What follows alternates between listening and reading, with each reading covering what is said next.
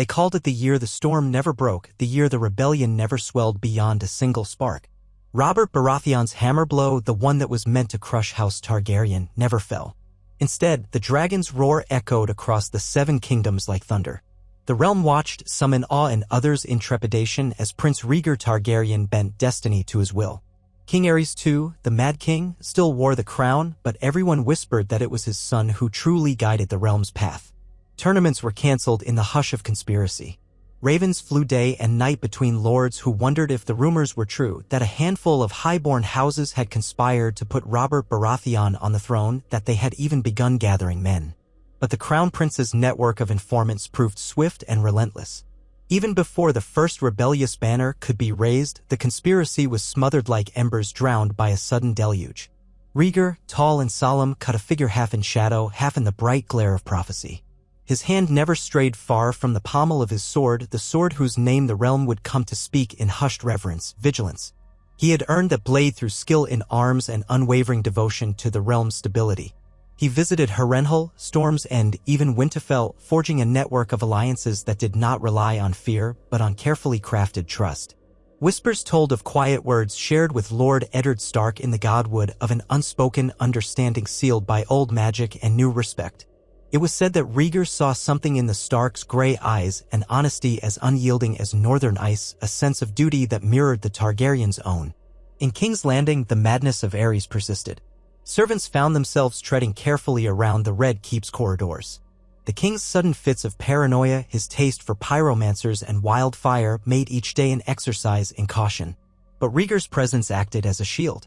With measured steps and thoughtful glances, the Crown Prince reassured the fearful courtiers.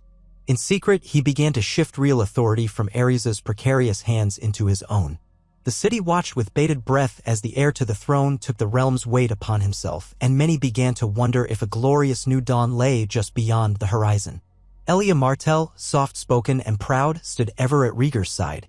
She hailed from Dorne, bringing warmth and resilience, a combination forged by the scorching desert sun. Although overshadowed by Rhaegar's gilded aura, she did not resent him. She was his partner in every sense, a quiet counselor whose mere presence eased the tempest that raged in her husband's mind. She carried herself with a regal grace, always watchful of those who might align themselves with clandestine schemes against the Targaryen line. Dorne, too, was known for its fierce independence, and some among the Martells had doubted the wisdom of tying themselves to the dragons. But Elia championed her husband's cause, convinced that unity under the Targaryens was the only way to maintain balance in a realm battered by decades of unrest. Already, rumors sprang forth like new leaves after a spring rain. They said Rhaegar was forging secret pacts with the Lords Paramount, ensuring their loyalty in exchange for peace and prosperity. Some speculated that the rebellious flame snuffed out in its infancy wasn't the end of the story, and that House Baratheon, still quietly licking its wounds in the Stormlands, might yet stir. But for now, the fields were calm. For now, steel was sheathed, and the realm breathed, awaiting the next chapter in a history that had swerved onto a new path. Chaos, however, was not so easily chained. Even as the Crown Prince moved to mend fractures in the realm, slivers of doubt grew among certain houses who had hoped to rally behind Robert Baratheon. Stannis Baratheon, steadfast and grim, remained at Dragonstone by royal decree, effectively a hostage of the crown. Rhaegar had ordered him to remain within sight of the Red Keep's watchful eyes, for Stannis was known for his unyielding sense of duty, and it was unclear whether that sense of duty might lead him to aid his older brother's ambitions. The Baratheons' rebellious whispers lay dormant, but only just. In the Stormlands, Robert walked the halls of Storm's End, his thick beard framing a face cut with bitterness. He had once dreamt of vengeance, of a chance to avenge what he considered the Targaryens' countless atrocities, including, in his eyes, the abduction of Lyanna Stark. Yet, with the rebel cause snuffed out before it could erupt, he found himself a lord without a war, his anger festering in the silence. Many nights, he would stand atop the castle battlements, looking out over the roiling sea. Sometimes, he imagined it was the open field of battle, and he was charging toward Rhaegar.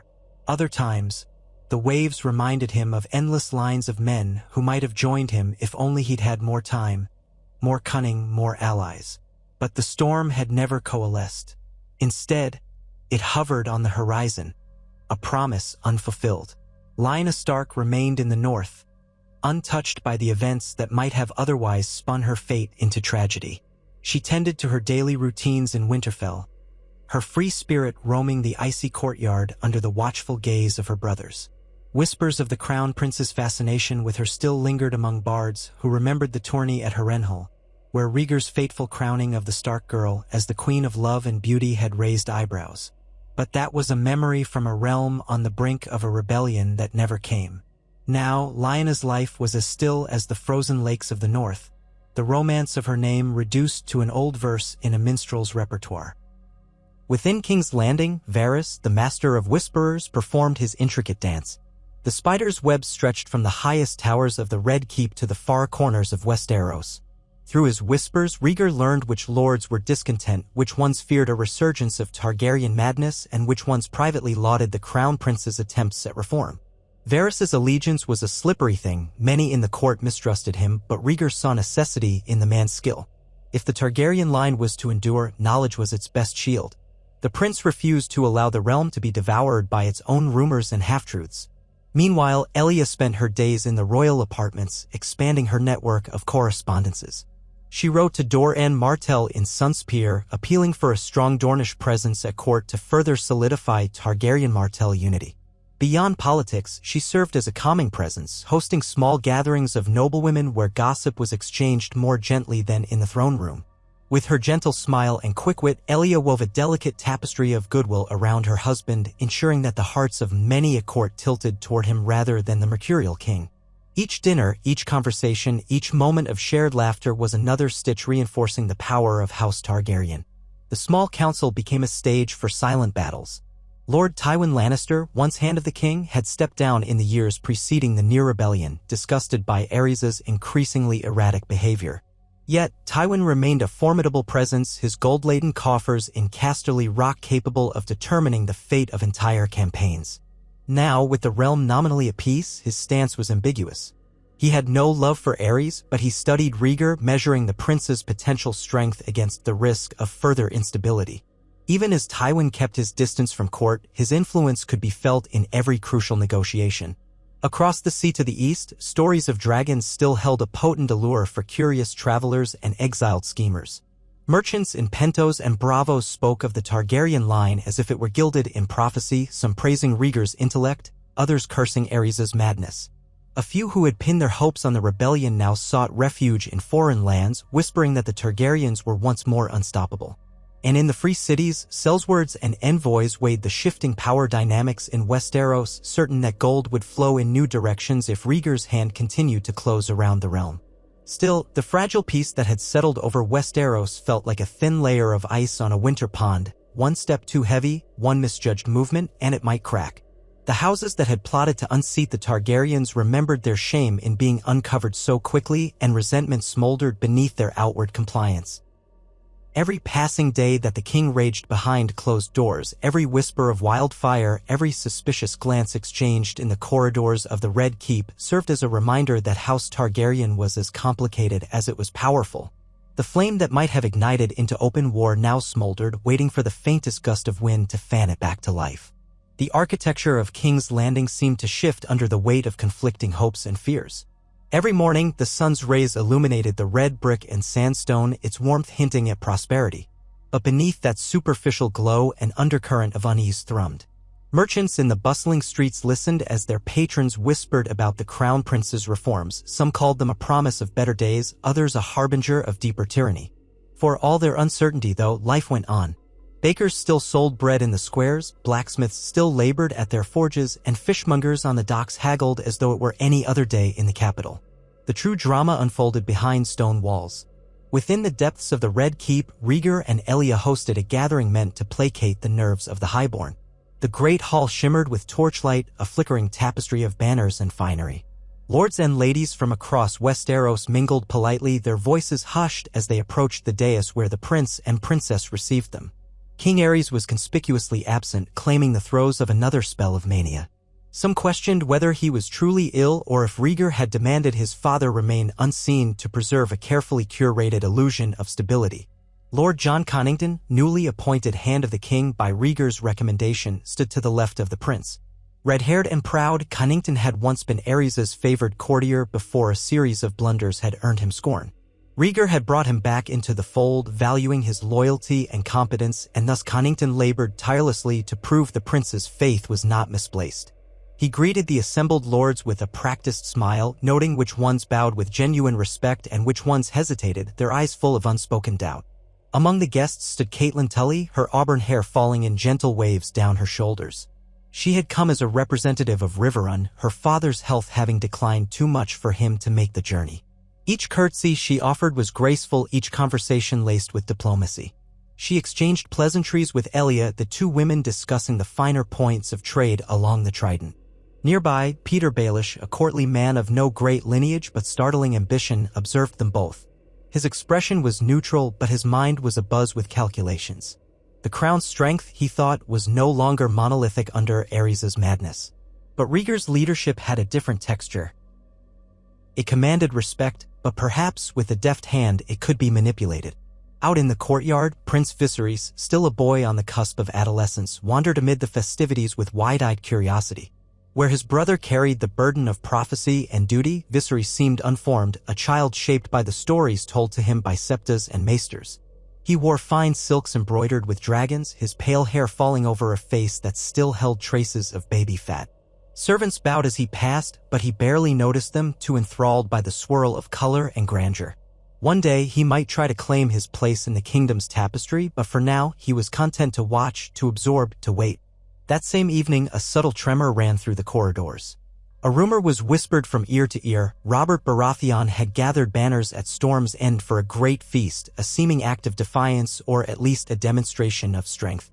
Perhaps it was just a show to bolster the morale of his lesser lords, or perhaps something darker lurked behind the veneer of revelry. Rhaegar's jaw tightened when he heard the news.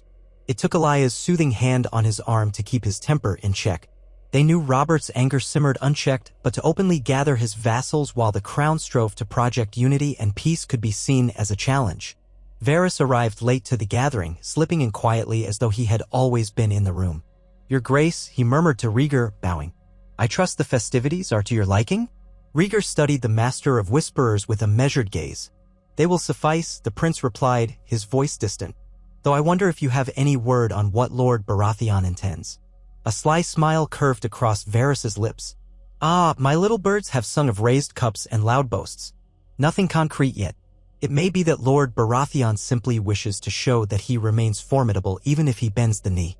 Rhaegar said nothing for a moment. He glanced around the hall where laughter and music wove together in a fragile tapestry of forced camaraderie. Across the way, Tywin Lannister's man, a knight of no particular renown, stood watchful as though taking inventory of every smile and frown. The Crown Prince recognized the importance of these observations. The lines of loyalty and rebellion were blurred. Where once open war might have settled questions of supremacy, now everything was negotiated in shadows. Before the night ended, Rhaegar sought out Eddard Stark, who had arrived in King's Landing only a day before. The Quiet Wolf of the North greeted him with a stiff bow. Ned Stark's features were stern but not hostile, his brown hair as unruly as his honest gaze was direct. The two men spoke softly in a corner of the great hall, away from prying ears. Rhaegar recalled the understanding they had shared at Harrenhal, the faint promise of a realm governed by honor rather than fear. "The North remembers," Ned said simply, his voice resonant but low. "We remember that Targaryen kings have not always been just, but we also remember what happens when the land is torn apart by civil war." A ghost of a smile touched Rhaegar's lips. "I will not allow open war to consume our realm. That is my promise to you and to the Starks. We share a vision of a united Westeros unencumbered by the madness that has plagued my father." Ned nodded, the barest sign of relief easing the furrow of his brow. Together, they sipped watered wine, exchanging words of measured trust. Meanwhile, the shadows cast by the torchlight flickered across the polished marble floors, and it was easy to imagine those shadows as the outlines of conspirators lurking just out of sight, waiting for a moment of weakness. When the final songs were played and the lords and ladies began to take their leave, Rhaegar allowed himself a rare moment of quiet reflection. Seated at the foot of the Iron Throne, he never dared to ascend its jagged steps while his father still lived. He stared at the melted swords of conquered enemies forged into the seat of kings.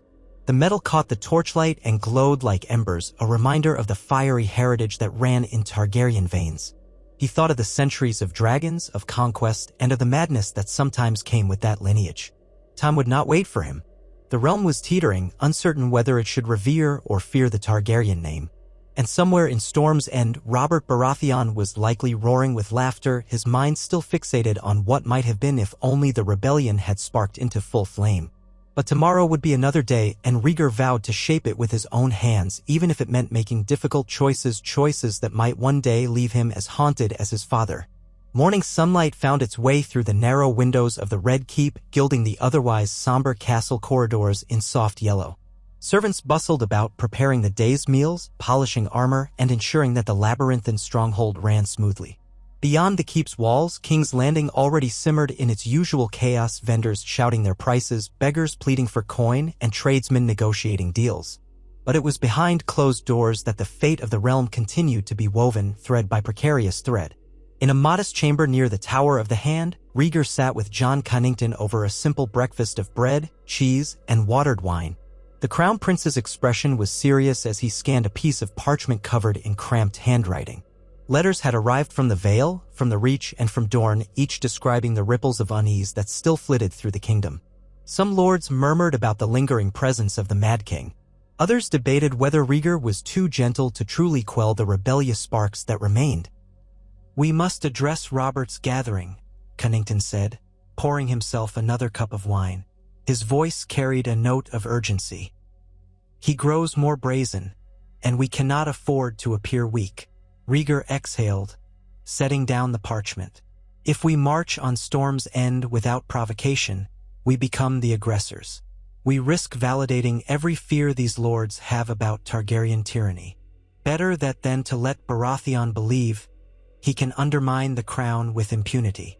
A slight frown tugged at Rhaegar's lips, but he nodded in acceptance of Connington's logic. "We will send an envoy. Make it clear that the crown expects a public pledge of loyalty. If he refuses to comply, then we will act. But only then." Word of this planned envoy spread quickly. Within hours, Varys had dispatched a pair of his most discreet spies to gather any details of Robert's feast that might remain hidden. Meanwhile, knights in the service of House Targaryen readied themselves for a potential show of force. Not an invasion, Rhaegar insisted, but a demonstration that the crown would not be slighted. In the royal apartments, Elia watched her husband's pacing with gentle concern. Her dark eyes followed his every step. "You cannot be in all places at once," she whispered, approaching him. "And you cannot be everything this realm demands, no matter how hard you try." He paused. "I must be. Otherwise, the seeds of rebellion will take root again. And next time, we may not be so fortunate." She rested a hand on his shoulder, the warmth of her touch a small comfort. "All rulers learn that leadership is an imperfect art. So long as you rule with sincerity, you will not lose yourself." Rhaegar nodded, though his gaze was distant. "I cannot let them see weakness. They already fear the madness in our bloodline, and I must show them that I am not my father." He made for the door, leaving Elia behind with a quiet sense of foreboding. She was no stranger to the complexities of ruling. Dorne itself had its share of strife, but the weight pressing down on Rhaegar felt heavier than any she had witnessed, and she feared that in attempting to shield the realm from his father's darkness, he might be dragging shadows behind him all the same. At midday, the Iron Throne sat unoccupied in the throne room, while King Aerys, wild-eyed and pale, paced in his private chambers. His long, unkempt hair clung to a face that seemed carved from paranoia itself. To him, every fleeting glance was a threat, every silence a conspiracy. Pyromancers hovered at the edges of the room, offering sycophantic comfort, their presence like a sickly aura that clung to the king's every breath. "You must calm yourself, your grace," one of them intoned, bowing low. "Your enemies are nowhere near the city walls." Aerys whirled on him, spittle at the corner of his mouth. "They are everywhere," he snapped, voice high-pitched and trembling. "They think I do not know their plots, but I see them. I see them scheming to place Rhaegar on the throne. My own son." He walked to a brazier where green flames licked at the air, the product of the pyromancer's potent wildfire. The king stared into the flames, entranced, muttering incoherently. Some bits of speech slipped out. A name here, a threat there, the shape of his delusions. And always, the wildfire danced in his eyes, reflecting back the madness that had consumed him. Even as Aerys ranted in private, the Queen Mother, Rhaella, stayed hidden away in her chambers. She had long since resigned herself to her husband's decline, focusing her dwindling energies on Viserys and hoping that, by some grace, the boy would escape the fate that had ensnared the king. She was frail, her once luminous beauty now dulled by years of fear and sorrow. Yet, she still possessed a quiet dignity that surfaced in gentle words and maternal concern for her children. Late that afternoon, Rhaegar's envoy set forth. A small retinue of knights and squires, led by Ser Barristan Selmy, the famed Bold. At the city gates, curious onlookers gathered to watch this symbolic display of the crown's will. Ser Barristan, clad in shining plate and a white cloak, moved with unassuming grace. The people whispered that if anyone could negotiate peace without brandishing a sword, it would be Ser Barristan. Yet the tension in the air was palpable. Even the horses seemed uneasy, neighing and stomping their hooves on the cobblestones as though sensing the realm's treacherous undercurrents. Inside the Red Keep, Rhaegar retreated to a quieter space. A small courtyard lined with rose bushes where a single weirwood tree grew, its red leaves a stark contrast to the green grass. This was where he often came to think, alone with his troubles. The hollow face of the weirwood seemed to regard him, the carved eyes bleeding sap as though lamenting a fate yet to unfold. He remembered the old prophecies about the prince that was promised, the stories of dragons hatching from stone, and the notion that summer could last a generation if only the right Targaryen held the throne. He thought of the lullabies his mother had sung to him when he was young, of the old records speaking of Valyria's doom. Generations of Targaryens had tried to hold dominion over the Seven Kingdoms, each enthralled by the power of their lineage. Yet that very power had become a curse in many ways. Madness had visited more than one Targaryen king, and the realm wore the scars of each one's reign. Footsteps interrupted his reverie. He turned to see Eddard Stark, who had a habit of moving with a quiet tread that belied his large frame. The Northman paused at the courtyard's edge, uncertain if he was intruding. "You do not disturb me, Lord Stark," Rhaegar said softly, gesturing for him to enter. Ned approached, his eyes flicking briefly to the weirwood before settling on Rhaegar. The silence stretched between them, full of half-formed thoughts. "I came to offer something." Ned's voice was measured. "My sister, Lyanna, I know there were rumors about her and you, but I also know that the realm's peace is more important than old gossip. If my house can do anything to quell Robert's dissatisfaction, short of giving him a war, we will try." Rhaegar weighed the words carefully. Robert will never forget what he perceives as a slight against him. Still, if House Stark remains steadfast in its loyalty, it weakens his claim to righteous vengeance. He might still brood, but he will not openly defy us if he knows he stands alone. Ned nodded. "Then my loyalty you shall have. House Stark stands for stability, for honor. We do not seek bloodshed." Relief, albeit slight, flickered across Rhaegar's face. "There may come a time when your mediation is crucial, Lord Stark. I will not hesitate to ask for it." They parted with mutual respect, though unease lingered in Ned's expression. The faint call of a raven overhead punctuated the moment, as though the gods were bearing witness to a vow neither man could fully articulate. Night fell, and the Red Keep fell into an uneasy slumber. Torches glowed dimly in the corridors as guards paced in slow patrols.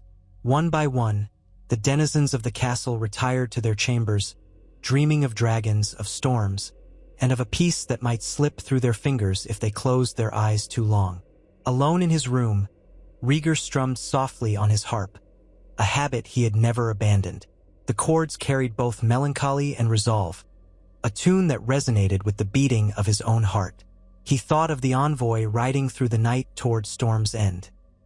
He imagined Robert Baratheon's clenched fist and smoldering gaze, the man's laughter tinged with bitterness. He pictured the madness in his father's eyes, the swirl of wildfire that entranced and horrified him. Above all, he considered the realm itself, 7 kingdoms bound by fragile unity, resting on a knife's edge. The notes lingered in the hush, as though pleading with the gods for a future free of the horrors that had plagued generations past. Sleep came fitfully. In Rhaegar's dreams, he walked among fields of ash where voices cried out for mercy. He saw the Iron Throne looming like a monstrous specter, dripping in molten steel, and he felt the ground quake beneath him as though giants paced just out of sight. He heard whispers of a long winter, of ice creatures awakening in the far north, but the vision blurred into the cackle of green fire. When dawn arrived, he rose from his bed, more determined than ever to steer the realm away from the destructive path that haunted his nightmares. Morning sunlight found its way through the narrow windows of the Red Keep, gilding the otherwise somber castle corridors in soft yellow. Servants bustled about, preparing the day's meals, polishing armor, and ensuring that the labyrinthine stronghold ran smoothly. Beyond the keep's walls, King's Landing already simmered in its usual chaos, vendors shouting their prices, beggars pleading for coin, and tradesmen negotiating deals. But it was behind closed doors that the fate of the realm continued to be woven, thread by precarious thread. In a modest chamber near the Tower of the Hand, Rhaegar sat with Jon Cunnington over a simple breakfast of bread, cheese, and watered wine. The Crown Prince's expression was serious as he scanned a piece of parchment covered in cramped handwriting.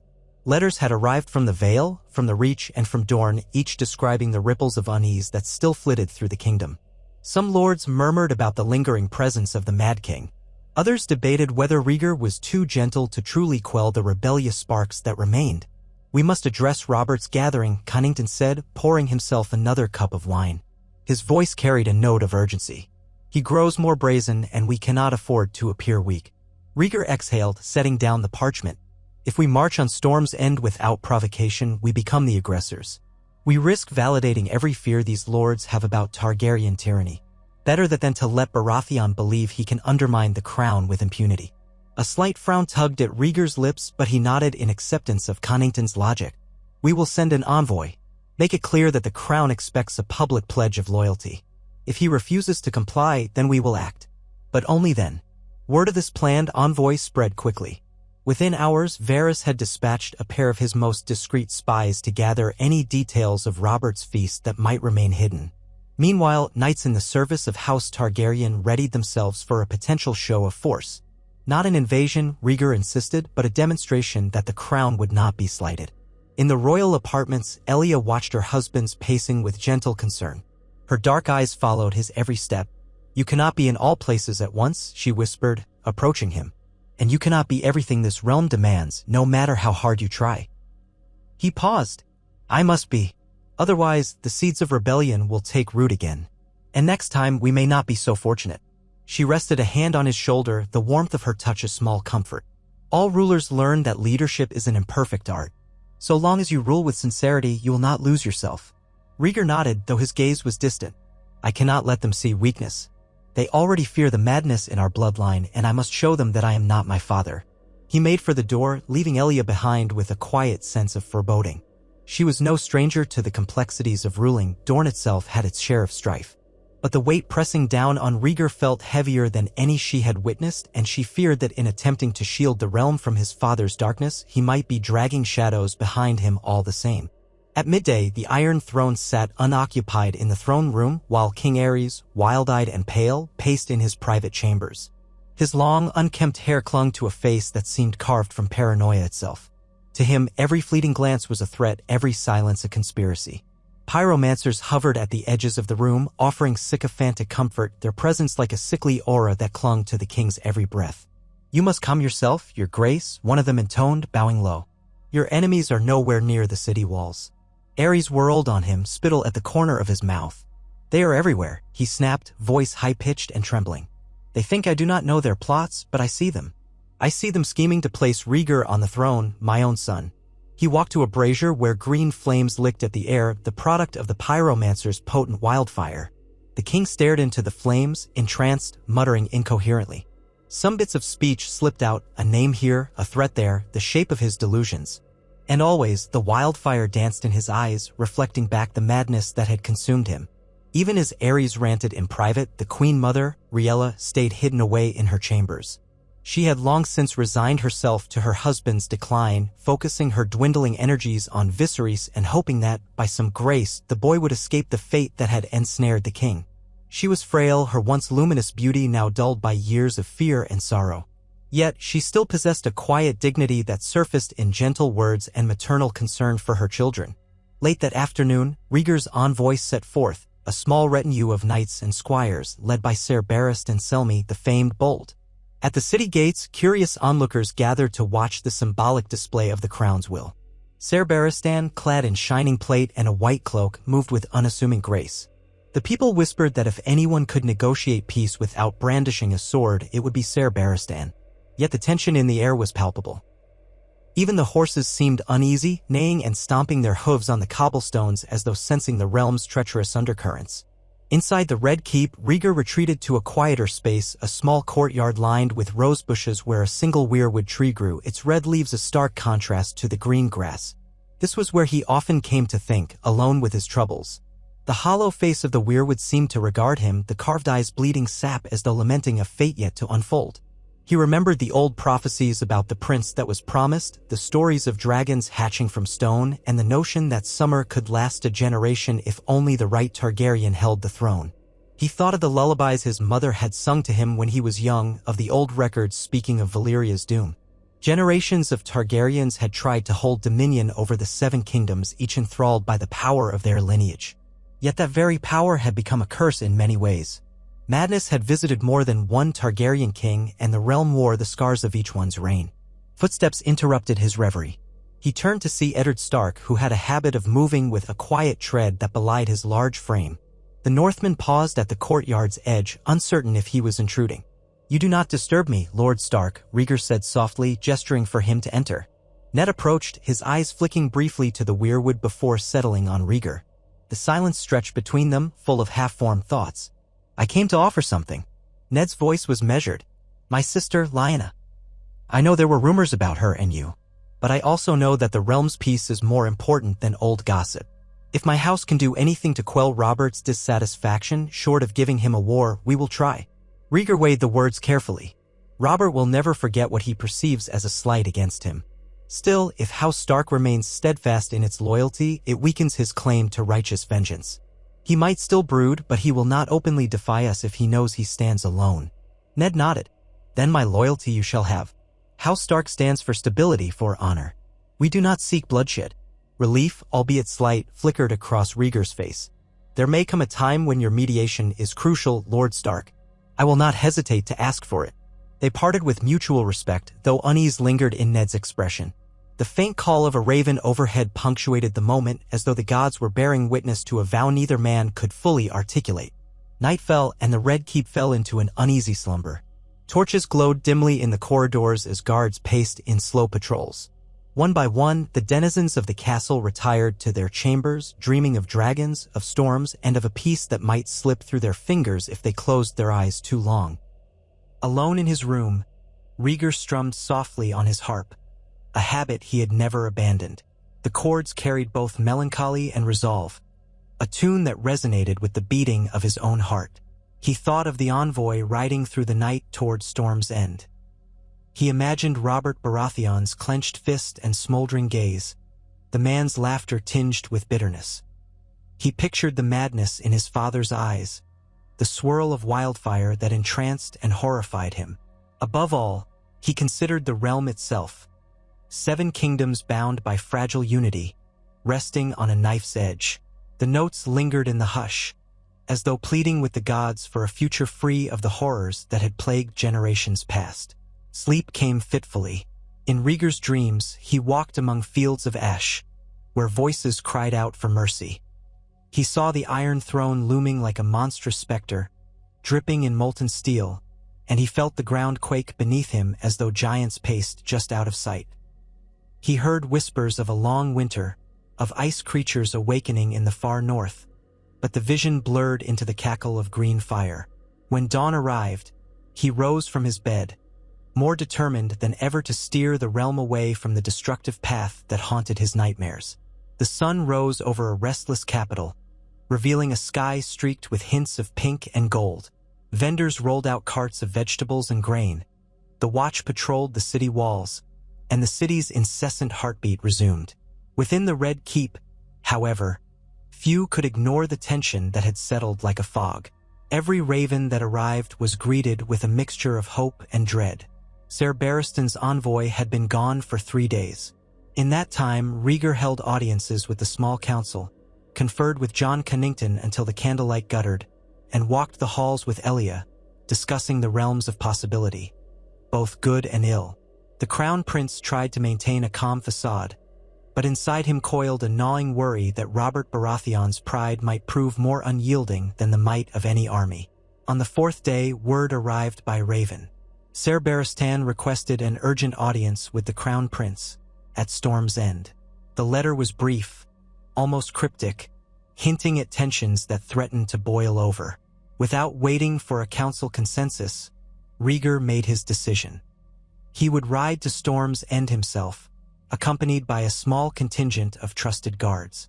If the realm was to be saved from needless bloodshed, he must confront the brewing storm at its source. The announcement spread through the castle like wildfire. Some whispered that Rhaegar was brave to face Robert on his own ground. Others muttered that the prince was a fool stepping into a lion's den. But none could deny the symbolic weight of such a meeting.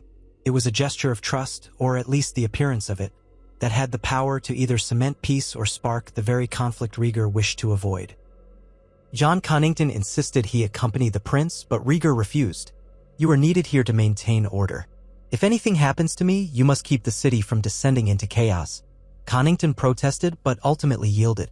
Lord Commander Gerald Hightower, known as the White Bull, and Ser Arthur Dayne, the Sword of the Morning, joined Rhaegar's guard instead. With them rode a handful of knights whose loyalty was unquestionable, and Varys insisted on sending one of his agents, a quiet man with a forgettable face, to gather intelligence. Before departing, Rhaegar met with Eddard Stark once more. They spoke briefly, the Northman's calm demeanor a balm to Rhaegar's fraying nerves. "The gods be with you," Ned said. "You ride into a tempest." "I can only hope to calm it," Rhaegar replied. "Thank you for your counsel, Lord Stark." Elia saw him off at the gates of the Red Keep. She stood tall, her composure unshaken despite the swirl of hushed conversation around them. As Rhaegar mounted his horse, she placed a hand over his. "Come back to me," she said simply. Rhaegar nodded, unable to find words that would measure up to her quiet strength. The journey to Storm's End was fraught with uneasy silence. The prince and his retinue took the Rose Road to reach the Stormlands, passing through villages that eyed the Targaryen banners with a mixture of awe and apprehension. At each inn where they stopped, Rhaegar heard the same stories, talk of unsettled alliances, of small folk uncertain whether they should fear the dragons or rally behind them. But he also witnessed acts of kindness, farmers offering bread, children waving timidly from behind hedges. The realm was vast and varied, and Rhaegar felt the full burden of its expectations on his shoulders.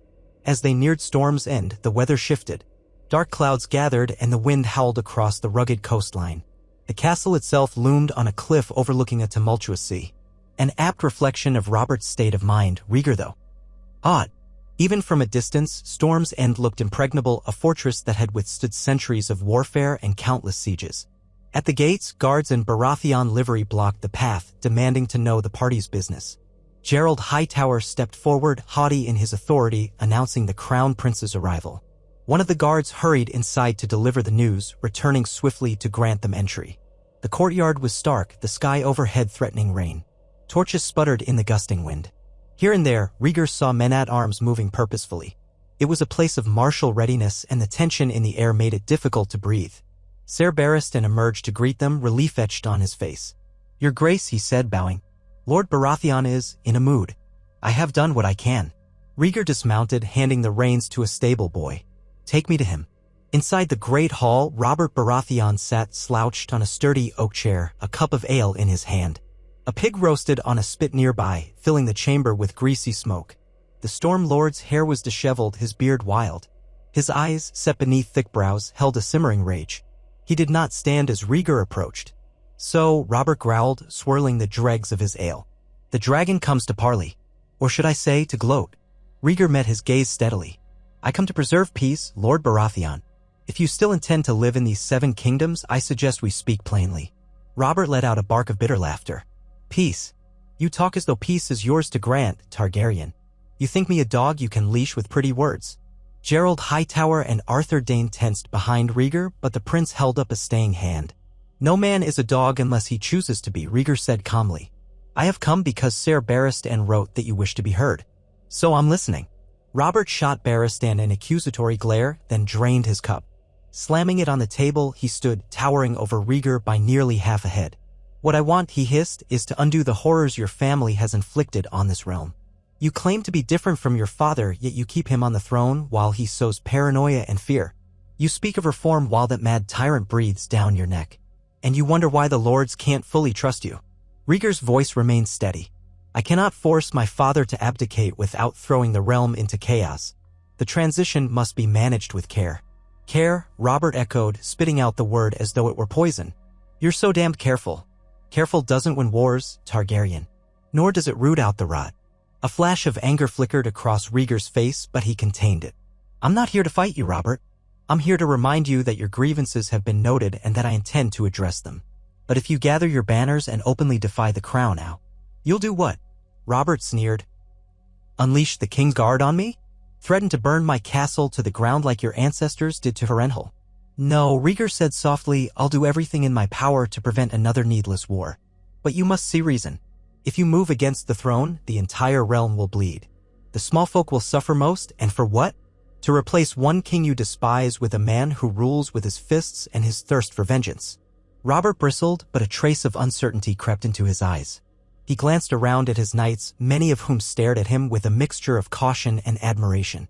Ser Barristan, standing quietly to the side, let out a small breath of relief, sensing the shift in tone. The silence stretched. Then Robert slammed his fist against the table. Fine, he snapped. We talk terms. But hear this, Dragonspawn, if I smell the slightest hint of treachery, I'll rally every last Stormlander, and the gods be damned, I'll see your father undone. I'll see him dethroned, and I'll see you driven out of the Red Keep if you stand in my way. Understood, Rhaegar replied. Now, shall we sit? With that, they began a tense negotiation that lasted well into the night. Robert demanded safeguards against the king's tyranny. Rhaegar offered concessions, such as placing royal inspectors in the Stormlands to ensure mutual good faith rather than rely solely on the presence of Targaryen-appointed officials. They discussed arrangements for greater transparency, structured meetings of local lords, and the possibility of a formal council to advise the crown on regional issues. Time and again, Robert pressed for more decisive action against Aerys, but Rhaegar held his ground, explaining that a direct coup would throw the realm into uproar. By dawn, both men were exhausted, their voices hoarse. Gerald Hightower and Arthur Dayne took turns keeping watch, while the fortress staff discreetly replaced empty cups and trays of half-eaten food. The final terms were not entirely satisfactory to either side, which might have been the only sign they were fair. Robert grudgingly agreed to swear fealty again, though not in writing, refusing to reduce his pride to parchment. Rhaegar consented to an official presence of Stormland envoys in King's Landing who could observe the crown's handling of the populace and the king's conduct. You realize, Robert said at last, that this is a bandage, not a cure. As long as the Mad King sits that throne, no one will feel truly safe. Rhaegar nodded. I do. But it's the best we can do for now. They parted with minimal ceremony. Robert, drained of rage for the moment, watched Rhaegar and his guard leave. His expression was guarded, but something in his eyes suggested that perhaps, for all his bluster, he was not blind to the possibility of a truce. Storm's End's gates closed behind the Targaryen party with a resonant clang that echoed across the courtyard like a muted thunderclap.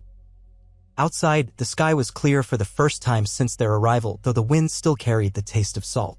Rhaegar breathed in the morning air, thankful that blood had not been shed. Yet a heavy weight pressed on his chest. What he had achieved was a fragile understanding, easily shattered by the next outburst of temper or the next rumor of the king's madness. As he mounted his horse, Rhaegar glanced back at the fortress perched on the Stormlash cliff. For a moment, he felt oddly akin to Robert, two men shaped by a realm that demanded too much, both straining against the burdens placed upon them. But sympathy had its limits, and their uneasy peace was no guarantee of lasting stability. Their return to King's Landing would be slower, the weight of the negotiation dragging on Rhaegar's every step. He could only hope that in the Red Keep, Jon Connington and the rest of the court had managed to keep Aerys calm. He prayed, in a silent corner of his heart, that the Stormlands would not erupt into rebellion the moment his back was turned. Every day, the realm demanded more from him, and every day, he feared he was giving too little, too late. Thus, the Crown Prince and his retinue rode into the uncertain dawn, carrying with them the fragile promise of peace and the haunting knowledge that a single spark could reduce all their careful efforts to cinders. They arrived at King's Landing just as dusk painted the sky in shades of lavender and orange. Word of Rhaegar's return spread quickly, and Jon Connington met him at the castle gates, relief evident in the sharp exhale he let out. Together, they ascended to the royal apartments where Elia waited with Viserys. The young prince clung to Rhaegar's arm the moment he saw him, asking eager questions about Storm's End, about Robert Baratheon, and about knights in shining armor. In a private chamber, Rhaegar and Elia spoke in hushed tones. He described the tense negotiations, the concessions made, and Robert's unbridled anger. Elia listened without interruption, her fingers laced tightly together as though bracing herself against a storm of her own.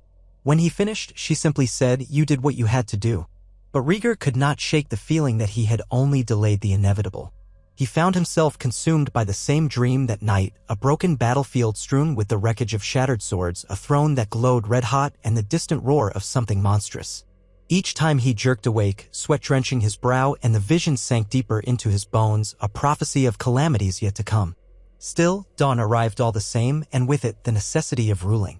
The realm remained fragile, but it remained. He had forged a precarious peace with House Baratheon, and in so doing had shown that House Targaryen might rule with something other than terror. Yet far from the Red Keep's walls, ambition and resentment still festered, and the Mad King's rages showed no sign of diminishing.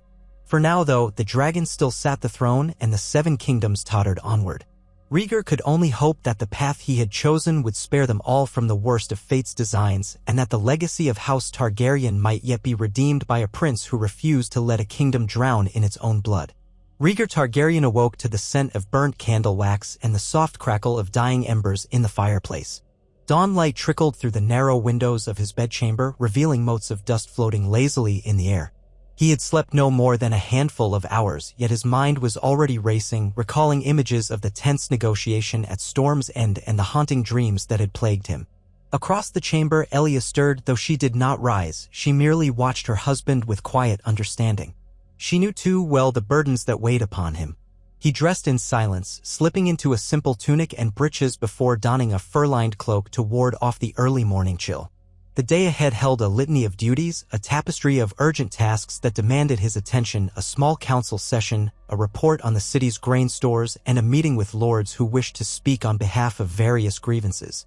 More importantly, he needed to review the adjustments to the peace terms hammered out at Storm's End, commitments Robert Baratheon had grudgingly agreed to. He left Elia with a gentle kiss on her temple, promising he would dine with her later. As he walked through the corridors of the Red Keep, he noticed how the guards stiffened to attention, how servants bowed more deferentially than usual. Rhaegar's journey to Storm's End and his success in preventing war had earned him renewed respect among the court. Yet he sensed a wariness too, for the king's unpredictable nature loomed over every victory his son might claim. By the time he reached the small council chamber, the grand windows had been thrown open to let in the brisk morning air. Jon Connington stood by a long oak table, reviewing parchments that bore fresh ink. The newly minted hand of the king, appointed on Rhaegar's insistence, cut a sharp figure, his red hair glowing in the morning light. He bowed slightly as Rhaegar entered, but there was no hiding the tension in his posture. "You look as though you've fought a battle already," Rhaegar observed, setting down a stack of scrolls. Connington exhaled, tapping the parchment in front of him. "I've been up since the hour of the wolf, your grace. There are new developments in the Westerlands.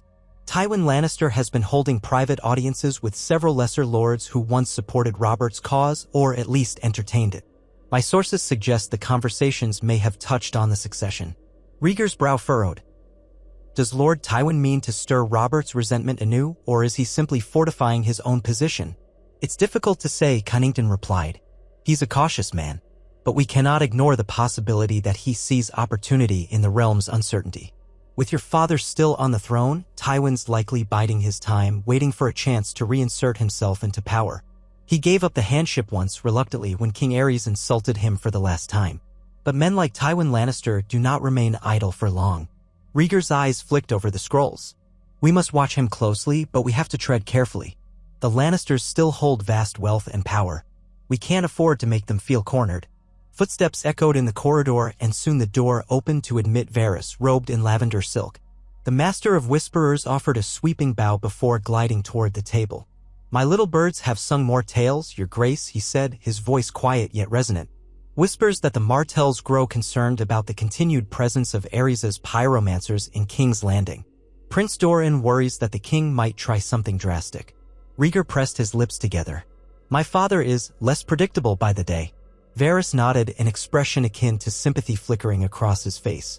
"Prince Doran does not doubt your intentions, but the mere existence of wildfire in the city troubles him.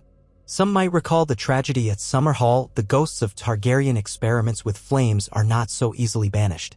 Jon Connington's gaze shifted to Rhaegar.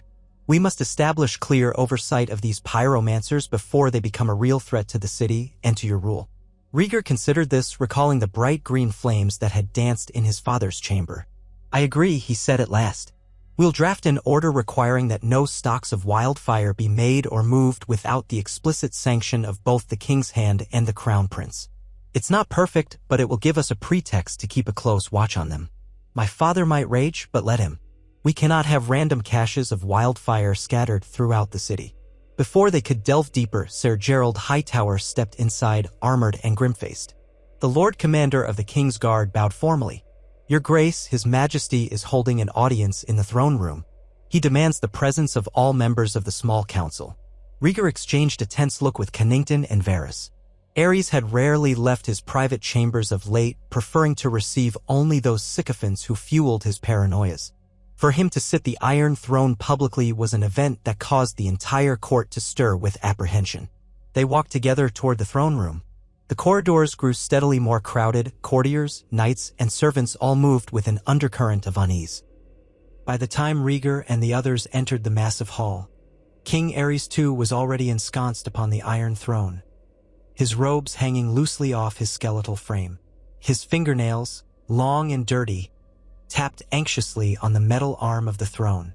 Around him stood a handful of pyromancers, their gazes flitting around like nervous sparrows. The sight of the king's eyes, wild and red-rimmed, filled Rhaegar with a spike of cold dread. Aerys looked worse than he had in weeks, like a man whose mind had drifted beyond the reach of reason. Even so, he still wore the crown of gold and rubies, and the hush in the room was as heavy as a funeral shroud. "Come forward," Aerys' voice cracked like broken glass. "Let all see their king. Let all see who truly holds power in these 7 kingdoms." Slowly, Rhaegar advanced, bowing as decorum demanded. Connington and Varys did the same, though they kept a careful distance. "Your Grace," Rhaegar said carefully, "we are here at your command." Aerys' gaze flickered over his son, a disconcerting mixture of pride, fear, and hatred. "I've heard tell you've negotiated with traitors behind my back. You ride to Storm's End, forging pacts with those who would see me dead." Rhaegar forced himself to remain calm. "No traitors, father. Robert Baratheon swore fealty, and I merely ensured his loyalty would not waver. All was done in your name." Aerys hissed a short laugh. "In my name, is it? Or in your own?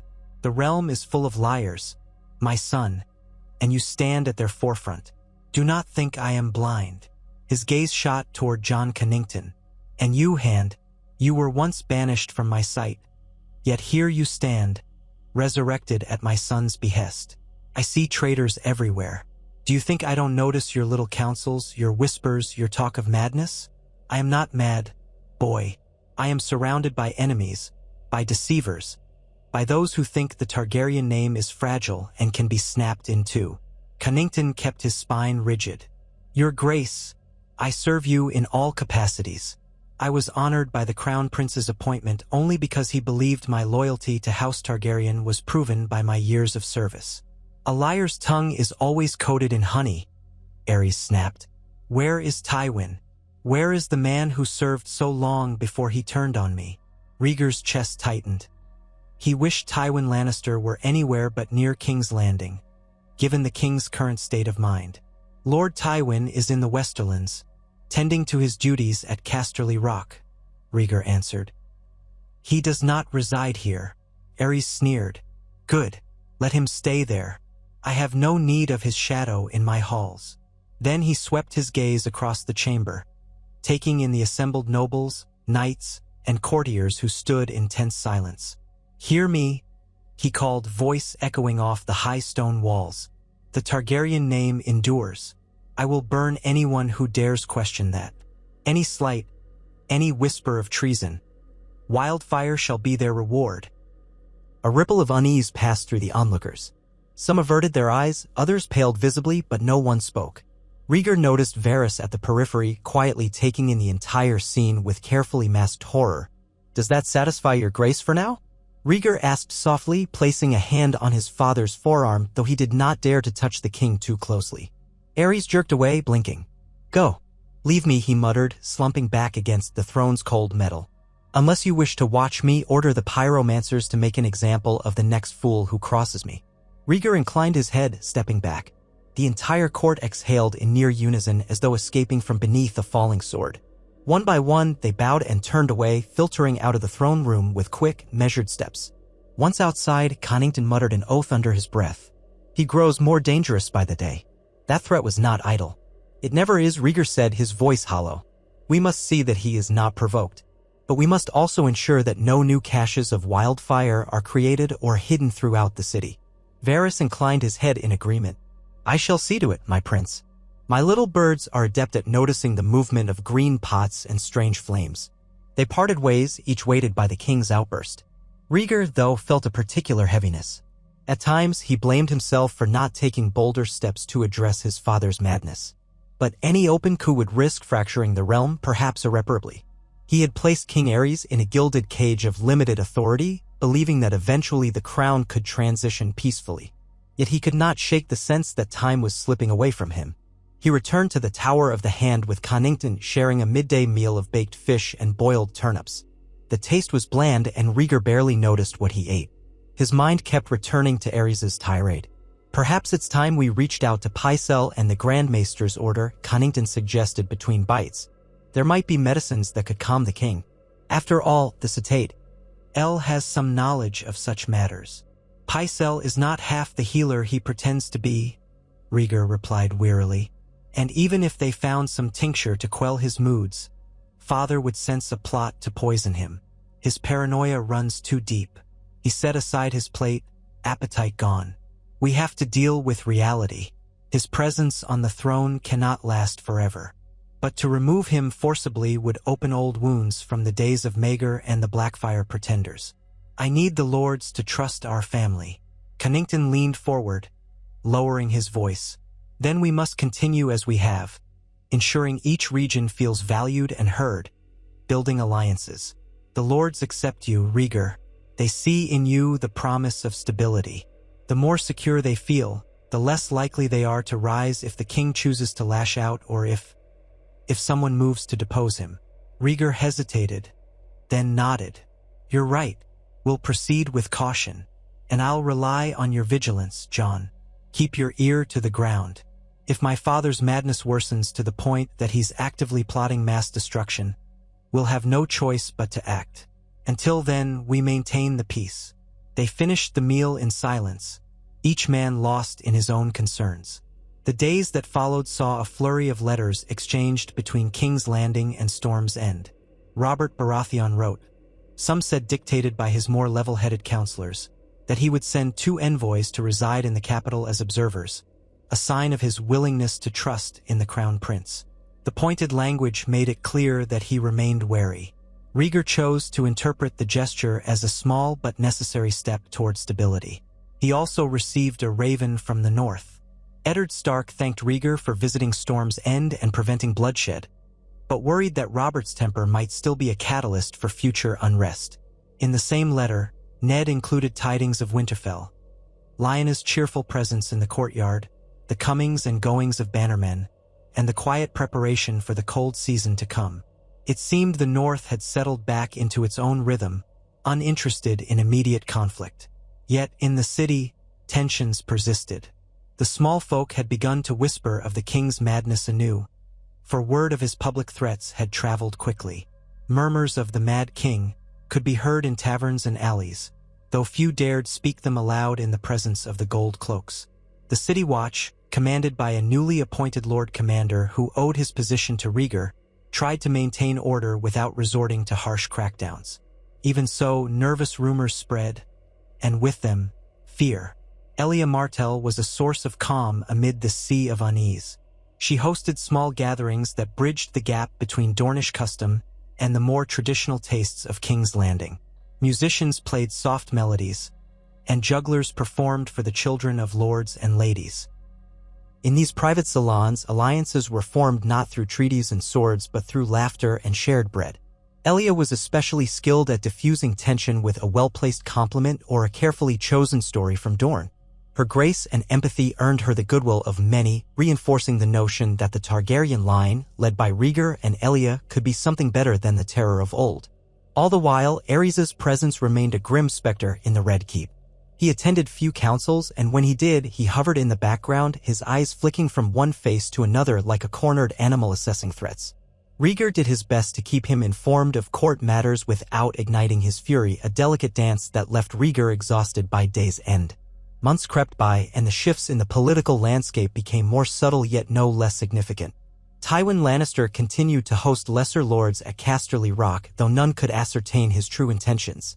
In the Riverlands, Lord Hoster Tully's health declined further, and Catelyn Tully's presence at court waned as she was forced to return home to manage Riverrun's affairs.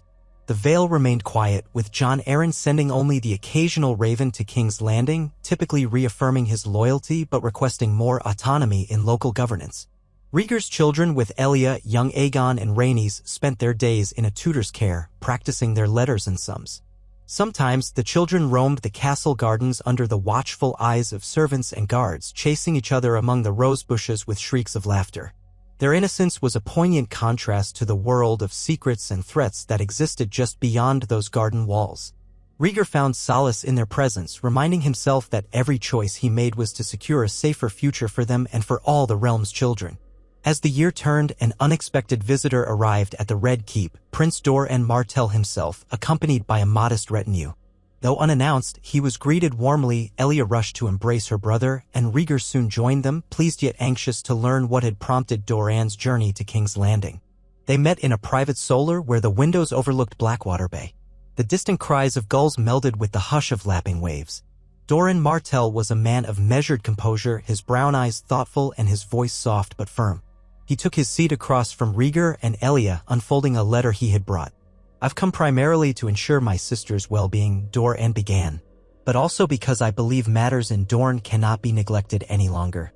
There are rumors that your father might begin another round of punishments against lords he suspects of disloyalty. Indeed, some say the pyromancers look to Dorne as a target because we were always proud and often rebellious." Elia stiffened, but Rhaegar reached for her hand. "I have no evidence of such a plot," he said.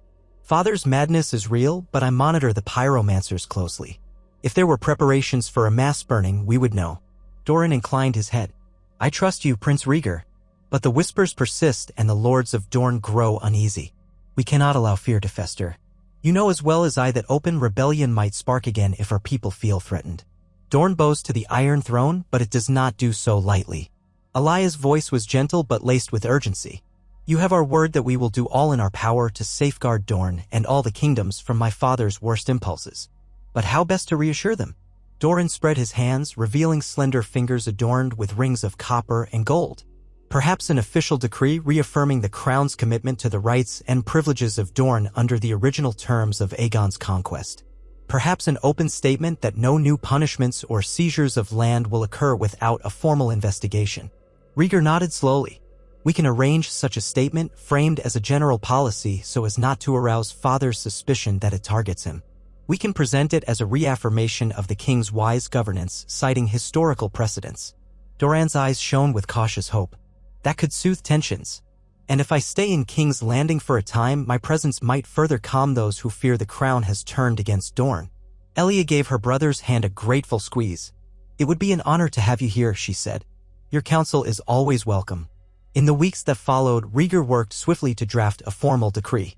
With the help of Grand Maester Pycelle, who viewed the effort as nothing more than political theater, and Jon Connington, who recognized the practical necessity of appeasing the Dornish, The document was carefully worded to ensure it did not hint at King Aerys' instability. Instead, it praised the unity of the Seven Kingdoms and underscored that any future disciplinary actions against a lord would require the small council's oversight and a formal trial in the king's name. When the day came to unveil this decree, the throne room was unusually crowded. Lords from various regions, minor functionaries, and even some foreign envoys were in attendance. Aerys himself was absent, shut away in his chambers once more. Rhaegar stood before the Iron Throne, flanked by Connington and Elia Martell. He read the scroll aloud, his voice echoing against the stone pillars. The language was grand, perhaps ostentatious, but it served its purpose. By the time he rolled up the parchment, the tension in the room had lessened tangibly. Let it be known, Rhaegar concluded, that the crown values the unity and prosperity of all the Seven Kingdoms above all else. Any who would seek to disrupt this harmony does so at their peril. But likewise, any who fears unjust reprisal from the throne shall find in this decree a safeguard against tyranny. A smattering of applause rose, uncertain but genuine enough. Elia Martell looked relieved, and many lords exchanged murmured approval. Rhaegar did not fool himself into thinking this decree would solve all the realm's problems, but it was another small stone in the growing edifice of stability he hoped to erect around his father's crumbling legacy. In private, however, Aerys fumed when he learned of the new decree. He demanded to see Rhaegar, summoning him to his private solar with a command laced in threats. When Rhaegar entered, he found the pyromancers hovering around the king like carrion crows, their robes stained with soot and their eyes shining with a disturbing zeal. The air smelled of acrid chemicals and smoke. "You undermine me again." Aerys' voice shook as he spoke. "I should have your head for daring to pen such words in my name. Me, the king of the Seven Kingdoms. How dare you presume to pass judgment on my rightful powers?" Rhaegar bowed, keeping his voice level. "Father, this decree only strengthens your rule. It assures the lords of your fairness and justice, dissuading them from rebelling in fear of arbitrary punishment." Aerys scoffed, his lips curling back to reveal stained teeth. "Their fear is what keeps them in line, fool. They respect only fire and blood, our family words. Do you think them loyal because of parchment and ink?" He lurched to his feet, nearly stumbling on the hem of his robe. A pyromancer reached to steady him, but Aerys batted the man's hand away. "Give them an inch and they'll take your head," the king snarled. "They will see your mercy as weakness. And when they come for you, I will not lift a finger to save you." Rhaegar's heart hammered in his chest. He thought of the realm, of the many lords who had quietly endorsed this decree, of Robert Baratheon's simmering resentment, and of the fragile alliances that depended on a semblance of rationality from the throne. "I accept the consequences," he replied. "But I cannot stand by and let suspicion and cruelty rule. The realm deserves order, not chaos." Aerys glared at him for a long, maddening moment. Then he laughed, a high, trembling sound that turned the blood cold. "Go," then he hissed, sinking back into his chair. "Play your silly games. When you fail, the realm will beg for my fire." Outside the king's solar, Rhaegar leaned against the wall, pressing a hand to his temple. The conversation had left him shaken, more so than usual. He felt the cracks in his father's mind widening, and with them, the danger to all he held dear. If Aerys could still muster enough cunning to gather wildfire in secret or to turn the lesser lords to fear, then the entire realm stood on the brink of a catastrophe that could dwarf any rebellion. Nevertheless, the decree had been issued, and the realm's immediate response was hopeful. Letters arrived from Dorne expressing gratitude. The Reach, under Mace Tyrell's cautious watch, sent polite approval. Even some of Robert Baratheon's bannermen grudgingly acknowledged the sense of stability it brought. For each small success, however, Rhaegar felt the undertow of his father's hostility pulling at him, threatening to drag the entire Targaryen dynasty beneath the waves. One brisk winter morning, as Rhaegar and Elia walked through the gardens with Doran, they discussed the precarious balance of power. Elia carried a parasol to shield herself from the pale sunlight, though the cold air still brought a flush to her cheeks. Doran kept his hands folded behind his back, glancing occasionally at the weirwood tree whose red leaves had begun to fall, leaving only a smattering clinging to white branches. "I will remain in King's Landing a while longer," Doran said. "Dorne must see that you are earnest. There's talk in Sunspear that old wounds from the time of the conquest still ache, especially under a king who threatens to burn his own subjects." Rhaegar nodded. "Your presence is a balm, Prince Doran. I'd have you join the small council sessions if you wish. I value your counsel." Doran inclined his head. "I would be honored, though I suspect some of your counselors will resent another voice from Dorne. Old prejudices run deep. We can't afford to let such prejudice stand in the way of unity," Elia interjected. "Not now, with the realm walking on eggshells." As if summoned by the conversation, a messenger approached, bowing low. He handed Rhaegar a sealed letter bearing the sigil of House Stark. Rhaegar cracked the seal carefully, scanning the contents with growing concern. "What is it?" Elia asked, noticing the way his expression darkened. Rhaegar folded the letter. "Lord Eddard writes that tensions are rising at the wall. The Night's Watch has requested more supplies, citing an unusual number of wildling incursions. Worse, they say there's talk of strange sightings in the far north, creatures that vanish like specters, leaving frozen corpses behind." He hesitated, trying to reconcile the ominous tone of Ned's missive with the realm's immediate troubles. The words sound like old wives' tales, but the Night's Watch is not given to fantasy. If they speak of the dead rising, we should at least heed the warning. Doran and Elia exchanged uneasy glances. "Surely this is a local phenomenon," Doran offered, though his voice lacked conviction. "Legends often swirl around the long night. The Watch might be exaggerating to secure more funds and men." Rhaegar slipped the letter into his cloak. "Perhaps, but Lord Eddard believes there is some truth to it. We might do well to send more provisions and a party of rangers to investigate. If nothing else, we'll solidify the North's loyalty by addressing their concerns. They too walk a thin line, unsure whether the crown truly values them." Elia reached for Rhaegar's hand, giving it a gentle squeeze. "It never ends, does it? The realm's burdens press upon you from every corner." A weary smile touched Rhaegar's lips. "No, it doesn't end. But we bear them because no one else can. If we falter, the consequences could be dire, whether it's a civil war or some threat from beyond the wall." And so Rhaegar sent ravens to Castle Black, promising to dispatch men and supplies. He reached out to Eddard Stark directly, urging him to keep the crown informed of any developments along the wall. It was a small gesture in the grand scheme of things, but it was one more strand tying the far-flung corners of Westeros to the center. Each passing day, Rhaegar felt the realm's precarious balance more acutely.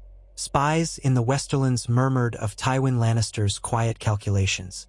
The Vale, steadfast under Jon Arryn, seemed neutral yet distant, as if waiting to see if Rhaegar's conciliatory approach might fail before committing fully. The grey joys of the Iron Islands stirred in their own brand of restlessness, though no open rebellion was on the horizon. Merely the usual discontent that brewed on those harsh shores.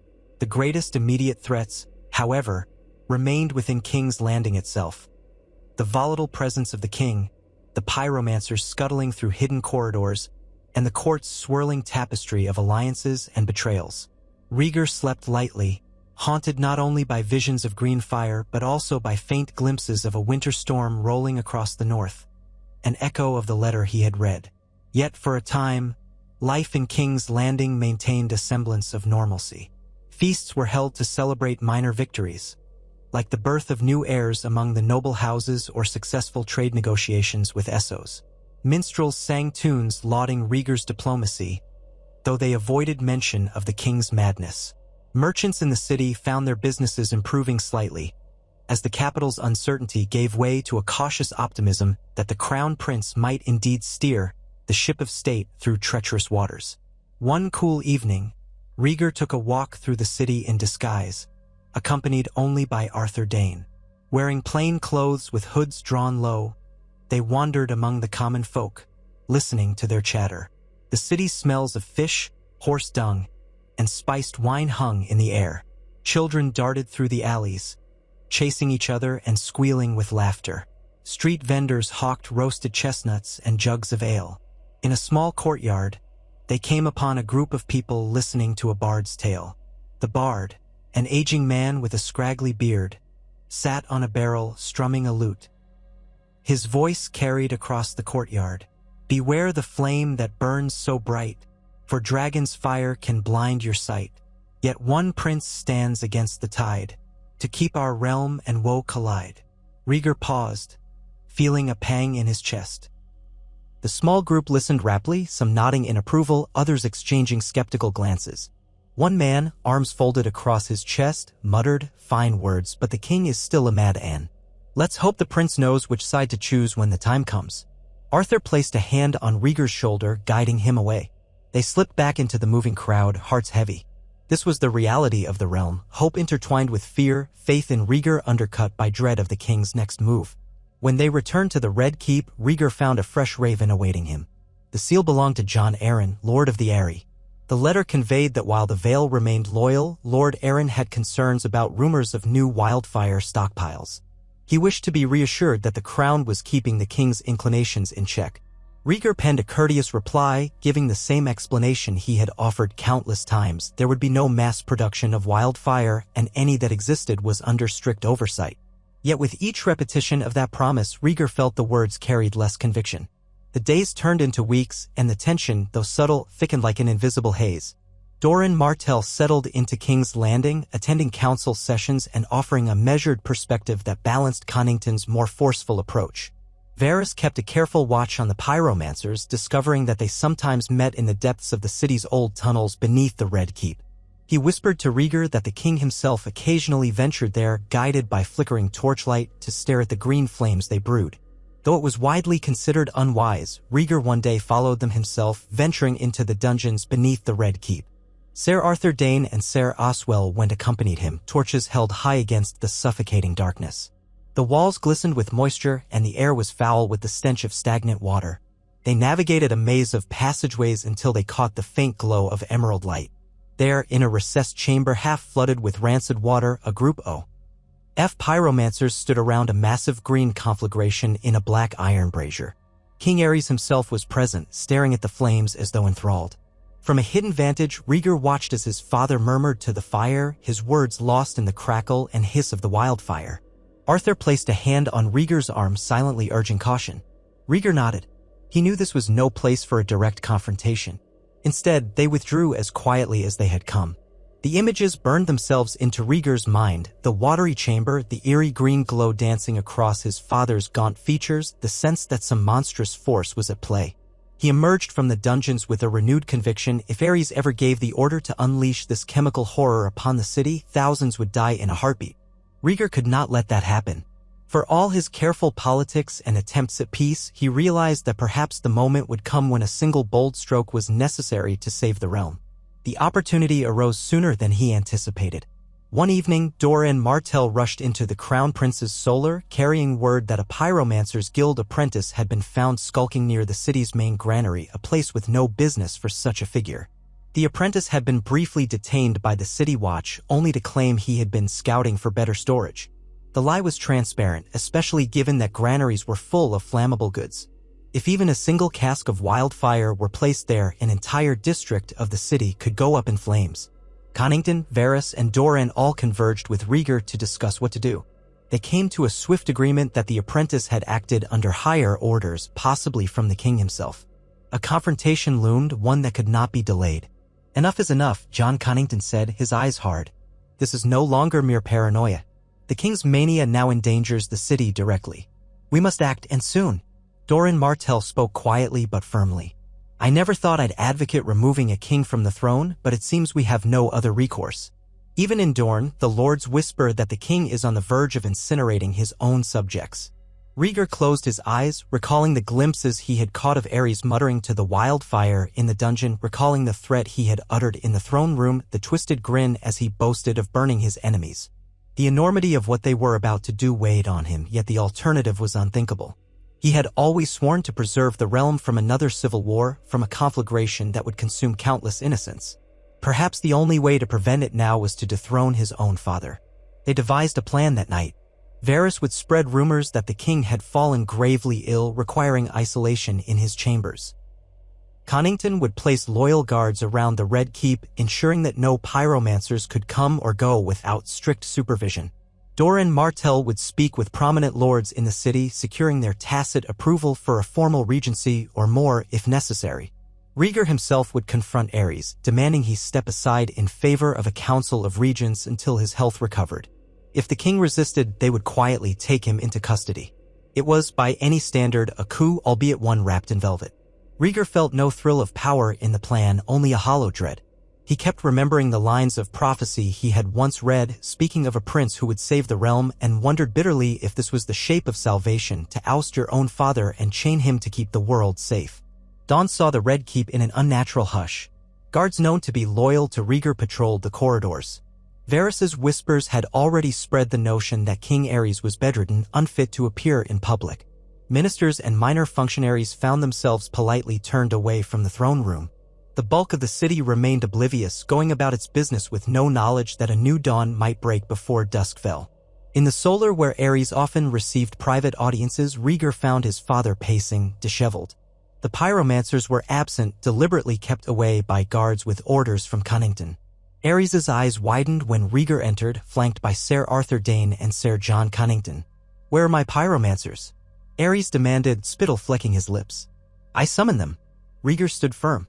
"They have been reassigned, father." Aerys' face contorted. He let out a shriek of indignation. "You dare? I am the king. You will do as I command." "Father," Rhaegar said, fighting to keep his voice steady, "your recent orders have endangered the city. You were found placing or intending to place wildfire near the city's granaries. That is an act of madness which we cannot allow." Aerys' eyes darted, confusion warring with rage. Then he launched forward, clawed nails aimed at Rhaegar's face. Arthur Dayne stepped in smoothly, catching the king's wrists before he could strike. Aerys spat at him, eyes bulging in fury. "How dare you?" he rasped, struggling in vain. "Traitors, all of you. You'll burn. I'll burn you all." Jon Cunnington took a slow, steadying breath. "Your Grace, for the good of the realm, you must step aside. The Crown Prince will serve as regent in your stead until such time as you are fit to rule again. We wish only for your recovery." Aerys' scream tore through the chamber, echoing against the rafters. "Lies.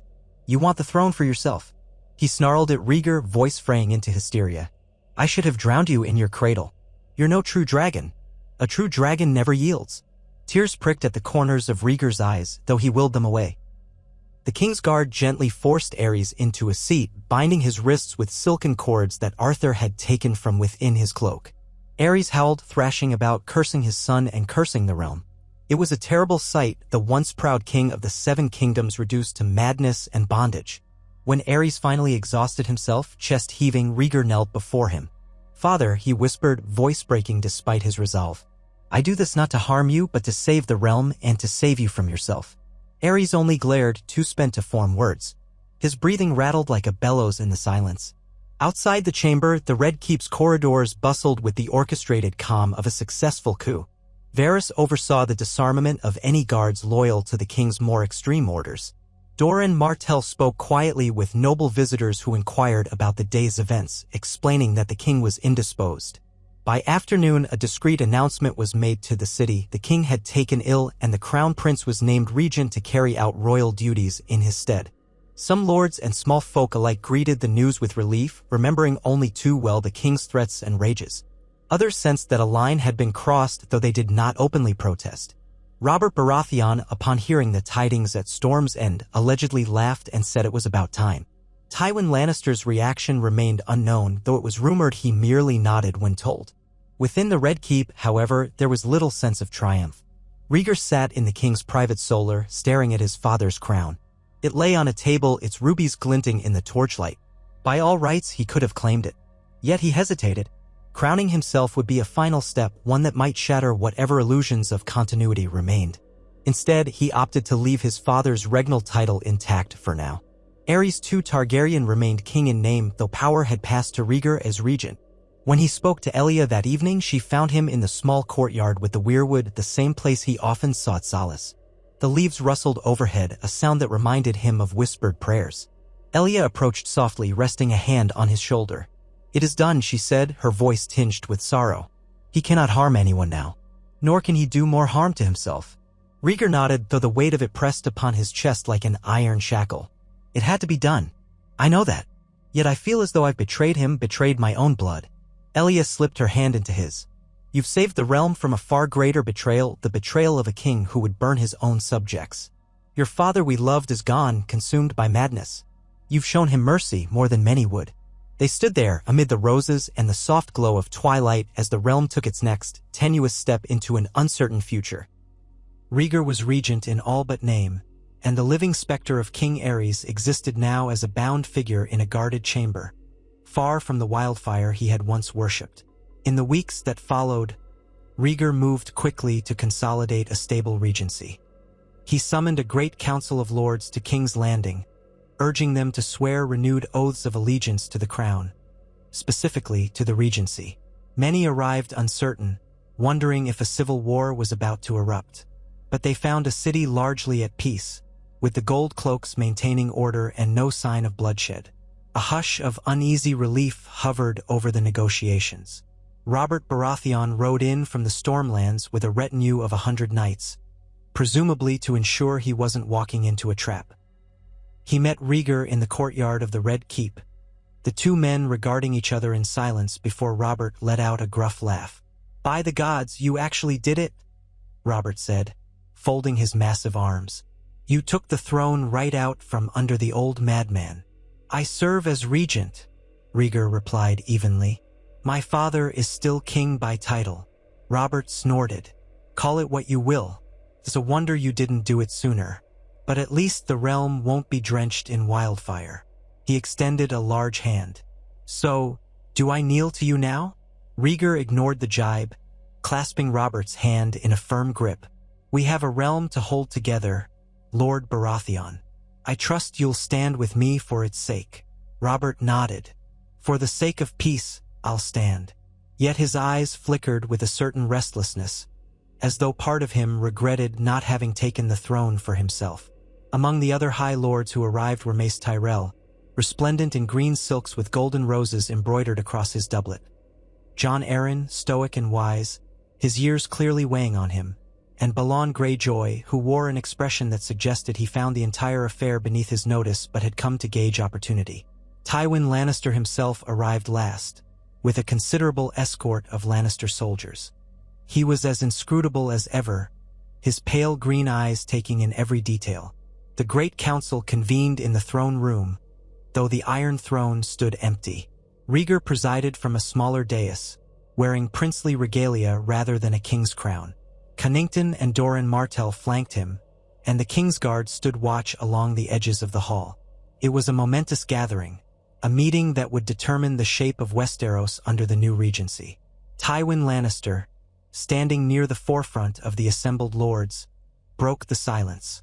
"Your Grace," he said, voice resonant, "the realm has endured upheaval these past years. We look to you for a steady hand. Yet I must ask, how do we know this regency will not descend into tyranny of its own?" Rhaegar's gaze swept over the lords. "You have my word, Lord Tywin, and the word of every honorable knight and lord present, that our goal is to govern responsibly in the king's stead. The realm's laws stand. The small council remains intact and will be expanded to include representatives from each region. If at any point the majority of this council deems the regency harmful to the realm, they may call for a vote to replace me." A murmur spread through the hall. This was an unprecedented level of power sharing in a monarchy accustomed to near absolute royal authority. Robert Baratheon shifted uncomfortably, clearly unaccustomed to the idea that lords could unseat a ruler with a mere majority vote. Tywin's face betrayed nothing, yet his silence spoke volumes. Jon Arryn stepped forward. "I, for one, welcome this measure, Your Grace. Should the regency prove wise, it has nothing to fear from a fair vote. And should it prove unwise, the realm has a safeguard to prevent descent into chaos." Rhaegar nodded, relief coursing through him as the Vale's overlord voiced support.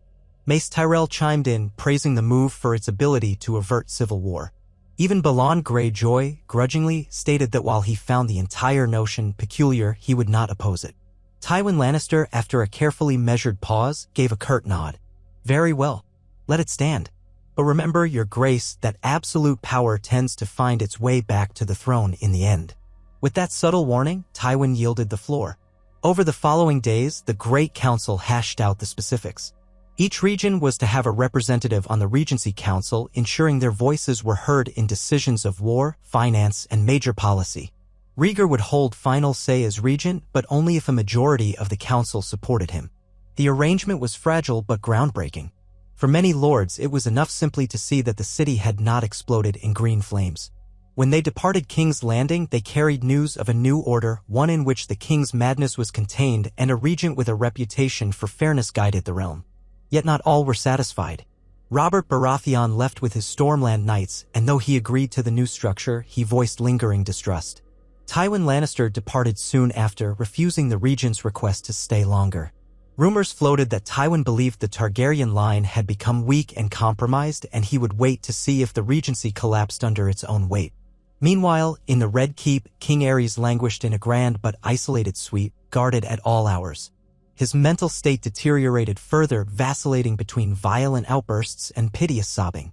Though some whispered that the regent should quietly end his life to spare the realm future danger, Rhaegar insisted on mercy, hoping some flicker of the man Aerys once was might remain. The realm settled into this uneasy balance. Dorne thrived under Elia Martell's leadership at court, strengthening trade and forging better relations with the crown. The Reach, led by the Tyrells, continued to supply food to the capital, at times extorting small concessions but never pushing too far. The Rivellins focused on stabilizing their own region as Lord Hoster Tully's health waned further, with Catelyn Tully stepping more into a leadership role. The North, through Eddard Stark, maintained its quiet distance but regularly exchanged ravens with the crown, keeping the regent informed of any disturbances at the wall. For the first time in years, winter truly settled upon the land, though it was said to be a short and mild one. The air in King's Landing turned frigid, and a soft dusting of snow occasionally blanketed the Red Keep's towers. Rhaegar took these serene moments to walk among the ramparts, gazing out at the city's slate rooftops turned white. In those moments, the monstrous burdens of regency felt almost bearable. Yet at night, he dreamed of the far north, of swirling ice and shapes that moved in the darkness. He dreamed, too, of green flames licking at the foundations of the city, of the Iron Throne melting into slag. Always, he awoke with his heart pounding. Elia would pull him close, murmuring words of comfort he barely heard.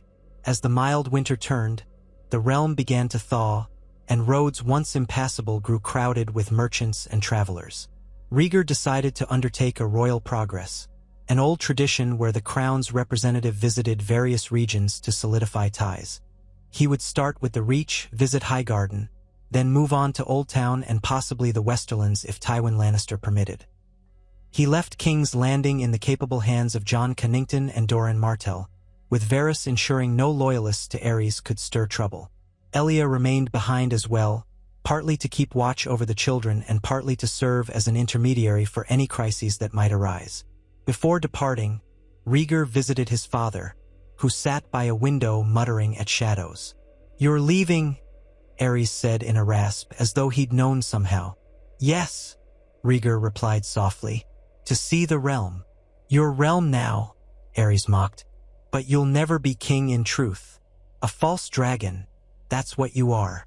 Rhaegar closed his eyes, swallowing the ache in his throat. "Farewell, father. I do love you, even now." He turned away, stepping out before Aerys could retort. The progress began with Highgarden, where Mace Tyrell greeted Rhaegar with lavish feasts.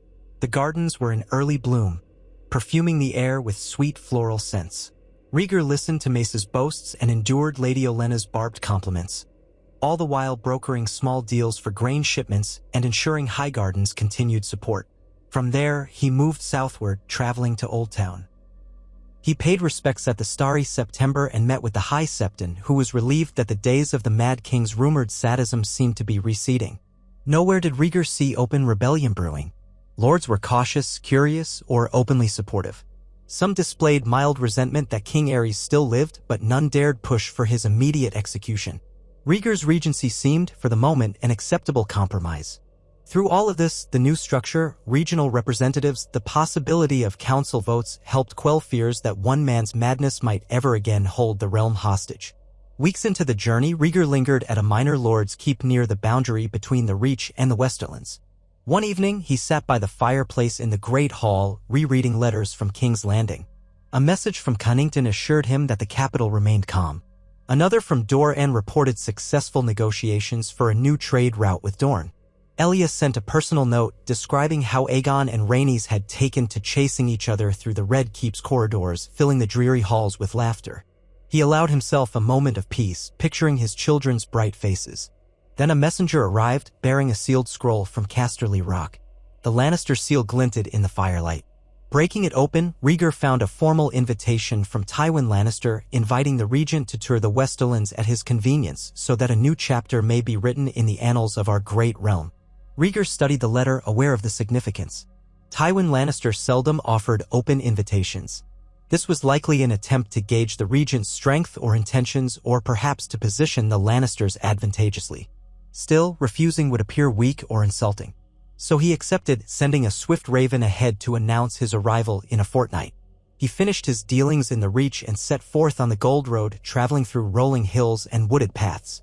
The closer he drew to the Westerlands, the more guards he noticed on the roads, Lannister men in crimson cloaks, well-armed and watchful.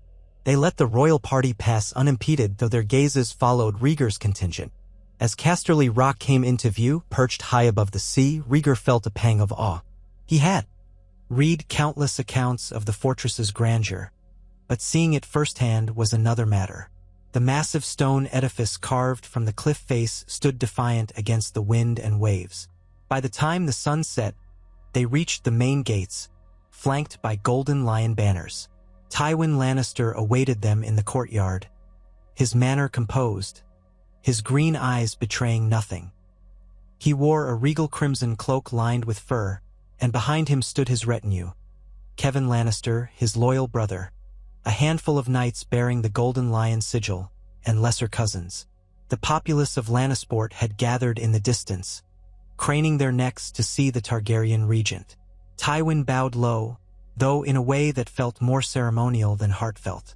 "Regent, welcome to Casterly Rock." Rhaegar dismounted, passing the reins of his horse to a squire. "Lord Tywin, thank you for receiving me." Tywin's lips pressed into a thin smile. "Let us speak inside. A feast is prepared in your honor." They walked through corridors of polished stone and gilded tapestries depicting Lannister victories of old. Servants scurried to open doors and lay out refreshments. At the feast, Tywin's hospitality was impeccable, with cups of fine arbor gold wine, plates of roast boar and venison, and sweet pastries shaped like lions. Yet beneath the grandeur, Rhaegar sensed a tension as tangible as a drawn bowstring. Seated at a high table, Rhaegar and Tywin exchanged pleasantries. The conversation inevitably turned to the state of the realm. Tywin probed gently for details about King Aerys' condition, about the council structure, about whether Rhaegar intended to name himself king outright. Rhaegar answered carefully, maintaining that Aerys remained king but was unfit to rule, and that the regency aimed to preserve order. After several courses, Tywin excused the lesser guests, retaining only a handful of trusted courtiers and Rhaegar's retinue. Candlelight flickered against the walls, casting dancing shadows on Tywin's austere features. He leaned forward, hands folded. "I served as Hand of the King for many years," Tywin said, his tone quietly resonant. "And I knew Aerys well, too well." His mania was evident even before the defiance of Duskendale, but it worsened afterward. He paused, letting the unspoken horrors linger in the air. "The realm is in your hands now, Regent. My question to you is this. Do you intend to truly unify Westeros, or simply to paper over the cracks until the monarchy collapses on its own?" Rhaegar sipped his wine, choosing his words. "I intend to unify it, Lord Tywin. My father's madness damaged the throne's credibility. I aim to rebuild trust. The Great Council measures, regional representation, checks on royal authority, are part of that." Tywin's gaze was piercing. "And yet you do not claim the crown. Why not simply put an end to your father's life? Clearly he's too far gone. In my experience, a well-timed mercy can save thousands later." A hush fell. Even Kevan Lannister shifted uncomfortably, as though Tywin had spoken a taboo. Rhaegar felt his hands tense around the goblet. "I won't kill my father in cold blood. The realm might see it as kinslaying, and the stigma would haunt the Targaryen line forever." Tywin's eyes flickered, revealing a hint of something. Approval, disdain, or both. "Honorable, but your mercy could prove costly. If he escapes, or if some faction attempts to free him, your entire regency is undone. And you might face another rebellion, more devastating than the one that almost began under Robert Baratheon." Rhaegar refused to flinch. "I have taken measures to ensure King Aerys remains secured. He cannot escape. As for rebellion, I'm forging ties across the realm to prevent such an event." Tywin exhaled through his nose, a faint sound that might have been amusement. "Very well, Regent. Let us say I admire your resolve. Yet I also see the precariousness of your position. The Lannisters stand ready to ensure the realm's stability, provided you recognize our interests. We lost face when Aerys insulted my daughter Cersei by refusing to betroth her to you. That wound runs deep.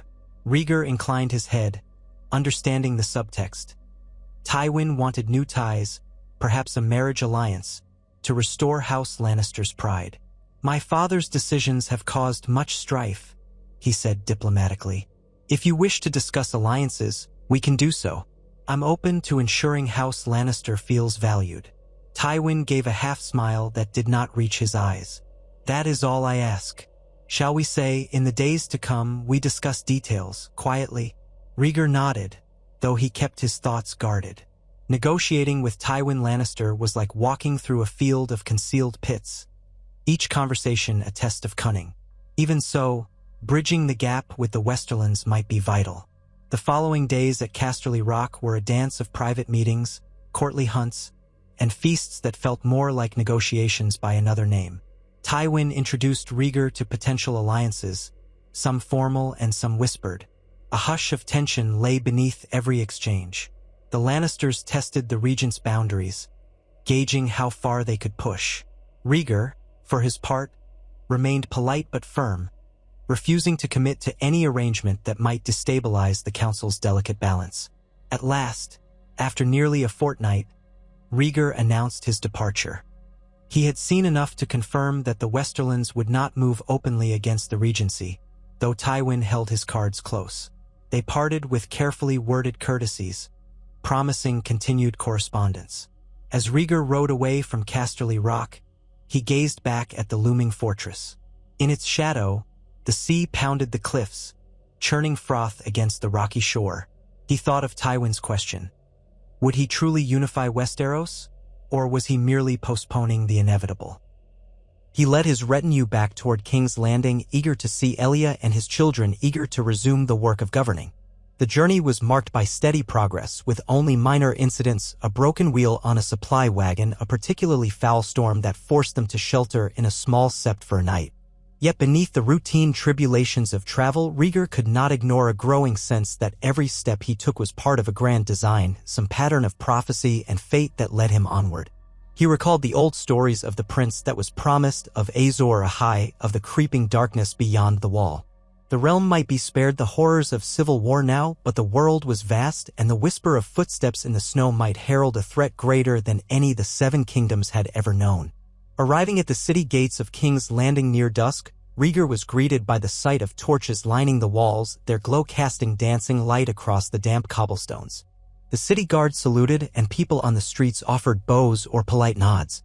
Some even cheered at the sight of the Crown Prince Regent, a sign that perhaps the capital's mood was improving. At the Red Keep, he found Elia waiting in the courtyard, wearing a mantle of burgundy velvet. She smiled broadly when she saw him, and he dismounted to embrace her. Aegon and Rhaenys peered around a column, then rushed forward, calling father. Rhaegar scooped them up one by one, marveling at how quickly they were growing. Elia led him inside, where Jon Connington and Lyanna Martell awaited in a private chamber. They reported that the city remained calm, that no new pyromancer activities had been detected, and that King Aerys was as stable as could be expected in his confinement. Rhaegar felt a breath of relief escape him, though he knew the respite might be temporary. In the weeks that followed, he resumed the day-to-day governance of the realm, meeting with the Great Council representatives, addressing petitions from minor houses, and ensuring that supplies were indeed being sent north to Castle Black. The Regency's structure, so radical just a year prior, had started to feel almost normal. Lords wrote to King's Landing with concerns and proposals. The people breathed easier without the fear of the Mad King looming over them, though rumors persisted that Aerys' mind grew more deranged each day. Rhaegar visited his father less frequently, not from cruelty but because each meeting drained him. Aerys had taken to shouting curses at anyone who entered, then lapsing into incoherent ramblings. Maesters tried mild potions to calm him, but to little avail. At times, he seemed to have no idea where he was. At others, he raved about betrayal and fire, calling down doom upon the realm. It fell upon Rhaegar to balance mercy with vigilance. He saw to it that Aerys was fed well and given comfortable quarters, but the door remained locked from the outside, guarded by 2 knights loyal to the Regency. Connington checked in daily, ensuring no one smuggled wildfire or other means of destruction into Aerys' presence. Despite these grim realities, the realm saw an uptick in trade and harvest yields, especially as the short winter receded. From the arbor came shipments of fine wine, from the north came furs and timber, and from the riverlands came grains. Taxes were levied fairly, with new checks to prevent the crown from overburdening any one region. Slowly, the coffers of the Red Keep replenished and coin flowed more readily. Rhaegar used the funds to repair key roads and encourage local markets. His children thrived in this relative peace, learning their letters and courtly dances. Aegon started wooden sword training with the King's Guard, while Rhaenys took an interest in music, often found humming tunes while playing in the gardens. Elia, too, remained a vital force, hosting gatherings that soothed old rivalries and forging personal bonds that politics alone could not. It was against this backdrop of cautious optimism that a new letter arrived from the north, carried by a raven with black feathers dusted in frost. Eddard Stark's measured handwriting relayed that the Night's Watch had sent word of a troubling incident. Several rangers had disappeared beyond the wall, and the survivors spoke of pale shapes in the darkness, of eyes like blue stars and corpses that did not stay dead. Rhaegar felt a chill skim over his skin as he read. He could hear the quiet crackle of the hearth, smell the faint aroma of spiced wine in the air, yet the words on the parchment seemed to dim all warmth. He recalled old songs about the long night, about the others and their dreaded approach. If such terrors were stirring, then all the political machinations of the realm paled by comparison. He summoned an immediate meeting with the small council, including Elia Martell, Connington, Varys, and the maester who had knowledge of the Night's Watch's requests. Rhaegar read the message aloud, voice steady but tense. They speak of whites and white walkers of unnatural cold, he said. The Watch requests more men, supplies, and possibly an armed force sent to investigate. Connington tapped his fingers on the table. These stories have circulated before, usually turning out to be brigands or wildling raiders. Yet it seems more reports are coming in. Doran folded his arms. Even if the threat is exaggerated, ignoring it would be unwise. If the North feels we've abandoned them, we risk fracturing the unity we've fought so hard to preserve. Varys inclined his head. And if, by some dark chance, the threat is real, truly real, then we stand unprepared. Silence gripped the room. Each man grappled with the enormity of it. The realm had finally secured a tenuous peace, only for a potential ancient horror to loom beyond the wall. Rhaegar set the parchment down. We'll honor the Night's Watch request. We will send a detachment of skilled knights and men-at-arms along with supplies. I'll write to Lord Stark asking that he coordinate with Castle Black for a formal investigation. Connington nodded. Shall we raise a new tax or levy to fund this? Rhaegar shook his head. No. We'll divert some of the revenue we've gained from trade improvements. The realm is stable enough to absorb the cost. I won't risk a new tax fueling resentment. They made their plans. Within days, a force of 500 men set out from King's Landing, a mix of crown soldiers and volunteers from various houses, along with wagons of food, weapons, and warm clothing. The gesture was more than symbolic. Rhaegar wanted the Night's Watch to know they were not alone. For too long, the Watch had been ignored, its warnings dismissed as old folktales. As the men marched north, the city buzzed with curiosity. Was the regent truly concerned about ghosts and walking corpses, or was this just another political move? Rhaegar cared little for the whispers. His instincts told him the realm's real test might not come from lords with grievances or even from wildfire stashed beneath the streets. It might come from the frozen darkness at the top of the world. He took solace in the sense of purpose this gave him, a cause that transcended the petty maneuverings of court. He confided in Elia one night as they stood on a balcony overlooking the city, the wind tugging at their cloaks. If the legends are true, he said, then we stand on the brink of something unimaginable. It would make the Targaryen civil wars look like child's play. Elia rested her head on his shoulder. Then it is fortunate we have a man of honor guiding the realm. You will do what is right, I know it. Rhaegar kissed the top of her hair, feeling her warmth against his side. I can only hope the realm is ready. The next few moons passed in a blur of routine governance with daily petitions and council sessions. Missives from the north trickled in, each speaking of more strange sightings, each fueling a sense of unease. Meanwhile, the southern lords bickered about trade, tariffs, and marriage pacts, seemingly unaware of the chilling rumors. Tywin Lannister maintained a polite distance, while Robert Baratheon occasionally sent blunt notes questioning whether the realm was chasing shadows. Throughout it all, King Aerys remained locked away, a living reminder of the madness that had once threatened to engulf the realm. At times, Rhaegar wondered if the old man's ravings might include some twisted prophecy about the coming winter. But whenever he mustered the will to visit, he found the king lost in a labyrinth of his own mind, whispering about dragons and flames rather than ice. Then, on a crisp morning, a raven arrived with the black seals. The mark of the Night's Watch. The message was addressed to Rhaegar directly. Its contents sent a tremor through his heart. A patrol beyond the wall had encountered creatures that defied all reason. Half the patrol did not return, and the survivors spoke of undead foes that could not be killed by ordinary steel. Only fire and dragonglass proved effective. Though the letter's tone was urgent, it did not plead. It stated the facts. The long night's terrors were stirring once more. The realm must prepare. Rhaegar read it twice, then summoned Connington and Doran, showing them the letter in grim silence. They, too, grasped the weight of its implications. Connington's face turned pale as he muttered, "Gods help us." Doran merely let out a slow breath, his eyes dark with concern. Varys arrived moments later, having heard the commotion. He read the letter, then set it down. If true, this changes everything. All our conflicts, our alliances, our old grudges. They become meaningless if the dead walk. Rhaegar stared out a window at the city, where the people bustled about their lives, clueless to the storm that might be coming. "We cannot face this alone," he said softly. "We need the entire realm united, or we will all perish." They drafted letters to every major lord. Stark, Baratheon, Lannister, Arryn, Tyrell, Tully, Greyjoy, and Martell. The letters explained, as gently as possible, that the Night's Watch believed an ancient threat had reawakened, that the realm must stand as one to meet it. Rhaegar feared many would dismiss the warning, but it had to be done. Days turned into weeks as ravens flew, carrying the regent's plea across the 7 kingdoms.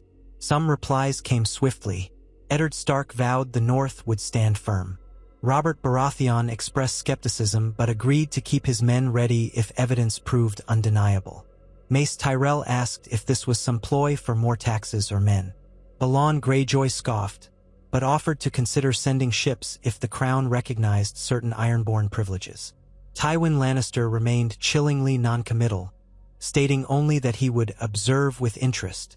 All the while, the Watch's letters continued. They spoke of raids on wildling villages, of panic spreading among the free folk who tried to flee south.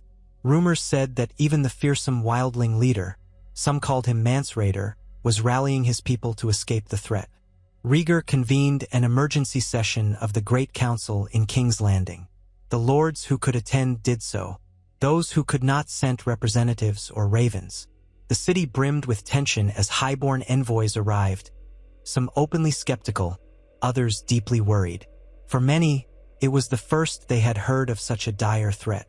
In the throne room, where the Iron Throne still stood empty, save for a ragged tapestry covering it, Rhaegar addressed the assembly.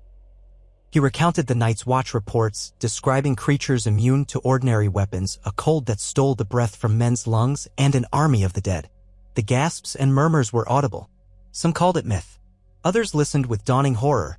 Robert Baratheon, leaning on a warhammer that had seen no real battle, barked, "Are we children to jump at ghost stories?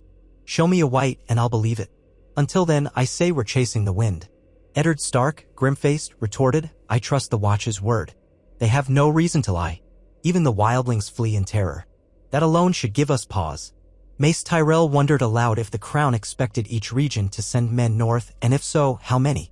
Tywin Lannister, standing with arms crossed, said little, observing the fractious debate like a man studying a chessboard. Rhaegar let the arguments play out, then raised a hand to silence them. "My lords, I understand your doubts. But heed me, we cannot wait for absolute proof if by then it's too late to muster a defense. I propose we form a united host under the banners of the crown to travel north and support the Night's Watch. Even if the threat proves exaggerated, a joint exercise in the north will reinforce our unity. And if the threat is real, gods help us, we'll at least have a fighting chance." Some nodded, others scowled. Robert tossed his head back in frustration, but even he did not openly refuse. Tywin's gaze flickered across the room as though calculating the political cost of such a venture. Finally, he offered a tight nod indicating House Lannister would contribute men. Over the next days, an uneasy consensus formed. Each region would send a contingent, the size depending on what they could spare. They would gather near Moat Cailin in the north, then march to Castle Black. Rhaegar, as regent, pledged to lead the army personally. Connington would remain in King's Landing to administer the realm, along with Dor and Martell, ensuring Aerys stayed confined. The dawn that saw the first banners raised was a somber one. Fleets in the southern ports prepared to ferry men up the eastern coast. Overland routes would carry knights and foot soldiers through the riverlands toward the neck. Rhaegar felt as though an invisible countdown had begun. He spent any final night with Elia, holding her close, promising he would return. She whispered in his ear that this might be the forging of a new legend, approving of the realm's worth. When the day came to depart, Aegon and Rhaenys clung to their father, tears in their eyes. Rhaegar knelt, hugging them fiercely. "Be brave," he whispered. "I fight so that one day you need not fear the night." Elia stood behind them, her face set in regal calm, though her eyes shone with unshed tears. Rhaegar kissed her gently, then mounted his white stallion. The gathered knights raised their swords in salute. Banners of the dragon, the stag, the lion, the rose, the falcon, the trout, the kraken, and the sun-ant spear fluttered in the wind, though not all in equal number. It was a patchwork alliance, fragile at best, but it was something. As the host began its march northward, the people of King's Landing lined the streets, watching in hushed wonder. Many had never seen so many lords and knights united under one cause. Some prayed for victory, others prayed the rumors of undead were false. Overhead, the sky stretched gray, a mirror to the uncertain future. Rhaegar led them, heart pounding with a mixture of dread and resolve. He thought of the great council, of the regency, of his father's madness, and of the quiet fear in every raven's warning. If the darkness beyond the wall was truly stirring, then the realm must stand as one or fall divided. No matter what horrors lay ahead, Rhaegar Targaryen would not let the Seven Kingdoms drown, whether in their own blood or in the icy breath of ancient evil. The Dragon Dynasty continued, forging a new path that neither prophecy nor madness could fully claim. And as the columns of armed men wound their way toward the distant horizon, the light of a new dawn glinted off their armor, a faint but steadfast promise against the gathering shadows. They marched north beneath banners that fluttered in a brisk wind, a patchwork host of knights, foot soldiers, and lords from all corners of the Seven Kingdoms. The road stretched long before them, winding through the riverlands and toward the neck, where the land thinned into treacherous causeways. Rhaegar Targaryen rode at the head, resplendent in light armor chased with silver filigree. He wore no crown, only a helm crested with a small dragon's head, marking him as regent and prince of House Targaryen. Those who rode beside him included formidable men like Ser Arthur Dayne, the Sword of the Morning, and lords whose names carried weight across the realm. Some, like Robert Baratheon, approached the venture with reluctant skepticism. Others, like Eddard Stark, harbored a grim certainty that the threat beyond the wall was all too real. Winter had receded, leaving the air crisp but no longer biting. The ground was firm where once it might have been muddied by melting snow, and the knights' horses trod along at a measured pace. Everywhere they went, curious small folk gathered to see so many great lords riding together: the Golden Lion of Lannister, the Crowned Stag of Baratheon, the Dire Wolf of Stark, the Rose of Tyrell, the Falcon of Arryn, the Trout of Tully, the Kraken of Greyjoy, and above all, the Three-Headed Dragon of Targaryen. A few years earlier, the notion of these houses uniting under one cause, especially given the tension that once simmered around Robert Baratheon, would have seemed impossible. Yet here they were, propelled by ominous reports from the Night's Watch. As the column advanced, rumors swirled among the common soldiery.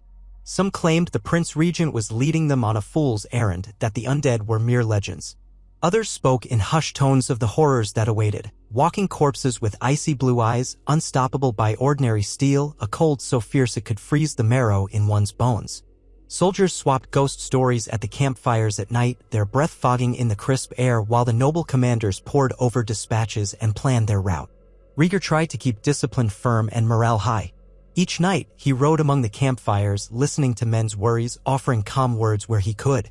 He assured them that every sword would matter, that the greatest knights of the realm marched with them, and that the crown had provided dragonglass weapons, although in limited quantity, for the Night's Watch had insisted such shards could harm these rumored White Walkers. Despite himself, Rhaegar felt both fascination and dread. Part of him still struggled to accept that ancient tales of the Long Night might return as a genuine threat. Yet each dispatch from Castle Black had proven more desperate than the last. When they reached the broad, fertile riverbanks near Harrenhal, the great ruin loomed against the horizon like a jagged silhouette. Its melted towers were stark reminders of Dragonfire's devastating power in ages past.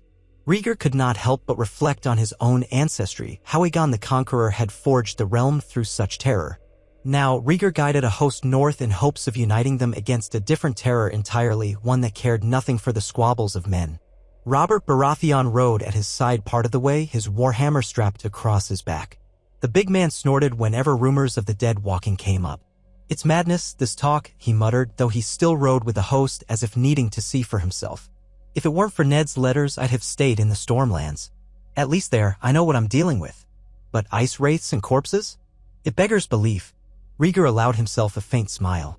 "Perhaps you'll find the truth waiting for you at the end of this road." "I hope not," Robert said bluntly, though a flicker of uneasy curiosity darted through his eyes. Better for all that it be a false alarm. Even so, it'd make me a fool to ignore Ned's word. Their journey continued through the Riverlands without major incident. Lord Hoster Tully, ailing in Riverrun, had sent a small contingent of men to join them. Brynden Blackfish Tully rode at the head of these river lords, commanding them with practiced efficiency. The alliance pressed on, passing fields where farmers paused in their labors to gape at so many mounted soldiers. More Tully banners joined the host in a growing tide of arms and armor. At each small holdfast, some men volunteered, others cowered, but none openly opposed them. This was a realm at the cusp of unity and potentially on the cusp of doom. They reached the Neck, a wetland maze of swamps and causeways. Here, the going grew slower. The crannogmen loyal to House Reed quietly aided their passage, guiding them along safe paths through the boggy terrain. Rumors said these crannogmen knew secrets of the old magic and the children of the forest, but few dared ask outright. Rhaegar exchanged respectful courtesies with Howland Reed, whom he had met briefly years before at Harrenhal. Reed offered no flamboyant words, only a solemn vow to see the host safely north. "How many do you bring?" asked Reed, measuring the size of the massing columns with keen eyes. "Thousands," Rhaegar replied, though he inwardly lamented that the realm was not sending more. The Great Council's decision had been a compromise, a measured force to investigate, not a full muster. Some lords had withheld large portions of their armies, fearing the threat might be mere fancy. Yet with the Vale, the North, and this combined southern host, they still boasted a formidable assembly. "The swamps will test their patience," Reed said softly, his voice almost lost in the croak of frogs and buzzing insects. "Best keep them in orderly columns, or the marsh will swallow your men as quick as any foe." Progress was indeed painstaking. The winding causeways allowed only a few to march abreast. Entire regiments had to stretch out in single file for miles. Soldiers cursed at the insects, the stagnant smell of the bog, and the hidden waterholes that threatened to drag men and horses under. Nights were filled with the cacophony of marsh creatures and the anxious mutters of men who had never slept in such terrain. Still, the crannogmen ensured they traversed safely, and soon enough they emerged onto the drier lands of the north. A hush fell over the southern soldiers when they beheld the changing landscape, no longer lush farmland, but windswept plains and rolling moors. The air was colder here, as if reminding them that winter lingered still. Snow patches adorned the ground in the shade, and the wind carried a sharper bite. Into this stark environment, they pressed onward until they reached Moat Cailin, the ancient fortress that guarded the gateway to the north. There Ned Stark waited with a host of northerners. Their banners, gray dire wolves on a field of white, fluttered in the ever-present breeze. The battered towers of Moat Cailin loomed like silent sentinels. Ned's face was as solemn as ever, but relief flashed in his eyes when he saw the size of the southern host. He rode out to greet Rhaegar, Robert, and the other High Lords, exchanging respectful nods. "It warms my heart to see the realm come together," Ned said quietly, though he glanced uneasily at the near-perpetual clouds overhead. "I only wish it were for a less dire reason." "We can say that for all of us," Robert agreed, clasping Ned's forearm. "If there's trouble waiting for us at the wall, let's end it quickly and be done." Ned's brows rose, but he refrained from challenging Robert's bluster. Instead, he turned to Rhaegar. "The Night's Watch is expecting us. They've begun construction of additional defenses near Castle Black. I've dispatched some of my men to assist. Free folk refugees have been seen fleeing south of the wall, though the Watch tries to contain them. It's as if the entire north of the wall is in upheaval." Rhaegar nodded, feeling the weight of responsibility once more. "Then we'll continue at best speed. Let us not waste time here." And so they marched again, the combined forces coalescing into a mighty army. Spears bristled in the wan light of the northern sky, surcoats and armor reflected the muted glow. Nights lengthened as they headed further north and the cold intensified. The men from Dorne in the host, and even those from the Reach, shivered more than the rest, bundling themselves in thick furs, cursing the climate. The northerners, stoic as the land itself, wasted little breath on complaints, focusing instead on preparing camps that could withstand sudden snow or freezing rain. Robert and some of his men hunted game to supplement provisions, though the land grew sparser the farther they went. Occasionally, the watchers on the ridges glimpsed shapes in the distance that could have been wildlings, men and women clad in furs, scurrying away. The free folk seldom ventured so far south unless driven by desperation. Rumor held that entire tribes had moved toward the wall, fleeing something they dared not speak of plainly. As they approached Winterfell, Ned Stark invited the High Lords to rest within his ancestral seat, offering what hospitality he could. Many of the common soldiers camped outside the walls, the yard around the castle filled with tents and flickering torches. Winterfell's hot springs kept the keep warmer than one might expect, which astonished some southern visitors. Steam rose from the waters and drifted around the walls, giving the ancient stronghold an otherworldly aura.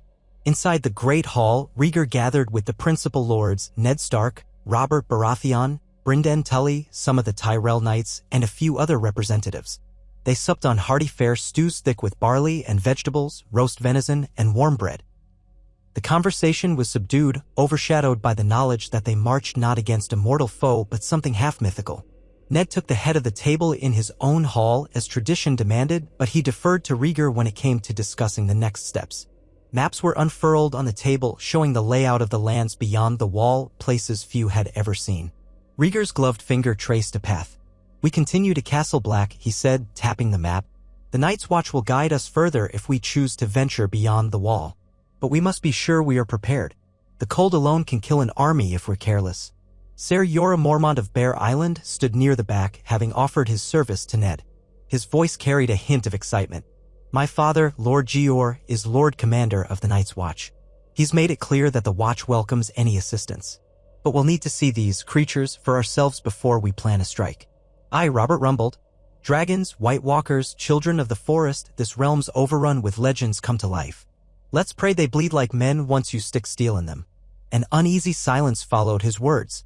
Rhaegar finally spoke. "According to the Night's Watch reports, only obsidian or fire can truly harm these beings.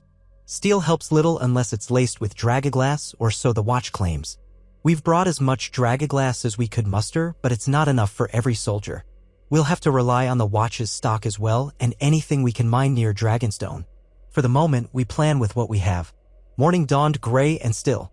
The hosts set out again after a brief rest, winding north along the King's Road. Winterfell receded behind them. From a distance, it looked like a squat fortress wreathed in steam.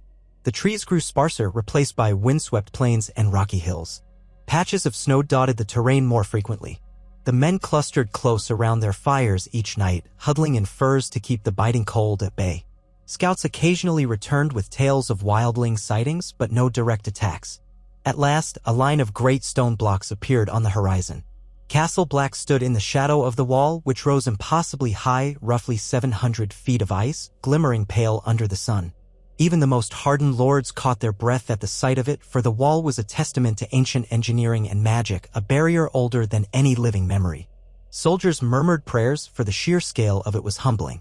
They found the Night's Watch busy at work, men in black cloaks toiling to reinforce the castle's defenses, to stockpile fuel and food, and to train new recruits. Lord Commander Jeor Mormont, broad-shouldered and graying, strode out to greet them with measured politeness.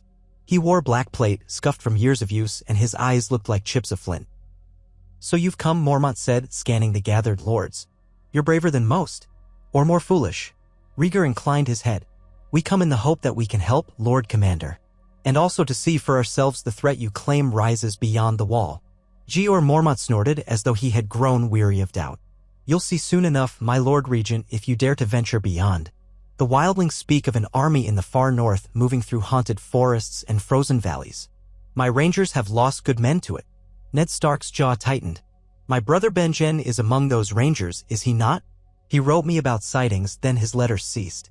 Mormont's gaze softened fractionally. "Benjen vanished on a scouting mission. We've found no trace of him." "I'm sorry." Ned closed his eyes for a moment. Robert Baratheon placed a hand on Ned's shoulder, offering silent support. The entire exchange lent gravity to the warnings that had brought them here. They spent a day and night at Castle Black, distributing supplies, conferring with watch officers, and absorbing the ominous atmosphere. The Black brothers moved with urgency, as though they knew time was short. Rhaegar climbed atop the wall in a rickety cage elevator, feeling his stomach churn as the ground dropped away. Up there, the wind howled like a living thing, and one could see for miles over the frost-laden wilderness beyond an endless expanse of white and gray broken by dark ribbons of forest. That night, a war council convened in the warmth of a large hall lined with torches and braziers. Jeor Mormont laid out what intelligence the watch possessed. Two of his senior officers, Bowens Marsh and Adhel Yarwick, added details. They described wildling villages found deserted, half-burned, or strewn with strange corpses that showed no obvious wounds. They spoke of frantic refugees who claimed the dead rose at night, commanded by pale figures with eyes like blue stars. Even Robert Baratheon asked fewer sarcastic questions than usual. The descriptions were too detailed, too chilling to dismiss as fables. We cannot simply wait at the wall for them to come, Mormont concluded. We must learn more, test their strength. A strong sortie beyond the wall might bring back captives if these foes can be captured at all, or at least gather enough information to plan a proper defense. Rhaegar surveyed the faces around the table, Ned's stoic concern, Robert's restive energy, Brynden Tully's grim acceptance, and the hardened expressions of the Black brothers. Then we should send a ranging, Rhaegar said. A large force, or at least large enough to stand a chance if we encounter trouble. Robert let out a low chuckle. Trouble? That's one word for it. Ned spoke, voice quiet but firm. I'll go. Benjen is out there. If he yet lives, I owe it to him to see this through. Robert made a noise of protest. The entire realm didn't march north just so you could vanish in some cursed forest, Ned. I know what I'm doing, Ned said, not unkindly. But I won't go alone. We'll need men who can handle the cold, the terrain, and the possibility of facing these creatures. Rhaegar stood. I'll lead the sortie personally. That pronouncement drew immediate reactions. Some lords objected. Your Grace, the region cannot risk. We need your leadership here. What if something befalls you? But Rhaegar held firm. I must see it. If the realm is to unite against this threat, its leader must witness it. And I trust Jon Connington and Elia Martell to handle matters in King's Landing during my absence. We've come this far, I won't cower behind the wall. Lord Commander Mormont's expression was impassive, but he nodded slowly. As you will, then. I'll send some of our finest rangers with you, those who know the terrain. Robert Baratheon looked torn between disapproval and grudging respect. Finally, he grunted, if you're going, Dragon Prince, then I'm going. Someone has to drag you out if you freeze to death. A half-smile tugged at Rhaegar's lips. We'd welcome your hammer, Lord Baratheon. And your company. Next to them, Ned Stark exhaled in relief. Then it's settled. We form a ranging party at dawn. We'll need supplies, dragonglass, enough men to stand a chance, but not so many that we can't move quietly. They agreed on 100 men for the sortie, 50 Black brothers, hardy and seasoned rangers, plus a mix of northerners and selected knights from the southern host who volunteered. The rest of the great lords would remain at Castle Black, overseeing fortifications, ensuring the larger army was prepared if the threat proved real. Tyrell men would handle supply lines. Lannister soldiers under one of Tywin's captains would guard strategic positions along the wall. Meanwhile, Ser Arthur Dayne insisted on accompanying Rhaegar, as did a handful of knights from the King's Guard who had made the journey north. Dawn came cold and silent. White flakes drifted down from an overcast sky, dusting the courtyard in front of Castle Black. Men strapped on fur-lined cloaks and gloves checked their weapons, A&D shouldered packs loaded with supplies. Among them, Rhaegar stood in simpler armor than usual. Steel plates coated in black enamel to avoid reflecting too much light, a heavy cloak of dark wool, and a leather bandolier that contained a small store of dragonglass daggers. The Targaryen sigil was still visible on his surcoat, but subdued. Ned, clad in gray and black leathers, quietly prayed in front of the weirwood bough he carried. Robert tested the weight of his warhammer, swinging it in a lazy arc, the muscles in his arms straining. Ser Arthur Dayne carefully inspected Dawn. His famed sword, though rumor held that even the sword of the morning might not suffice if the legends were true about the other's immunity to ordinary steel. The Black brothers looked on, some with resignation, others with the stoicism that came from a lifetime on the wall. They set out in a column of 2 abreast, passing through the massive ice tunnel that cut beneath the wall. The stillness was eerie as they walked between walls of glacial blue, the only sound the crunch of boots on ice. When they emerged on the other side, a vast and frozen wasteland greeted them, an unending expanse of snow-dusted forest and rolling plains, with jagged mountains in the distance. The wind knifed through clothing, biting at exposed skin. Their initial progress was careful. Mormont's rangers led the way, pausing often to check for tracks or signs of wildling camps. Occasionally, they found a deserted lean-to or fire pit, but nothing living stirred. There were times they glimpsed movement in the distance, a lone figure darting behind a stand of pines, or a shape that could have been an animal. At night, they camped in defensible positions, posting triple sentries. Soldiers crowded around fires that hissed and sputtered in the bitter cold. Rhaegar moved among the men, offering what encouragement he could. Robert, for all his earlier skepticism, kept a vigilant watch, as if driven by some grim curiosity. Ned Stark was quieter than ever, scanning the horizon for any hint of his lost brother. On the third day out, they found a wildling camp, or what remained of it. Tents were torn asunder, scattered across a snowy clearing, and a handful of bodies lay frozen in macabre positions. Most bore slashes or puncture wounds that defied immediate explanation. Some corpses looked as if they had been dragged away. The snow was stained dark, but the scene was silent, without the usual stench of decay, the cold preserving everything in a grotesque tableau.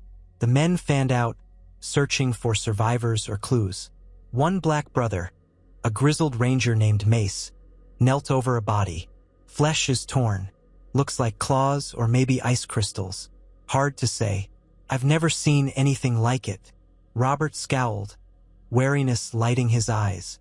A beast. Arthur Dayne crouched by another corpse. This man's sword arm is broken. The blade is missing. There are drag marks in the snow. Something took the steel. Or he lost it, Ned murmured. Either way, they were overrun. Likely at night. Rhaegar felt a shudder. Each new discovery lent weight to the watch's warnings. He found a small stash of dragonglass arrowheads in one of the torn tents, perhaps stolen from a prior raid or discovered by wildlings on their own. They seemed unused, which hinted the attackers had come swiftly. The group decided to burn the dead, a precaution they had been advised by the Night's Watch. So they gathered the bodies, laid them on a pyre of broken tent canvas and snapped wood, and set it alight. Orange flames licked at the frozen flesh, casting dancing shadows across the clearing. The men stood in solemn watch, hoods drawn against the wind. They pressed on, each day growing more grim. The trees were skeletal in places, encrusted with frost. Snow began to fall more heavily, sometimes swirling into near blizzards that forced them to seek shelter in caves or rocky alcoves. On the sixth day, one of Mormont's rangers stumbled upon footprints in the snow, prints that did not match any human or beast. They were elongated, bizarre, half-melted by the wind. The ranger, a lean man called Darren, explained that he'd seen such tracks before, near the site of a vanished watch patrol.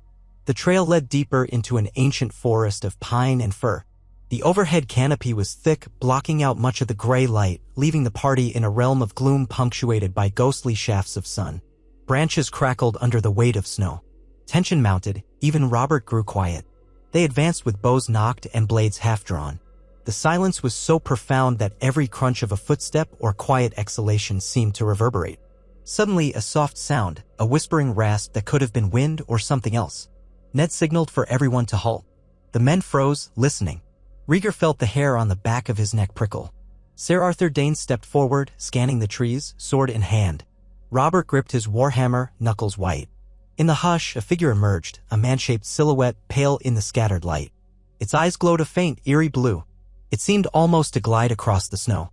The moment it appeared, the temperature plummeted further, and frost formed on the men's beards within heartbeats. A hush of horror rippled through the ranks. This was no living man. Before anyone could speak or react, the figure moved. It blurred forward with inhuman speed, silent as a wraith, and slashed at the nearest black brother. The brother barely had time to scream before collapsing, a shard of ice lodged in his throat.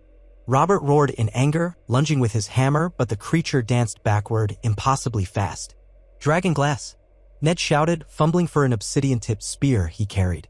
Others scrambled to prime their arrows. Rhaegar tore a dragonglass dagger from his bandolier.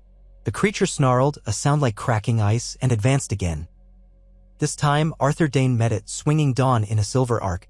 The blade collided with the creature's icy weapon, and a shimmering ring echoed, but Arthur's sword held, as if protected by its fabled forging. The pale figure hissed, its blue eyes narrowing. More shapes moved among the trees. Soldiers cried out as additional forms glided into view, tall, thin, each wielding a blade that seemed to be carved from ice. The clearing erupted in chaos. Black brothers fired arrows, some armed with dragonglass points, but the creatures moved so swiftly it was hard to land a hit. Steel swords clashed against ice blades with haunting chimes that seemed to vibrate in the cold air. Rhaegar found himself face to face with one of these beings. Its eyes were a winter blue so deep it felt like looking into death. He struck with a dragonglass dagger, but the creature darted aside, quick as a breath. It swung its own blade in a horizontal slash that would have severed Rhaegar's torso had he not twisted away, feeling the cold bite of air as it passed. His heart hammered. Out of the corner of his eye, he saw Robert Baratheon swing his hammer in a mighty overhead smash, only to meet empty space as the foe slipped aside. A black brother managed to bury a dragonglass arrow in a creature's flank. With a soundless shriek, the pale being shattered, collapsing into fragments of ice that scattered across the snow. The men gasped so they could be destroyed. Another brother struck home with a spear, yielding a similar result. This galvanized the others. They began to coordinate, forcing the creatures into arcs of spear-wielders or archers with obsidian arrows. Still, the others were terrifyingly fast, and each missed thrust was an opening for the enemy's lethal counters. Ned Stark fought with grim determination, wielding his dragonglass-tipped spear alongside the weirwood bough slung on his back. He stood near Rhaegar, the two men covering each other as best they could. Ser Arthur Dayne, locked in a deadly dance with the being that had first appeared, managed to drive it back. Sparks of ice and starlight seemed to fly as dawn clashed with the creature's sword. At last, with a twist of his wrist, Arthur angled his blade upward. The pale foe tried to dodge, but Arthur slammed a dragonglass dagger in its path with his offhand.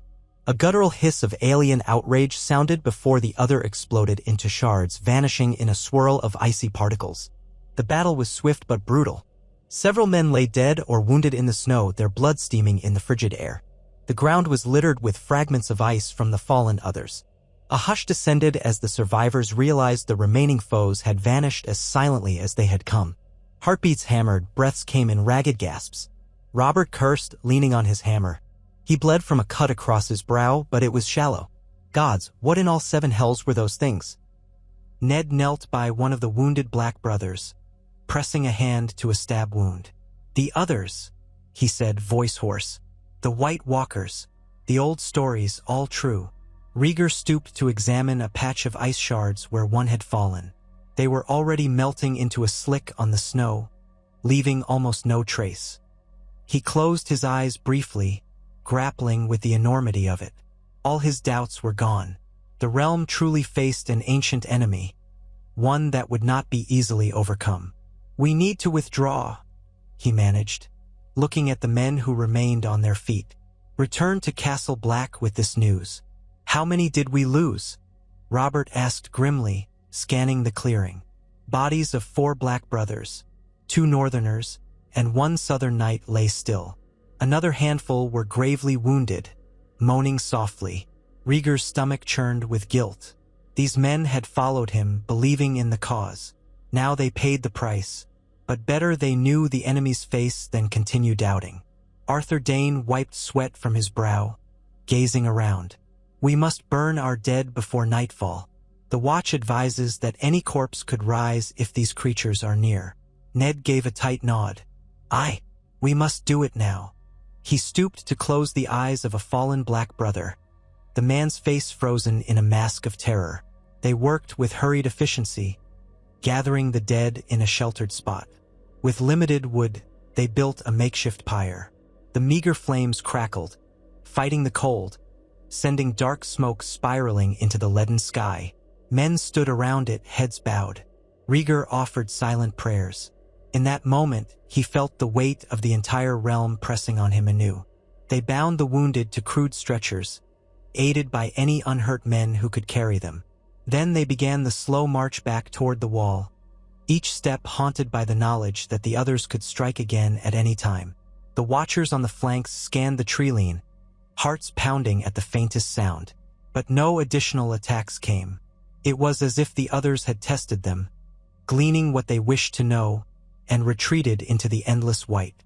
By the time they reached Castle Black, exhaustion clung to them like a shroud. They were greeted by wide-eyed black brothers who rushed to help the wounded. Word of the fight spread through the fortress with lightning speed. The southern knights who had stayed behind demanded details, and the terror in their eyes grew as they heard the accounts. Robert Baratheon spoke in uncharacteristically hushed tones, describing how fast the creatures had moved, how cold the air had grown. The men listened, pale-faced. In the following hours, Jeor Mormont called a council of all commanding officers. Rhaegar, Ned, Robert, Arthur Dayne, and many of the highest-ranking Black brothers convened once more. This time, no one doubted the threat. Maps were drawn again, but the conversation centered on how to defend, rather than explore. If the others chose to assemble in force, the scattered watchers suspected they could muster a dread army of the dead, wildling corpses, old watchmen, anyone fallen in the icy wilderness. "We cannot face them alone," Jeor said, his voice echoing in the lamplit chamber. "The night's watch is too few, and even with your men, it might not be enough. We need more dragonglass, more troops, more everything. And if half the stories are true, only Valyrian steel or obsidian truly works against them." Rhaegar stared at the flickering shadows on the table. "I can send ravens south, ordering more men to come north. But that may take time.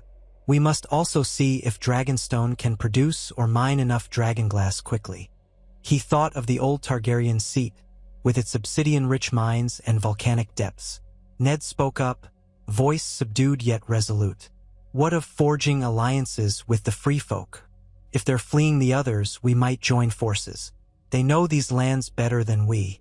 There's talk of a king beyond the wall, Mance Rayder, who unites them." Jeor Mormont's jaw tightened. "That's a thorny matter. The free folk have always been our enemies. But you're right, a common foe might change things. If we could parley with Mance Rayder, we might keep thousands of wildlings from simply overwhelming the wall, and they could help us hold off the others, or at least warn us of their movements." Robert let out a grumble. "Making friends with wildlings. Seven hells, what's next?" Rhaegar placed a hand on Robert's broad shoulder. "We have no choice. Against this enemy, every sword may be needed, even from those we once called enemies." They debated long into the night, hammering out strategies. Scouts would be sent to attempt contact with the free folk. More dragonglass weaponry would be produced. Lords in the south would be called upon to send additional forces, especially once the news of a confirmed other attack spread. The entire realm would have to shift focus to fortifying the north. Plans for building more watchtowers along the Gift and the area near the wall were discussed. Even talk of lighting signal fires across the land if the others marched in open war. Come dawn, Rhaegar was too restless to sleep. He climbed the steps to the top of the wall once more, alone save for two watchmen who accompanied him. The lift shuddered as it ascended. Wind tore at his cloak. When he reached the top, he gazed out at the pale wilderness. In the far distance, swirling snow obscured the horizon. He felt as if he were peering over the edge of the world, wondering what monstrous force might soon emerge from that swirling gloom. His thoughts drifted to King's Landing, to Elia and their children. Would the city remain safe if he failed here? The entire realm, his family, every living soul, faced an extinction-level threat if the others came in force. A sense of purpose burned within him, stealing his resolve. He was the regent, the de facto ruler of the Seven Kingdoms. If he could not unite the lords fully, if he allowed petty rivalries to linger, then they would all be undone. He leaned on the icy rampart, silent prayers forming on his lips. He prayed to the old gods, the new, to any power that might grant them victory. The crisp air stung his lungs, and he saw his breath swirl before him. Somewhere out there, Ned's missing brother, Benjen, might yet roam, living or dead, or something in between. That thought crystallized the stakes. No one was safe, not even a Stark of Winterfell who knew the north like the back of his hand. When he descended, he found Ned waiting for him in the yard below, near a brazier that offered feeble warmth. The Northman regarded Rhaegar with a mixture of respect and concern. "You look like a man who's seen a glimpse of the end of the world." "Perhaps I have," Rhaegar replied, voice subdued. Ned's gray eyes flicked to the swirling snow outside the castle gate. "We can't give in to despair. The realm rests on our shoulders now, yours especially. Word of this threat must spread, and every house must do its part. Even Robert is half convinced." Rhaegar gave a wry smile. "Only half." Ned shrugged. "He's seen them with his own eyes, but he's a man shaped by simpler battles, steel on steel. This foe unsettles him more than he'd admit. All of us, truly. But we will hold if we must. The Starks have guarded this land for generations. And now the Targaryens share that burden, Rhaegar said. Over the next few days, they organized their next moves. Scouts went north again, this time in smaller, swifter groups, hoping to locate free folk and open negotiations or at least confirm sightings of Mance Raydo's horde. Ravens flew south in droves, carrying letters bearing Rhaegar's seal. Some went to King's Landing, where Jon Connington and Elia Martell ruled in his stead, instructing them to muster more forces and to expedite shipments of obsidian from Dragonstone. Others went to each great lord, Tywin Lannister, Mace Tyrell, Balon Greyjoy, and even lesser houses that had pledged only token forces thus far. They carried the grim news: the White Walkers were real and war was upon them. In the meantime, the host assembled at Castle Black, prepared for a siege that might come in days, weeks, or not at all that season. The men from the south, many still reeling from their brush with the others, improved palisades and sharpened stakes. Blacksmiths labored day and night to mount dragaglass spearheads on shafts. Makeshift forges hammered out arrowheads by the thousands. Rhaegar personally oversaw some of the production, wanting to ensure the men understood the importance of these weapons. Even Robert spent hours testing obsidian-tipped scythe blades, scoffing at their fragility but grudgingly admitting their necessity. Each night, the torches lining the wall flickered against the vast darkness beyond. Men whispered of shapes seen in the distance, white wolves, or perhaps something worse. Every ring of a hammer at the forge felt like a desperate heartbeat in the hush of the frozen gloom. A week later, fresh ravens arrived from the south. The messages were mixed.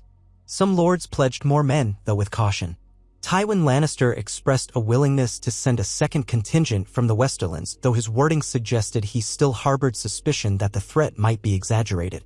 The Tyrells offered shipments of grain and certain supplies, but were hesitant to commit a massive force until they had indisputable evidence. The Ironborn remained silent, which was ominous in its own right. The Vale, via Jon Arryn, promised a moderate force once the mountain passes were clear. Stannis Baratheon, ruling Dragonstone in Robert's name, reported that obsidian mining would commence immediately, but yields would take time. Darker news came from King's Landing. A letter from Jon Connington stated that rumors had begun circulating that the regent was running from illusions, that King Aerys' imprisonment had led to confusion in the capital, and some feared a new civil war might brew if the realm sensed weakness. Elia Martell had tried to quell these fears, reminding everyone that the regency was stable and that Rhaegar had not abandoned the throne, rather, he'd gone north to protect them all from an existential threat. But rumor was a many-headed beast, and even Varys' whispers struggled to keep it muzzled. Rhaegar read Connington's words with a stony expression. It seems fighting an ancient evil is not enough. We must also fight ignorance and fear among our own people. Robert, who stood nearby, snorted. Then perhaps we drag one of those damned ice wraiths to the throne room and let it speak for itself. That'd shut them up. Ned shook his head gravely. We must maintain unity. A demonstration of the threat is needed, but capturing an other alive seems a fool's hope. We might try capturing a white instead, suggested Jorah Mormont. A reanimated corpse would turn SK Eptics into believers if we could keep it under control. Ser Arthur Dayne frowned. That is no small risk. Imagine if it escaped in the city. Rhaegar sighed. We'll worry about that once we're sure we can do it without more deaths. For now, we must keep sending ravens, insisting on the truth. Thus, a precarious balance took shape. Castle Black and the men stationed along the wall braced for the next strike of the others, while the realm's lords dithered.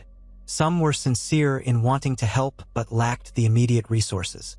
Others doubted or worried about sacrificing men for a northern phantom. Time slipped by, each dawn bringing fresh tension. Scouts trickled back with stories of more wildling refugees heading west, ignoring the wall altogether. Some rangers disappeared, never returning. One late afternoon, the sentries atop the wall raised the alarm. A small band of wildlings was approaching, bearing a tattered white banner of truce. Jorah Mormont, Rhaegar, Ned, and Robert went out to meet them beyond the gate, accompanied by black brothers and knights with arrows nocked. At their head stood a lean man in patchwork furs, a steel sword at his side. His hair was dark and a bit shaggy, and he had a flute slung across his back.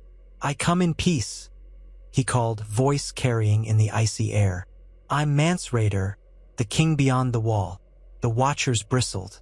Mance Rayder had become a legendary figure in the past years.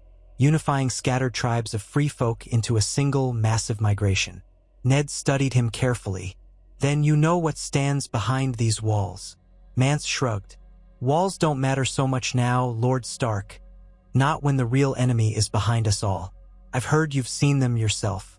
The White Shadows. The others. My people flee them. We'd sooner pass your wall without a fight, if you'll let us. Robert muttered something under his breath, but Rhaegar stepped forward. We know of the others. We fight them too.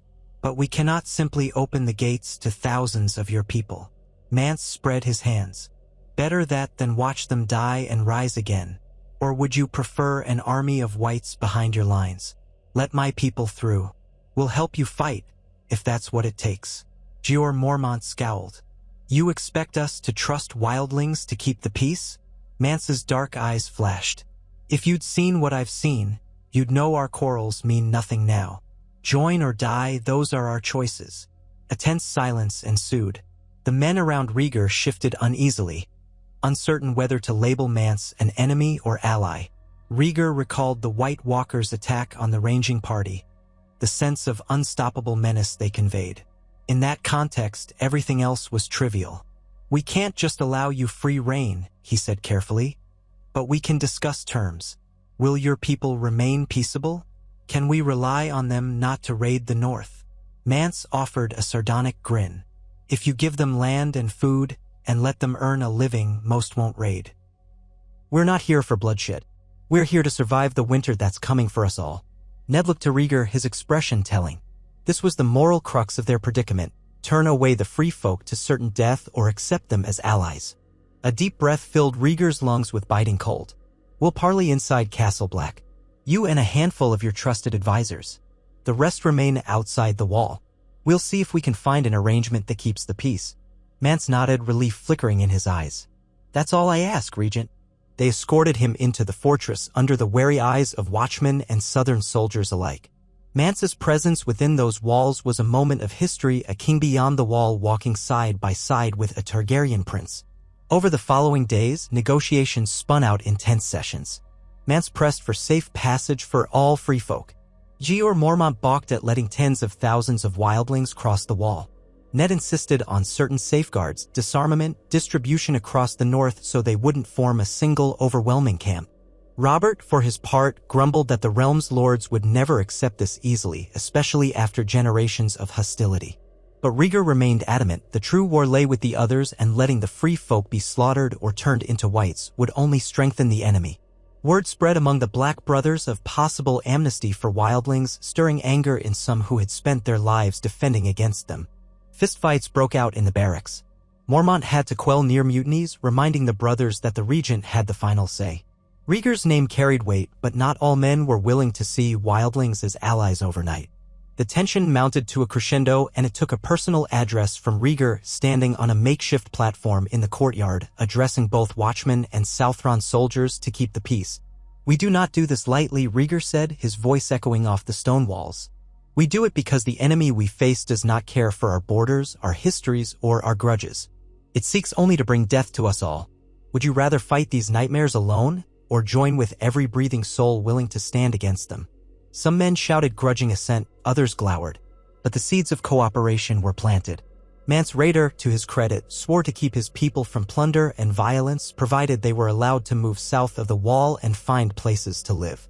The next question was whether the lords of the north would tolerate thousands of free folk settling on their lands. Ned pledged to mediate, to spread them out so they might work fields or reinforce smaller holdfasts, though it would be an unprecedented social shift. As the negotiations took shape, new dispatches arrived by Raven. The southern lords, faced with more credible accounts of the others, had begun mustering forces after all. Some out of fear, some out of genuine solidarity. Mace Tyrell declared that the Reach could supply a huge portion of the wheat and barley needed to sustain an army in the north, though he wanted assurances the free folk would not become a threat. The Lannisters pledged a second wave of knights and crossbowmen. Even the Greyjoys, intrigued by rumors of a common enemy, hinted that they might send longships to the Bay of Seals or the west coast of the north to help secure the shoreline, so long as they had license to raid certain pirates they claimed infested the seas. Each demand came with a price. But the realm was mobilizing at last. Rhaegar pored over maps in the watchtower, planning how to distribute troops when they arrived. The real question was how soon the others would move in force and whether all these disparate armies could unify in time. He kept remembering the chilling speed and lethal precision of the handful they had fought in the forest. If 100 or 1,000 such beings descended with an army of whites, even a great host could be overwhelmed. When the first trickle of reinforcements arrived from the south, Castle Black and the surrounding area swelled with men.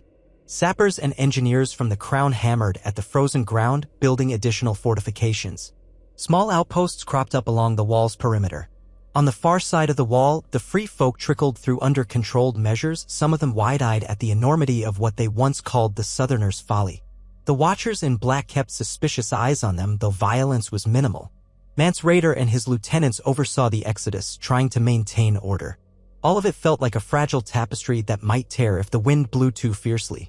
Rumors kept swirling of whites spotted in the deeper forests, of entire wildling clans vanishing, of a creeping freeze that went beyond normal winter's cold. Yet day after day passed with no major assault, leaving the men in a state of taut anxiety, waiting for an enemy that could strike without warning. A day came when the watchmen on the wall sounded their horns, 3 blasts. That call was an ancient sign of the others, rarely heard in living memory. The alarm reverberated across the fort, men leaping to arms, hearts pounding. Rhaegar donned his armor swiftly, calling for the garrison to form up. Robert was at his side, warhammer in hand, the old fire in his eyes. Ned seized his spear, and Arthur Dane drew Dawn, the pale sword gleaming in the twilight. Soldiers rushed to the battlements, lords barked orders, and the entire fortress thrummed with readiness. Yet the minutes stretched and no foe appeared at the gate. Instead, watchers reported seeing shapes in the swirling snow to the north, a mass of them, though the blizzard made it impossible to count. The men on top of the wall could only catch glimpses, silhouettes drifting across the icy plains, sometimes seeming to vanish in the squall. "All along the front," muttered a black brother. "They could be anywhere. Are they moving to flank us?" Hours bled into each other as the storm raged. Fires in the braziers sputtered, threatened by howling winds. Scouts tried to venture out, only to retreat quickly, battered by whiteout conditions. The watchers on the wall sounded the horns again at times, believing they spotted movement, but the swirling snow made it impossible to confirm. Tension soared to a fever pitch, men expecting an attack at any moment. Yet none came. By dawn, the storm began to abate, and the shapes were gone. If the others had been there, they had melted away like phantoms. Robert spat on the icy ground. "Are they toying with us? Testing us?" Ned's face was taut. "It would seem so. If they can control the weather or know how to move within it unseen, then every step we take is on uncertain ground." Rhaegar grimaced, mind racing with the implications. "We can't fight them in a storm we can't see through. We need a strategy to draw them into terrain we control. A place with prepared defenses, enough fire to weaken them, and lines of retreat if we must yield." Jeor Mormont nodded. "We might have no choice but to fortify the wall further. Let them come to us. But if they have half the cunning these sightings suggest, they may not come in one direct assault. They could slip around, harass smaller outposts." Days turned to weeks, and the realm's largest coalition in living memory prepared for a siege that might come from any quarter. Reinforcements continued to trickle up from the south, some guided by smaller gates along the wall, others arriving by ship at Eastwatch by the sea. Tension flared among the men, Southerners, Northerners, and free folk forced into proximity. Small skirmishes broke out, but the leadership cracked down on any who disrupted unity. Robert's booming voice or Ned's quiet steel often settled disputes, as did Mance's stern warnings to free folk. Rhaegar spent his energies writing to King's Landing, urging Connington and Doran Martell to maintain order. He also penned pleas to the Lords of Dorne and the Vale, hoping for an influx of fresh soldiers. During this uneasy lull, a miracle of sorts arrived. A black brother known for ranging into hard home territory returned, half dead from exposure but bearing with him an actual white, or what remained of one, bound in chains of dragonglass. The rancid creature seemed a twisted parody of a dead man, eyes milky, flesh rotted yet animated by some dark magic. It thrashed mindlessly, jaw snapping at anything within reach, until men thrust it into a wooden cage hammered with obsidian studs. The sight of it, undead flesh that refused to die, rattled even the bravest watchers. Rhaegar, Robert, Ned, and the rest observed it in horrified fascination. "This," Rhaegar murmured, "is what awaits us if we fail. If the others keep forging an army of these abominations, gods have mercy." Robert turned pale, though he tried to mask it with a scowl. "Burn it." But Rhaegar shook his head. "We might need it as proof. The lords who still doubt us in the south, a demonstration could be the final push. If we can transport it safely to King's Landing or near enough for them to see, it might rally the entire realm." "Transporting that thing is madness," Ned warned. "If it breaks free in the city." "We'll take precautions," Rhaegar said. "But we can't have half the realm sitting idle while the storm gathers. If we show them undeniable proof, we might muster a force great enough to stand a chance of wiping the others from the face of Westeros." Reluctantly, Ned and Robert agreed. Plans were laid to send the undead captives south, escorted by a contingent of knights and black brothers who knew how to handle it. It would be the most dangerous cargo imaginable, but if it succeeded, the final skeptics might commit their armies. The mission was set to depart as soon as the roads cleared enough to allow relatively safe passage. In the meantime, the watch along the wall doubled. More outriders were sent to patrol the perimeter. Garrison camps sprouted at intervals, brimming with soldiers. Mance Raider's free folk settled in designated areas south of the wall, forging an uneasy peace with local northerners. Everyone understood that the real battle lay ahead, one that might make every prior war in Westeros seem like child's play. Each night, Rhaegar walked the ramparts of Castle Black, gazing out at the flickering torches and watchfires. He seldom slept more than a few hours, plagued by images of the pale figures with their crystal blades, of the thrashing undead in that reinforced cage, of an army that could rise from every battlefield casualty. Sometimes, in his half-sleep, he heard the maddened laughter of his father, King Aerys, as though mocking him from afar. He would wake in a cold sweat, heart-pounding. Spring was rumored to be approaching, though the winds in the far north told a different story. One dawn, with a pinkish glow in the sky, Rhaegar stood at the top of the wall again, cloaked in furs. He surveyed the vastness, remembering the day he first arrived. Below him, the courtyard bustled with men preparing for another day of drills or fortification. A clang of hammers rang out. Smoke rose from forges. The realm was rallying behind him, reluctantly, uncertainly, but truly. This was what he had long hoped to achieve, unity. Yet it came only when the living faced extinction. As he stood there, Robert joined him. The big man said nothing for a time, only peering over the icy parapet. Eventually, he spoke in a low rumble. "I used to think the worst foe was a dragon prince who'd stolen what I loved. Turns out there are nightmares out there that make our quarrels look like children's squabbles." Rhaegar nodded. "Yes, we're all seeing that now." Robert was silent, his breath visible in the cold air. "I still hate them for what they did to Lyanna. But you're not your father. And none of that matters when those things are out there." Rhaegar turned to regard him. "I never wished to be your enemy, Robert. Fate seemed to set us on that path once, but fate can be turned aside." A ghost of a laugh escaped Robert's lips. "Maybe so. We'll see if we all survive. That might change everything. Or nothing." He lifted his warhammer, resting it over one broad shoulder. "But if I'm going to die in this frozen hell, at least I'll die fighting next to men I respect." Unspoken understanding passed between them. Then Robert trudged away to oversee the next drill. Rhaegar lingered, watching the horizon. In that empty white distance, the others lurked, biding their time. If and when they came, Westeros would face the test that would define its future. Either they would stand as one, or they would fall and become part of the undead host. Shortly thereafter, the party tasked with transporting the White South departed. They placed the thing in a heavy cart lined with obsidian rivets, locked tight with iron bars and additional lashings of chain. A retinue of knights, black brothers, and men who had personally witnessed the others flanked it, accompanied by a line of spare horses. Among the escort was one of Robert's closer companions, a knight named Ser Court A. Celtigar, who believed that a direct display in the capital would end all doubt. Rhaegar prayed they would not pay with their lives for this demonstration. In the days following their departure, the watchers atop the wall noticed sporadic sightings again, figures moving in the distance too far to engage. Occasionally horns sounded. The men would rush to arms only for the shapes to vanish once more. It began to feel like a twisted game of cat and mouse. Then, as the moon waxed, a fell rumor reached Castle Black. Multiple wildling camps to the west had gone silent, and the men stationed at the Shadow Tower had not received their regular patrol. A small force was dispatched to investigate, only to return pale-faced and shaken. They reported entire camps torn apart in the night, bodies missing or found half devoured by frost. Tracks of inhuman origin, then a sudden emptiness as though the wind had scoured the land. Panic threatened to grip the men, but Rhaegar, Jeor Mormont, and Ned Stark moved decisively. They ordered the consolidation of forces, fortifying the western approach. Ravens flew to the Shadow Tower, urging them to hold at all costs. More watchfires were lit along the wall. Tension soared.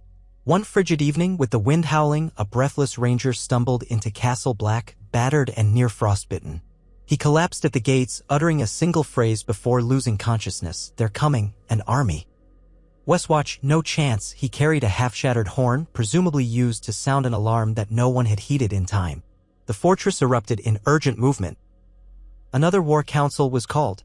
Jeor Mormont's face was like iron. "They are testing us at the west, near Westwatch by the bridge. If they break through there, they can move south around the foot of the mountains. We must reinforce or risk losing half the wall's flank." Rhaegar nodded. "We can't abandon the central portion of the wall either. We'll send a strong force west, but keep enough men here to defend Castle Black in case this is a diversion." Robert spat. "Gods, you mean we have to split up? That's precisely how armies get overrun." Arthur Dayne stood near the table, arms folded. "The realm is large. We cannot be everywhere with all our strength. But we must try." So they divided their forces. Jeor Mormont led the first contingent west, accompanied by some of the most veteran Black brothers, plus Robert Baratheon and a good portion of Stormlanders who volunteered to fight under him. Ned stayed at Castle Black to coordinate with the rest of the combined host, while Rhaegar debated whether to go west or remain. Ultimately, he decided to stay at Castle Black with Ned, believing that if the others assaulted the center, they would need the regent's leadership to hold the main stronghold. When Robert departed with Mormont and their men, morale dimmed. Their departure was another sign that the war was fracturing the allied host. For days, Rhaegar fretted, scanning the horizon from atop the wall, waiting for word from the west. Ravens brought scattered reports of sporadic skirmishes, of sightings, but no pitched battle. Men whispered that the others moved like ghosts, attacking small groups, never presenting a single front. They heard rumors that Robert Baratheon, of all people, had nearly died in one such ambush, saved only by an old crannogman's knowledge of the wetlands. Others said Robert slew a white with one blow of his hammer, sending icy shards flying. As the tension mounted, the nights grew longer and colder. Snow fell in relentless drifts, burying the foothills. The men huddled in huts or under the battered roofs of Castle Black, telling each other that the entire realm was rousing to aid them. Rhaegar wrote more letters urging Jon Connington to accelerate any troop movements. He worried about King's Landing. What if the city succumbed to infighting, or if old resentments flared in the regent's absence? But no raven arrived with dire news from the capital, so he clung to hope. Then, on a moonlit night, horns blared once more, 3 blasts, echoing across the entire fortress. Men scrambled from their bunks, grabbing weapons, hearts pounding. Rhaegar, Ned Stark, and Sir Arthur Dayne rushed to the courtyard, where Black brothers shouted that the watchers atop the wall had seen movement, hundreds, maybe thousands of shapes, approaching from the north. Lanterns bobbed as the men swarmed the battlements, trying to peer into the gloom. Indeed, beyond the wall, in the pale moonlight, one could glimpse a seething mass. "What do we do?" whispered a young knight from the Reach, eyes wide with terror. Ned's voice was resolute. "We man the walls, ready the archers with dragon-glass arrows, prepare the fires. If they breach the gate, we seal it. We fight here." Rhaegar directed men to the different sections of the wall, ensuring every post had a mixture of watchmen and southern soldiers. The trembling of fear was palpable, but discipline held. Torches and braziers were placed to maximize light over the terrain beyond the gate. An uneasy hush settled as they waited, straining to see. The shapes drew closer, but slowly, as if the others were directing them. By the flickering glow of the fires, they soon realized the mass was primarily whites, walking corpses in various states of decay. Some wore remnants of wildling garb, others ragged watchcloaks. A few seemed like old corpses, perhaps long frozen in the wasteland. Now they marched in a dreadful hush, directed by pale figures that glided among them, those same icy-eyed others. A shiver of revulsion rippled across the defenders. Even those who had witnessed a single wight in a cage were unprepared for the sight of hundreds. They advanced at a slow, relentless pace, arms outstretched, jaws slack, eyes blank or clouded. The others, fewer in number, hung back, letting their undead minions lead the way. Wind whipped snow around them as though they traveled in their own storm. Rhaegar swallowed hard, adrenaline coursing through his veins. "Archers loose," he commanded. A volley of arrows flew, many tipped with dragonglass. Some found their marks, felling whites that crumpled to the ground. Others missed or lodged in rotting flesh that hardly seemed to slow the undead. The wave kept coming. Ned roared for another volley. The men obliged, releasing wave after wave of arrows. More whites fell. Some twitched, tried to rise again, then stilled as the magic animating them was dispelled by obsidian. The Black Brothers manning the catapults launched casks of flammable oil which splashed among the undead. Archers ignited them with flaming arrows, setting patches of the horde ablaze. The stench of burning flesh and rancid smoke billowed into the night air. Still they came, unstoppable as a tide. The tension soared. Men on the wall cursed or prayed or screamed. Then the first wave of whites reached the base of the ice barrier, clawing at it, some flailing aimlessly, others guided by the others' cold intelligence. Ropes of ice were thrown from behind, or perhaps conjured by the others, hooking onto outcroppings.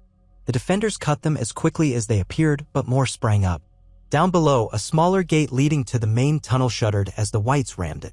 Thuds and cracking wood echoed through Castle Black. The men stationed there heaved against the braces, shouting in fear.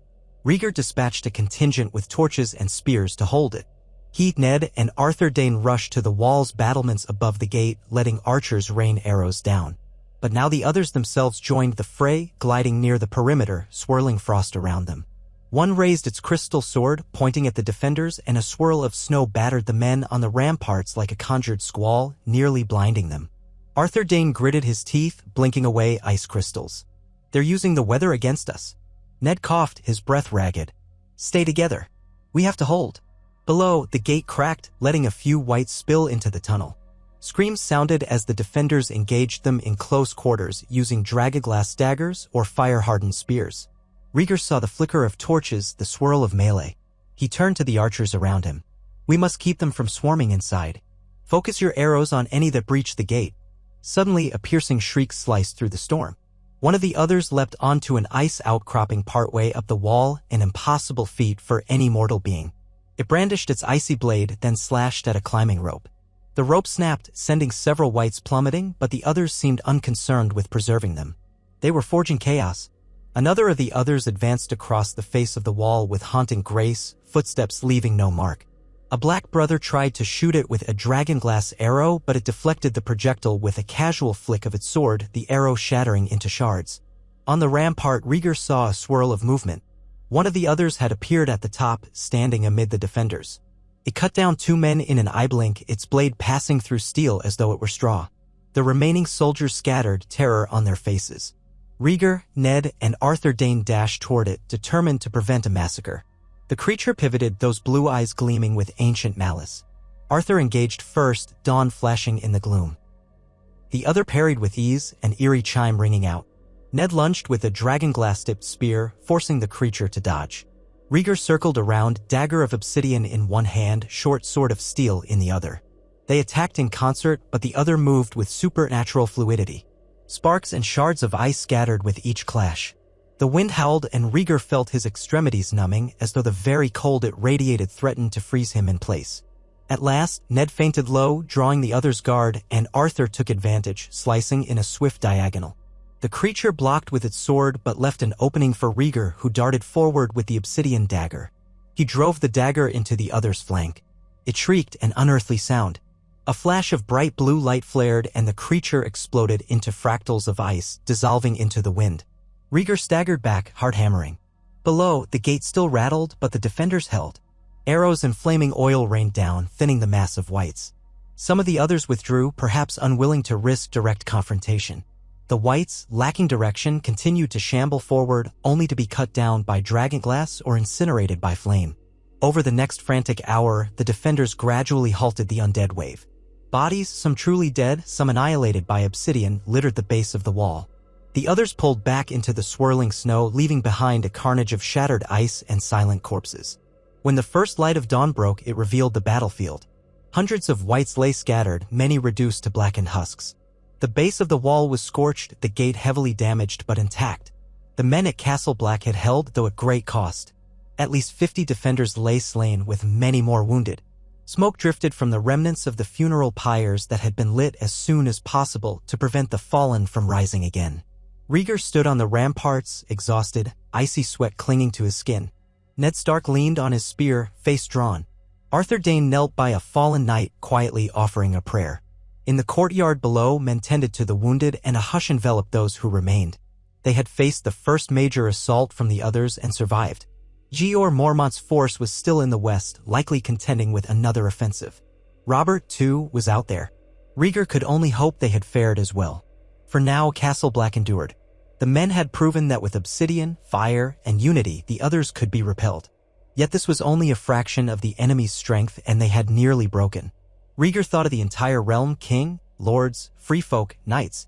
If they did not stand together, if they hesitated or bickered, the next assault might be the last. Looking out over the aftermath, he felt a pang of grim determination. They had taken the first steps into a new chapter of history, one in which House Targaryen no longer fought for mere throne and crown, but for the survival of all mankind. The Dragon Dynasty continued, but its greatest test lay ahead in the silent white wastes where ancient shadows stirred. If the living did not truly unite, then even Dragon's fire might not be enough to hold back the endless night. The world beyond the wall had never looked so still. Even with the rising sun pressing through the pale veil of clouds, its rays merely glimmered across a frozen landscape strewn with the aftermath of carnage. Broken bodies, some still twitching with unholy life until dragonglass finished them, lay in silent testament to the battle that had raged through the night. Atop the wall, Prince Rhaegar Targaryen stood, furs hanging heavily from his shoulders, the collar of his cloak stained with soot and half-melted frost. His skin was clammy beneath layers of wool and mail, and every breath burned cold in his chest. Though he was no stranger to war, what he and his men had faced here was something else entirely. He looked to Ned Stark on his left. The Lord of Winterfell leaned on his spear, face grim and shoulders slumped. Already, crows were gathering on the battlements for the grisly feast of morning. They hopped along the icy stones, black silhouettes against the pearl-colored sky. Each caw sounded like a reproach, a reminder that more death lay ahead. Nearby, Ser Arthur Dayne was checking on wounded men. The pale sword Dawn, so rarely matched in skill or legend, gleamed with frost, its blade having tasted the unearthly ring of the other's weapons. Below, in the courtyard of Castle Black, men moved about in stunned silence. Some sobbed openly over fallen comrades.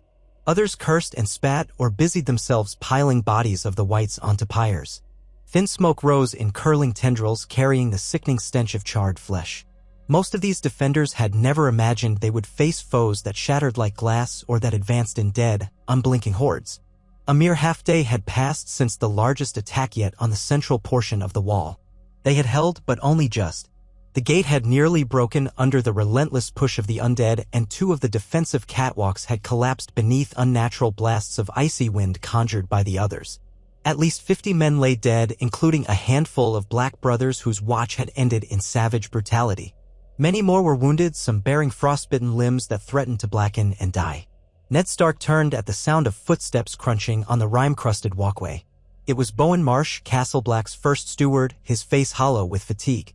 "My lords," he began, voice raw, "Lord Commander Mormont's party has sent a raven. They've seen heavy fighting in the west as well. Ser Robert Baratheon is with them still, though we've no word on whether he's injured. The letter says they're holding on." Rhaegar let out a breath he'd been unconsciously holding. Robert Baratheon might be brusque, quarrelsome, and prideful, but in the last few moons he had stood shoulder to shoulder with them against nightmares. Rhaegar wasn't sure the realm could afford to lose that wedge of iron will. Any sign they've forced the others to retreat, or is it another stalemate? Bowen Marsh shook his head. The raven carried little detail. Likely they're too pressed for time to write more. They mentioned skirmishes all along the western approach, near Westwatch and the Shadow Tower, and that the others have not massed for a single decisive strike, only raids and feints. Ned frowned. That's what they're doing here too, in a sense. Testing us.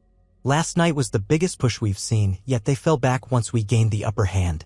Arthur Dayne approached, expression solemn. "I can confirm that half our archers have nearly exhausted their supply of dragoglass arrows. Our forges can make more tips, but we need obsidian from Dragonstone to keep up production. I fear that each new assault whittles us down, and the others know it." Rhaegar recalled the message he'd sent south with that terrifying captive white strapped in a cage.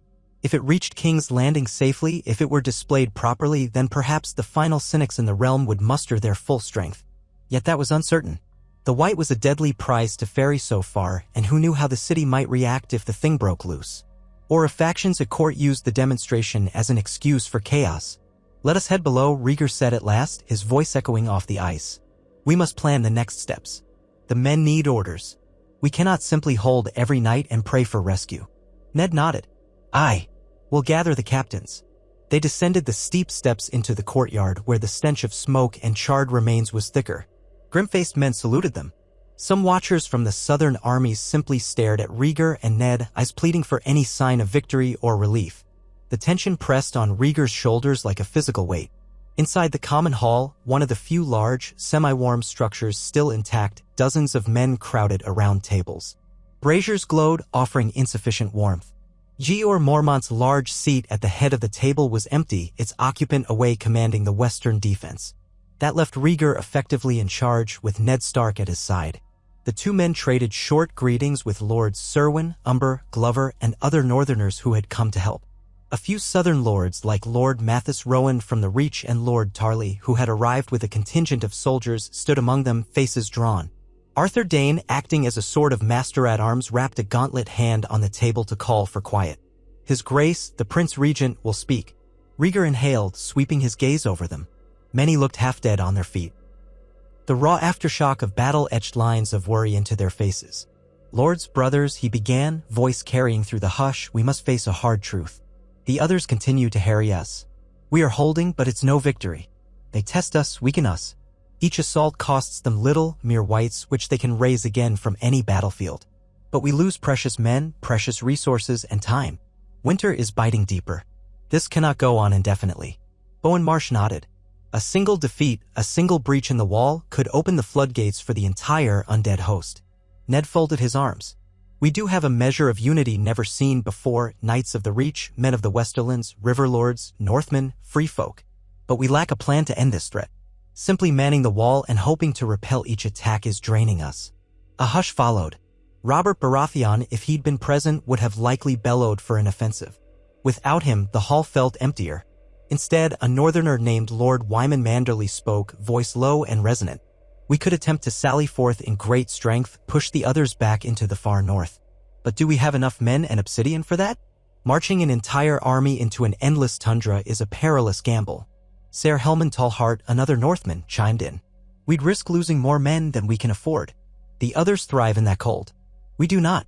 Rhaegar exhaled, recalling the old tales of the long night. If we cannot starve them out and we cannot chase them into the wastes, what can we do? All stories point to fire and Dragoglass as their bane, but forging a purely offensive campaign might be beyond us, especially if each engagement leaves us weaker.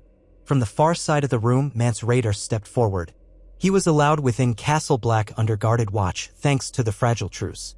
The Free Folk King had proven himself pragmatic, brokering the movement of his people south with minimal violence. Now his dark eyes swept the assembled men. If you truly want to end them, he said, some legends say the others hail from a place far beyond what even the free folk call the Frostfangs, lands of perpetual night. But no army can reach that deep winter easily. A ripple of unease spread. Many glances turned to Ned Stark, who shook his head. The mountains, the glaciers, no supply line could sustain a large host. We'd freeze to death or be whittled away by the others at every turn. Silence reigned until Rhaegar continued. In the old stories, the last long night ended when the first men and the children of the forest joined forces wielding dragon steel, Valyrian steel, we presume, and Dragoglass. Bran the Builder raised the wall and the others were driven back. But we have no living children of the forest, only a few rumored enclaves hidden in the far north. And we do not have an abundance of Valyrian blades. The Targaryens have dragonfire in our history, but we have no living dragons. He paused, recalling the heartbreak that had befallen House Targaryen generations ago when the last of the dragons died. If dragons still existed, the others might not stand a chance. But that was a pipe dream. Arthur Dane spoke softly, then for now we remain on the defensive. But the next great assault might arrive before we're prepared. Bowen Marsh suggested sending more frequent patrols, though that was met with groans. Patrols would face certain ambushes. Lord Tarley recommended building more scorpion-like engines to fling flaming oil. Mance Rayder insisted that if the free folk had managed to survive in the far north for centuries, perhaps they knew certain vantage points or chokeholds. But ultimately, everyone knew these were stopgap measures. Rhaegar rubbed his temples, feeling the weight of the realm pressing on him. For now, we do as we must, he said. Reinforce the gate. Stockpile more dragonglass. Prepare more watchers on the ramparts. Lord Tarly, see if you can replicate scorpions or ballistae that can fire dragonglass projectiles. We must use every advantage. In the meantime, I pray the southern lords respond to our calls with greater numbers. We will stand vigilant until we can find a path toward true victory. The gathered men murmured assent. Orders were dispensed, some left to check on the wounded, others to inventory supplies. The meeting dissolved in an air of grim resignation. Ned lingered with Rhaegar by the smoldering hearth. They exchanged a glance as the hall emptied. You bear this burden well, Ned said quietly, but no one can do it alone. Rhaegar pressed his lips thin. I know. At least I have your counsel and that of many others I trust. Still, I cannot banish the fear that every hour we lose more ground, more men, more hope. Ned placed a firm hand on Rhaegar's shoulder, the hint of a rare smile ghosting his lips. We Starks are stubborn, my prince. We hold on in the darkest winter. You'll find the same in many of your allies here. They parted ways. Rhaegar went to see about the catapults, the arrow stocks, and the wounded. He found Elric Storm, a young Stormlander knight who had followed Robert north, leaning against a wall, a rag pressed to a bleeding cut on his cheek. Your Grace, Elric mumbled, trying to stand straighter despite his injury. Rhaegar examined the wound, superficial but raw. You fought bravely last night, Sir Elric. Rest, let the maesters treat you. We need every sword, but not at the cost of your health. The knight nodded, eyes shining with both fear and pride. I never dreamed I'd fight side by side with Starks and Targaryens against walking corpses. But I won't flinch next time. We'll hold. Good man, Rhaegar said, clapping him gently on the shoulder before moving on. He stepped out into the cold air. The great yard of Castle Black buzzed with frantic energy. Some men hammered fresh supports into the battered gate, others stirred steaming pots of stew to feed the exhausted garrison. Ravens flitted overhead, black wings stark against the sky. A new wave of them had been released not long ago, carrying word of last night's battle to King's Landing, to Winterfell, and to any allied strongholds that might hear. The world seemed precariously balanced on a dagger's edge. Rhaegar recalled the siege at Storm's End decades ago, or the potential uprising that had nearly toppled House Targaryen. Nothing matched the existential dread that hung over these ramparts now. A gathering storm. 3 days later, a battered band of riders arrived at Castle Black. They came from Eastwatch by the sea, having ridden day and night through blowing snow. Among them was a knight in Lannister colors, face hollow and eyes ringed with exhaustion. He stumbled off his horse in the courtyard and demanded an audience with Prince Rhaegar. Rhaegar and Ned rushed out to greet them, joined by Arthur Dayne. The Lannister knight, Ser Flemont Brax, once in Tywin's service, bowed stiffly. Your Grace, he rasped, I bring tidings from King's Landing and from the southern roads. The demonstration, the white in the cage, it arrived in the Crownlands. There was an incident. A chill that had nothing to do with the cold prickled Rhaegar's skin. Explain, Ser Flemont. Are you hurt? I was part of the escort. We lost several men near the Blackwater Rush. The white broke part of its cage, killed 2 guards. We managed to recapture it, but the incident caused a panic among local lords. Rumors spread like wildfire. By the time we reached the capital, half the city was in uproar. Ned exchanged a worried look with Rhaegar. And how did the city react to the final proof of our enemy? Ser Flemont let out a long breath. Connington and Elia Martell had it brought into the Dragonbit, an enclosed space where many lords and ladies could watch from a safe distance. They saw it, heard its shrieks. The High Septon nearly fainted. Some fainted for real. The rest were convinced. The lords paramount who doubted the threat finally believed. There was near unanimous agreement to raise all banners, send every available soldier north. Relief flickered in Rhaegar's chest. That's better news than I dared hope. The realm unites then. The knight pursed his lips. Aye. Yet confusion reigns in King's Landing. Some say King Aerys' madness is flaring again, that he's screaming in his chambers about dragons and fire. Others claim certain factions resent how the regent has overshadowed the king. But for now, your regency stands. Connington keeps the city under guard. The lords are indeed preparing to march. Armies from the Westerlands, the Reach, the Stormlands, all are gathering. But they'll take time to get here. Rhaegar closed his eyes, exhaling. Time is in short supply. But that's the best outcome we could have hoped for regarding the demonstration. Have you any idea of the numbers? Flemont shrugged, his exhaustion plain. Tens of thousands, I'd wager. Enough to fill the roads heading north. But they must be organized, armed, rationed. Lord Tywin's sending a great force, 8,000 or more. Mace Tyrell might match that. The Stormlands, the Riverlands, by the gods, it could be the largest host this realm has ever seen. A hush of awe descended on those listening. If that many soldiers truly marched to the wall, it might create a bulwark worthy of legend. But Rhaegar tempered his expectations. Armies could still falter in the face of an inhuman foe that didn't fear death. And how would they all feed so many thousands in the bitter north? Nevertheless, hope glimmered. After seeing Ser Flemont tended by the healers, Rhaegar and Ned convened once more in the common hall with key officers sharing this news. The mood lifted. Men who had been fighting despair now felt renewed purpose. They spoke of building supply depots in the Gift, the stretch of land south of the wall, and how to quickly coordinate these new armies once they arrived. "I'll send more ravens," Ned said, face set in determination. "We'll direct each arriving force to a designated segment of the wall. The more men we have spread out, the less chance the others can slip around us. And with enough manpower," Arthur Dayne added, "we might even press beyond the wall in force if an opportunity presents itself." They agreed. For the first time in weeks, a subdued optimism took root. Still, Rhaegar insisted on drilling the men who were already present. Another night like the last assault could break them if they grew complacent. He oversaw archery practice, ensuring that every soldier understood how to use dragonglass arrowheads. Blacksmiths hammered out scorpion bolts with obsidian tips, while stonemasons reinforced watchtowers. The yard clanged with the noise of weapons and the murmur of hundreds of new arrivals, small reinforcements from the Vale, partial units from the Reach. They trickled in daily now, each group gaunt from the road but resolved to stand against the unimaginable. Amid this bustle, Mance Rayder and his free folk kept their uneasy alliance. Many of his people scowled at the presence of so many kneelers, but Mance urged them to cooperate. Slowly, the wildlings took up roles, some as scouts, others assisting with hunting game in the harsh wilderness. Occasional brawls erupted, quickly put down by Black brothers or Stark bannermen. Rhaegar had to mediate multiple times, reminding them that no one had the luxury for old feuds. One evening, Rhaegar wandered through a large tent that housed free folk families. Children huddled under moth-eaten blankets, wide eyes scanning the torchlit space. Mothers tried to hush infants who fussed in the cold.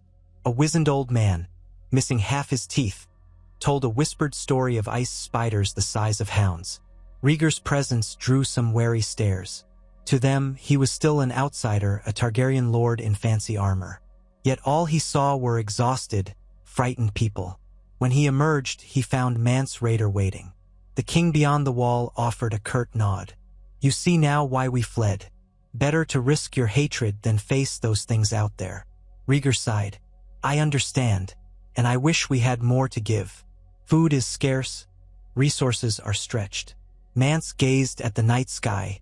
"They say it may be the largest host in history, but will it matter if the others keep raising the dead as their shock troops?" "That is our dilemma," Rhaegar admitted. "We can only trust that our flames, obsidian, and numbers will be enough, or that we find a way to break them at the source." Mance gave a tight shrug, then turned away, leaving Rhaegar to contemplate the silent stars. The Western battles. News from the west trickled in sporadically, mostly via half-frozen ravens. Jeor Mormont and Robert Baratheon had managed a series of defensive actions near the Shadow Tower and Westwatch by the bridge. The others seemed less inclined to attempt full-scale assaults there, but the constant raids and swirling snow made every foray perilous. Robert's letters, penned in an uncharacteristic scrawl, told of nearly losing men to blizzards, of ambushes in narrow passes. There was no mention of retreat, only a vow to stand until death if need be. Rhaegar felt an odd pang of respect for Robert. Their old rivalry, once tinged with rumors about Lyanna Stark, had given way to grudging camaraderie in the face of annihilation. Rhaegar penned replies praising Robert's tenacity, urging caution, and sending what reinforcements he could spare along the base of the wall. But the bulk of newly arriving men still came to Castle Black, where the centralized command was. By mid-moon, Castle Black itself had swollen into a veritable city of tents and wooden huts. The watchers on the wall glanced down at an endless sprawl of campfires that glowed through the night. Northern bannermen pitched alongside Reach knights. Lannister soldiers pounded nails into newly raised stockades. Dornish scouts, sent north by Dor and Martell, stood out with their lighter garb and olive-hued skin, grimacing at the cold. Rumor spread that a host of Tyrell bannermen was close behind, bringing wagons loaded with grain.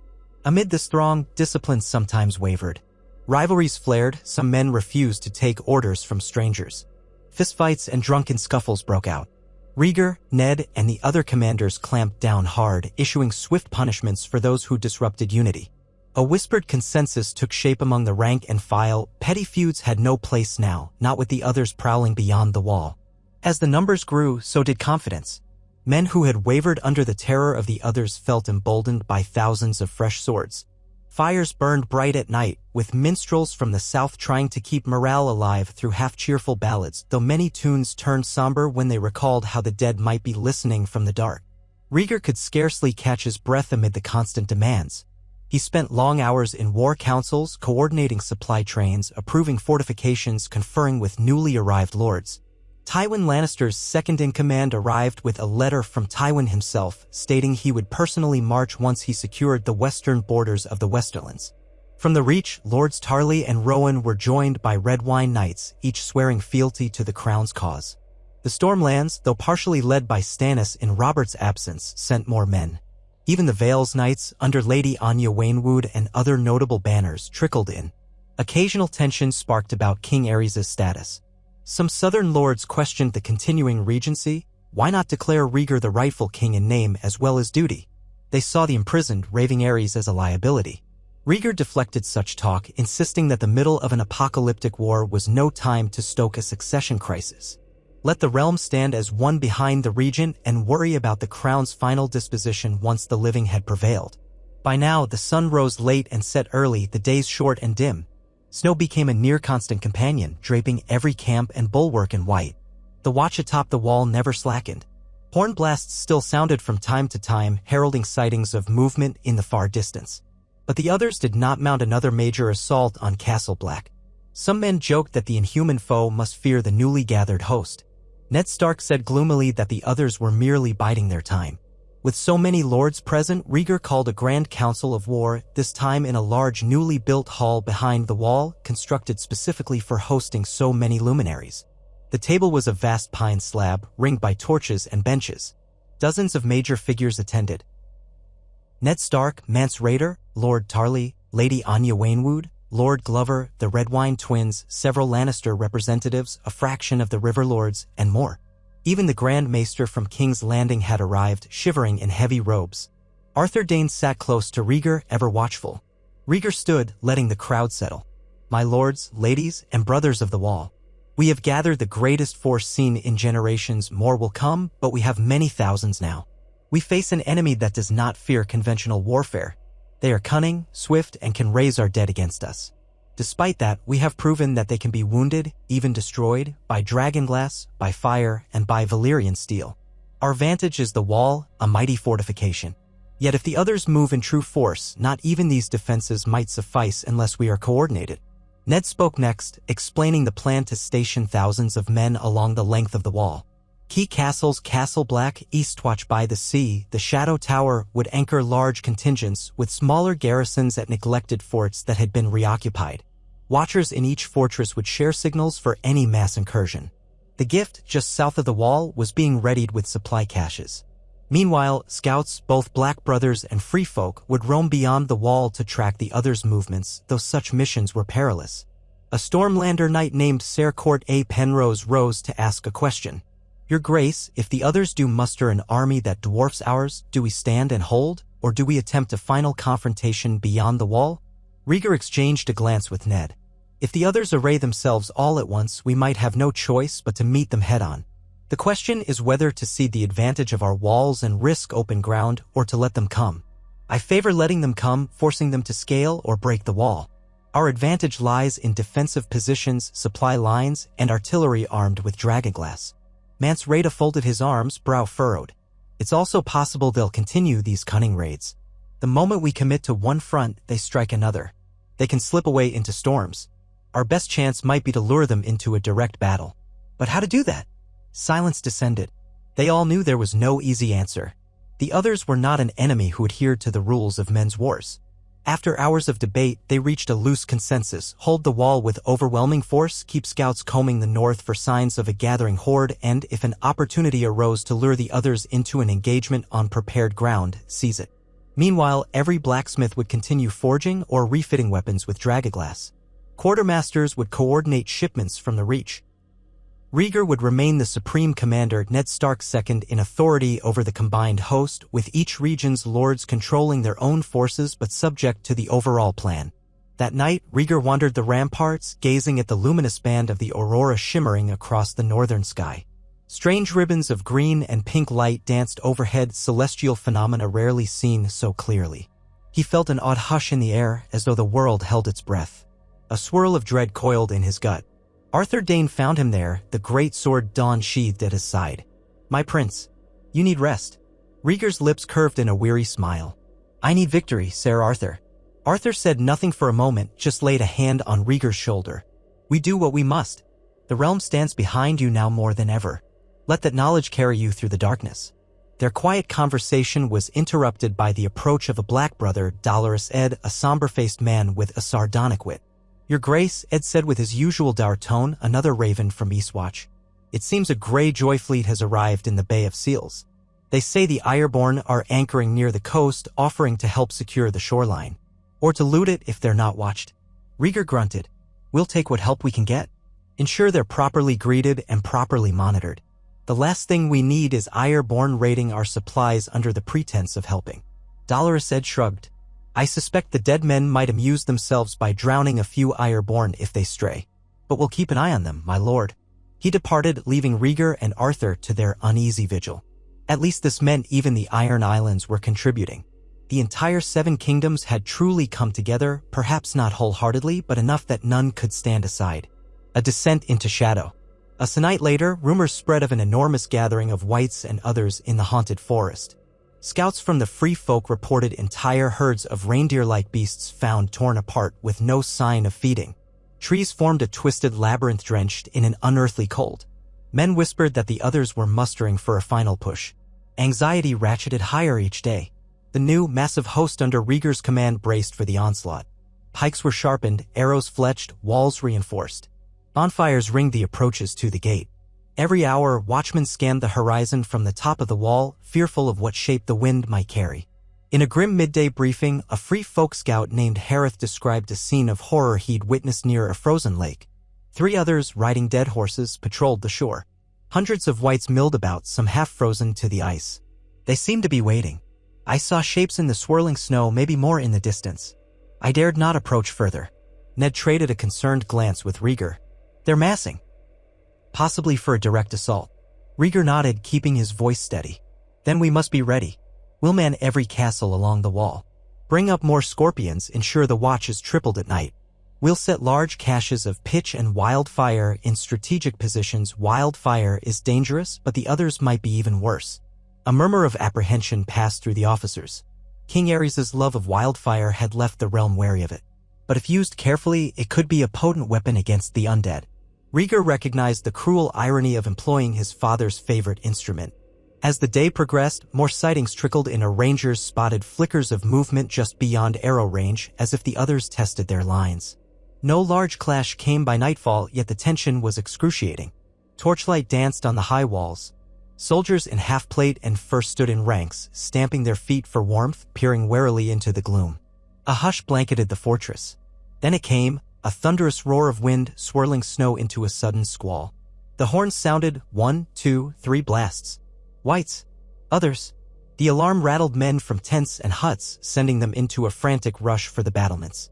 Rhaegar sprinted across the yard, sword belt slapping his thigh as Ned Stark and Arthur Dayne converged from different corners. The swirling snow reduced visibility, but shouts and the clang of weapons rose in a cacophony. This time, the assault was broader, more cunning. From Eastwatch to the Shadow Tower, ravens reported simultaneous attacks. The largest force hammered Castle Black, but smaller undead hordes struck the other castles. Messengers raced to and fro, calling for reinforcements, but the storm made the roads treacherous. At Castle Black, the first wave of whites rushed the gate. Some carried crude battering rams, while others flickered behind them, unleashing blasts of unnatural cold that froze defenders in place if they stood too close without cover. Flaming arrows rained down from the battlements, and men poured scalding pitch onto the whites below. Screams mingled with roars of rage. The gate shook with each impact, timbers groaning. Ned led a knot of archers armed with obsidian-tipped arrows, peppering the whites relentlessly. Arthur Dayne stood on a platform above the gate, directing scorpion fire. Rhaegar, at the center, coordinated squads to plug any breach. As the undead pressed closer, men cast torches into the piles of thrashing bodies, igniting them in bright, angry flames. Black smoke billowed. The stench was worse than anything Rhaegar had smelled. Suddenly, a fearsome crack split the air. Part of the outer gate gave way, letting a surge of whites spill into the tunnel. The defenders inside howled warnings, brandishing dragonglass spears. Rhaegar rushed in, drawing his steel blade in one hand and an obsidian dagger in the other. The corridor was a maelstrom of flickering torchlight, writhing undead, and living men locked in savage combat. A white lunged at Rhaegar, its jaw hanging loose, eyes blank. He rammed the obsidian dagger into its torso, feeling the nauseating jolt as the body burst into watery chunks. Another seized a guard's arm, biting deep before Ned hacked it apart with a spear. "Seal the corridor behind them," Rhaegar shouted. "Drop the portcullis." A squad of men tugged on chains, lowering a heavy iron grate behind the intruders, trapping them in a kill zone. Confined, the whites had nowhere to retreat, and defenders attacked in a flurry of dragonglass stabs, axes, and flaming oil. Rhaegar coughed in the thick smoke. The undead flailed, twisted, collapsed. One by one, they were dispatched, leaving blackened sludge on the cold stone. Outside, more whites tried to climb the wall itself, but lumps of snow and ice fell under their undead weight. Arrows picked them off. Meanwhile, others prowled the perimeter, swirling icy winds that battered the archers. Some soared along the edges on half-rotten horses, slicing at any soldier who strayed from cover. A group of Tyrell knights valiantly formed a shield line near the west gate, though half of them died when another struck, blades singing against steel. At intervals across the fortress, men set off wildfire charges, bright green conflagrations that incinerated clusters of whites in hissing blasts. Even from a distance, the heat was staggering, but the watchers cheered as the cursed undead crumpled. Rhaegar feared losing control over the wildfire, but so far the blasts were controlled enough to keep the enemy at bay. The onslaught lasted hours, each minute a living nightmare. Through the swirling blizzard, shapes flitted. The night was hideous with shrieks and roars. Flaming projectiles lit the gloom in an eerie strobe effect. At one point, an other advanced onto the battlements themselves. Ser Arthur Dayne and a band of knights engaged it in a swirl of steel. Arthur's famed sword, Dawn, clashed with the other's ice blade in a chorus of unearthly ringing. The cold aura forced lesser men to stagger back, frost forming on their eyebrows. But Arthur persevered, features set in unwavering focus. Rhaegar glimpsed the end of that fight. Arthur fainted high, then in a blur of motion slammed his shield into the other's midsection. The creature hissed, stumbling. One of Arthur's men lunged with a dragonglass-tipped pike, and the pale fiend disintegrated in a shower of ice. Victorious, they pressed the advantage, driving back the lesser whites that had accompanied it. At last, near dawn, the attack began to subside. The whites retreated or lay in smoldering heaps, and the others slipped away into the frigid darkness. The defenders stood, panting, battered, smeared with soot and blood. They had held again, but at grave cost. Hundreds more lay dead, with moans of the wounded echoing in the yard. The stench of burning flesh clung to everything. Ned Stark limped up to Rhaegar, cradling a gash in his left arm. "They're gone for now," he said, voice tight with pain. Rhaegar's heart hammered. He pressed a trembling hand to Ned's wound. "We need a maester," he said. "Your arm." "I'll manage," Ned insisted. "Focus on the men. They need leadership." Rhaegar swallowed, nodding. He stepped forward, scanning the courtyard where pockets of fighters stood, stunned by the scope of what they'd survived. "Form up," he shouted. "Gather your wounded. Douse any remaining fires." The chain of command slowly reasserted itself. Survivors from all corners reported in. The final tally was grim. Nearly 200 men had died at Castle Black alone, and the wounded might triple that. Some of the smaller forts fared worse, lacking heavy walls or enough scorpions. Still, the line of the wall had not broken. For the time being, they had weathered another coordinated assault. Through the next day, exhausted men cleared away corpses, building multiple pyres inside and outside the castle. The heat of so many fires melted layers of snow into slush. Mance Rayder helped coordinate the free folk in searching for pockets of whites that might be lurking in broken corners. The smell of death was overpowering. Rhaegar personally helped lift bodies, ignoring the protests that a prince regent should not sully his hands with such tasks. They were all equal here before the cold face of oblivion. When the sun was at its zenith, though barely more than a pale disk behind clouds, a raven arrived from Westwatch. Robert Baratheon and Jeor Mormont had driven off a similar assault at cost. They were safe, though battered. The letter was brief, scrawled with the same impatience that characterized Robert. "We live yet. Killed plenty o' dead men. Beer's gone. Send more." Rhaegar let out a huff of exhausted laughter at that. Even now Robert was Robert. The grin faded as he read on. They had spotted new columns of whites drifting south, possibly circling around the mountain passes. No rest for any of them. Reckoning at the wall. In the following days, forces continued to arrive from the south, though each new batch discovered the siege well underway. They marched into the courtyard to find pyres smoldering and men hollow-eyed. Word spread quickly that the others were no longer content with raids.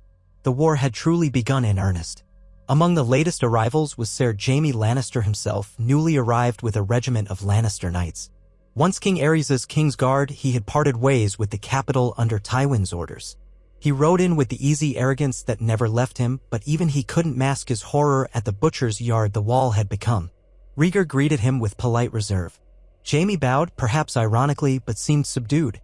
"I suppose I should have cut down the king's entire pyromancer order years ago if I'd known we'd need this wildfire for something more pressing." Rhaegar refrained from relitigating the past. "Be welcome, Ser Jaime. We have plenty of work for your sword." Jaime's grin was thin as a razor. "I see that. I expected a grand war, but I never imagined this." "You'll see it soon enough," Rhaegar said, turning away. "We all will." Soon, Lady Brienne of Tarth arrived as well, having led a smaller contingent from the Stormlands in Robert's wake. She cut an imposing figure, taller than most men, wearing battered plate and carrying a longsword. Men gawked at her in the yard. She calmly ignored them, offering her fealty to Rhaegar.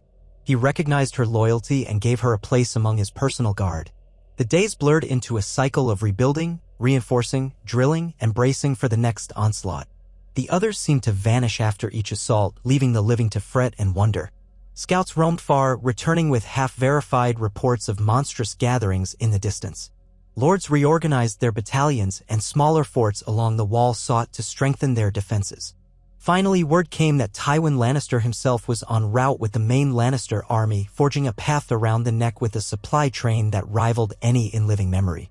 The realm was truly emptying its coffers to maintain this war effort. Mace Tyrell, too, advanced from the south with a host so large it threatened to slow itself to a crawl. Doran Martell had promised that a band of Dornish skirmishers would come from the Sea of Dorne to Eastwatch, hoping to flank any whites near the coast. Even the Tullus, under the now ailing Lord Hoster's final directives, had mustered in force. Yet the others did not strike again for some weeks, as if content to let the living muster. A hush of dread settled over the entire region. Each morning, men woke expecting horns, but the day would pass in relative calm. The nights were eerily peaceful, as though the northern wind lulled everything to an uneasy slumber. Then, near the start of a new moon, Tywin Lannister arrived at last. His banners preceded him, waves of crimson cloth bearing the Golden Lion. Thousands of soldiers in gleaming mail and half-plate marched in disciplined ranks. Supply wagons stretched for half a league. Rhaegar stood at the southern gate of Castle Black to greet him, flanked by Ned Stark, Arthur Dayne, and an assembly of lords. Tywin rode at the head, cold green eyes scanning the fortress. He dismounted with a fluid motion, showing the poise of a man half his age. Kevan Lannister and a retinue of lions followed. Tywin inclined his head, the bare minimum courtesy required. "Your Grace." "Lord Tywin," Rhaegar replied. "We welcome your strength." Tywin surveyed the battered walls and the throngs of men, some bearing injuries. "It seems we arrived late to a savage war. Our condolences for your losses." Rhaegar gave a curt nod. "They've been heavy, but each assault has failed. For now." Tywin's gaze shifted to Ned Stark, whose arm was still bandaged. Tywin's lip twitched in a shadow of a smile. "Lord Stark, I trust your father's seat is in capable hands while you lead this effort." Ned's expression remained steeled. "Yes, Lord Tywin. Winterfell stands ready to shelter any who must retreat." "Retreat." The word lingered in the cold air. Tywin said nothing, turning to inspect the array of watchers behind them. He recognized many, Lannister bannermen, Vale Knights, Tarly men. The alliance was as vast as it was fragile. "Very well," Tywin said at length. "Show me where we might make camp. We shall need time to arrange our lines." Rhaegar led him inside. The courtyard was a flurry of activity, for Tywin's arrival nearly doubled the population. Tents sprouted in every available space. The Lannisters carried significant stores of grain, salted meats, wine, and forging materials. This surge of supply heartened the defenders. At least they would not starve soon. Rhaegar and Ned organized a segment of the gift specifically to accommodate Tywin's men, ensuring roads to the wall were clear. Not a day later, Mace Tyrell's vanguard appeared with the main host close behind. Another wave of thousands, heavy cavalry in green surcoats, foot soldiers brandishing pikes with golden rose emblems. The Tyrell host boasted more wagons of grain than any other. Mace himself arrived with characteristic pomp, but even he was chastened by the grim reality of the front lines. He offered florid greetings to Rhaegar, but quickly turned pale when told of the horrifying battles already fought. By the next dusk, the greatest armies of Westeros in centuries stood shoulder to shoulder around Castle Black. The official count soared near 50,000 strong, and that did not include the tens of thousands scattered at other forts or the newly integrated free folk. More men were arriving each day, albeit in smaller numbers. The north groaned under the weight of so many mouths to feed, but supply lines from the south struggled valiantly to keep pace. A wide assembly formed in the largest open space near the wall. Rhaegar addressed the assembled lords and knights from a hastily constructed wooden platform. Torches flared in the twilight. The crowd, easily numbering into the hundreds for the highborn alone, parted to let the Targaryen regents step forward. They fell silent, steel armor clanking, breath steaming in the cold air. Rhaegar stood, posture rigid. He wore layered furs and a subdued circlet. He had refused a full crown, but needed some symbol of authority. "Lords of Westeros," he began, voice carrying in the hush, "we stand upon the brink of an evil that threatens all life. You have seen the proof, the whites, the others, the men who have come north and died on our swords only to rise again. Our lines have held thus far, but at great cost. Now at last we are joined by nearly every house in the realm, together in a unity our ancestors never dreamed of. This is our shield against the darkness." He paused, letting his words echo. "But to hold that shield, we must be disciplined, resolute, and prepared to sacrifice. The others do not rest, nor do they fear. They strike when we least expect. Our strategy shall be to fortify the wall in its entirety. Many of you will be sent to lesser castles, Fort Knight, Queensgate, Oakenshield. We are reopening them all. We will spread our lines so thin as we must, for if the enemy finds a gap, they will pour through." A ripple of concern crossed many faces, but no one spoke. Tywin Lannister stood near the front, arms folded, expression unreadable. Mace Tyrell's large frame loomed beside him, mouth pressed in a tight line. Lady Anya Waynwood and a cluster of Vale Knights looked anxious. Rhaegar continued, "If when the others launch their grand assault, we will use flame and dragonglass as our primary defense. Should we succeed in repelling them, we will look for any chance to press forward. But I will not order an advance in force until we are certain the main threat is before us. In the meantime, your men must be ready to fight in freezing conditions, to adapt to unnatural storms, and to burn our own dead, lest they rise as whites." He took a breath, letting the cold fill his lungs. "This is no time for rivalries. We stand as one, or we die alone. If any lord or knight cannot abide this unity, he may depart now. But I pray none of you choose that path, for the living need every sword." A murmur spread, defiant, resolute. No one stepped away. Some banged sword on shield in quiet affirmation. The speech ended and the crowd began to disperse. Tywin gave Rhaegar a curt nod that might have indicated approval. Mace Tyrell bowed low, as though performing at a royal pageant. Ned came to Rhaegar's side as the platform emptied. "They'll follow you. They've no other choice. Let's just hope it's enough." Rhaegar gazed at the looming wall, the ice glimmering in torchlight. "I hope so too." The final confrontation. Days turned into nights of watchful waiting. The cold deepened as if the land itself exhaled an endless chill. Scouts vanished beyond the wall more often. Men reported glimpses of white hordes, but no open attack came. It felt like the calm before the storm. Then, near midnight on a moonless eve, the horns blared thrice from multiple sections of the wall. Cries rang out. Runners rushed to Rhaegar's quarters. He had managed a few hours of broken sleep, fully dressed in furs. He stumbled into the courtyard, heart thundering. Ned, Arthur Dayne, Tywin Lannister, Mace Tyrell, and other leaders converged. A black brother panted out the news. "They're here. Not just a raiding party, thousands of whites and others among them. approaching from the north and northeast. Eastwatch sent a desperate raven. A huge force is moving on them by the coast. Gods, muttered Mance Rayder, who joined them. They're making their move. All men to positions, Rhaegar commanded. This is it, the final push. The fortress erupted into a controlled frenzy. Torches bobbed as men hurried to muster. Archers lined the ramparts. The stables rang with the sound of horses stamping. At the base of the wall, scorpions were cranked back, fitted with flaming or obsidian-laced bolts. Allies who had been assigned to lesser forts were locked in their own frantic mobilization. Shouts filled the night air, matching the howling wind. Rhaegar raced up the wooden steps to the top of the wall, Ned at his side. Beneath the wan moon and starlight, they peered out. Even in the darkness, they could see a roiling mass on the horizon, an impossible black tide that stretched wide. Thousands upon thousands of wights, their vacant eyes glimmering faintly. Among them fainter shapes, others gliding in pale apparel, armed with swords of ice.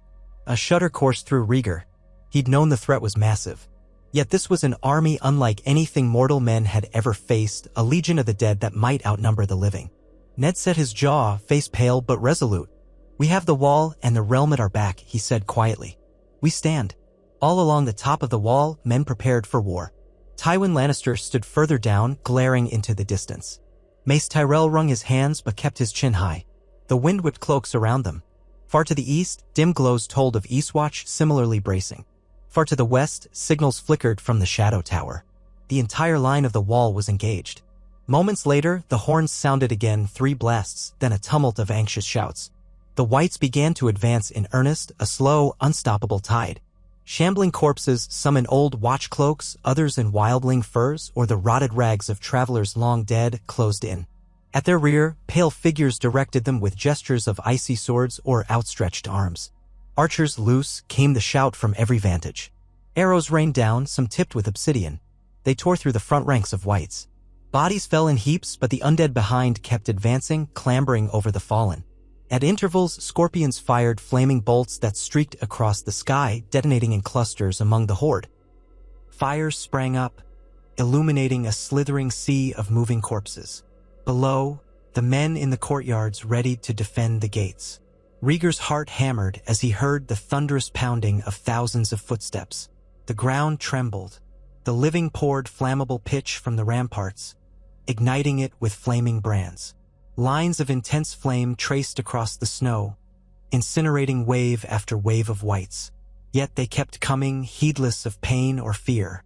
Along the entire stretch of the wall, the black tide pressed. Where the ice was rough or angled, the whites tried to climb. Some simply threw themselves at the barrier, piling high enough for others to scramble over their broken bodies. More shards of ice rained down as the others manipulated the frigid wind. On the ramparts, men froze where they stood if they were caught in that supernatural gale. Archers perished with arrows half-drawn, faces rimed with frost. Rhaegar bellowed orders, voice raw in the wind. Catapults, fire at will. Pour more pitch. Conserve your obsidian arrows for the others. A row of catapults hurled clay pots of wildfire. Fiery green explosions erupted, lighting the night like eerie dawn. The whites caught in the blasts were obliterated. Cheers rose from the defenders. Yet the tide did not falter. The others continued orchestrating the assault, pushing from multiple angles. Suddenly, horns sounded from Eastwatch. A runner gasped up the steps to Rhaegar's position, shouting over the din, "Eastwatch is overrun. The gates compromised. Others are flooding in." Rhaegar blanched. If Eastwatch fell, the others could flow around the wall's flank. "We must send reinforcements." "But we're pressed here," Ned exclaimed, gesturing at the horde surging below. "We can't weaken ourselves too much, or they'll break through at Castle Black." Before Rhaegar could decide, another messenger arrived, choking on breath. "The Shadow Tower is under siege from 2 sides, Sir Robert. They say he's outnumbered 10-1. Chaos threatened to unravel the defenders." Tywin Lannister approached, helm under his arm, eyes aflame with cold determination. "Your Grace, we cannot splinter further. Each fortress stands or falls on its own. The others have forced us to fight a war on 3 major fronts simultaneously." Mance Rayder, standing near, gritted his teeth. "My free folk are in Eastwatch along with some Northmen. They'll fight to the last, but they need help." Rhaegar's mind churned. If he divided his force now, Castle Black might be outflanked. If he did not, Eastwatch could fall, allowing thousands of whites to swarm the interior. For a heartbeat, indecision paralyzed him. Then Ned spoke, his voice calm despite the storm. Sometimes we must choose the lesser risk. Let me take a detachment east, try to stabilize Eastwatch. Robert can hold the Shadow Tower. You remain here, overseeing the center. Without Castle Black, everything collapses. Rhaegar stared at Ned. To part ways now, in the middle of the apocalypse, felt insane. But time was short and they needed someone to rally Eastwatch. Very well, Rhaegar said at last, throat tight. Gods go with you, Ned. Ned clasped arms with him firmly. Hold the line here. We'll do what we can. If the others break through, he let the words trail off. They both knew the answer. Ned descended the stairs, gathering a contingent of Northmen, some Vale Knights, and a smattering of free folk. They mounted horses and vanished into the swirling snow racing east. Rhaegar pressed his eyes shut for a moment, then refocused on the immediate threat. All through the night, the struggle raged. The whites slammed against Castle Black's defenses. Thousands died in flames, but thousands more replaced them. The others advanced closer than ever, their presence bringing a lethal cold that froze men solid if they lacked thick shelter or fire at hand. Rhaegar saw a group of Lannister soldiers valiantly hold a barricade, only for an other to appear among them like a phantom, swinging its ice blade. The men collapsed in heaps, flesh riven by a single stroke. No matter how many catapults roared or how many obsidian bolts flew, the tide seemed endless. At one point, a yawning gap appeared when part of the wall's walkway collapsed under the unnatural ice sorcery unleashed by an other. Men tumbled down, screaming into the horde. Rhaegar scrambled to redirect archers, ordering them to seal the breach with volley after volley of flaming arrows. Tywin Lannister, unflinching, led a line of crossbowmen forward, personally guiding each shot. Their discipline stemmed the flood of climbing whites, buying time for the watchers to block the gap with rubble and spiked beams. On and on the battle churned until Rhaegar lost track of hours. A faint paling in the east hinted that dawn might be near. He had no sense of how Ned fared, or Robert, or if Eastwatch still stood. The courtyard was a nightmare of partial collapses, bodies, and fires. The men fighting inside the gate tunnel had resorted to short swords and dragaglass daggers in savage close combat. The air reeked of smoke, blood, and an unnatural chill that refused to ease. At last, as the sky began to lighten, the whites fell back en masse. The others also withdrew, gliding into the swirling drifts. A hush settled, broken only by the crackle of flames and the moans of the wounded. Castle Black still stood, but the cost was catastrophic. Rhaegar's arms trembled from exhaustion, his face slick with sweat that froze at the edges of his helm. He clutched at a rampart, fighting dizziness. Men exhaled ragged cheers. Some wept, others stared numbly. Tywin Lannister took off his helm, revealing hair plastered to his scalp. His stoic mask showed the faintest trace of shock. Arthur Dayne slumped beside him, sword still in hand. They just left, Arthur said, voice taut. Why? We were near collapse. Rhaegar shook his head. They can afford to wait. They never tire. We do. A messenger arrived, breathless, from the direction of Eastwatch. His face was pale, but his eyes alight with relief. Lord Stark, he held Eastwatch. The gate is damaged but unbroken. He sends word that they repelled the attack, albeit with losses. A wave of gratitude washed over Rhaegar. And the Shadow Tower? Unknown, the man stammered. No word. We pray they do not fall. Even as relief flickered for Eastwatch, worry for Robert and Mormont lingered. Rhaegar forced himself to rally. Tend the wounded. Bury or burn the dead. We must be ready for another strike come nightfall or even midday. This war is far from over. They spent the next day in a haze of triage and grim repairs. Pyres burned constantly, the stench almost unbearable. Rhaegar's shoulders ached as though he'd been beaten with clubs. Men tried to snatch sleep in short spells, half expecting the horns to blow again at any moment. Food was gulped down, mostly cold bread or watery stew. They had no time or energy for more. Late that day, a battered party rode in from the west, Robert Baratheon at its head, caked in gore, a rag wrapped around his left forearm. He swung down from his destrier, face drawn but eyes burning with savage life. We're alive, he roared as if daring the gods to claim otherwise. Jeor Mormont slumped in the saddle behind him, also wounded but upright. Dozens of men rushed forward to guide the horses. Rhaegar, limping from a bruised thigh, met Robert in the yard. They clasped forearms in a gesture that spoke volumes. Robert's chest heaved. They tried to smash us at the Shadow Tower, came at us from both sides. We fought like demons. Lost half our number, but we held. The others, gods, Rhaegar, you wouldn't believe how many. But they left near dawn, just like you said. Rhaegar nodded, relief mingling with sorrow for the losses. Then we've all survived for now. Castle Black, Eastwatch, the Shadow Tower. We remain a line unbroken. Jeor Mormont groaned as he slid from his horse, leaning heavily on a sworn brother. We lost good men, but the realm still stands. That's what matters. The day stretched on, filled with frantic patchwork repairs, reorganizing battered units.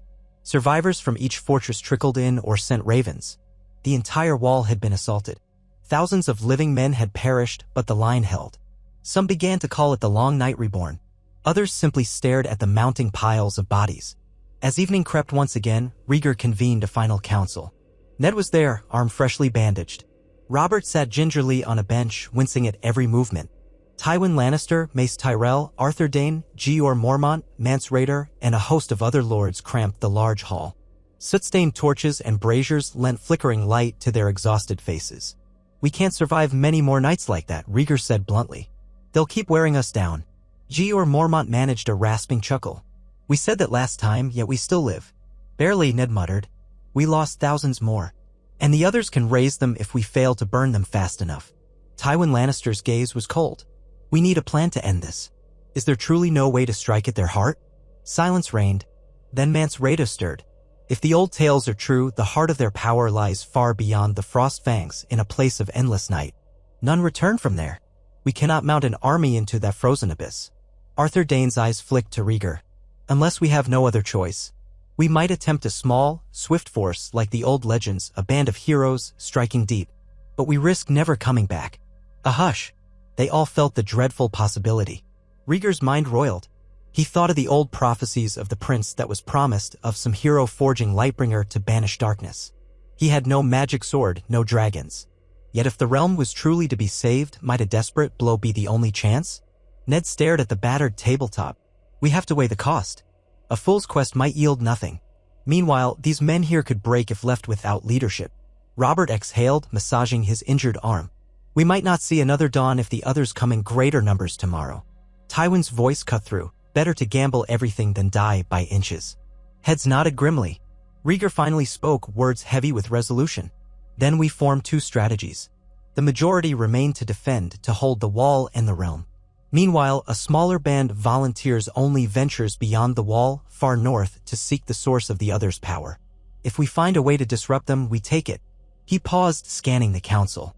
Arthur Dayne immediately said, I volunteer. Ned Stark, though haggard, nodded likewise. I will go with you, Rhaegar. Robert Baratheon frowned, but after a moment smacked his hand on the table. Damn it, I'm in too. Mance Rayder, jaws clenched, offered a curt dip of his head. No one knows the far north better than my people. I'll lead you. Tywin's expression tightened. If so many central figures leave, who commands the main host? Rhaegar looked to Jeor Mormont. You, Lord Commander, and you, Lord Tywin, must hold the line. Mace Tyrell as well. Between the three of you, the realm's armies can remain organized. Lord Tywin, you outrank no man in the north, but your experience is vital. Combine it with Lord Mormont's knowledge of the wall and Lord Tyrell's supply trains. That is how we keep the living strong here. Tywin inclined his head, albeit stiffly. So be it. They hammered out the details by sputtering torchlight. A small group of volunteers, some from the Kingsguard, some from the Free Folk, a handful of the realm's best fighters, would depart as soon as a partial lull allowed. They would try to slip past the main body of White's traveling light. The mission, to scour any rumored sites of ancient power, to find if there was a hidden weakness that could break the others' hold. Some clung to the legend of the Children of the Forest, hoping they might aid in some final secret. Most recognized it as a desperate gamble. By the time dawn broke on the second day after the great assault, the pact was sealed. The volunteers gathered in the courtyard, checking gear and bidding farewells. Ned embraced some of his bannermen, instructing them to obey Lord Mormont's commands. Robert barked final orders at his Stormlanders, reminding them that if they deserted, he'd come back from the grave to haunt them. Arthur Dayne confided quietly with a pair of Kingsguard who would remain behind, ensuring the Targaryen line's protection. Mance Rayder said short goodbyes to his Free Folk lieutenants. Rhaegar made a final circuit of the fortress. Tents sagged under old snow. The The smell of death lingered. Tywin Lannister stood by the gate, arms folded, flanked by Kevin. Mace Tyrell busied himself directing wagons of supplies for distribution. Jeor Mormont, stoic as ever, oversaw fortifications. Men shuffled about, half-crippled with exhaustion, yet still they prepared. Rhaegar's heart ached with the weight of it all. He was leaving them at the worst time. But if the mission succeeded, perhaps the nightmares would finally cease. He took a moment to pen a letter for Elia and his children, in case he never returned. Then, quietly, he handed it to Arthur Dayne's squire with instructions to pass it along to a trusted courier. Finally, with Ned, Robert, Arthur, Mance, and a handful of chosen men, Rhaegar mounted up. The gates creaked open onto a landscape of blood-stained snow and half-buried corpses. They rode north, skirting the edges of the wall, searching for a gap in the White's lines. A swirl of wind whipped at their cloaks. The watchers atop Castle Black gazed down as the small party vanished into the swirling white, heading deeper into the domain of the others. Behind them, the greatest army in Westerosi history stood ready to hold that monstrous tide once more. Some men prayed, some sharpened weapons, some stared numbly at the horizon. Over all of them loomed the silent, towering wall, and beyond it the endless twilight of the far north. As Rhaegar and his companions disappeared, one last horn blast sounded an echoing farewell. The living would stand or fall by the resolution of these next steps. If the small band found the key to unraveling the others' power, they might save the realm. If not, winter's chill would swallow them all. And thus the Dragon Dynasty continued, not in the shining corridors of the Red Keep or the triumphant fanfare of conquests, but in the snow-choked wilderness where a Targaryen prince, a northern lord, a once rebellious stag, and a free folk king rode side by side to face an evil older than memory. Only the gods could say whether the rising sun would herald their triumph or the dawn of an everlasting night. They rode north into a world devoured by winter's breath, where each exhalation lingered as steam in the air, and the only sound besides their horses' muffled hoofbeats was the faint keening of the wind. The wall's massive silhouette shrank behind them until it was little more than a jagged, pallid line on the horizon. Beneath the iron-gray sky, Prince Rhaegar Targaryen led his small party with measured resolve, trying to ignore the creeping dread that coiled deeper in him with every mile. Their group was a convergence of uneasy allies and one-time rivals, bound by the stark truth that no quarrel among mortals could matter when the fate of the living hung by a thread. Lord Eddard Stark rode close, though his injuries still pained him, the bandage around his left arm hidden beneath layers of thick northern furs. Next to him was Robert Baratheon, scowling at the cold, a broad man mounted on a sturdy destrier too big for most knights. Sir Arthur Dayne, famed Sword of the Morning, kept to Rhaegar's right, his keen eyes scanning every drift and slope, while the great blade Dawn lay sheathed across his back. Mance Rayder, the self-styled king beyond the wall, guided them with a black cloak wrapped around his shoulders, his expression unreadable. A half-dozen other figures, 2 Kingsguard sworn to Rhaegar, a pair of Mance's free folk scouts, and a seasoned ranger of the Night's Watch, brought their total to a dozen. The cold was unlike anything the Southerners had ever known. Even Ned Stark, accustomed to the chill of Winterfell, found the breath of the far north merciless. The wind was a living thing, scraping across their cheeks, biting at their gloved fingers. Snow crunched underfoot in hard, glittering layers that seemed to shift unpredictably, and sometimes the ground cracked, revealing hidden hollows that could swallow a horse if one wasn't careful. They advanced cautiously, Mance pointing out each precarious spot he recognized from his years living beyond the wall. No one spoke of turning back. They all understood the gamble. If a chance existed to strike at the other's source, wherever that might be, then the realm needed them to try. The alternative was an endless stalemate at the wall, with more and more dead added to the enemy's ranks each night. In this mission, they carried only the barest essentials, weapons tipped with dragonglass, flints, small casks of oil, and dried rations. There would be little game to hunt here if the others had been at work. Even the free folk scouts whispered that the land had grown eerily silent. Few animals, no birds, only the hush of encroaching death. That first day, they pressed perhaps 15 miles north, across a series of rolling drifts that Mance called the White Plains. The terrain was treacherous enough in calm weather, but a biting wind constantly threatened to whip into a full storm. They found no sign of whites or others, though once or twice Rhaegar caught glimpses of silhouettes far off. Perhaps illusions. Perhaps watchers. At dusk, they sheltered in the partial lee of a rocky outcrop. A cluster of pines offered scant protection, their branches burdened with snow. The party dug out a pit for a small, smokeless fire, and the ranger of the Night's Watch, a sallow-faced man named Culloch, set tripwires around the perimeter. Sir Arthur Dayne took first watch, pacing with slow steps, scanning the gloom.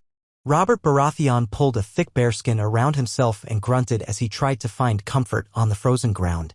Gods, we're mad to do this. Give me a good hammered haul at Storm's End with a roaring fire and a cask of ale, and I'd call it heaven. Ned gave him a wry look. Maybe after we see this done, Robert. If we live to see it done. Rhaegar stifled a shiver. This is the only path left to us, he said quietly. Better we freeze out here in search of answers than let the entire realm be engulfed. Mance Rayder said nothing. He perched on a flat stone, arms wrapped around his knees, staring out into the twilight. The Free Folk King wore a battered sword at his hip. From time to time, his fingers drummed on its hilt as though some distant rhythm guided him. Finally he murmured, "We're in the other's domain now. They know these snows the way you Southerns know your roads. Mind your vigilance." Night fell with oppressive swiftness. The stars were distant pinpricks behind a veil of cloud. They did not dare light more than the single hidden fire, which soon burned low. Their breath frosted in the air, and each man's pulse sounded loud in his own ears. They set watches in pairs, none wanting to face the darkness alone. Though they half expected an attack from whites or roving others, the night passed quietly, punctured only by the wind's keening and the occasional groan of shifting ice. Come dawn, they rose with stiff joints and aching muscles. Rhaegar's face felt numb, and Robert cursed in hushed tones as he tried to flex the fingers of his sword hand. Mance took the lead again, guiding them north-northeast. The ranger Culloch spoke of a place called the Cold Pass, a defile through low hills that might offer a path further into the interior. So they rode, each gaze flicking from side to side, searching for threats among the drifts. Once, the Free Folk scouts froze in their tracks, pointing ahead. On a slope, half buried in snow, lay a cluster of black lumps. Drawing nearer, they found the remains of half a dozen wildlings. Some had frostbitten faces twisted in silent agony, others had limbs broken at unnatural angles. Dragonglass might have saved them if they'd faced whites, but these folk carried only rusted iron or chipped stone blades. Bloodless, frozen, they looked like grotesque statues. Arthur Dayne dismounted to investigate, discovering that each corpse had empty eye sockets. Whether ravens or something more sinister had done that, none could say. They burned the bodies without discussion, using what little oil they had. The smell turned everyone's stomach. Mance recited a low chant under his breath, and Ned whispered a silent prayer. They pressed on. Each hour seemed to crawl through a haze of endless white, with the only difference being the angle of the sun, barely visible behind thick clouds. By midday, they spotted a faint band of trees along a shallow valley. Mance suggested they follow the valley's curve, it might lead to the rumored pass. As they rode, the wind shifted, bringing colder air from the west. Snow devils spun across the plains, swirling around the horses' hooves.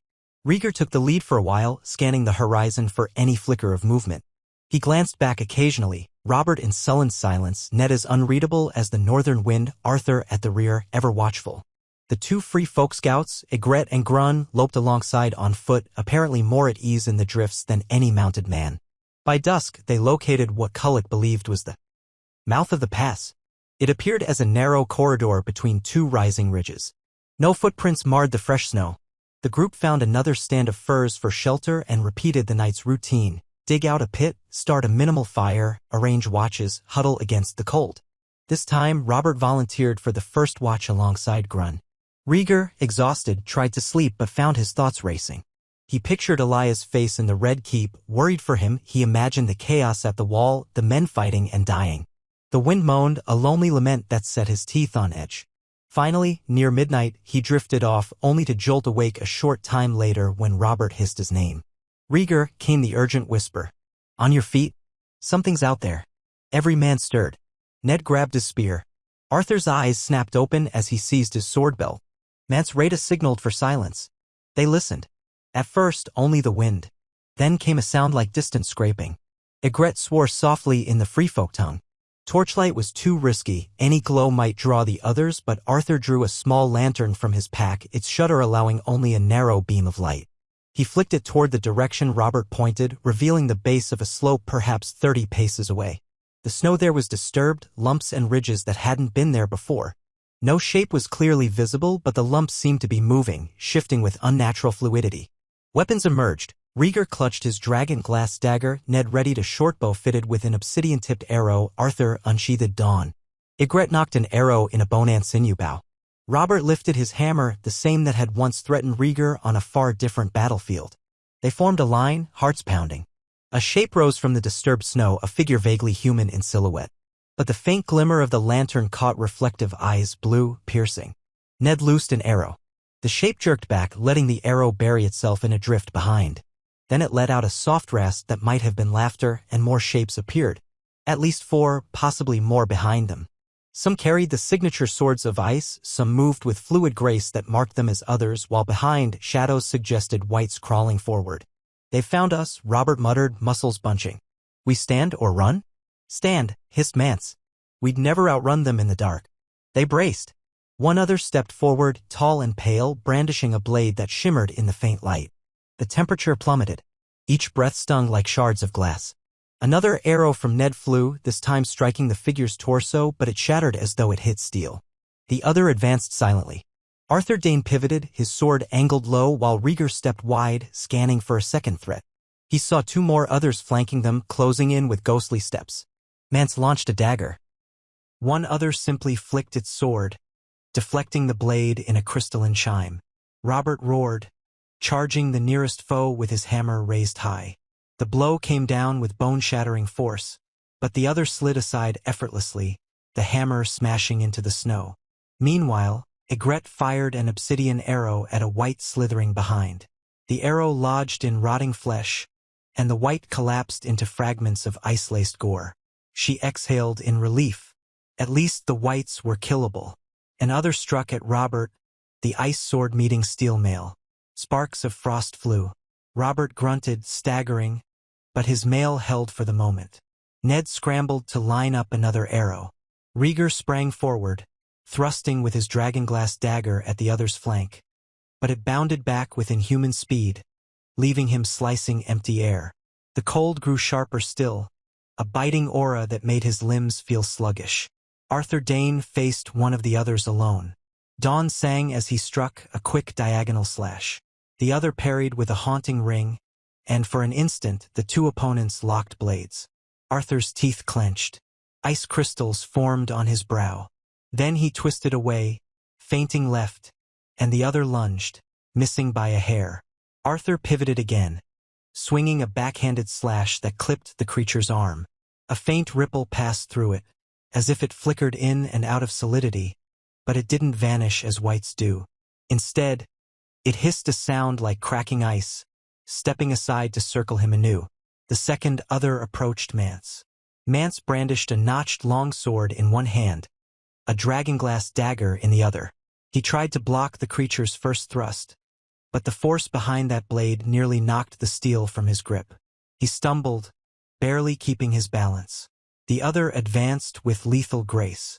Ygritte fired an arrow, but it shattered harmlessly on the creature's shoulder.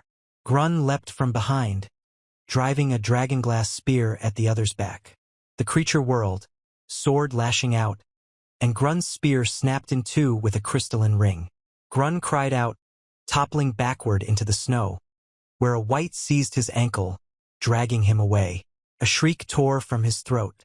Mance tried to help, only to be forced back by the other's next slash. Grun vanished under a tangle of clawed arms, his screams abruptly cut off. Rhaegar's heart hammered. He realized they were outnumbered and outmatched in these conditions. Yet they could not simply flee. He launched himself at the whites ravaging Grun's body, driving the dragonglass dagger into the nearest. It exploded in a spray of frozen remnants. A second white clawed at him, so he parried with his steel sword. The white's decaying flesh parted, but the kill required obsidian. He kicked it back, then stabbed with the dagger, ending its unlife. 2 down, but more shapes emerged from the shadows. Arthur Dayne and his other exchanged a flurry of blows. Dawn rang out again and again. Each time they met, chips of ice flew, and Arthur's breath came in ragged gasps. Ned fired another arrow at the creature, but it twisted at the last instant, letting the arrow sink into a tree trunk behind it. The clash resumed. Robert, meanwhile, tried to corner the other that had nearly caved in his mail. He managed to catch it with a sideways swing of the hammer, but it was a glancing blow. The other stumbled, then retaliated with a slash that tore open the flesh of Robert's left bicep. Robert bellowed in pain, driving forward with raw power.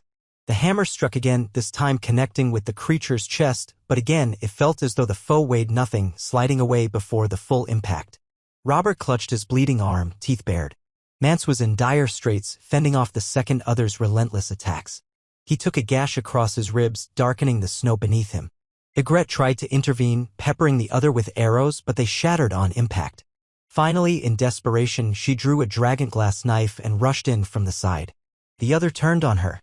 She slashed blindly, cutting only air, and the creature's sword lanced her side. She dropped with a muffled cry.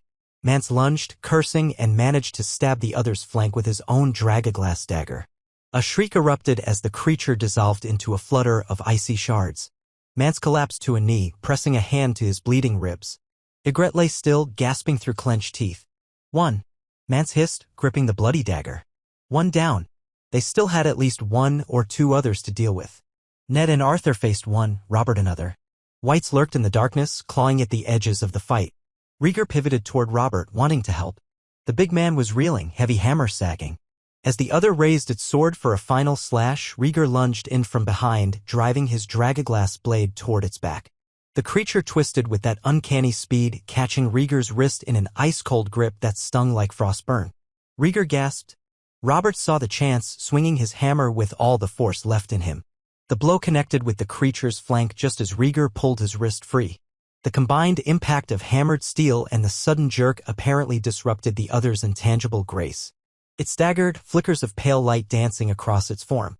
Rhaegar stabbed again, burying obsidian in the creature's side. A high-pitched hiss echoed, then it shattered into frozen splinters that dissolved in the wind. Two others down, one or more still active. Arthur's duel raged on. He'd managed to drive the third other toward the slope, away from the whites, but he was flagging. Ned tried to circle behind, scanning for an opening.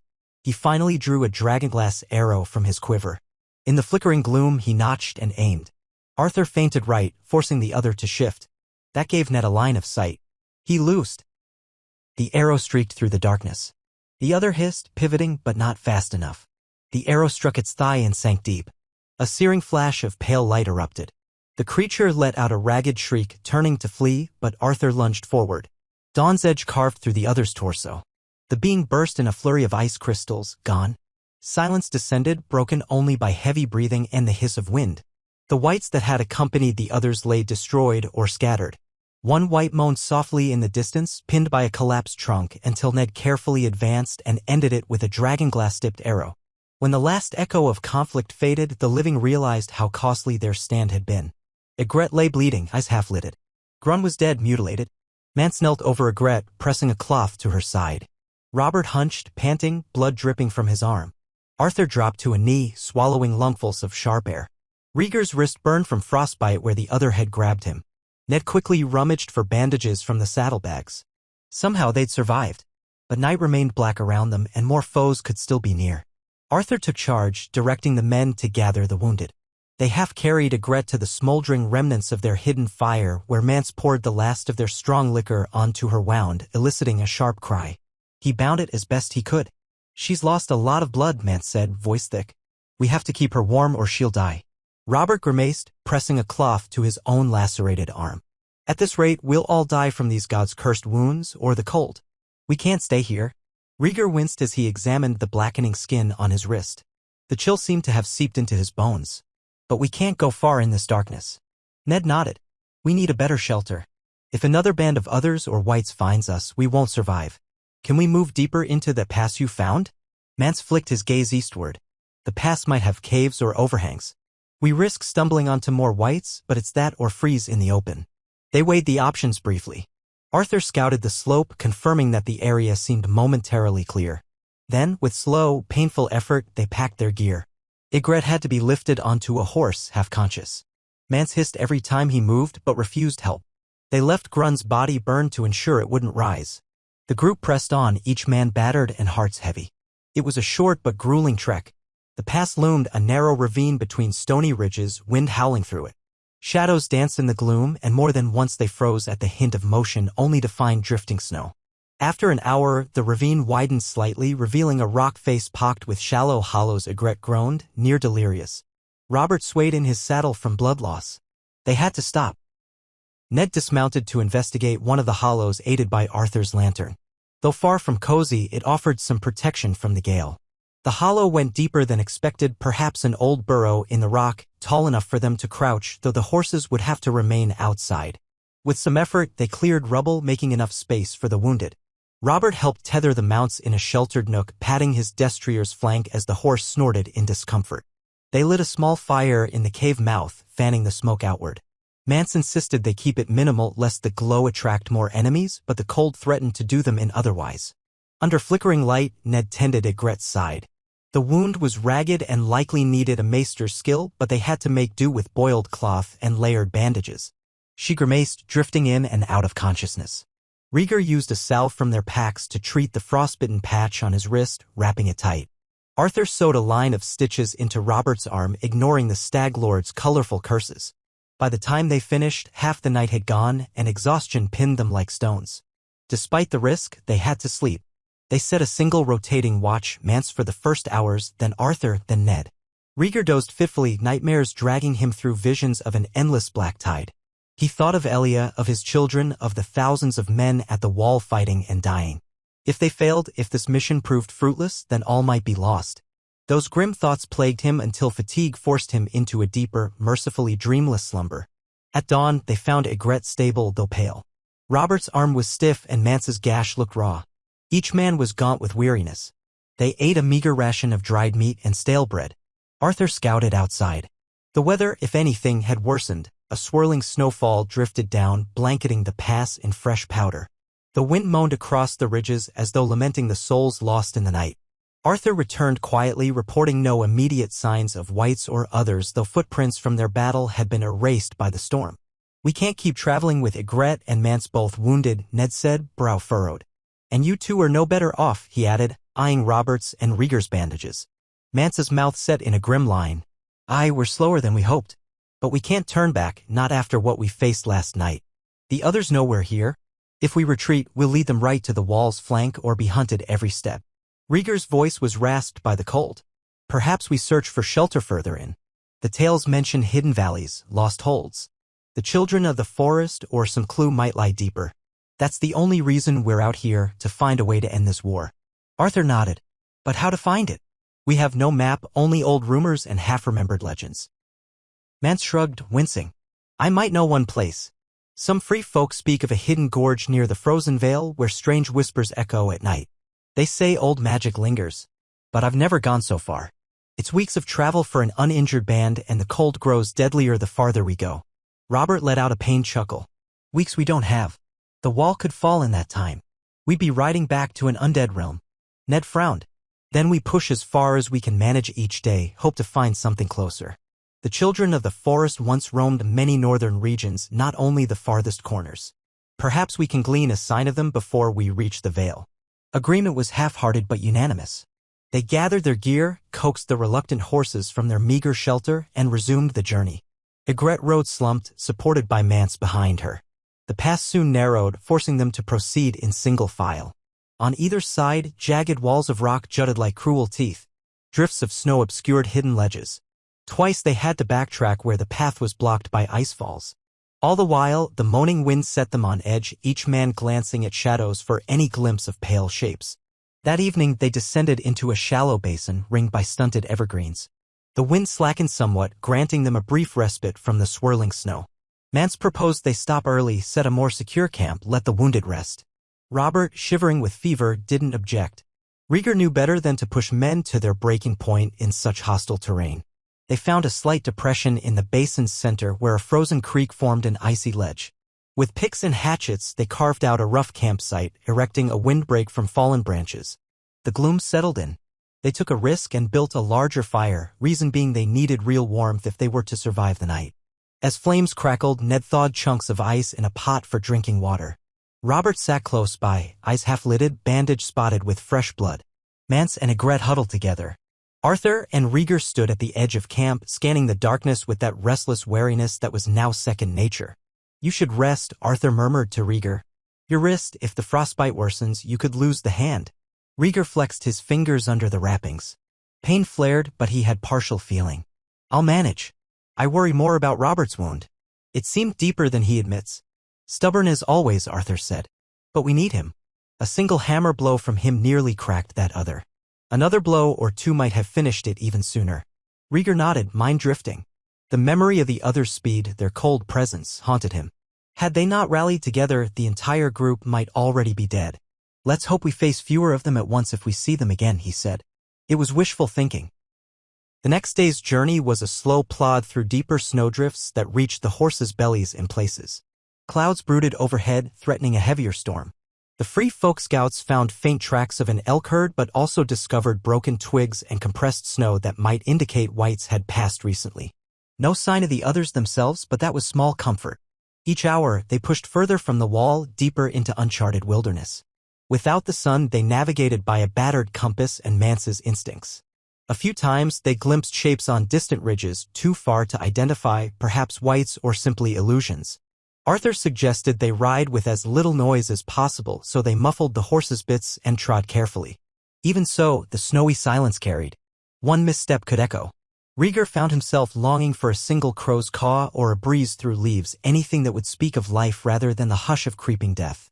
By the third day after the ambush, the terrain shifted. They reached a plateau scoured by winds, where ice formed jagged ridges like waves frozen in place. Travel grew even slower. Ygritte had recovered some color and insisted on walking short stretches, but Mance forbade it, fearful her wound might reopen. Robert's fever lingered, though he gritted his teeth and rode on. Ned had turned introspective, speaking little. Rhaegar wondered if he dwelled on the bloodshed at the wall, or perhaps the fate of his brother Benjen, missing beyond the wall so long. None of them wanted to guess if Benjen had met a fate like Grun's. At midday, they spotted a cluster of dark shapes on the horizon, tall, slender formations jutting from the ice. Curious, they urged the horses onward, though warily. As they drew closer, they realized these were weathered stone pillars, perhaps the remnants of some ancient structure. The largest pillar rose nearly 20 feet from the ice, etched with runes or carvings so worn that only faint outlines remained. Arthur muttered that it might be a testament to the first men or something older still. Ned suggested they investigate for clues. They circled the pillars, dismounting to examine the inscriptions. Rhaegar knelt at a smaller stone half buried in snow. His gloved fingers brushed faint grooves that resembled swirling lines. Mance stooped beside him. I've never seen the like, Mance said. Some free folk mention old stones in the far north, but none so large. Perhaps it's children's work. A flicker of excitement cut through Rhaegar's fatigue.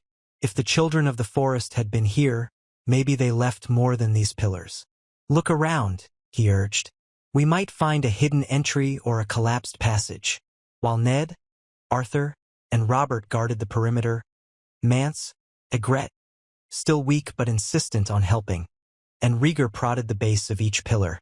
After half an hour, Ygritte exclaimed softly.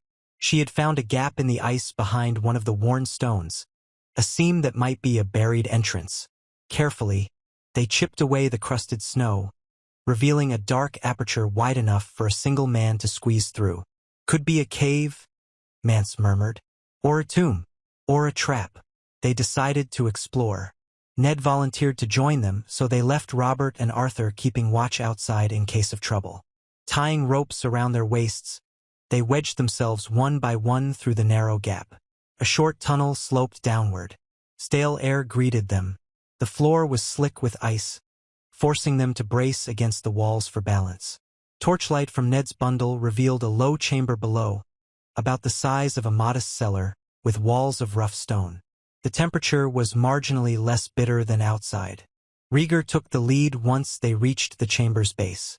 The walls bore more swirling patterns, reminiscent of the pillar's runes but more detailed. He held the torch near, revealing carved spirals, arcs, and odd shapes that might have been stylized trees or faces. Ygritte gasped softly. Looks like something the Thens once showed me. They said it was children's marks. Ned ran a gloved hand across a carved spiral. Could the children of the forest have built this chamber? Likely, Mance said. We free folk have heard tales of hidden places like this. Usually empty, sometimes dangerous. The children vanish, but their marks remain. They spread out in the cramped space. The ceiling was only a few feet above Rhaegar's head. Toward the rear of the chamber, they found a second passage, partially collapsed but passable. Carefully, they squeezed through, emerging into a smaller grotto. Here, the carvings were denser, the shapes almost dancing along the walls. The torch flickered, and Ygritte frowned. "Hold that light closer, Ned." He did so. The shapes resolved into something that made Rhaegar's breath catch. Depictions of figures, some small, with large eyes, presumably children of the forest. Others tall, shaped more like men, each brandishing swords or spears. Between them were swirling patterns reminiscent of the weirwood faces. One portion showed swirling lines radiating from a single point as if representing an explosion of magic or light. Another depicted slender shapes with elongated limbs and what looked like shining eyes, possibly the others. The lines weaving between them told no simple story, more an abstract suggestion of conflict and interplay of forces. Rhaegar's pulse quickened. Was this a record of the ancient war? Ned traced a portion of the carving that showed the tall, slender shapes opposite smaller silhouettes. This might represent the long night, men and children united against the others. "Look here." Ygritte pointed to a swirl that ended in a wedge shape. Could that be the wall? Or the building of it? Rhaegar's eyes found a symbol near the center, a stylized swirl with a single spiral at its heart. He recalled hearing that the children used spiral motifs. The swirl ended in a jagged line. A memory tugged at him, something about the forging of a special blade or the calling down of great power. It was impossible to be sure. We're missing context. Could it show how they defeated the others? Or a warning? Mance leaned closer. If only we had a child of the forest to interpret. But I see no bodies, no remains. Possibly they left this behind ages ago. Ned inhaled sharply. Wait. Here. He aimed the torch at a cluster of smaller carvings in the corner. They depicted something that might be a ring of standing stones with smaller shapes or runes around it. Arcs of lines connected it to a swirling pattern overhead. Could it be a place of power? Rhaegar frowned. A ring of stones. The children used such circles for weirwood rituals, or so legend says. Ygritte nodded. I've heard of a circle of weirwoods somewhere north. White trunks forming a ring. The free folk avoid it as haunted. The name, the Frost Moon Circle? Or something akin. Ned studied the carving. If that's meant to be a ring of weirwoods, it might be near the center of the swirling patterns, like a focal point. Possibly a place of great significance. Rhaegar's heart thudded. This could be what we need, a place where the children performed some ancient magic that halted the others once before. If it still exists, we might glean a means to finish them. Mance's skepticism showed. Or we find nothing but ghosts. The free folk mention many weirwood circles. Some are half-rotted, some destroyed. But we have nowhere else to turn. They memorized the carvings as best they could, even sketching rough outlines on a scrap of parchment. Then they retreated, mindful that time was precious and the outside group needed to know. Squeezing back through the passages, they found Robert and Arthur on alert, scanning the horizon. No threats apparent, though the day was waning. They shared their discovery. Robert's eyes widened, though fever dulled his reaction. So we ride north to find a circle of weirwoods, hoping it's real and not just scribbles on a wall? He let out a short, pained laugh. Then what? Pray for a miracle. Arthur was more measured. Perhaps there is a ritual or some knowledge left. The children's magic once ended the long night. We can do no less if we're to save the realm. Robert shrugged grimly. Better than wandering aimlessly. So they set forth anew, searching the horizon for any sign of distinctive weirwoods. Ygritte vaguely recalled talk of such a circle lying east of the Frost Fangs in a valley near a place the free folk called the Vale of Night. Mance supported that route, though it was days away, possibly more. The group pressed on, tension coiling with every league they covered. The weather worsened. A heavy snowstorm rolled in that afternoon, forcing them to seek shelter in a shallow gorge. Visibility dropped to near zero. They lost half a day huddling under tarps and cloaks, the horses trembling, men half delirious with cold. Ygritte coughed continuously, her face pallid, Mance's bandaged ribs soaked from melted snow. Robert's fever rose, making him sweat in the frigid air. Ned fought to keep the small group from succumbing to despair, fetching water, forcing them to eat a little. Rhaegar spent the miserable hours silent, gripping an obsidian dagger in one hand as if that alone could ward off the creeping gloom. Finally, the storm abated. They emerged from the gorge to find the land transformed yet again. Drifts shaped into eerie dunes, ridges buried beneath fresh layers. No footprints remained, either the others had moved on or they lurked unseen. They trudged forward, guided by Mance's tenuous sense of direction. The next 2 days blurred into a freezing slog. On the second night, the temperature plunged so low that their breath froze in crystals on eyebrows, lashes, and beards. They dared not remove gloves for more than seconds lest their fingers blacken. Sleep was fragmented, stolen in short shifts. By dawn, they realized one of the horses had died in the night. The beast simply gave out. They stripped what they could from it, burned the carcass to prevent white raising, and redistributed gear among the remaining mounts. Robert grew weaker, needing help to mount and dismount.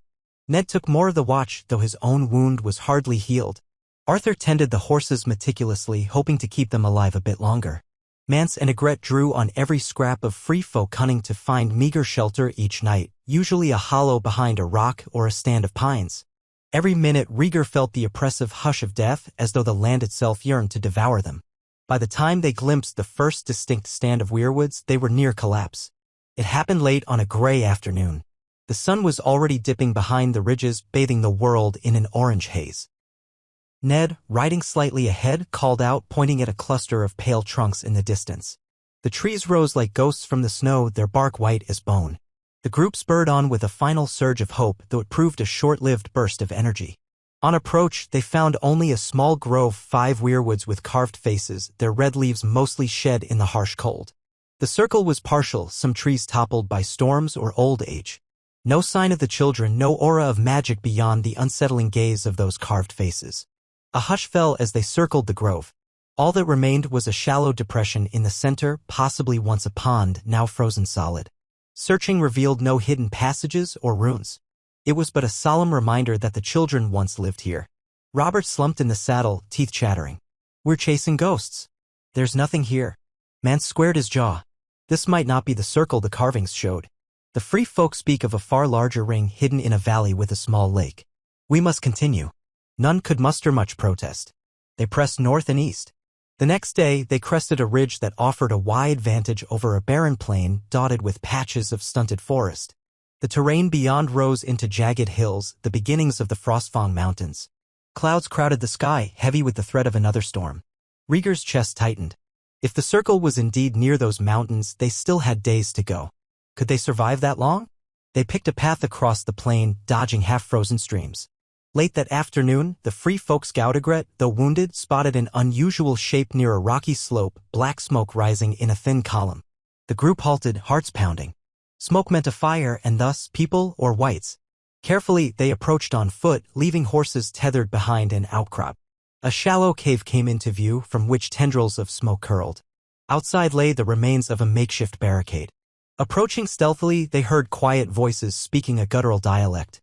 Mance recognized it as one of the free folk tongues, not the common Westerosi. He crept closer, calling out softly, "Who's there?" The voices hushed. Moments later, a bearded man in ragged furs peered out, a spear in hand. After tense moments, they discovered these were wildling refugees, an old man, a woman, and 2 frightened children. They'd fled from the north, from rampaging whites. Their meager supplies had run out. The man brandished the spear, but Mance spoke quickly in their dialect, reassuring them the group wasn't there to harm them. Rhaegar and Ned waited warily, eyeing the children's hollow cheeks. Once calm was established, they all squeezed into the small cave. A flickering fire danced on the stony walls. The wildling woman wept with relief to see more living souls. She explained in broken common that they had once lived near a place called Moonfisher, but the others overran it. They'd wandered for weeks. The old man coughed violently, close to death. The children shivered in a corner. Rhaegar's party had precious little to share, but they offered some dried meat and water.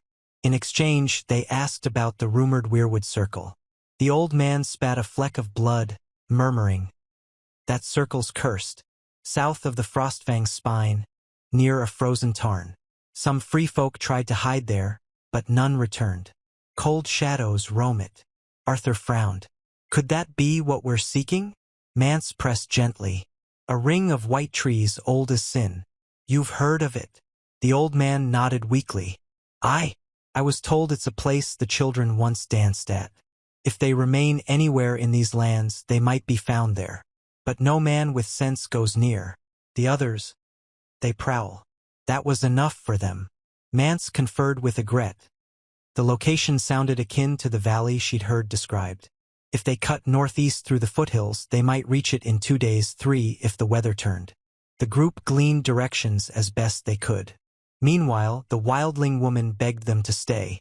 She feared the cave offered no real protection. Rhaegar's heart ached, but they had no capacity to escort refugees. The best they could do was share a little food, caution them to remain hidden, and hope the others wouldn't find them. With tearful thanks, the family watched the party depart. Felt cruel, but the mission overshadowed all else. For half a day, they climbed into the foothills. The slopes were rugged, blanketed in ice. The horses often slipped, forcing them to dismount and lead on foot. Robert's feverish face glistened with sweat in the sub-zero air, which alarmed Ned. They had no maester, no cures but rest, which they couldn't spare. Mance's and Ygritte's wounds reopened occasionally, staining their bandages. Arthur's lips were cracked. Rhaegar's wrist had turned from black to an ugly mottled yellow, though at least the pain dulled. But as twilight fell, the foothills opened onto a plateau. In the distance, they glimpsed a wide valley beyond, encircled by taller peaks. A faint mist hovered there, as though emanating from some hidden source. The free folk had a name for that place: the Vale of Night. If rumors held, the Weirwood Circle was near the tarn within it. They camped on the plateau's edge, building a single small fire behind a mound of boulders for cover. No one had the strength to stand watch alone, so they took shifts in pairs. The night was eerily quiet, with no sign of wights or others. Rhaegar dreamed of swirling spirals carved in living wood, of voices calling in a language he couldn't grasp. He jerked awake more than once, heart pounding. Each time, the wind made the same hollow lament across the rocks. Dawn arrived in a hazy glow. The valley below was cloaked in swirling mist. From vantage points along the edge, they could see a frozen lake glinting in the pale light. Clumps of pine dotted the slopes around it. Toward the lake's northern rim, stark shapes rose, possibly the ring of weirwoods. Mance squinted. Aye, that might be it near the far shore. They descended with care, the horses stumbling on loose stones. As they approached the tarn, the mist thickened. They smelled something stale in the air, like old moss and icy decay. A hush prevailed, no animal tracks except faint impressions that could have been wights. Arthur, Ned, and Mance scouted ahead, leaving Robert, Rhaegar, and Ygritte to follow slowly with the horses. By midday, they reached the lakeside. The water was locked in thick ice, its surface clouded by frost. Across it, near the northern shore, rose a half-circle of pale trunks. Even from this distance, the trees seemed ancient, their branches half-stripped, the bark carved with faint faces or knots. A hush of anticipation fell over the group. This must be it, Ned breathed. The circle from the carvings. Ygritte's voice trembled. I feel it. There's something watchful. Indeed, the air felt charged, like before a thunderstorm. They led the horses around the lakeshore rather than risk crossing the ice. Halfway around, they found an old footpath, barely visible, meandering closer to the ring of trees. The ring itself sat atop a gentle rise, beyond which steep cliffs soared. Mist curled around the trunks, giving them an otherworldly aura. Robert swayed in the saddle, cheeks flushed. Rhaegar worried he might collapse at any moment. Mance glanced around warily, as though expecting an ambush. As they neared, they realized the ring wasn't uniform. Some trees were upright and robust, their bone-white bark etched with sorrowful faces. Others had toppled, roots half exposed. The circle might once have enclosed an area about 30 yards in diameter. Now it was partially broken, forming an oval. Inside, the ground sloped downward into a bowl-like depression. Dark, gnarled roots twisted across the snow. The hush was absolute, as if even the wind dared not intrude. They dismounted. Ned tested his spear in one hand, scanning for movement among the trunks. Robert slid off his horse with Arthur's help, pressing a trembling hand to his fevered brow. Mance and Ygritte limped forward, peering into the circle's bowl. Rhaegar followed, heart hammering with strange excitement and dread. The interior was thick with swirling mist. At the very center lay what looked like a small pool, though it was iced over and rimmed with a low ring of stones. Rhaegar could see no sign of footprints. The bark of each weirwood was carved with a weeping face, their mouths open as if in perpetual lament. Old red leaves clung to some branches, though most lay scattered across the snow like drops of blood. They inched closer to the pool. The hush was so profound that each step felt deafening. Ygritte clutched Mance's arm. Arthur's sword dawn glinted in the watery light. Ned circled left, spear angled. Robert sagged behind them, leaning on a trunk for support. Rhaegar gazed at the ring of stones around the pond, 8 stones in total, each the size of a man's torso. Strange runes were carved into them, reminiscent of the carvings in the pillar chamber. This had to be the place. But was there anything here to help them? The children of the forest were nowhere to be seen. Ned spoke softly, as though afraid to break the silence. Now what? Rhaegar knelt by the nearest stone. The runes felt worn but not as ancient as he might have expected. We search for any sign of magic or instructions. If the children used this ring to repel the others once, maybe we can glean how. Mance, wincing at his ribs, moved to the opposite side of the pool. He found a chunk of carved weirwood lodged in the ice. Ygritte joined him, brushing away snow to reveal symbols that matched the swirling patterns from the chamber. It's the same motif, she said quietly. A spiral. Robert sank to his knees, shivering. If there's power here, best use it soon, he muttered. Arthur placed a hand on Robert's shoulder, then turned to Rhaegar. We might try calling out to something. The old gods, the children. Sometimes the Starks pray at their weirwood to glean visions. Could we do that here? Ned frowned. The old gods have power in the weirwoods, but this circle is beyond anything I've known. Still, I can try. He stepped forward, laying his spear aside. Slowly, he placed his palm on a trunk, the carved face of the weirwood gazing down at him with blind sorrow.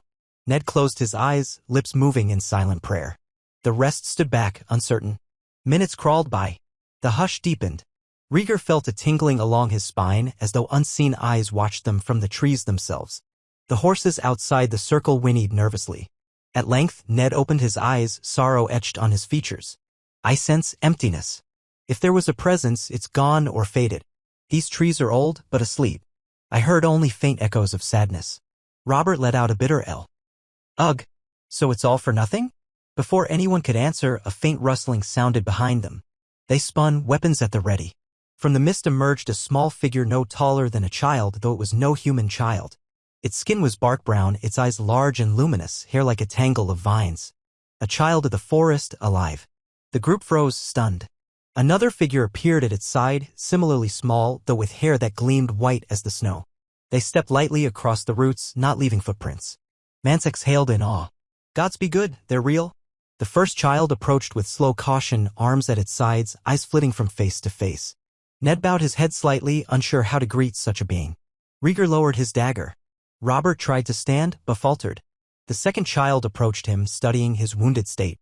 They come seeking answers, the first child said, voice soft yet resonant, like a whisper in a hollow trunk. Long have we watched your struggle. The ghosts of night stir as they did in ages past. Rhaegar stepped forward, trying not to appear threatening. You know of the others. We've come searching for a way to stop them. The child tilted its head. Yes. The white shadows, your books call them others. Long ago, we made the walls of ice with the first men to halt their endless winter. Now, the winter rises again. The old wards wane. Ned nodded. Then we need your help if any remains. The second child knelt by Robert, pressing a tiny hand to his fevered brow. Robert tensed but did not resist. A faint glow emanated where their hand touched, and Robert gasped, eyes rolling. Then the glow faded. The child drew back, expression unreadable. He is ill. We can ease his fever, but not forever. Follow. They beckoned the group deeper into the circle, past the ring of stones. Rhaegar's heart pounded. They had found what they sought, or at least a glimmer of it. The children led them to the pool's edge where the ice was strangely clear. Beneath, shapes swirled in the dark water, ancient roots or something else. The first child raised a slender hand, murmuring words in their own language. The ice parted as though melting from within, revealing cold black water beneath. Steam curled upward as if some subterranean heat exhaled. Look, the child said, gesturing to the water's surface. Reluctantly, Ned and Rhaegar peered in, seeing their reflections wavering. Then the image shifted, revealing scenes, a swirling mass of whites besieging the wall, men fighting valiantly. Another swirl showed a great darkness moving through a forest, accompanied by a chill wind. A final swirl depicted a flaming sword raised against a monstrous shadow, though the details were too hazy to grasp. Robert, half delirious, whispered, Is that the future? Past, future, echoes of possibility, the child answered cryptically. The weirwood net remembers, but it is broken in many places. The power to bind the cold darkness remains if one is willing to pay the price. Rhaegar's pulse raced. What price? Tell us how to defeat them. The second child, the one who had touched Robert, studied the swirling water. Fire can banish the cold. In the ancient war, a champion forged a blade in dragon's breath. But now the dragons are gone. Another champion called forth the sun's flame from living wood. The stories differ. All are true in part. Arthur Dayne clenched his fists. We have no living dragons, no great magic. Is there no other way? The first child's luminous eyes flicked to Rhaegar. A dragon still walks, though wingless. A line of kings from burning towers. Their blood resonates with the old fires. One among you could wake the flame if the land accepts. Ned's gaze darted from Rhaegar to the children. Do you speak of some sacrifice? Rhaegar's father was mad with wildfire. We cannot repeat such horrors. The child cocked its head. Wildfire is man's imitation of true flame. Not enough. But the weirwoods hold a spark from the dawn of days. If you join your living fire to their ancient root, you may rekindle the binding that once sealed the others beyond the lands of always winter. Mance bristled. That sounds like riddles. Is it a ritual? A vow? What must we do? The children exchanged glances. The second child said, before, the first men gave their blood to the trees, forging a pact. Now, the blood of the dragon might blaze bright enough to reforge it. But beware, mortal, the cost is dear. You must link your life essence to the heart of the wood, and in so doing, part of you may be consumed. Rhaegar felt the weight of those words like an avalanche. If that's what it takes to save the realm, he trailed off, the enormity of it crushing. Sacrifice. Another Targaryen flirting with fire. But was there a choice? Ned grabbed his arm. Wait. We can't just. Rhaegar held his gaze. If I can shield the kingdom from winter, I must try. My father's madness used wildfire to burn innocence. This is different. This is for all men and for Elia, for our children. The second child turned to Arthur, Robert, Mance, and Ygritte. You stand with him, or do you object? Arthur bowed his head. I serve my prince. If he chooses this path, I will see him through it. Robert let out a ragged breath, sweat on his brow. I never liked you, Targaryen. But we've come too far. If you can do it, do it. I'm too damn feverish to argue. Mance, face etched with pain, nodded grudgingly. I'm no kneeler, but if the realm falls, even free folk die. Do what you must. Ygritte, pale, simply closed her eyes. If we can keep the others from devouring our world, then I say do it. Ned's grip tightened on Rhaegar's sleeve. Are you certain? Rhaegar swallowed his terror. No. But I see no other road. He turned to the children. Guide me. I accept the cost. They nodded solemnly. Then kneel at the heart tree. Bare your arm. Spill your life's blood upon the roots. We will weave the old power. If the flame takes, the land may rise against the white shadows. If it fails, or if your heart proves unworthy, the darkness will claim you. So Rhaegar approached the largest weirwood in the ring, an ancient trunk thicker than any man could encircle. Its carved face wore an expression of profound sorrow. Kneeling at its base, he removed the glove from his good hand, though the frostbitten wrist burned. He pressed his palm to the bark. The children chanted in a language older than men. The wind swirled the mist around them, and the watchers huddled close, forming a loose circle. Ned stood at Rhaegar's side, spear in hand but feeling helpless. Arthur placed a steadying hand on Rhaegar's shoulder. The child placed a small obsidian blade in Rhaegar's palm. Cut your arm. Let the blood flow onto the roots. Focus on the flame within you. Rhaegar hesitated, fear pounding in his skull. He recalled the times he'd read about Azor Ahai, Lightbringer, prophecy, all half-legend. Now he faced a living enactment of something similarly dire. Steeling himself, he sliced a shallow line across his forearm. Hot blood welled, dripping onto the gnarled roots below. The weirwood seemed to shudder. The children chanted louder, voices echoing in that hush. Rhaegar closed his eyes, inhaling the tang of his own blood in the cold air. At first, nothing happened except the sting of the cut. Then the roots under his palm felt warm. The warmth spread into his hand, up his arm, igniting the cut with burning pain. He gasped, vision swimming. Dimly, he heard Ned shout his name. The children's voices rose to a crescendo. The bark under his hand pulsed as though alive. He felt a surge of white-hot agony in his chest, as if something inside him ignited. Memories flickered. Elia's smile, the Targaryen lineage, Mad King Aerys, the dragons of old, the prophecy of the prince that was promised. Fire roared in his veins. He screamed, or thought he did, but the sound was lost in a maelstrom of images. The watchers saw a glow emanate from the weirwood trunk, faint and red, intensifying around Rhaegar's hand. The carved face on the bark wept fresh sap the color of blood. Rhaegar's eyes flew open, glowing as if lit from within by embers. Then the trunk flared with a heartbeat of scarlet radiance. Arthur shielded his eyes. Robert, trembling, uttered a hoarse oath. The children's chanting peaked, then abruptly ceased. Rhaegar collapsed forward, unconscious. The glow vanished, leaving only the normal pallor of the wood. Ned rushed to cradle him, hand pressing to Rhaegar's neck. A frantic moment passed, then Rhaegar coughed, eyes fluttering open. They no longer glowed. The child of the forest helped him sit up. His wound still bled, but the bleeding slowed. He gazed around in confusion. "Is it done?" he rasped. The child nodded slowly, though sadness tinged its eyes. "The binding is renewed. The land will fight for you now. Where your armies stand, the snows may yield and the whites may find less footing. But the greatest test remains. The white shadows will sense the stirring of old powers. They will come in force. You must meet them, for they will seek to extinguish this flame." Rhaegar's thoughts spun. He felt different, like a glowing coal rested in his chest. The frostbite in his wrist felt oddly numb, as though overshadowed by a deeper heat. "If the others come, we'll be ready." Ned helped him stand. Robert, sweating and pale, gave a shaky grin. "You look half dead, Targaryen, but you're standing." Arthur exhaled relief. Mance knelt by Ygritte, who was wide-eyed but stable. The children retreated a few paces, as if the ritual had cost them as well. The first child spoke. "Go. Return to your kin. The power in the trees will bolster your realm's defenders. Yet the white shadows have endured centuries. They will not break easily." Rhaegar steadied himself against the trunk. "Will you not come with us? Help us fight?" The child shook its head, expression distant. "We are few. Our time in this world wanes. We have done what we can. Now it is men who must stand. Go." In that moment, a tremor passed through the ground. Far away, a horn-like sound reverberated, but not from any mortal instrument. The group stiffened.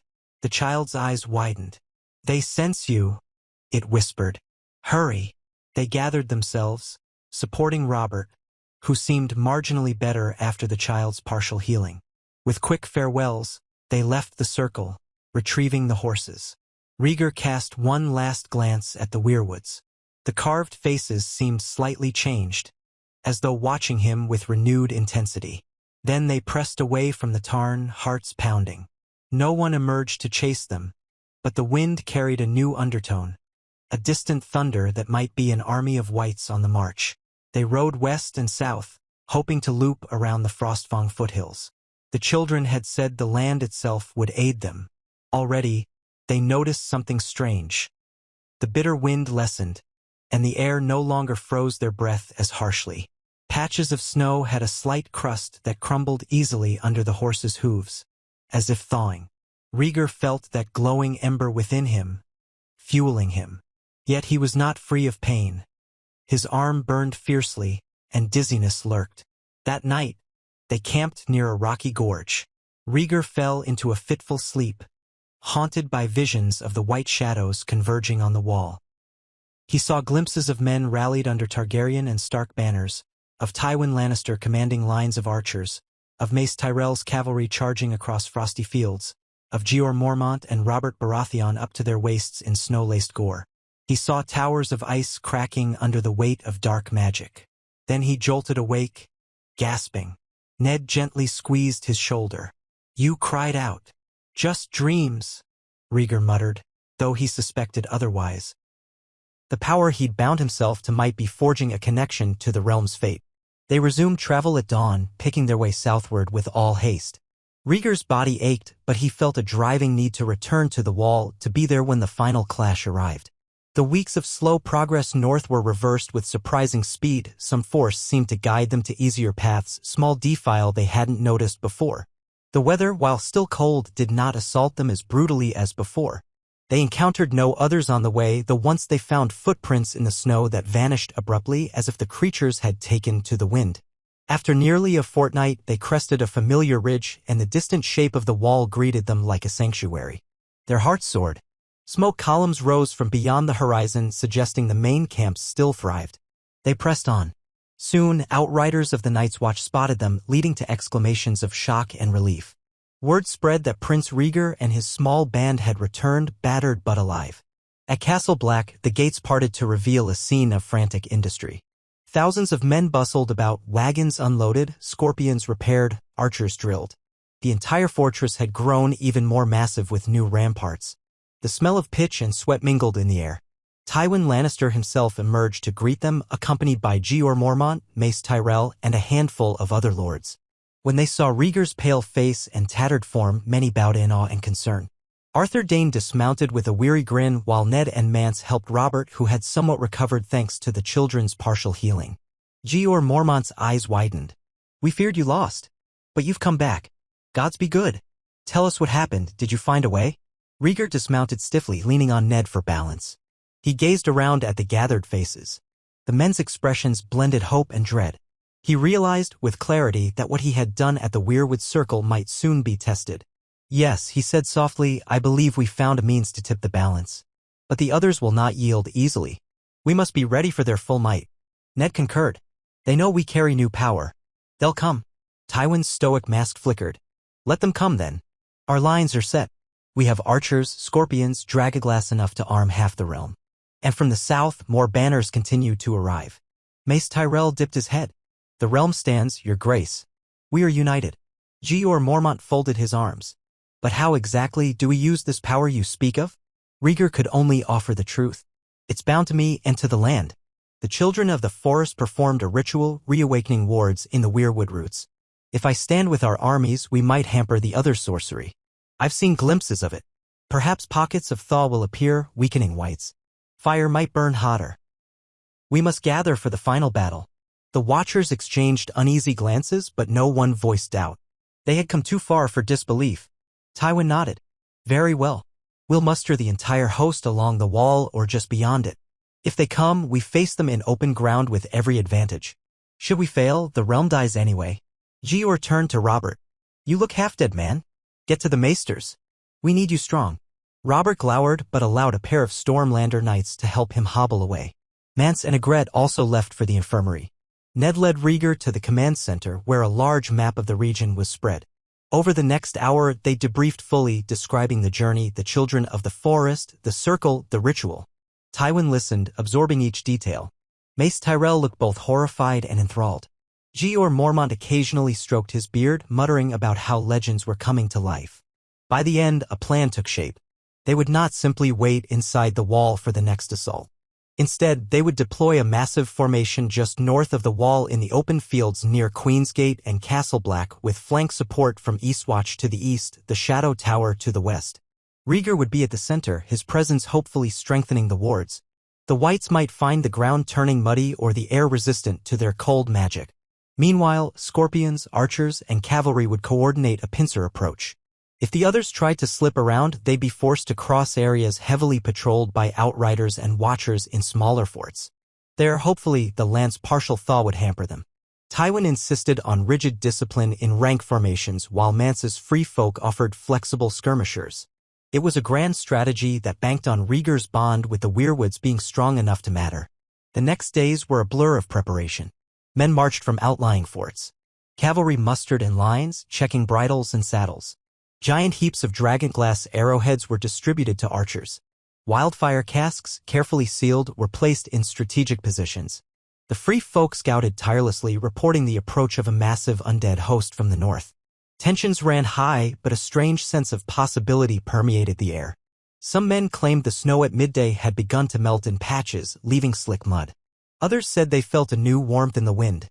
Rhaegar still shivered from his own injuries, but a fiery presence pulsed in his chest, spurring him on. The cost was real, he felt drained as though part of his soul was spent, but the realm's hope demanded he stand. Finally, the horns sounded. Scouts relayed that tens of thousands of whites advanced, accompanied by a host of others. The final battle was at hand. Rhaegar, Ned, Robert restored enough to lift his hammer, Arthur Dayne, Mance, Tywin, and Mace Tyrell all donned their armor. The united armies of Westeros marched out from the wall, forming a vast line across the snow-dappled fields.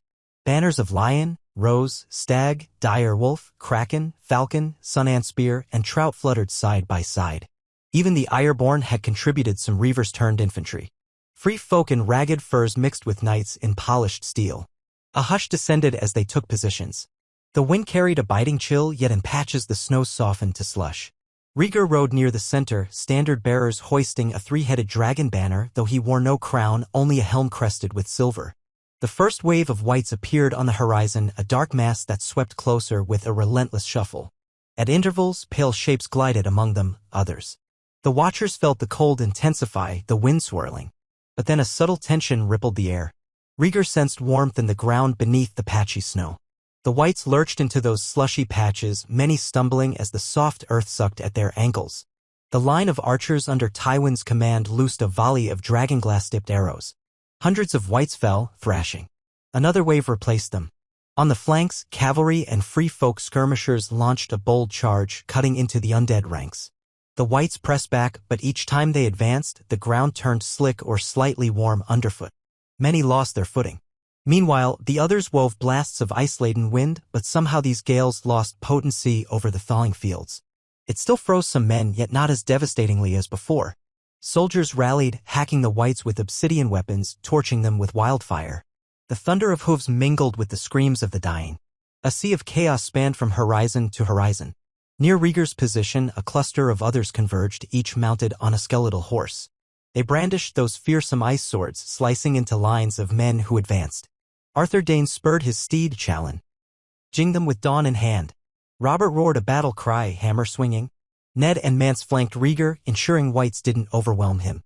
Rhaegar felt that inner flame surge. He brandished a sword fitted with an obsidian edge, determined not to falter.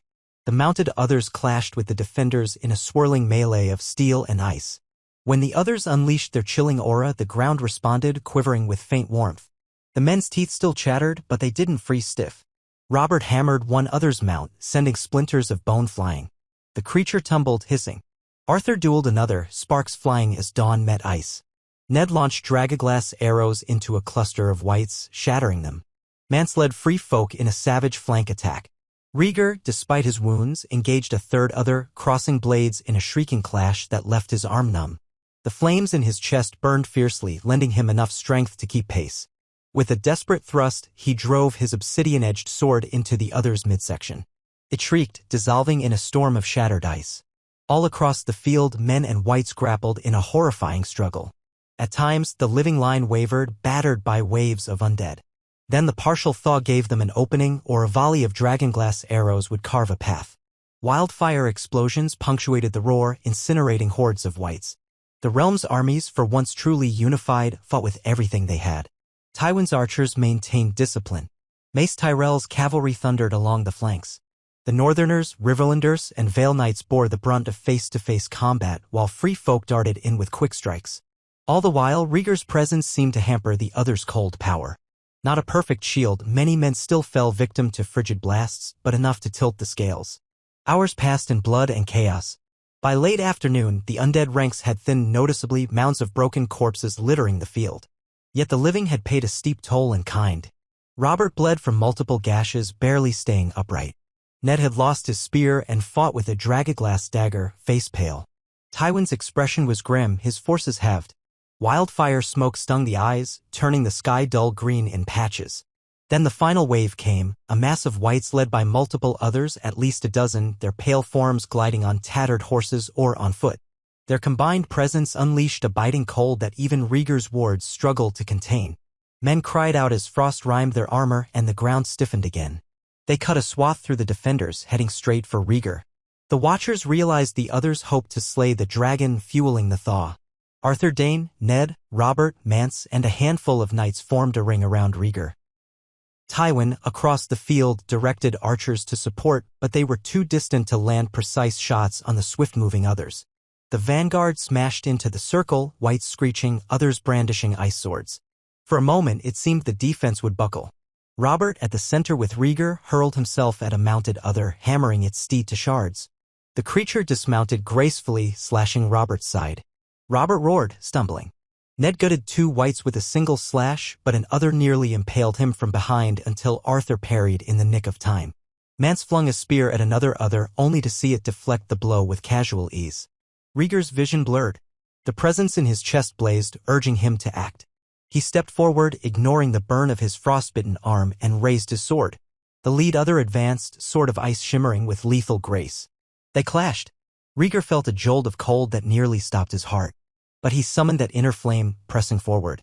The ground under the other's feet turned slushy, making it slip for an instant. Rhaegar struck with all his might, embedding the obsidian edge in the other's torso. A crackling shriek erupted and the foe disintegrated into shards.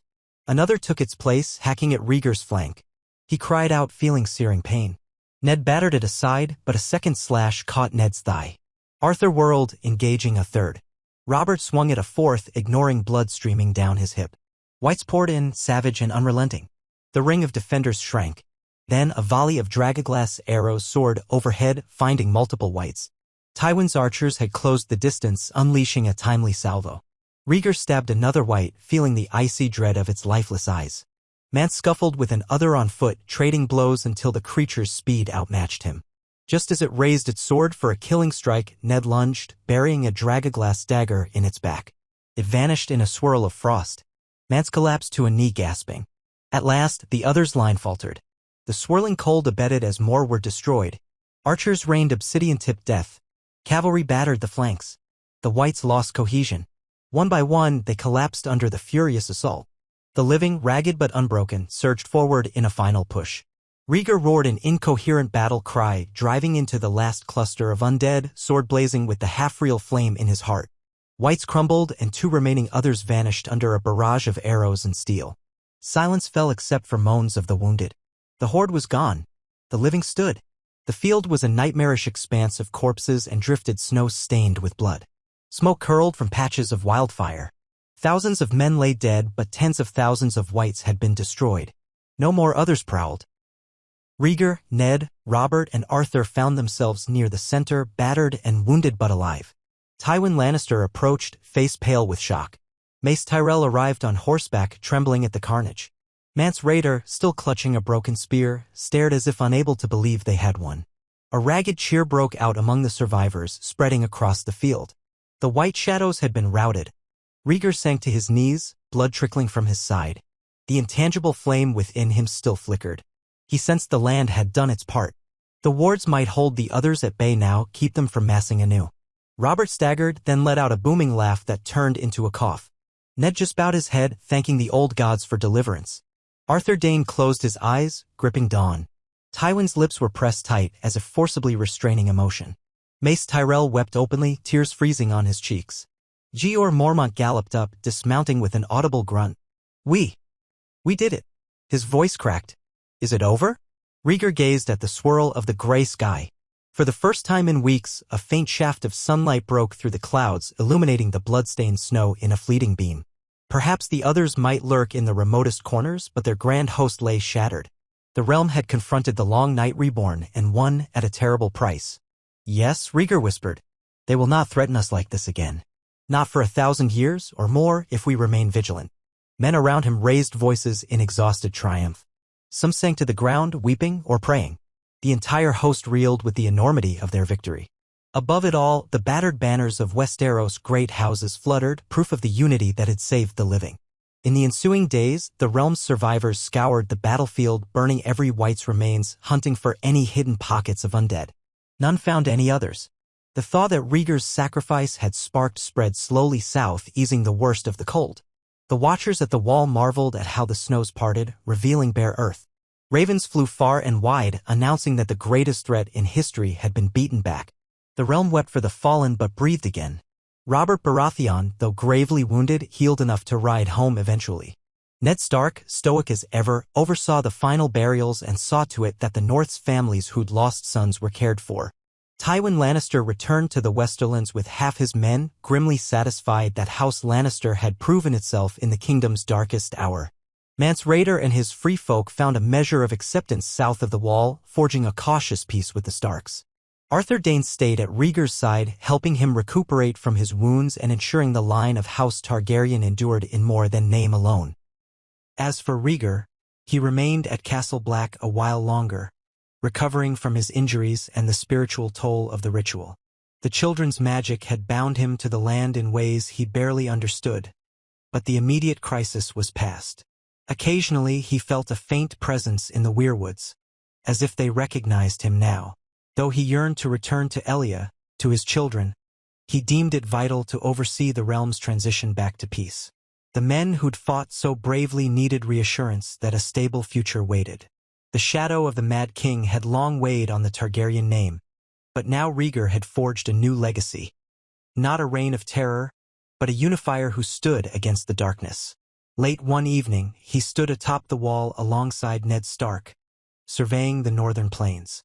Stars glittered in a sky cleared of storms. Below, a faint green shimmer of aurora danced, as if celebrating the land's reprieve. Ned's arm remained wrapped in fresh bandages. Both men were exhausted but alive. "You gave more than any man had a right to ask," Ned said quietly. "And you saved us all." Rhaegar's lips twitched in a tired smile. "I only did what was needed, Lord Stark. You did as much." Ned's gaze lingered on the distant horizon. "We must remain watchful. The others might nurse their wounds, gather again in centuries to come." "Yes," Rhaegar agreed. "But for now, the realm will know spring again." He closed his eyes, feeling the gentle warmth emanating from the weirwood bond. The children had withdrawn to their hidden enclaves, yet their gift remained. "We have a chance to rebuild, to heal old wounds. Let's not waste it." Ned nodded, a solemn vow echoing in his posture. The two men stood in companionable silence, guardians of a realm that had survived the unthinkable. Below them, torches flickered along the repaired battlements, and in the fields beyond, men tended to the last chores of a battle that reshaped history.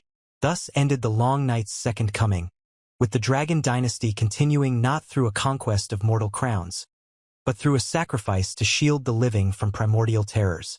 A Targaryen prince had bled into the weirwood roots, reawakening ancient wards. Great houses had put aside centuries of conflict to fight as one. Free folk and kneelers joined hands to preserve the light of civilization. And though countless brave souls lay silent in the snow, the Seven Kingdoms lived on, the dawn rising over a battered land where the ice had begun, at last, to recede. For a while longer, Rhaegar lingered at the wall, ensuring the realm truly emerged from winter's grip. Then, in time, he would ride south, returning to Elia and the children, to shape a future born of unity rather than fear. He carried scars on his arm, on his spirit, but also carried the flickering ember of hope. The memory of the weirwood circle's quiet power would guide him, reminding him that duty demanded not just a king's presence on a throne, but a willingness to bleed for the realm. And in the hush of northern nights, if one listened closely, the wind no longer sang of doom but of renewal.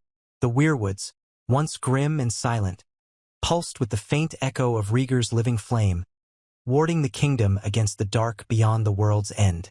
The Dragon Dynasty endured, reborn on fields of frost and fire, standing a sentinel against the shadows that lurk in the far reaches of memory. The night may come again one day, as it always does, but for now the dawn belonged to the living, and they would not soon let it go. They called it the dawn of the dragon's peace, though the realm was still far from any true concept of serenity. Fields near the wall remained littered with debris and charred bones, and the freezing winds of the north bore echoes of the final battle's cries.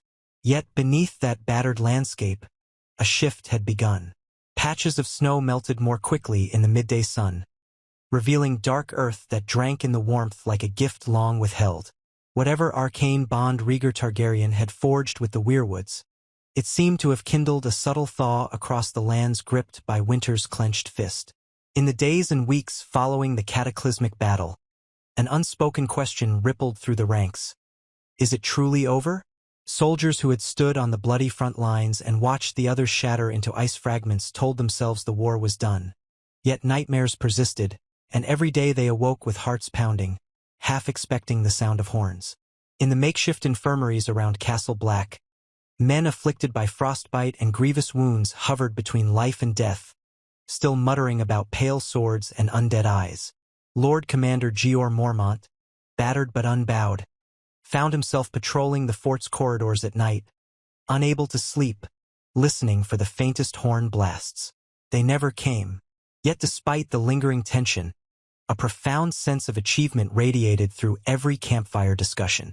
Word spread like wildfire, ironically enough, that the White Walkers, those dreaded figures of myth, had been driven off or destroyed, at least for a time. Ravens flew to every corner of the Seven Kingdoms, carrying tidings of a victory few had dared to imagine. The messages bore Rhaegar's seal, as well as endorsements from Tywin Lannister, Mace Tyrell, and Jeor Mormont.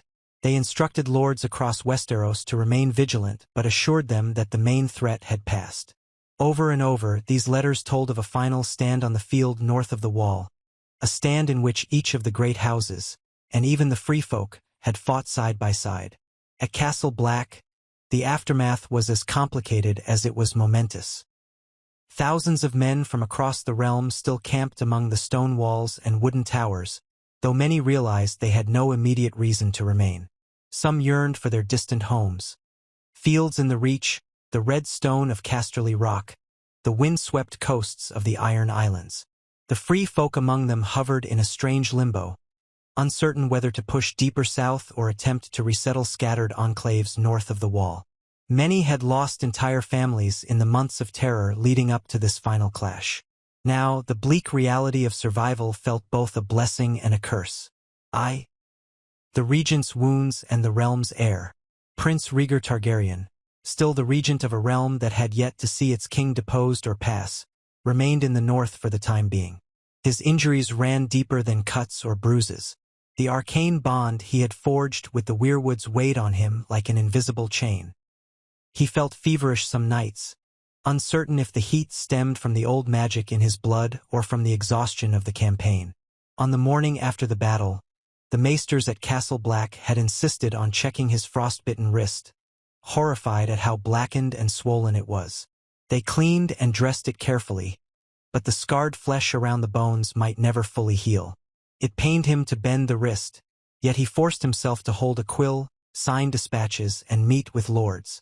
In small council gatherings around a massive pine table, an improvised meeting place set up in the old mess hall, Rhaegar spoke with Tywin Lannister, Mace Tyrell, and others about the immediate next steps. Lord Tywin, though outwardly calm, was not immune to the shock of having faced an otherworldly enemy. His words carried a hint of renewed caution. The dead have been burned, the others driven off. We must not let the kingdom grow complacent.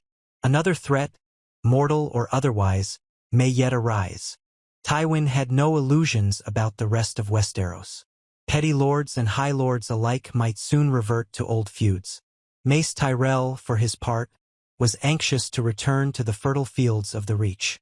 His men had lost many to the cold, the others blades and disease. More than that, the caravans that had kept King's Landing and the northern camps supplied with grain had cost the Tyrell coffers dearly. They would need a robust harvest to replenish.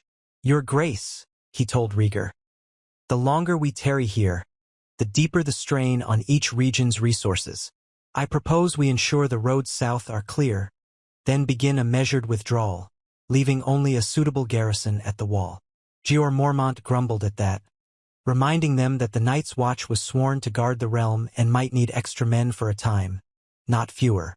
But to Rhaegar's surprise, some among the free folk declared an interest in joining the watch or helping guard the northern passes, provided they were allowed to keep certain freedoms. It was a radical notion. Free folk swearing any manner of oath. Yet the threat of the others had changed them profoundly. Mance Rayder, battered and stitched up, endorsed it quietly. "What's the difference if we kneel or we watch, so long as we keep breathing and keep our children safe from the dead?" Between these debates, Rhaegar found himself approached by a staggering range of allies. The Lords of the Vale sent an envoy, Lady Anya Waynwood, her hair gone silver from stress, offering to escort the regent back to King's Landing if he so wished. The Tully Banners asked for official recognition of their vital role, hoping for wards or trade privileges. Even the Greyjoy Reavers, led by a grizzled captain named Cord Harlaw, requested an official pardon for certain pre-war raids given their contribution to the final battle. In a sense, Rhaegar's victory had amplified his reputation beyond anything he could have achieved sitting on the Iron Throne. He was no longer just a prince, he was the man who had forged the realm's salvation alongside armies from every corner. No longer did men whisper about the Mad King's legacy overshadowing his. Yet Rhaegar cared less for these political jockeyings than for the well-being of the realm itself. He penned letters to Elia in King's Landing, ensuring she knew he lived and that his promise to return stood firm. The regency would have to face its next major question: what to do about King Aerys. If the king were to remain imprisoned in the Red Keep, raving in his lonely chambers, then the realm might question the indefinite extension of Rhaegar's regency. But the question of a formal coronation was delicate. Many lords whispered that Rhaegar deserved the full crown after saving Westeros from the White Walkers.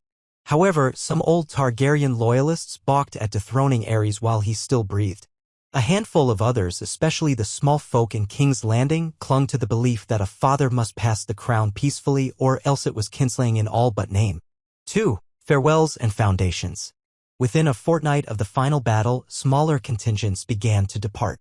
House Serwyn and House Mandoli led columns of weary northerners back to Winterfell, carrying their wounded on sleds and wagons. Robert Baratheon, as soon as the maesters allowed him to ride, declared he was heading south to Storm's End. His eyes flicked with an old restlessness. Though he had fought valiantly beside Rhaegar, the tension between them was not wholly undone. Before leaving, Rob, ERT cornered Rhaegar in a private courtyard where the snow had begun to melt into muddy slush. "You saved the realm," Robert admitted, gripping a cane in his left hand to support his wounded leg.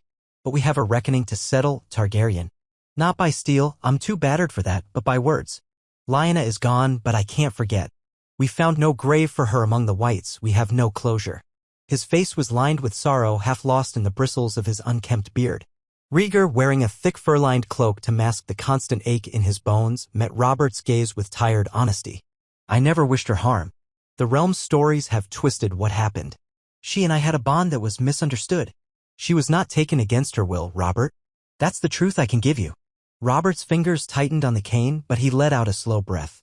"I'll never fully believe it. But too many people died for that ghost. If the war was meant to happen, it's done now. You did your part in saving us from the true war. So I'll let the old hate lie." He extended a hand as though finishing a reluctant piece. Rhaegar clasped it.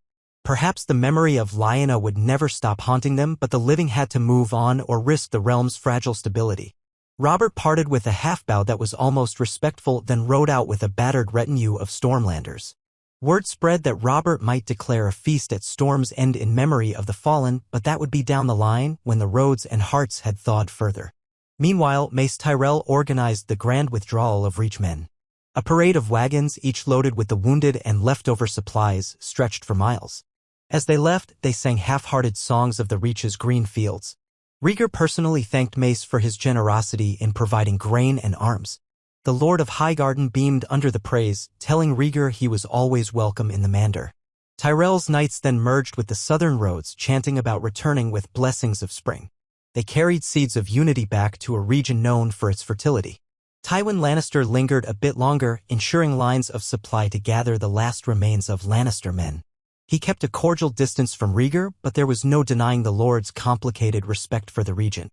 Before departing, Tywin requested a private audience. In the War Council chamber, the Lion of Casterly Rock studied Rhaegar's face as if searching for cracks. "You have proven yourself a ruler in all but coronation," Tywin said. "The realm will expect direction, especially with your father's condition." "What do you intend, Prince Rhaegar?" Rhaegar let out a slow breath. "I intend to see peace, Lord Tywin. Truly, not just a lull between conflicts. The White Walkers taught us how petty our feuds are in comparison to real nightmares. I'll leave soon for King's Landing to address the matter of my father. One day, the crown must pass. But if I can do so without tearing the realm apart, that would be best." Tywin inclined his head, just enough to show approval. "Should you require my counsel, you need only ask. I remain invested in ensuring the next era is stable." His words carried an undertone of self-interest, of course, but Rhaegar accepted them. By the month's end, Tywin and his host marched west, leaving the fortress emptier still. 3. A rift and a king's fate. By early spring, some called it, perhaps hastened by the new wards in the land, Castle Black was no longer a maze of tents and war machines. The Night's Watch resumed its ancient order, albeit with many new recruits who had come north from among the free folk or southern peasants. Jeor Mormont oversaw renovations to the fort, ensuring it was fully repaired. He thanked Rhaegar for the realm's assistance, but insisted that the Watch would not forget the true enemy they had once faced. Rhaegar promised to maintain support from the crown for the Watch's supplies. The oath between Targaryen regents and the Black brothers had been renewed in blood and flame. The day Rhaegar finally departed the wall, the sky was a crisp blue, the air carrying a freshness that hinted of new beginnings. He and a smaller escort rode south, accompanied by Ned Stark, Arthur Dayne, and a mix of knights from each major region. In the weeks that followed, they navigated through the Neck, no longer a blockade of suspicious lords, but a region softened by the stories of unity. Crannogmen greeted them with respectful nods instead of silent hostility. Passing through Moat Cailin, Rhaegar paused to reflect on how this fortress had once been a prime strategic point in a war that never truly ignited into full conflagration. Fate had been a winding path. They spent a brief time at Winterfell where Ned introduced Rhaegar to his family. Lord Rickard Stark was gone, of course, lost to Aerys' madness years ago, and Brandon Stark as well. Ned's younger brother, Benjen, was still missing, rumored to have vanished beyond the wall long before the final battle. Lady Catelyn Tully had come up from Riverrun to join Ned, holding a new baby in her arms, Robb Stark, named for Ned's old friend Robert. Rhaegar was struck by the serenity in that child's sleeping face, thinking of the wars and nightmares that had nearly stolen any chance for new life. Ned offered them the hospitality of Winterfell's halls, though the scars from the recent crises remained. Rhaegar, mindful of his mission in King's Landing, stayed only 3 days. In that time, he walked the crypts beneath the castle with Ned, paying silent homage to the Starks lost to the Mad King's tyranny. It was a somber bonding moment. Perhaps it did more to heal the rifts between Targaryen and Stark than any written decree could. From there, the south beckoned. They followed the King's Road, a route once clogged with war parties. Now it was scattered with caravans bringing goods north, hopeful that new trade might flourish after the victory against the others. People flocked to catch glimpses of Rhaegar, the famed regent who had halted the long night. They lined the road in small villages, waving scraps of cloth or bowing in awe. Rhaegar found it unsettling, for he remembered how these same small folk might once have reviled House Targaryen under Aerys. Yet the world had changed, and with it the realm's perceptions. They reached the Trident, crossing at the spot where a major battle might have once been fought had Robert's rebellion come to full fruition. Instead, the waters flowed peacefully, reflections of the early spring sky dancing on the surface. Then Harrenhal rose in the distance, a grotesque silhouette that reminded them of Dragonfire's destructive power. Rhaegar refused to linger there, for its molten spires were a testament to House Targaryen's might, and the madness of Aegon, the conqueror's descendant who built such a seat. Instead, they pressed on into the Riverlands. Lord Hoster Tully, still ill, sent his blessings from Riverrun but did not come out to greet them. Finally, in early morning on the cusp of a new moon, they arrived at the gates of King's Landing. The city teemed with life. Though the war with the others had seldom touched it directly, the populace had lived in dread for months, grappling with King Aerys' erratic rants and the general atmosphere of uncertainty. As Rhaegar's party rode in, the gold cloaks parted the crowds, and men, women, and children craned their necks. Some cheered. Others stared in silent awe. The last time many had seen Rhaegar so publicly, he was but the crown prince overshadowed by a mad father. Now, he was the legendary regent, rumored to wield living flame against the darkness. Tales had grown in the telling, some proclaiming him half-god, others insisting he had bartered with children of the forest for the soul of the realm. Elia Martell awaited him at the Red Keep's courtyard, wearing a simple gown of deep red. The moment Rhaegar dismounted, ignoring the ache in his wrist and side, she flew into his arms. They held each other in a trembling embrace, tears shining in Elia's eyes. Behind her stood two small figures. Their children, Rhaenys and Aegon, each older than Rhaegar remembered. Rhaenys was tall for her age, her black hair braided, while Aegon clutched a small wooden sword. They stared at their father as though seeing a ghost come back to life. Rhaegar knelt, pulling them into a tight hug. After all the battles and nightmares, this moment felt more precious than any throne. 4. The questions of rule and legacy. Yet the realm's politics would not pause for a family reunion. Within days, lords and courtiers converged for an audience. Jon Connington, Rhaegar's loyal hand, appointed in that role by the regent's authority, insisted that pressing concerns about the king be addressed.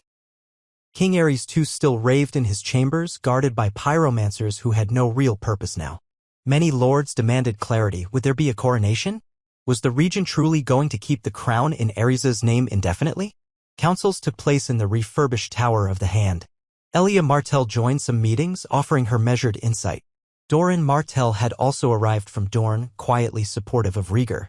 Tywin Lannister's seat was empty. He had not yet returned to the capital, citing the need to restructure the Westerlands after the war.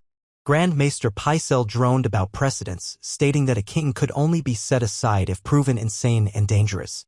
Varys, the master of whisperers, slipped around with cryptic remarks that the small folk might riot if they perceived more Targaryen drama.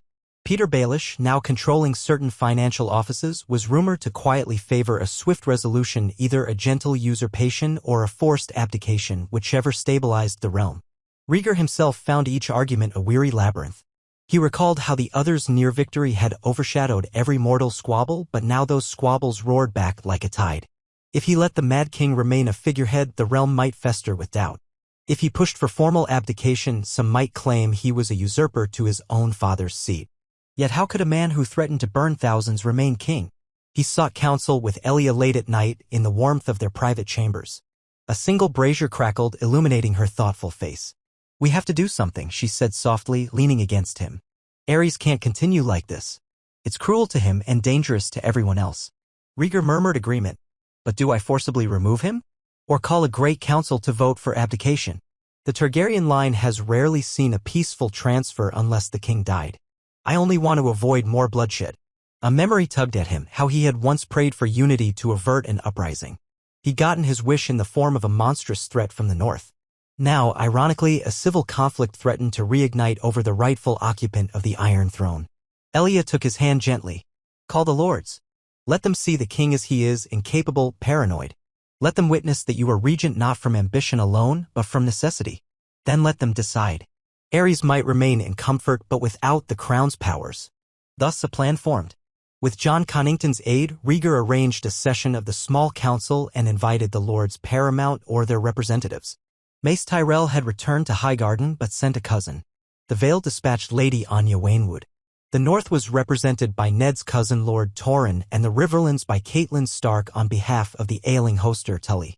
The Stormlands had Robert Stewart, for Robert himself had not yet recovered enough to travel again. Doran Martell and the lesser houses of the Crownlands completed the assembly.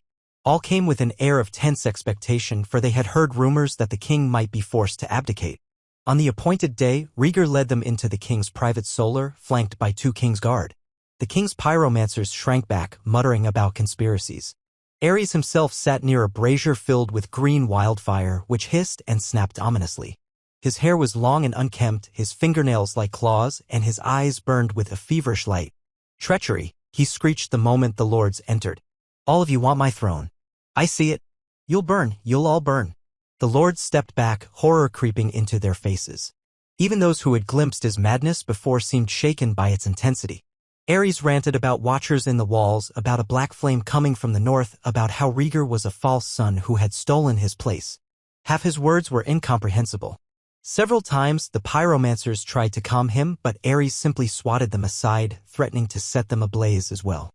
At Rhaegar's nod, Grand Maester Pycelle stepped forward, voice trembling. "Your Grace, we are here to discuss the realm's needs. Please, be at ease." Aerys spat on the floor, hurling curses.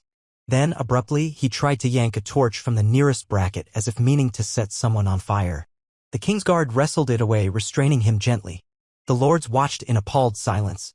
It was a demonstration far more effective than any argument or chart. When the king finally sagged in his seat, panting, Rhaegar turned to the assembled. "My lords, you have seen the king's condition. I hold him no ill will, but he cannot govern. For the realm's sake, we must relieve him of this burden while caring for his welfare." There was little protest. Tyrell's cousin expressed mild reservations about the procedure, but none denied the evidence of Aerys's incapacity. Lady Waynwood simply sighed. "We saw how it was at the area as well. This is no man to guide the realm." Catelyn Stark, her eyes downcast, murmured, "May the gods have mercy on him, but we must do what's best for everyone." Doran Martell, arms folded, nodded solemnly. The consensus was clear. Over the next few days, a formal Great Council was summoned, with lords in attendance and ravens carrying word to those absent. The vote proceeded with minimal debate. Aerys II Targaryen was declared unfit for rule, and Rhaegar Targaryen, Crown Prince and Regent, was named the rightful king by the council's authority. Pycelle read the official statement. "In recognition of Prince Rhaegar's proven leadership and King Aerys's proven madness, we, the lords of the 7 kingdoms, do affirm that the crown shall pass peacefully to Rhaegar Targaryen, first of his name, to reign as king upon the Iron Throne. Aerys would remain in the Red Keep under guarded care, with the best maesters to ensure he lived out his days unmolested. When the final day of the council arrived, Rhaegar stood outside the throne room clad in black and red, his face pale but resolved. The lords filed in, each paying homage. Elia stood at his side, offering a brief, supportive smile. Ned Stark, stoic, wore the formal cloak of House Stark, representing the North. Robert Baratheon was absent, still recovering, but had sent a letter endorsing the measure. Tywin Lannister's statement also supported it. The sense of monumental change weighed on every heart. The dragon crowned. At last, the great doors opened and the lords and ladies of the Seven Kingdoms watched Rhaegar ascend the steps to the Iron Throne. The throne was every bit as menacing as ever, its twisted swords jutting in cruel angles. The memory of Aerys perched upon it, shrieking about wildfire, lingered like a ghost. Rhaegar paused, exhaling. He might once have dreaded the seat, but so much had changed. Steeling himself, he seated himself upon the jagged metal. A hush fell. Grand Maester Pycelle stepped forward, placing a simple crown upon Rhaegar's head, a circlet of Valyrian steel inlaid with rubies, reminiscent of Aegon the Conqueror's ancient crown. It was not the spiked monstrosity Aerys had worn. Symbolism radiated in that difference. This was a Targaryen forging a new path. The assembled watchers knelt. Ned Stark's knee bent, though his face remained thoughtful, not subservient. The small folk up in the gallery pressed forward to see this quiet coronation. Rhaegar rose from the throne, the rubies catching torchlight. "My lords, ladies, and good people of Westeros," he said, voice echoing in the chamber. "I stand here not to claim conquest or fear, but to unite our realm in peace and renewal. We have faced terrors beyond mortal comprehension and prevailed by standing together. Let that unity guide us forward." He paused, letting the hush stretch, then continued, "I pledge to rule with justice and wisdom, to protect all in these lands from threats within and beyond.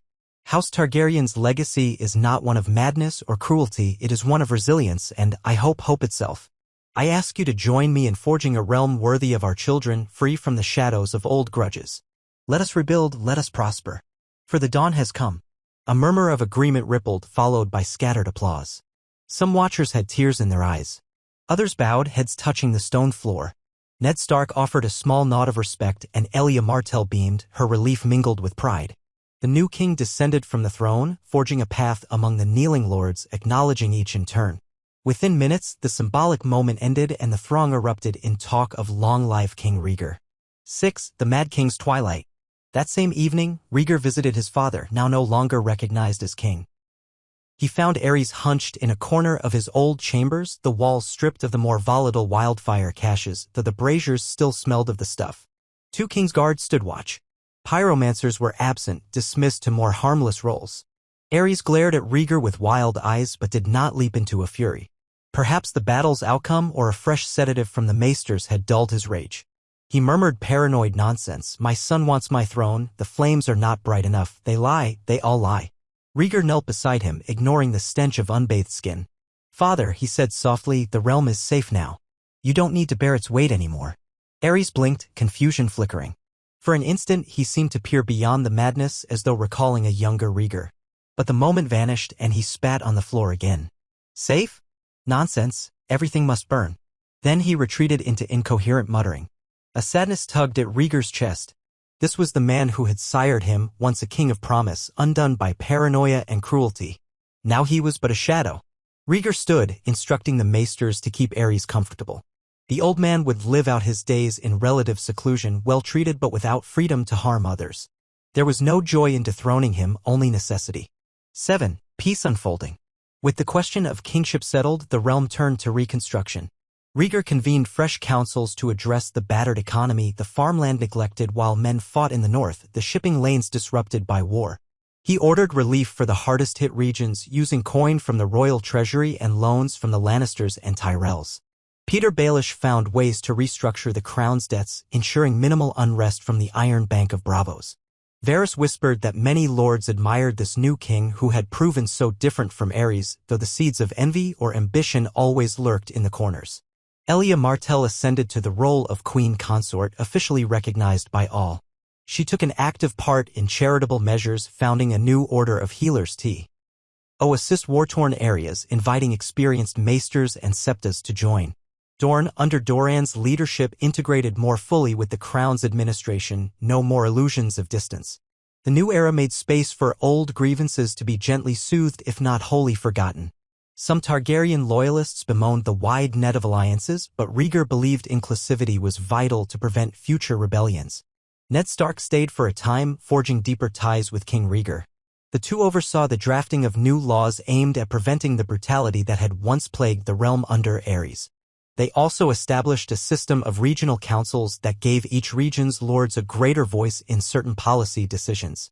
This echoed the ephemeral unity that had saved Westeros from the others. Robert Baratheon, once recovered from his wounds, sent word that he'd abide by the new king so long as he was left to rule the Stormlands as he saw fit. "I've had enough wars, enough lost friends," he wrote. "Let me drown in ale and hunts, and I'll never challenge your throne." Some worried about the Greyjoys returning to their old ways of raiding. But Euron Greyjoy, rumored to have set sail for Essos, left the Iron Islands under Balon Greyjoy's sullen watch. Balon, mindful of how the realm had come together in unstoppable force, refrained from outright rebellion, though tensions simmered. For the moment, the king's new policies kept the Ironborn in check. Alliances with the ports of the Reach and Westerlands offered the Greyjoys trading opportunities in lieu of pillage, an uneasy compromise, but workable. The free folk who had come south of the Wall posed another question. Rhaegar, in consultation with Ned Stark, offered them lands in the gift under certain conditions: no raids, no pillaging, acceptance of the realm's basic laws. Many free folk chafed but accepted, seeing no alternative. Mance Rayder oversaw their settlement, bridging the gap between kneelers and free. Over time, a new northern culture might emerge, blending old freedoms with southern rule. The Night's Watch, bolstered by some free folk volunteers, continued its vigil with less tension than before. 8. A summer of healing. Summer approached, heralded by calmer winds and green shoots breaking through the soil. Flowers bloomed around King's Landing, brightening the city's once gloomy streets. The Red Keep bustled with masons repairing old damage from Aerys' paranoid expansions. Rhaegar made a point of walking among the people, children trailing to catch a glimpse of the king with the silver hair and the shadow of sorrow in his eyes. He listened to their worries, tax burdens, rumor of bandits, lost loved ones. Slowly, the monarchy regained the trust that had been shattered under Aerys. A small but noticeable wave of optimism swelled, though no one forgot that danger could lurk anywhere. In the castle gardens, Rhaegar often found a moment's peace with Elia, Rhaenys, and Aegon. The children thrived, practicing their letters and sums. Rhaenys showed a knack for music, plucking softly at a harp, while Aegon sparred with toy swords under the watchful eye of the King's Guard. Sometimes, Rhaegar strummed his own harp, a hobby he had not abandoned despite the burdens of kingship. He'd glance at his children, remembering how close Westeros came to an eternal winter, how important it was to build a future free of the errors of their ancestors. The scars on Rhaegar's wrist often flared with a dull throb.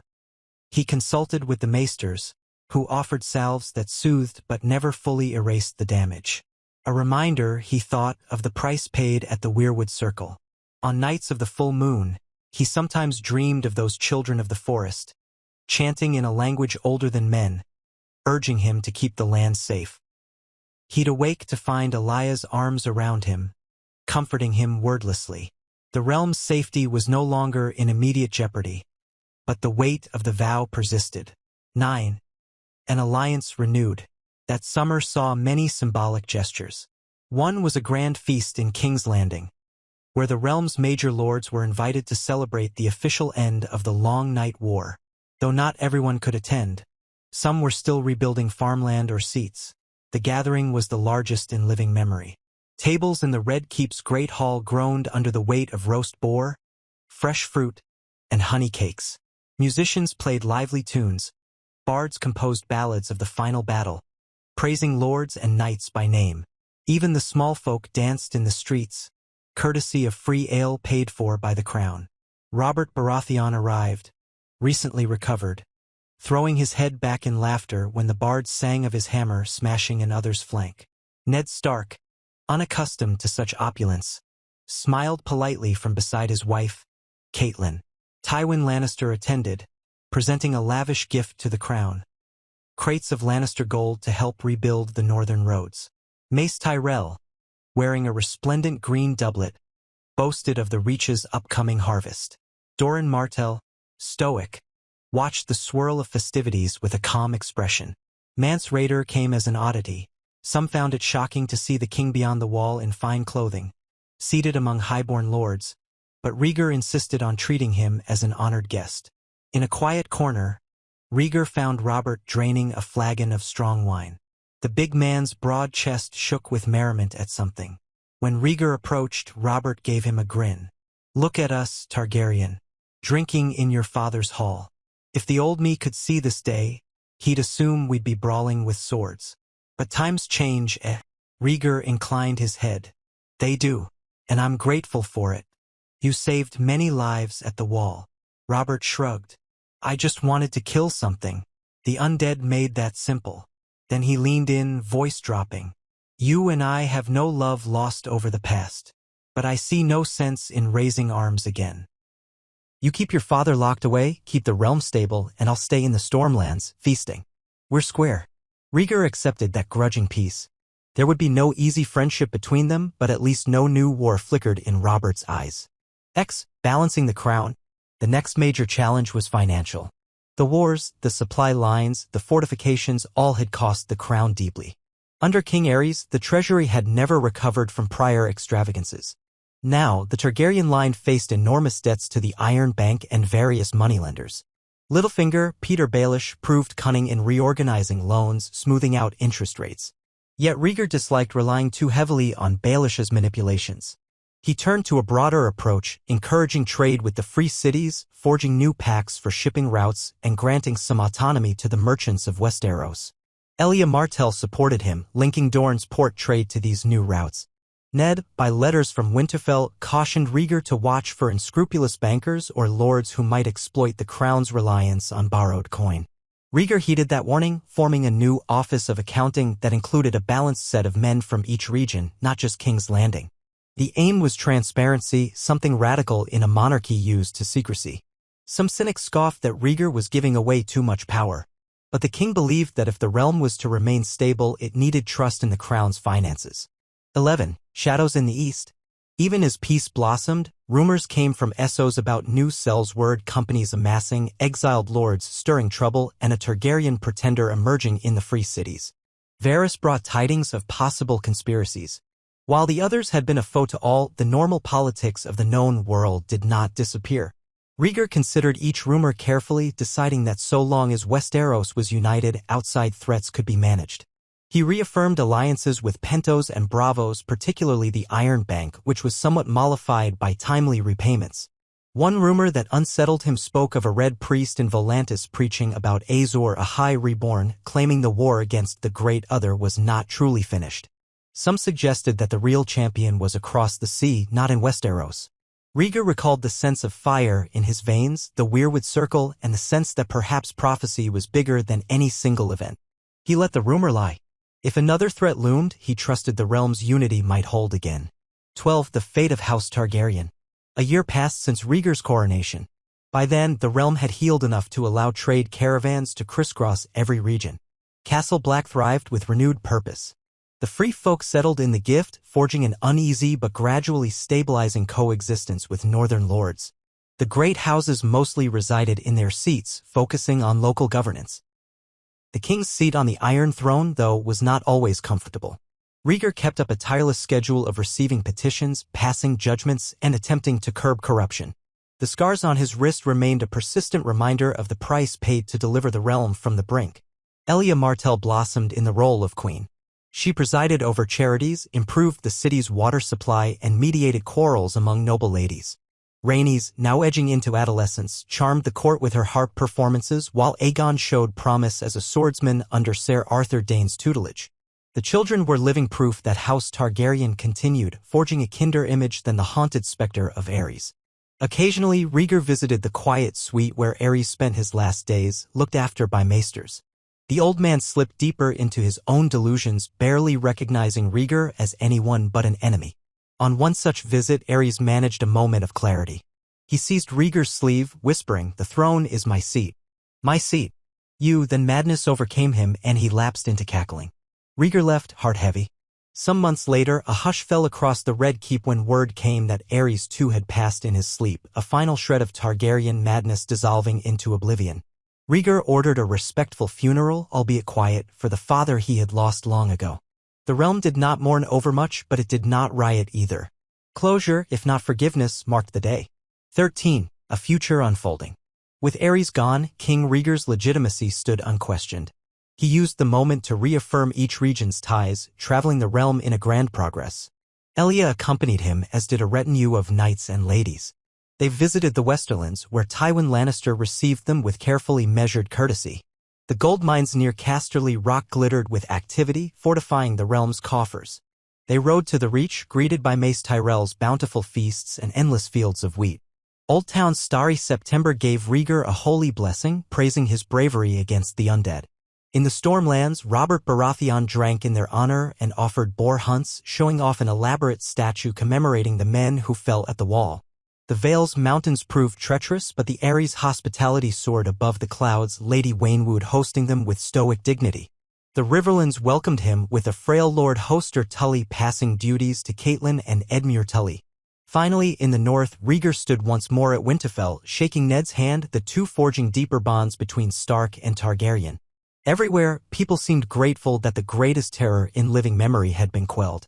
Yet Rhaegar sensed that any peace required constant tending. One day, centuries in the future, perhaps the others might stir again. But for this generation, they had earned a reprieve. Standing in the godwood of Winterfell, where the heart tree's face watched silently, Rhaegar closed his eyes.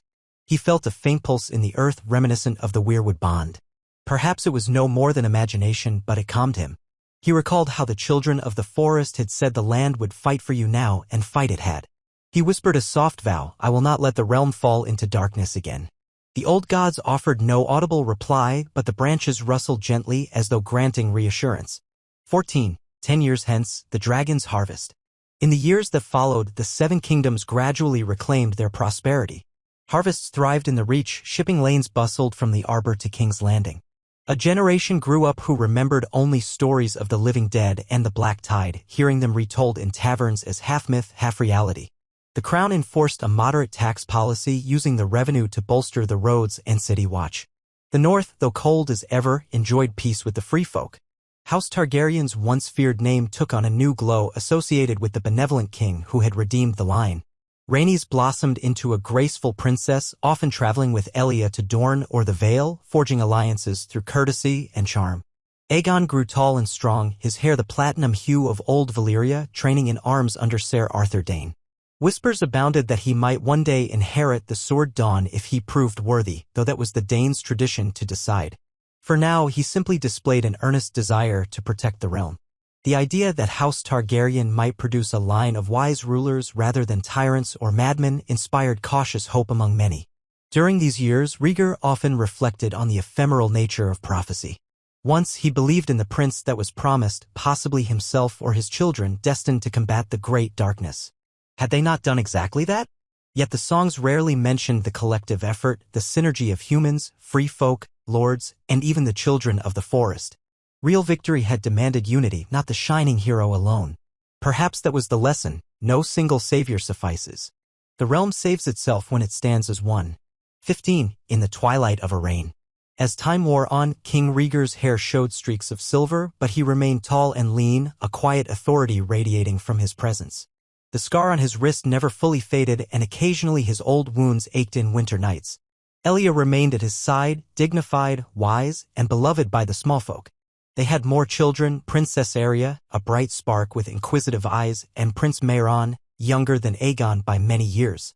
The Red Keep's halls echoed with the laughter of royal children, a far cry from the grim days of wildfire and madness under Aerys. In the latter half of Rhaegar's reign, a new generation of knights, some of them the sons of free folk and southern lords alike, rose to prominence. The king insisted on awarding knighthoods based on merit rather than mere birth, leading to the occasional scandal among older houses. But the results spoke for themselves. Many of these new knights carried obsidian daggers as a custom and homage to the war against the others, a quiet vow never to let such a threat catch the realm unprepared. Eventually, murmurs arose about Rhaegar naming Aegon as Prince of Dragonstone, heir apparent. Rhaegar observed his son carefully, wanting to ensure the boy showed the humility and sense of responsibility needed for the crown. Aegon indeed demonstrated a caring nature, visiting towns, hearing petitions. He was not without youthful pride, but the realm saw in him a reflection of Rhaegar's tempered steel rather than Aerys' madness. Elia guided him, reminding him to always place the realm's needs above personal ambition. 16. Reflections and Farewell. In the final years of King Rhaegar's story, the realm enjoyed a peace that many doubted possible. Dorne thrived under Prince Doran, forging deeper ties to the crown. The Stormlands, under Robert's lineage or a steward if Robert left no legitimate heir, stayed quiet, though Robert himself never married for love or political gain. He had loved only one, he claimed. The Reach's fields fed half the kingdom, Tyrells proud of their bounty. The Westerlands financed new ports, and Lannisport grew into a rival to Old Town in terms of trade. The Riverlands recovered from long tensions, rivulets of new commerce weaving from east to west. The Vale remained tranquil, governed by prudent lords who admired the new king's measured rule. The North held to Stark tradition while fostering a cautious acceptance of the free folk. The Iron Islands, ever restless, found fewer opportunities for mischief as trade overshadowed raids. Meanwhile, the Night's Watch stood vigilant, better provisioned than in centuries past. Rhaegar, older and perhaps somewhat weary, would sometimes climb the walls of the Red Keep at sunset and gaze across Blackwater Bay. The sun's dying rays would paint the waves in gold, reminding him of the battlefield of ice and blood from years before. The quiet surge of water mirrored the realm's slow, inevitable rhythms. In those moments, he felt the faint hum of that weirwood magic still anchored in his soul. It was less a power and more a reminder. The land and the king were intertwined in responsibility. As the maesters recorded the history of King Rhaegar I Targaryen, they spoke of the reign of the Dragon's Peace, a time when old wounds healed, commerce flourished, and no single rebellion marred the kingdom's unity. Indeed, pockets of discontent, outlaws, and conspiracies always existed, but none gathered enough momentum to shake the throne. The king who had once faced the others recognized that mortal squabbles were trifling compared to true annihilation, and so he navigated them with patience, forging treaties and alliances with tact rather than fear. The memory of the White Walkers gradually receded into legend for a new generation. Bards penned ballads about the Long Night War, often romanticizing certain figures or rewriting events. Over pints of ale, old soldiers told wide-eyed youngsters how they had seen a swirl of ice swords crumble before a wave of dragonglass spears. The name of the weirwood circle beyond the wall lingered in quiet myth. Some claimed the children of the forest still watched from hidden hollows, ready to come forth should men ever forget. But so far, the living had not forgotten enough to invite doom once again. Late in life, Rhaegar sometimes dreamed of that circle, of the swirl of runes etched in the old bark. He'd awaken with Elia's hand in his, her eyes concerned. He'd reassure her he was well, though perhaps the dream reminded him of how precarious peace always was. He never fully explained the dream, content to let it remain a private communion with the land. 17. The Song That Endures.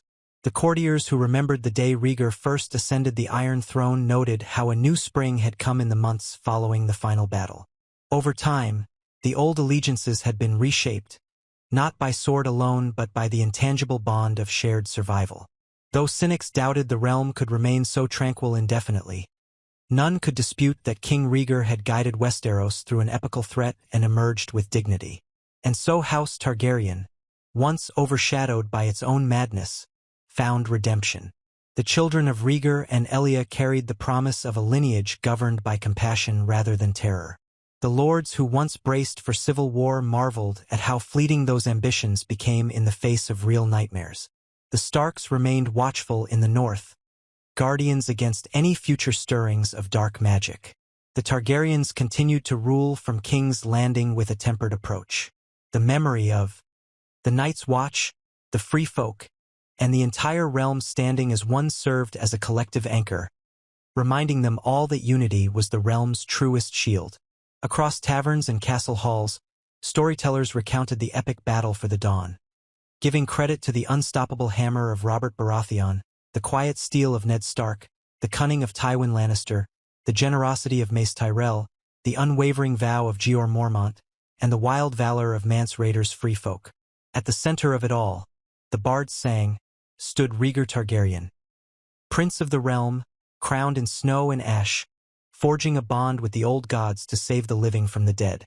In some versions, a shining sword of flame danced in his grip. In others, he channeled weirwood magic with a single quiet chant. The reality was more nuanced, of course. But as stories often do, the realm's legends soared beyond the complexities of truth. And so the Dragon Dynasty continued. not as a saga of dragons imposing conquest, but as a testament that even a line birthed in fire and blood could find a gentler destiny.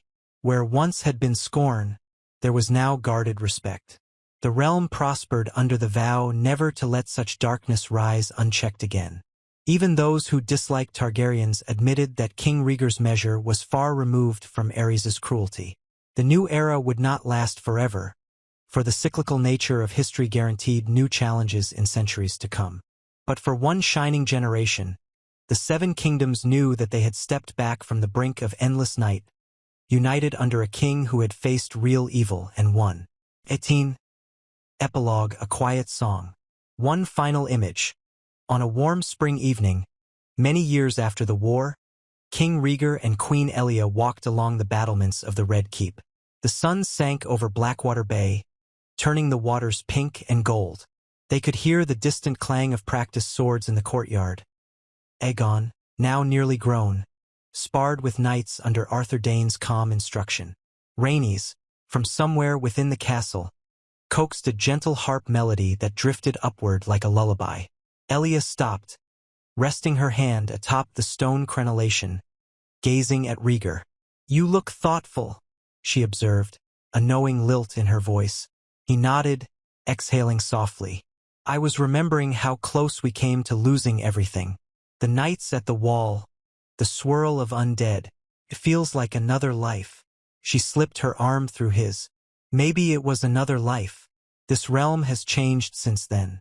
You've changed it." Rhaegar turned, his scarred wrist visible in the fading light. "Not alone," he said, the corners of his mouth lifting in a gentle smile. "All of us, houses, watchers, free folk, took everything we had. If there's one legacy I want to leave, it's that the living stand strongest together." Elia leaned her head against his shoulder, looking out at the drifting gulls across the bay. "That's a good legacy," she murmured. "And we still have tomorrow to safeguard it." Beneath them in the city's winding streets, laughter mingled with commerce, families busy in the dusk. The tide of war receded, replaced by the quieter struggles of daily life. The king and queen stood there, letting the soft breeze caress them. In that moment, no grand horns blared, no illusions of endless winter threatened. The memory of nightmares lingered, but the warmth of the setting sun promised the realm a gentle night and, beyond it, another dawn. So ended the long trials of Rhaegar Targaryen, a prince who might have once been overshadowed by a father's cruelty, but who had become the king who steered Westeros from annihilation to renewal. His story echoed in every corner of the land, a reminder that even the darkest night must yield to the steadfast hearts of the living. And if, in centuries yet to come, the others stirred anew, the realm's chronicles would recall that day when men, free folk, and a Targaryen king stood as one, forging a hope that no winter could fully extinguish. Here, at last, the Dragon Dynasty continued, not through conquest or terror, but through compassion, unity, and the quiet flame that kept the long night at bay. The clouds gathered in a languid sweep across the sky, soft gray and lavender in the dying light, as King Rhaegar Targaryen stood atop a narrow balcony of the Red Keep. The wind off Blackwater Bay had begun to warm with the advent of spring, and earlier, kinder spring than the realm once suffered under the specter of the long night. Below him, King's Landing stretched toward the horizon, its rooftops and winding streets pulsing with the hum of renewed life. Where once the city braced for the madness of a dying king and rumors of a war with the dead, it now bustled with commerce, travelers, and an undercurrent of hope.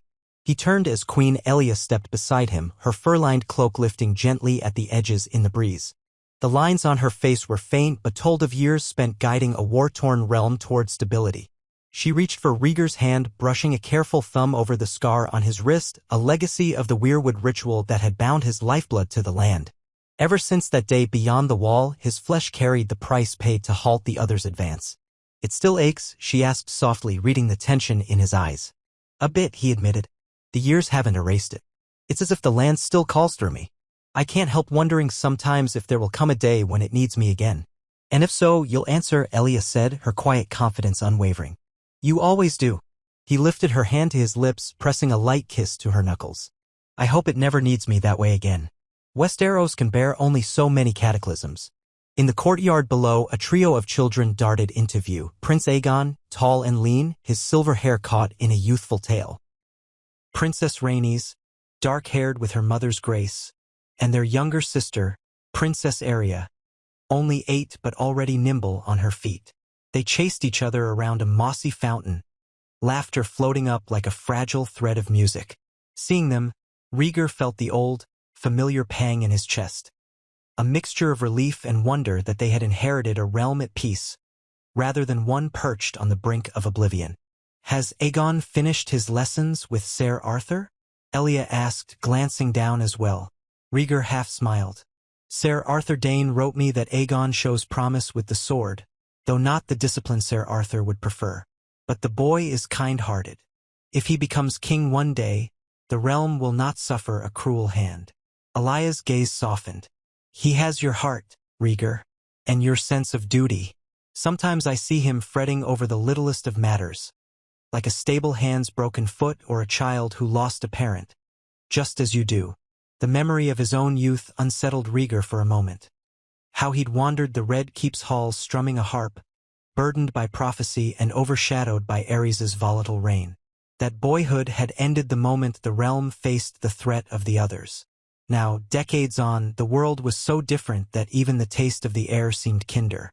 They stepped inside, meeting a corridor lit by torches and braziers shaped like dragon's claws. A subtle nod to Targaryen heritage, yet nowhere near as menacing as the old decor that once reminded visitors of Aerys' wildfire obsession. Downstairs, the great hall bustled with activity. Courtiers, knights, and visiting lords scurried to finalize details for the arrival of certain dignitaries from Bravos. Trade negotiations thrived now that summer's warmth had reached every harbor from the Arbor to the Vale. Rhaegar had spent years carefully fostering commercial ties with Essos, ensuring the realm's coffers recovered from the brutal expenditures of the war. His hand, Jon Cannington, awaited him near the base of a spiral staircase, reading from a scroll. At the sight of Rhaegar and Elia, he bowed his head in respect. His red hair, streaked with silver now, reflected the flickering torchlight. "Your Grace, a delegation from Bravos docks tomorrow at dawn. They bring word of new trade proposals involving shipping lanes in the Narrow Sea. Also, a letter arrived from the Iron Bank, praising our continued payments. They seem eager to maintain goodwill." Rhaegar nodded. "Better to keep them close as allies than risk their displeasure. My father left us enough debts. I've no mind to see them revived."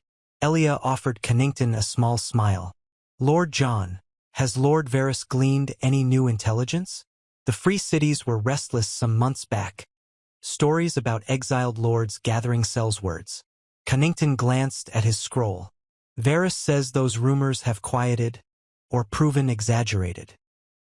Perhaps in the aftermath of the others' defeat, many restless mercenaries simply moved on to more profitable conflicts in the east. It doesn't appear to threaten us here." She exhaled with relief. "That's good to hear." Rhaegar gestured for Cannington to walk with them. They made their way along a gallery adorned with tapestries depicting the unity of the realm during the war. One particularly striking piece showed Black Brothers, Southern Knights, and free folk standing shoulder to shoulder at the wall's base. The weave captured the sense of looming dread but also the resilience that overcame it.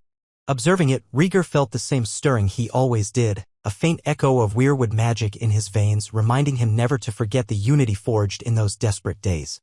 "And how's your ward, young Edric Cannington?" Rhaegar asked, recalling that Cannington had taken a nephew into his care. Cannington's expression brightened. "He's a spirited lad, nearly 13 now. I've arranged for him to squire under one of the crowned guard to teach him better manners. The boy fancies himself a future knight of renown. We'll see if he has the steel for it." Elia's gaze warmed. "Perhaps one day he and Aegon will spar at a tourney. With luck, it won't be a tourney overshadowed by tragedy as Harrenhal once was." They paused at a wide set of double doors leading to the throne room. Rhaegar's eyes drifted to the carved dragons at either side of the doorframe. Once, the dragons symbolized conquest and fear. Now, he hoped they might serve as a testament to guardianship. He parted ways with Elia. She had her own tasks, meeting with an envoy from the Citadel about new healing houses across the realm, while Rhaegar and Cannington entered the throne room to hear final petitions of the day. The business of rule never stopped, but at least it was the business of a stable, healing kingdom. Inside, the Iron Throne loomed, but it looked less foreboding under the bright banners of each great house that hung overhead: a silver dire wolf, a golden lion, a rose, a falcon, a kraken, a trout, a sun and spear, a crown stag. and the three-headed dragon in the center. The arrangement symbolized that each region had contributed to saving the world from the White Walkers. Rhaegar took his seat, the rubies in his crown catching the torchlight, and Connington stood to his right. Several minor lords approached with trade disputes, boundary issues, or appeals for tax relief. Rhaegar listened attentively, offering reasoned judgments. Each time he found a fair solution, he sensed a subtle wave of gratitude from the courtiers. It was a far cry from the days when petitioners trembled, afraid King Aerys might order them burned for the slightest slight. Now, the king's court was known more for compromise and measured solutions than for tyranny. Yet Rhaegar recognized how easily that could change under a weaker or crueler successor. He resolved anew to guide Aegon's education carefully. As the session ended, he stood and dismissed the gathered lords. Connington lingered, setting aside a pile of parchments. "Your Grace, there is one more matter. It concerns the free folk who settled in the Gift. Some northern lords still resent them living so close, but I have a letter from Lady Barbary Dustin complaining that these wildlings occasionally raid her outer pastures near White Knife." Rhaegar's brows knit in concern. "I'd hoped we'd left raids behind. Could be outlaws using the free folk as cover?" "That might be so," Connington allowed. "Or perhaps a few among the free folk resent kneeling. Mance Rayder tries to maintain discipline, but not everyone obeys. Lady Dustin demands restitution or permission to drive them out." Lord Eddard Stark wrote a separate letter urging caution, suggesting a thorough investigation before we condemn them. Rhaegar pinched the bridge of his nose, feeling an old weariness. "We've come so far. I'll write to Mance personally, urging him to address any rogues in his ranks. Let Ned handle the immediate trouble. He knows the region best. We can't let old grudges fester." Connington bowed. "Of course, Your Grace. I'll see that your letters go out by Raven tonight." That evening, Rhaegar retired to the private solar where he and Elia shared supper with their children. Rhaenys played a gentle tune on a small harp while young Arya joined in a half-sung refrain about the new spring. Aegon, arms folded and posture proud, listened with a reluctant smile. At the meal's end, Elia excused Rhaenys and Arya so that Rhaegar might speak privately to Aegon about the responsibilities looming over the teenage prince. Aegon settled into a chair, meeting his father's gaze with the quiet composure Rhaegar recognized from day-to-day lessons. "Father, you called for me?" "I did," Rhaegar said softly, pouring them each a cup of watered wine. He offered one to Aegon, though the boy sipped it nervously. "You're nearing your 15th name day. Soon, tradition would have you named Prince of Dragonstone and recognized as my heir. I want to know how you feel about it." Aegon's eyes flicked to the side. "I'm proud, I suppose. But also uneasy. People say I'll be king after you, that I must be ready for war. I've heard the bards talk of the others and how you face them and how they might return in centuries to come. How does one prepare for that?" Rhaegar's heart clenched. He reached out, clasping Aegon's hand. "By remembering you won't stand alone. Just as I had allies, Starks, Lannisters, Tyrells, free folk, the entire realm, I expect you to nurture alliances, to act with compassion, and to value every life. If we faced the others alone, we would have lost. I hope you never see such terrors, but if you do, unity is your greatest weapon." Aegon nodded, absorbing his father's words. "And if someday the realm faces another threat, human or otherwise, I'll recall your lessons, father. I promise." They spoke a while longer about governance, about the nature of mercy and justice. Rhaegar shared stories of how mercy had tempered certain lords' resentments, how justice had quelled potential rebellions. Aegon listened intently, though occasional sparks of youthful impatience flickered in his eyes. He wanted to prove himself worthy, but Rhaegar sensed the boy might need a challenge or a quest of his own one day. The following week, delegates from Bravos arrived, a lean, hawk-nosed sea lords representative named Rodavo Velardo, flanked by half a dozen merchant lords. They were received in the great hall with as much pomp as any foreign dignitary. The Bravosi wore burgundy and gold, their accents crisp as they negotiated trading privileges for spices, silks, and precious metals in King's Landing and Lannisport. Rhaegar, flanked by Varys and Jon Connington, engaged them in detailed conversation. After a day of bargaining, they concluded a new pact that promised to enrich both sides. In the feast that followed, the Bravosi toasted King Rhaegar's victory over the White Walkers with a flourish, proclaiming that only in tales of the Rhoynar did we see such improbable alliances forged. Yet as the months rolled on, not all news was bright. A raven arrived from Bear Island. Old Lord Commander Jeor Mormont had passed quietly in his sleep, leaving the Night's Watch to elect a new Lord Commander. Rhaegar read the black-sealed parchment in silence, remembering how Mormont had stood beside him, Robert, and Ned on those bitter nights at the Wall. With Mormont gone, an era ended. He penned a letter of condolences to the Watch, acknowledging Mormont's steadfast leadership in times of unimaginable peril. Word also suggested that among the potential successors was a free folk ranger, a testament to how profoundly the war had changed old traditions. In the Stormlands, Robert Baratheon wrote that the boars were fatter than ever in the forests near Summerhall. He extended an invitation for Rhaegar to join a grand hunt, half-challenging him to prove he still had the stamina for such sport. Rhaegar smirked at the letter, recalling the old tension between them. He considered going, partly to maintain goodwill, partly to show that the Targaryen king wasn't a frail scholar. But his duties in King's Landing were unrelenting. He sent a polite apology, vowing to visit Storm's End when time allowed. In the north, Ned Stark resolved the disputes with the free folk near White Knife. Rhaegar's next Raven from Winterfell reported that indeed a small group of discontent wildlings had turned to banditry, but Mance Rayder personally intervened, persuading them to depart or face the realm's justice. "The matter is settled," Ned wrote, "and I remain grateful you entrusted me with the freedom to handle it. The future is never simple, but for now we keep the peace." Thus did the realm endure small frictions, minor grievances, but avoided any large-scale conflict. The king's court functioned as a place for redress, not retribution. Rhaegar found satisfaction in each day that passed without the rumor of a rebellion or a monstrous threat. Life in King's Landing took on a buoyant air, especially as travelers from the free cities brought fresh wonders, exotic animals, new fashions, spices that set the city's markets abuzz. Queen Elia oversaw cultural exchanges, occasionally hosting feasts where minstrels from Lys or dancers from Volantis performed for courtiers, bridging worlds once separated by fear. Yet Rhaegar never allowed complacency to set in. Each spring, he demanded updated readiness reports from the crown's armies and from the lords, ensuring they remained vigilant. He recalled all too well that the realm had once nearly torn itself apart when Robert's rebellion threatened and then had faced actual annihilation from the others. By fostering constant readiness without tyranny, he hoped to preserve a measure of security. Each great house kept a standing force, smaller than wartime but enough to quell any roving bandits or incipient trouble. Over the next few years, the roads improved drastically. The king's new measure, part of a decree called the Summer Roads Act, directed crown funds into paving and fortifying major thoroughfares with an eye toward trade and swift troop movement. The Rose Road and the Gold Road in particular grew safer and faster to traverse, binding the realm more tightly.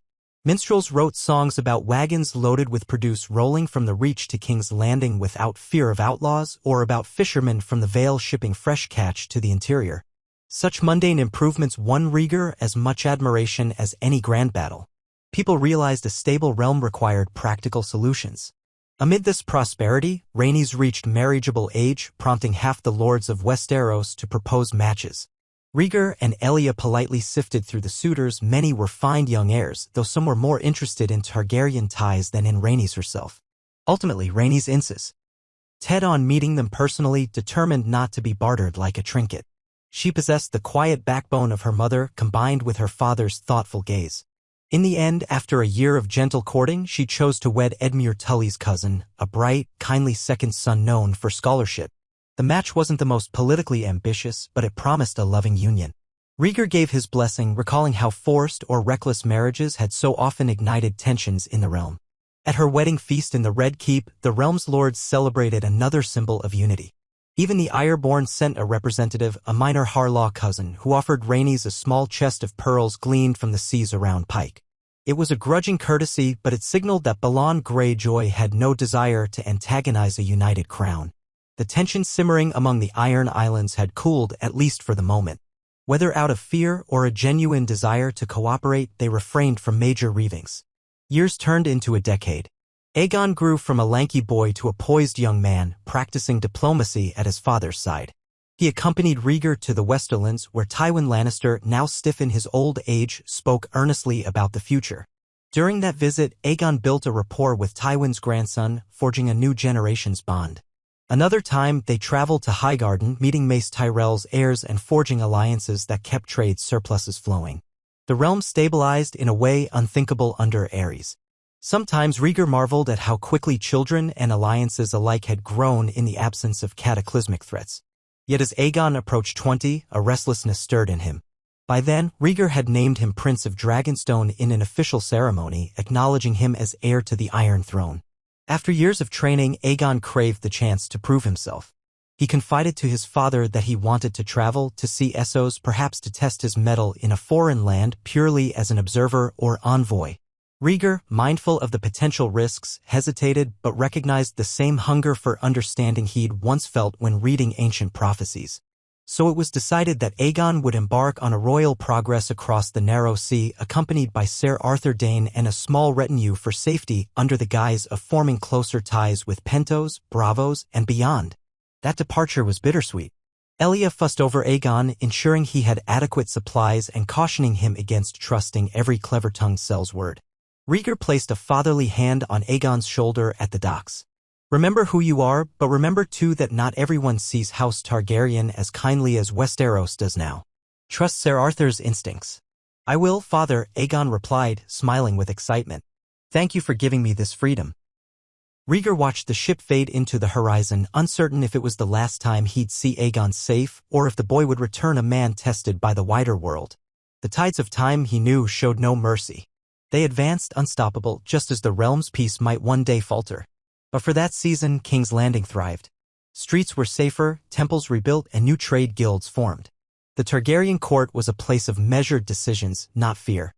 The royal library expanded, fueled by donations from the citadel. Elia's continuing dream of an educated realm blossomed as scribes copied old texts, ensuring knowledge endured. Meanwhile, the Red Keep's lower halls still housed King Aerys' old hidden tunnels and a few sealed passages rumored to contain abandoned caches of wildfire. Rhaegar had them bricked shut, determined to remove any lingering stain of the Mad King's legacy. In the 7th month of that year, Ned Stark arrived unexpectedly at King's Landing, bringing dire news, rumors that a group of rogue whites had been seen beyond the wall. The Night's Watch's new Lord Commander, an upjumped ranger named Torrhen Pike, sent frantic ravens claiming that half-frozen corpses roamed near the northernmost watch posts. No sightings of the others themselves, only scattered whites. Rhaegar's old fear stirred, cold as a blade against his heart. He convened an immediate council. The wise heads in the room, Connington, Varys, even Tywin's far-sent letter, cautioned calm that it might be a lone cluster of reanimated corpses missed in the final purge. But Rhaegar refused complacency. He wrote to the Watch, assuring them of immediate support. Ned pledged a contingent of Northmen to help track and destroy any whites that lingered. Wildfire stores, carefully rationed since the war, were transported to the Shadow Tower and Eastwatch just in case. For months, tension flared anew across Westeros. Had the others returned? Was Rhaegar's bond with the weirwoods failing? In the end, the threat proved small. Rangers and free folk united under the Watch's command found the pocket of whites near the ruins of an old wildling village. These unliving husks were swiftly destroyed with dragaglass and fire. No sign of the others. It was likely a gruesome leftover from the war, bodies trapped in an icy crevice, revived by lingering dark magic. Hearing the final report, Rhaegar sagged in relief. So it was only a remnant, he said, not sure if the near catastrophe was a hint of warnings to come. Still, the memory prompted him to renew the realm's vigilance. Each year thereafter, the Watchers at the Wall performed thorough searches beyond the ice, ensuring no pockets of undead escaped notice. Winter came in the next cycle, but it was a mild one by northern standards, lasting only a pair of years. The realm endured it comfortably thanks to the roads and surplus grain. Mace Tyrell's proud boasting proved partly justified. The Reach's agriculture was indeed the breadbasket, shipping wheat and barley up the Mandar, into King's Landing and beyond. Even the Iron Islands had to concede that fish and salt alone wouldn't feed their population, forging trade routes with the crown rather than raiding the coast. Each region had found its place in the tapestry of Rhaegar's kingdom. During that winter, Rhaegar often found himself gazing at a new tapestry in the Red Keep, a scene of the old weirwood circle beyond the wall with ghostly silhouettes of children of the forest chanting and a single silver-haired figure kneeling, bleeding onto the roots. The imagery evoked the exact moment he had bound his lifeblood to save Westeros. The tapestry was a gift from certain lords who'd learned of the event in rumor, though stylized, it captured the essence. Rhaegar sometimes stood before it, remembering the freezing air that night, the hiss of swirling magic, the agony in his arm. He'd think, too, of how that sacrifice had allowed him to stand here, warm and alive, among a realm that looked toward the future instead of cowering from the past. At last, the same year winter ended, Aegon returned from Essos, older and with a new calm in his eyes. He brought tales of wonder, the Titan of Bravos, the spiced wines of Volantis, the mosaic streets of Pentos, even distant glimpses of the great grass sea from a vantage near the Dothraki Sea's outskirts. Sir Arthur Dane, grey now at his temples, reported that Aegon had carried himself honorably, forging cordial ties with merchant princes. Aegon insisted the realm consider a formal alliance with one of the free cities to hamper piracy in the Stepstones. Rhaegar listened, quietly proud. The boy had grown into a man who understood negotiation as well as swordplay. Before the next spring, Rhaegar and Elia watched Aegon crowned anew as Prince of Dragonstone, a ceremony reaffirming him in the eyes of the realm. Bells tolled across King's Landing, crowds cheered the handsome prince who promised a stable succession.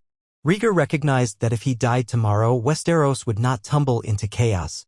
His legacy would endure in a line that remembered unity over strife. As time advanced, so too did the king's body weigh him down. Gray streaks laced his once silver hair, and the old scar on his wrist ached more frequently. Yet he continued to hold audiences, sign decrees, and roam the realm on occasional royal progresses with Elia. One such progress took them through the Westerlands again, where Tywin Lannister finally succumbed to age. The funeral was austere, as Tywin had demanded no extravagance. Rhaegar offered a solemn tribute, acknowledging Tywin's unwavering help in the final war, however grudging it had been at first.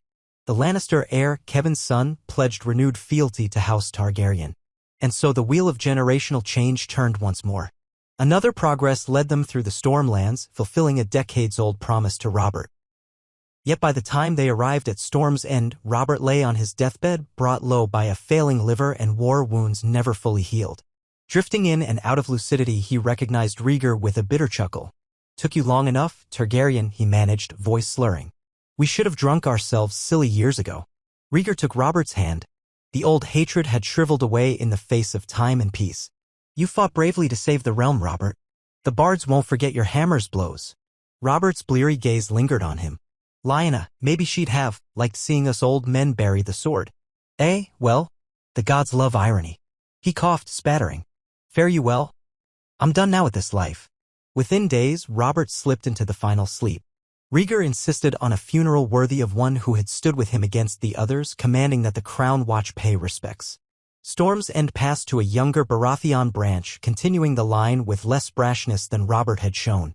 And so life's ephemeral nature once again reared its head. In every corner, the generation that saved the realm quietly laid down their burdens, passing on tasks to sons and daughters who'd grown up in a different Westeros, one of roads, trade, learning, and relative peace. Some cynics predicted that without an external foe, the realm might slip back into petty rivalries. Yet for a long time, the memory of the White Walkers lingered, as did the knowledge that King Rhaegar had bound his very blood to the land. Even the prideful or power-hungry among the lords recognized the unity that overshadowed any single house's ambition. Time marched forward again. Another mild winter came and went, another small feast lit the great hall, welcoming a new generation of knights. Rhaegar found himself standing by a window in the royal solar late one night, the second hour of the owl, looking at the moonlit city. He listened to his own breaths, measured and calm, and felt the subtle hum in his blood. It had never truly left him. Sometimes he sensed a presence in the weirwoods, like a faint resonance, a heartbeat older than men. Did the children of the forest still watch from behind ancient eyes? Or had they retreated fully into myth? He might never know. But the wards held, and Westeros flourished in their shadow. On a spring morning, King Rhaegar, nearing 3 decades since his coronation, awoke to an ache in his chest that wouldn't abate. Elia found him pale but conscious, struggling to breathe. Maesters flocked to his side, speaking in hushed tones of a failing heart. The old injuries, the stress, perhaps the arcane bond, whatever the cause, Rhaegar felt a creeping heaviness in each breath. Summoning Aegon, Rhaenys, Arya, and the rest of his family, he prepared them for the possibility that his reign was coming to a close. Yet in that adversity, his composure never wavered. He requested one final audience in the throne room, refusing a litter. With Elia on one arm and Aegon on the other, he walked slowly down the corridor, an honor guard of Kingsguard trailing behind. The lords and ladies who heard of this final audience thronged the hall in silence. Reaching the base of the Iron Throne, Rhaegar paused, resting a hand on the metal arm, each breath measured. The hush was absolute, every heart pounding with quiet dread.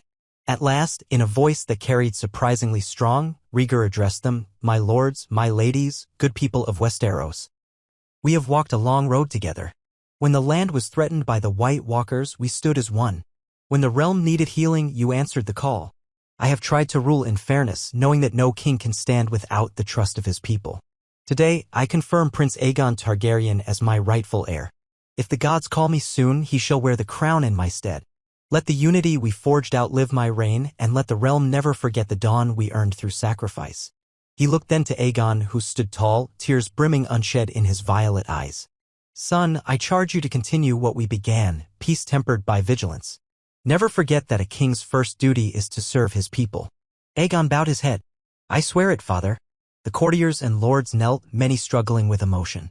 In that moment, Rhaegar felt the realm's love, something he had once believed unattainable for a Targaryen, overshadowed by the sins of the Mad King.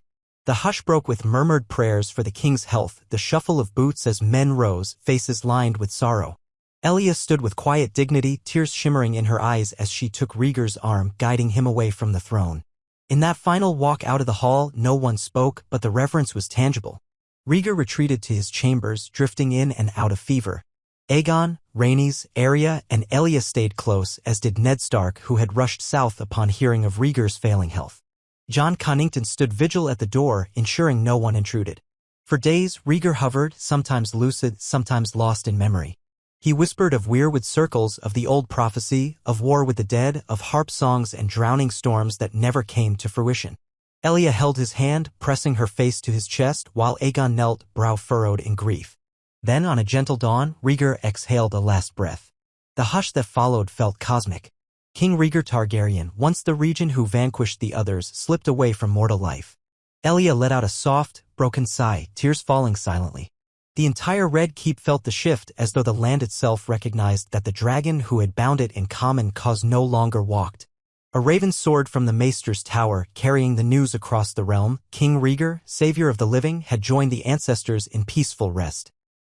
The funeral, at Elia's request, was a blend of Targaryen tradition and the new ways Rhaegar had fostered. His body was burned on a grand pyre outside King's Landing, the flames licking at the night sky. All 7 major lords, or their representatives, stood by, heads bowed. Even some free folk ventured south, remembering the king who had accepted them. Ned Stark stood by the pyre, eyes glimmering with tears. Mance Rayder, older now, watched from the edges, his face shadowed in sorrow. A night of mourning encompassed Westeros as bells tolled from the arbor to the last hearth. After the funeral, a hush lay over King's Landing. Yet the realm did not shatter.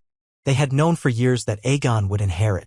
And so the next day, with a subdued ceremony, Aegon was crowned King Aegon VI Targaryen. His first royal decree thanked every region, reaffirming the alliances his father had cultivated. Elia Martell, now Queen Mother, watched with pride and quiet sadness as her son ascended the throne. Rhaenys and Arya stood at his side, each bearing a sorrowful dignity. In the weeks that followed, Ned Stark departed for Winterfell, pausing in the throne room to bow to the new king. Your father was the best king I ever served, Ned said softly. I'll be proud to serve you as well, your grace. Aegon managed a small smile. He trusted you beyond measure, Lord Stark. I hope you'll guide me with the same honesty. One by one, lords pledged fealty. The transition was seamless, the fruit of Rhaegar's decades of preparation. And though grief weighed on every heart, the realm pressed on, stable, gentle, at peace. The memory of King Rhaegar lingered as a guiding star, the monarch who tamed winter's fury by forging an unbreakable bond with men, free folk, and weirwoods alike. In the year that followed, King Aegon VI proved earnest and keen. He traveled with Queen Mother Elia to the north, placing a new memorial near the wall to honor those who had fallen in the fight against the others. He extended an invitation to the children of the forest, if any still walked among the groves, an acknowledgement of how they had once aided his father. Perhaps none answered, perhaps the children had retreated for good, but the gesture alone spoke volumes of continuity. In King's Landing, Aegon refined the laws, building on Rhaegar's foundation. New roads emerged, new alliances formed, and prosperity continued. The White Walkers became a memory receding into legend, a cautionary tale about unity and vigilance. Sometimes Aegon sat in the small royal library reading old accounts of the battle for the dawn. He found references to his father's binding at the weirwood circle, and tears pricked his eyes to think how much had been sacrificed so that he and the realm might know a future free from unending terror. The accounts credited King Rhaegar with holding the land in the palm of his wounded hand, ensuring the snows receded and the undead retreated. Aegon mused that if men ever forgot that lesson, the next threat might not be so merciful. But for now, the realm thrived. The walls of the Red Keep rang with gentle laughter, with the music of harps, with the scholarly arguments of maesters discussing the properties of dragoglass and the necessity of forging more in case the future demanded it. The older generation, those who had seen the White Walkers with their own eyes, slowly passed into memory. The younger ones, raised in peace, inherited a kingdom that felt almost safe, if not for the faint, ever-present hum of caution instilled by Rhaegar's reign. And so, in the annals of Westeros, King Rhaegar's story ended not in a blaze of dragonfire or a bitter civil war, but in a gentle twilight after a life devoted to the realm's salvation. Bards composed ballads with titles like The Dragon's Gift and The Winter's End, extolling how a Targaryen prince had bled upon the roots of ancient trees so that every man, woman, and child might see another sunrise. Even those who disliked House Targaryen found it hard to curse a line that had once united the realm against the dead. Generations later, scholars hailed Rhaegar as one of the greatest kings in the land's history, one who had learned from the mistakes of his lineage, forging a legacy of benevolence instead of fear. In quiet corners of the north, old storytellers still recounted how King Rhaegar rode into the howling darkness, side by side with wolves and stags, lions and roses, crows and spear-wives, to face an enemy that sought to end all life. The children at their hearths listened wide-eyed, half-disbelieving, for the north was tranquil now and such nightmares seemed impossible. But the elders nodded, remembering the swirl of ice and the caw of ravens, how the world had once nearly gone dark. Some swore they had felt the earth grow warm underfoot the instant Rhaegar spilled his blood at that hidden circle, that they had glimpsed green sparks along the branches of weirwoods. Whether it was fancy or truth, it never diminished the resonance of that act. In Dorne, where Elia's lineage thrived, new gardens bore the name Rhaegar's Rest, a place of reflection with a fountain carved in the shape of a dragon coiled around a weirwood trunk. People strolled under the shade, speaking in hushed voices of the war that almost ended everything. In the Vale, the mountains once haunted by mountain clans had grown calmer, trade caravans passing by with hardly any fear. The Lannisters replaced their old motto of silent pride with open statements of collaboration, for the realm remembered how the Lion Banner once clashed with the dragon, then found redemption. The Tyrells kept their fields abundant, forging a relationship with the Targaryen crown that made starvation a distant memory. The Iron Islands, while never fully tame, respected the synergy of power in King's Landing, content to trade over steel. Storm's End saw a new Baratheon, less fiery than Robert, carry on the name but without the old rancor. The Tullis and Riverrun continued their patient guardianship over the Riverlands, weaving new alliances. And the North, under the Stark line, kept a watchful eye on the horizons, ensuring no lingering shadows threatened again. In the Red Keep itself, the tapestry of Rhaegar's bond with the weirwoods hung next to others depicting the final battle. A young acolyte from the Citadel who visited wrote in his journal how the tapestry made him shiver, as if the eyes of the carved weirwoods were truly peering into his soul. Yet the emotion it stirred was one of gratitude, not dread. People from across Westeros came to see it, to run fingers over the threaded swirl of magic and blood, and to remember that in their darkest hour, the living had triumphed not by slaying each other, but by uniting in a single cause. Thus, the Dragon Dynasty carried on, no longer sustained by dragons of old, nor by terror, but by the memory of a king who had braved unimaginable horrors to grant them a dawn free of endless night. That memory stood guard over the realm's heart, a silent vow that if ever the shadows rose again, Westeros would stand as one, forging a new generation of heroes in the footprints of those who'd gone before. And in the hush of dawns that followed, as the sunrise gilded spires and fields, some said they felt a faint pulse in the ground, like the land itself breathed in time with the legacy King Rhaegar had left behind. The Age of the Dragon's Peace, as later historians called it, spanned decades, bridging the realm's battered past into a future shaped by compassion rather than fear.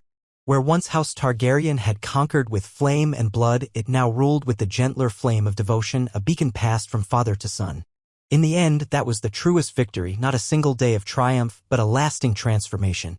The living endured, the children flourished, and the echoes of the old nightmares faded into songs and tapestries. No swords jingled in rebellion, no chaos consumed the land. And far beyond men's sight, in old groves or moonlit glens, perhaps the children of the forest felt a measure of solace that the realm of men had chosen to remember what truly mattered. So concluded the reign of Rhaegar Targaryen, the savior king whose gentle mourning burned away the shadows of a doomed night.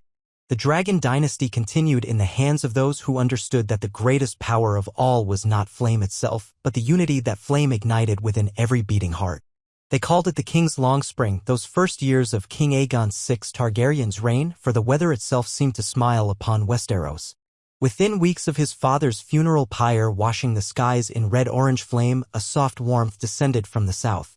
Pastures greened early, the orchard trees bloomed in delicate froths of white and pink, and caravans on the Rose Road carried fresh produce to King's Landing long before customary harvests. As if the land yearned to honor the memory of King Rhaegar, who had bled in the northern snows to save the realm, sunshine graced the realm so gently that people whispered about miracles. Yet for all the mildness of the air, the Red Keep wore the hush of mourning. King Rhaegar's name hovered in every corridor, upon every banner fluttering from the battlements. Black crape draped the main hall for a full moon's turn, while lords and ladies arrived from near and far to pay final respects. One by one, they took a knee before the new King Aegon VI Targaryen, praising the father even as they affirmed fealty to the son. Aegon stood tall, just past 20, silver hair reaching past his collar, violet eyes reflecting a mixture of sadness and determination. He wore the same Valyrian steel circlet inlaid with rubies that Rhaegar had worn, though the edges had been reworked by royal jewelers, giving it a sleekness reminiscent of a new era. Everywhere Aegon turned, reminders abounded that the realm had labored decades under his father's guidance to outgrow the dark legacy of King Aerys II. Gone were the days of wildfire lurking around every corner, of paranoid justice inflicted at a mad ant's whim. Now the Seven Kingdoms thrived, roads humming with trade, farmlands safe from bandits, lords largely content behind their seats. Yet the new king was no fool. He had traveled widely in Essos, seen enough of other courts and cultures to realize that prosperity seldom endured forever without care. Indeed, his father's final hours had hammered in the lesson that each generation must steward the peace or risk letting it slip. So while courtiers and small folk lauded him with bright cheers of "Long live King Aegon," the young monarch prepared himself for the subtle, constant vigilance a realm's prosperity demanded. It was in the privacy of the royal solar late one evening that Aegon unburdened himself to Queen Mother Elia. She still wore a half-mourning gown of dark lavender that accentuated her gentle grace, and her hair bore only a few silver strands despite her years. She listened as her son confessed the weight on his shoulders. "Mother, I keep thinking. Father died with the realm at peace. I must keep it that way, or else everything he sacrificed, everything he bled for, might unravel. I've read the histories. How easily petty wars start over trifles. How cunning lords can spark chaos." Elia's dark eyes shone with quiet understanding. "Your father felt that burden daily. Yet he found the path forward by trusting allies, building coalitions, and never letting fear dictate his rule." She took Aegon's hand in hers. "Remember, you are not alone. You have the support of half the realm's major lords, and a generation grown under Rhaegar's harmony. They want you to succeed. Use that goodwill with the wisdom your father taught you." Aegon's lips quirked in a faint smile. "Sir Arthur Dayne once told me the same. To lead with trust, not terror. I'll do my best." Part 1: Foundations of a New Reign. In the weeks that followed, Aegon VI convened a great council of sorts. Not a formal assembly demanding each lord's vote, but a grand gathering in King's Landing to reaffirm oaths and discuss the crown's direction. Lords paramount or their heirs filled the Red Keep's corridors with lively conversation. The Vale's Lady Anya Weirwood, growing older but still sharp, the young Edmure Tully in the Riverlands, Lord Torrhen Stark for the north, and a newly appointed steward for the Stormlands. Since Robert Baratheon's designated successor had only recently come of age, all arrived. The Westerlands were represented by Kevin Lannister's line, the Reach by Willis Tyrell, a bright-eyed youth rumored to be an excellent horseman. From Dorne came Prince Quentyn Martell, nephew to the Queen Mother, and a cluster of Dornish knights. Across a week of feasts, hunts, and lengthy council sessions, they hammered out reaffirmations. Trade and infrastructure. The new king pledged to continue Rhaegar's expansions of roads and to support coastal defenses in the Stepstones, where pirates still tested the monarchy's patience. Northern vigilance. Torrhen Stark spoke of the occasional stray white rumors from beyond the wall. Aegon promised to keep the Night's Watch well supplied. Free folk integration. Mance Rayder, older and flecked with gray, did not attend in person, but his envoys brought word that most free folk abided by the crown's laws around the gift, though a handful wandered beyond the rules. The council agreed that minor frictions would be resolved by local northern courts, with an amnesty for those who cooperated. Essos and the Iron Bank. A Braavosi envoy praised the crown's prompt repayments, expressing willingness to fund expansions of harbor fortifications. Succession. Aegon clearly designated his sister Rhaenys and younger siblings, Princess Arya, Prince Mairon, in the line of succession behind him, leaving no ambiguity that House Targaryen unity continued. These discussions cemented the sense that Aegon's reign, while lacking the legendary drama of battling White Walkers, would revolve around maintaining the realm's golden harvest, a harvest metaphorically sown from Rhaegar's sacrifice and the wards that still quietly glimmered in the weirwood roots. Outside official councils, the mood was surprisingly light. In the Red Keep's gardens, lords mingled over cups of sweet wine, forging personal ties. The older generation that had fought the others, like Ned Stark, traded war stories with the younger knights too young to recall that terror. The tapestries depicting the final battle drew crowds each evening, as courtiers pointed out famous faces stitched in thread. Nostalgia blended with gratitude, forging a sense of continuity that reaffirmed Aegon's rightful place on the throne. By the time the lords departed King's Landing, each carried a renewed sense of stability. Whatever personal ambitions lingered, none could find easy justification to disturb the peace that had lasted decades. No fresh Mad King threatened them, no existential undead menace loomed. Indeed, rumor suggested the last leftover pockets of whites had been destroyed. Lords departed the city in a festival-like atmosphere, wagons laden with gifts from the crown, fine linens, minted coins bearing Aegon's visage, casks of new season arbor gold. Part 2. The stirring in the east. Yet far across the narrow sea, the world had not stood still. Aegon's own travels during his youth had shown him a tapestry of shifting alliances among the free cities, the Dothraki Khalaisars roving the great grass sea, and merchant princes who hungered for the riches of Westeros. Within a year of Aegon's coronation, news arrived of a power vacuum in Volantis. The Triarchs there had feuded, toppling one Triarch in a coup. Displaced soldiers and exiles formed new Sellsword companies, some rumored to be commanded by exiled knights, or by second sons of Westerosi lords who never found a place at home. Braavos' envoys quietly expressed worry that Volantis might attempt expansions or sabotage Braavosi trade. Though Westeros was separated from Volantis by considerable distance, King Aegon recognized that unrest in one major free city often spilled over into the others. He called a meeting with his small council. Jon Connington still served as hand, Varys as Master of Whisperers, Peter Baelish controlling finances, and Grand Maester Arnell, successor to Pycelle, who had passed. They concluded that while Westeros need not intervene, it should remain vigilant. If large Sellsword armies turned west, it might threaten shipping in the Stepstones or attempt to carve out a foothold near the disputed lands. In a bold move reminiscent of Rhaegar's foreign outreach, Aegon dispatched a royal envoy, led by his cousin, Prince Mairon Targaryen, and accompanied by Ser Balon Swan, to the free cities. Their mission: gather truthful intelligence, reassure allies that Westeros sought only peace, and keep an eye on potential threats. The Crown's navy quietly readied a few war galleys near Dragonstone to protect shipping lanes, while the Ironborn, under a cautious new lord, found a chance to legitimize their seamanship by patrolling for pirates. Thus, Westeros extended its watchful gaze eastward. Over the following months, Prince Mairon's letters revealed a swirl of tensions among the free cities.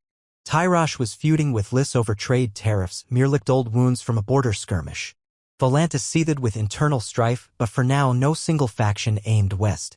The Stepstones had smaller pirate enclaves, but not enough to threaten an organized fleet. Aegon's caution seemed well-placed, better to remain a sentinel than allow a slow drift into chaos that might one day imperil Westeros. Part 3. Challenges at home. At the same time, not all the realm's troubles lay overseas. Minor rumblings emerged within the Seven Kingdoms, a reflection that absolute tranquility rarely endures. The Greyjoys, Balon Greyjoy had died, leaving a more amenable heir, but not all Ironborn accepted the reduced reaving. A younger captain, Harag Pike, whispered of returning to the old way and striking coasts for glory. Scattered raids near the Westerlands tested the Crown's resolve. Aegon commanded swift retribution. The royal fleet, aided by Lannister ships, cornered and destroyed Harag's group. That demonstration ended talk of open rebellion for now. The Vale's mountain clans, with Lady Anya Waynwood aging, the Vale faced leadership transitions. Some mountain clans resumed petty banditry on the high roads. Lord Robert Grafton asked the Crown for assistance. Aegon, mindful of not overshadowing local lords, sent a small force of crown knights to assist Vale troops in clearing the passes. The campaign was swift, merciful in victory, earning local respect. Dornish disputes. In Dorne, a minor scuffle arose between House Ironwood and House Will over water rights along the Green Blood. Prince Quentyn Martell diplomatically ended it, but not before a few brawls left blood on the sands. Aegon recognized this as typical Dornish fractiousness, painful but not realm-threatening. A letter from his mother's cousin assured the king that Dorne's loyalty remained firm. Reached succession. Willis Tyrell fell ill, prompting a brief succession concern if he died childless. It turned out to be a mild sickness and he recovered. But it reminded the realm that changes in regional leadership could spark chaos if not handled with Rhaegar-like care. In each instance, King Aegon stepped in only as much as necessary, deferring to local authority but ensuring the crown's presence carried weight. The approach mirrored Rhaegar's style: empower the lords to handle local issues unless they risked the realm's unity. Over time, the lords saw in Aegon not a timid youth but a decisive, fair-minded ruler who measured force carefully. By the third year of Aegon's reign, these small troubles had largely subsided, replaced by a sense of normalcy. The realm's people took pride in their farmland, their bustling ports, and the memory of how unity had once saved them from the dead. Even bards traveling the roads favored cheerful ballads about the new king, mixing in the older epics of Rhaegar. Some whimsical minstrels predicted that one day Aegon VI might sail with a mighty fleet to reopen lost routes to distant Sithorios or Ibn. But that was the stuff of fantasies. Part 4. Seeds of the Past, Echoes of the Future. Peaceful years passed, 8 in total. A generation grew up that barely remembered Rhaegar's final war. Old knights who had fought whites or faced the others now told tales in local taverns, inspiring half-belief among wide-eyed children. The new knights, shaped by King Aegon's calmer era, honed their skills in tourneys and border patrols rather than open war. Weddings between lords' houses bridged old divides. The Night's Watch, though still vigilant, found fewer recruits from criminals as fewer criminals plagued the roads. The realm was, by many accounts, stable beyond living memory. Yet stability can breed complacency. It was around the 9th year of Aegon's rule that a disquieting rumor surfaced in the southwestern edges of the Westerlands, sightings of strange, pale figures at twilight, too tall to be men, too quiet. The local peasants whispered nonsense about white shadows reminiscent of the others. Terrified, they fled or locked themselves in barns after dusk. Lord Crakehall sent outriders who discovered only illusions, white birch trees swaying in the wind, or travelers glimpsed in half-light. The matter might have ended there. But the rumor would not die. Over months, it spread to small hamlets along the border, with the Reach fueling gossip that the others had returned. This time, no direct attacks followed, no whites glimpsed. Skeptics said it was brigands wearing pale cloaks or the product of overactive imaginations. A few hysterical peasants insisted they had seen luminous blue eyes in the dark. The local lords, wary of panic, downplayed the claims. A raven to King's Landing described it as rural superstition. Yet Aegon, remembering his father's vigilance, took no rumor lightly. He dispatched a pair of Crownsguard knights, Ser Alistair Seaworth and Ser Dina Caron, to investigate discreetly. They returned after 2 moons, reporting no sign of the others nor any whites. They found only scattered footprints that might belong to bandits. Possibly, the rumor had grown from a single spooky tale told around a fire. Reassured, Aegon moved on to other matters, concluding that while they must remain watchful, these sightings did not herald a new threat. Part 5. Diplomatic Threads and a King's Vision. During this period, Prince Mehran, having proven himself adept at navigating Essosi politics, returned from a second voyage to Pentos. He bore intriguing proposals. The Magister of Pentos sought a formal alliance that would see Westeros reduce trade tariffs on grain shipments, in exchange for Pentoshi investment in new Westerosi shipyards. This could strengthen the Crown's ability to police the Narrow Sea and bolster the realm's naval presence. Aegon, intrigued, convened a meeting of his small council to debate the merits.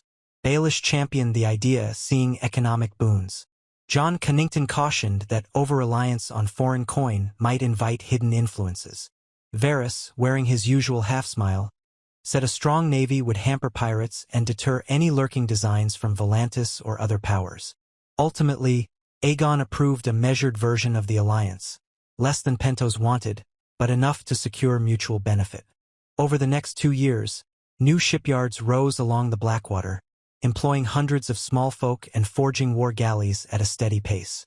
Quietly, in the back of the king's mind, lingered the memory of how a single unstoppable threat, the others, had once threatened all life.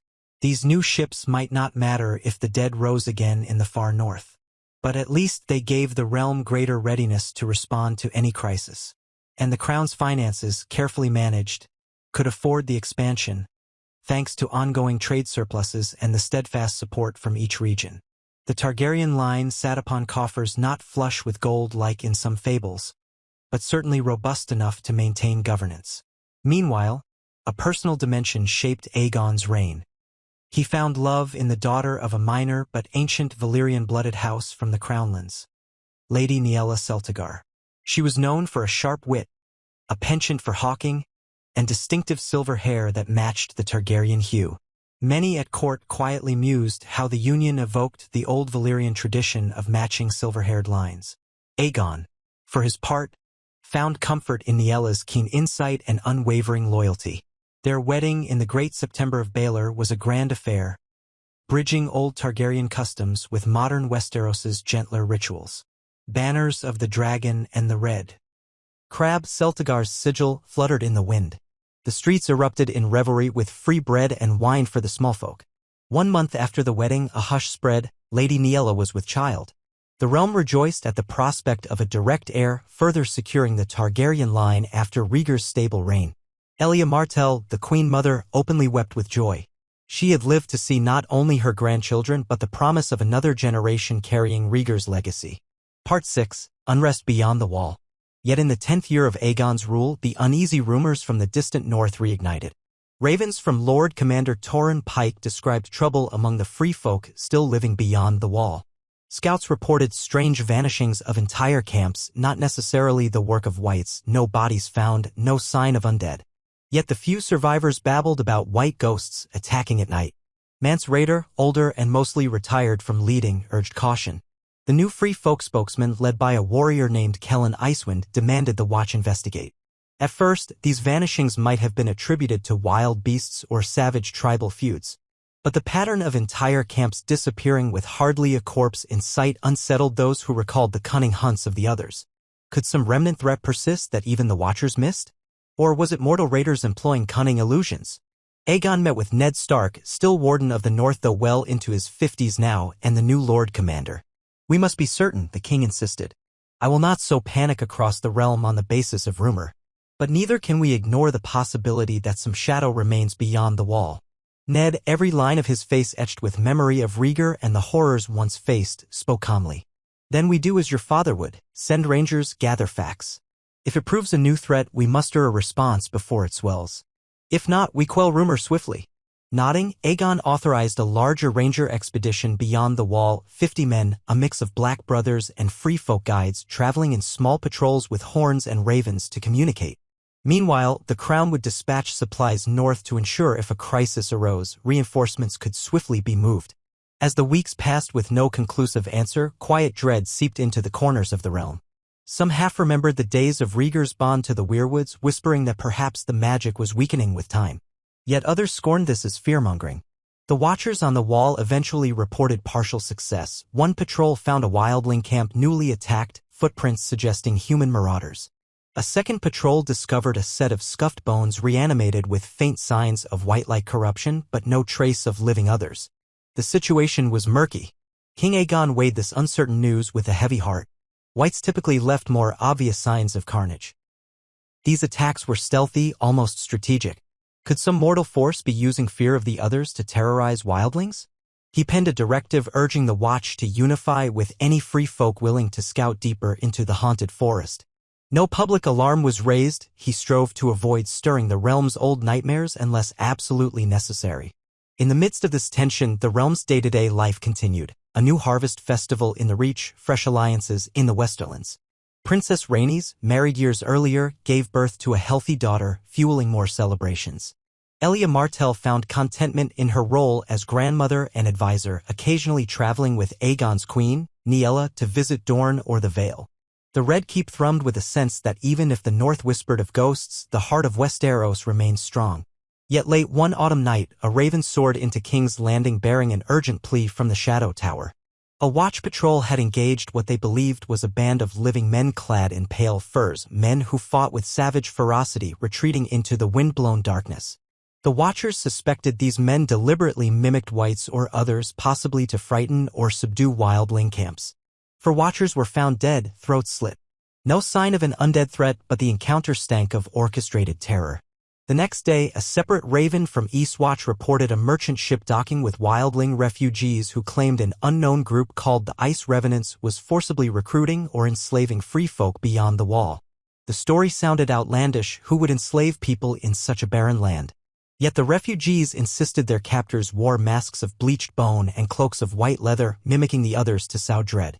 They seized captives, butchered any who resisted, and left no witnesses. If true, these revelations pointed to a mortal conspiracy exploiting the realm's greatest fear. Aegon feared that if the free folk beyond the wall turned violent in desperation, or if these ice revenants threatened to push south, the realm might spiral into panic. He called Ned Stark, the Lord Commander, and Mance Rayder out of retirement, urging them to unify Watchers, wildlings, and any volunteer knights from the north to investigate and crush this threat. That winter, as snows dusted the north, a joint force mustered at Castle Black, Black brothers, free folk under Kellen Icewind, and a handful of northern knights led by Ned's younger kin. They set forth beyond the wall in search of these rumored marauders. The Watchers discovered abandoned wildling camps littered with partial remains, confirming that the threat was real. Eventually, after weeks of hunting, the Rangers cornered a band of roughly 30 men near an icy ravine.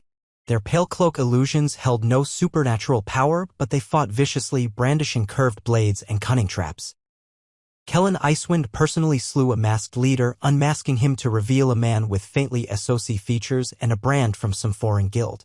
This sparked a swirl of theories. Had Sellswords from Volantis or another free city ventured north to gather slaves or resources, leveraging the dread of the others as camouflage? The men had no direct insignia linking them to a known Sellsword company. Nedskin, leading the Northern Knights, captured a half-dozen survivors.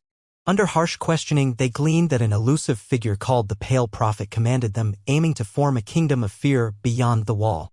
The captured men claimed the prophet sought to unify scattered exiles, outlaws, and wildlings under terror, eventually forging an army that might extort the realm. The concept sounded mad, forming an army in the dead wastes beyond the wall, feigning the powers of the others. Yet these brigands had inflicted real harm on the free folk, fueling countless rumors that the White Walkers returned. Ned Stark's men executed the captives and destroyed the masked band. But the mention of a pale prophet or others scattered across the north cast a lingering shadow.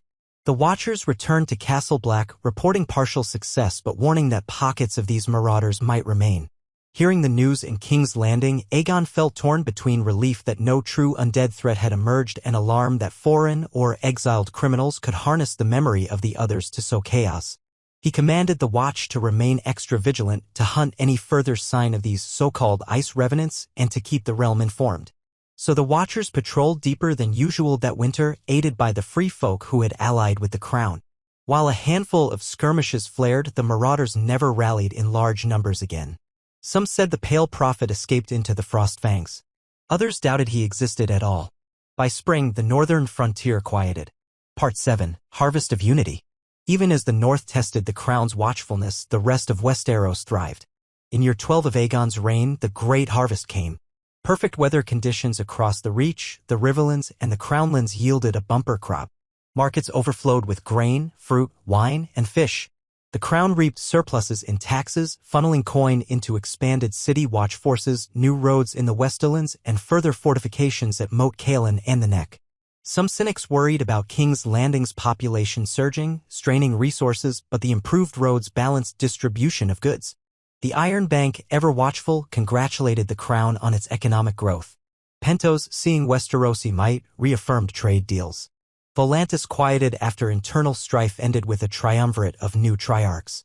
Even Essos seemed to lean toward stability in the face of Westeros's cohesive posture. Some in King's Landing whispered that Aegon's reign might usher in a second age of heroes, exaggeration, but indicative of broad optimism.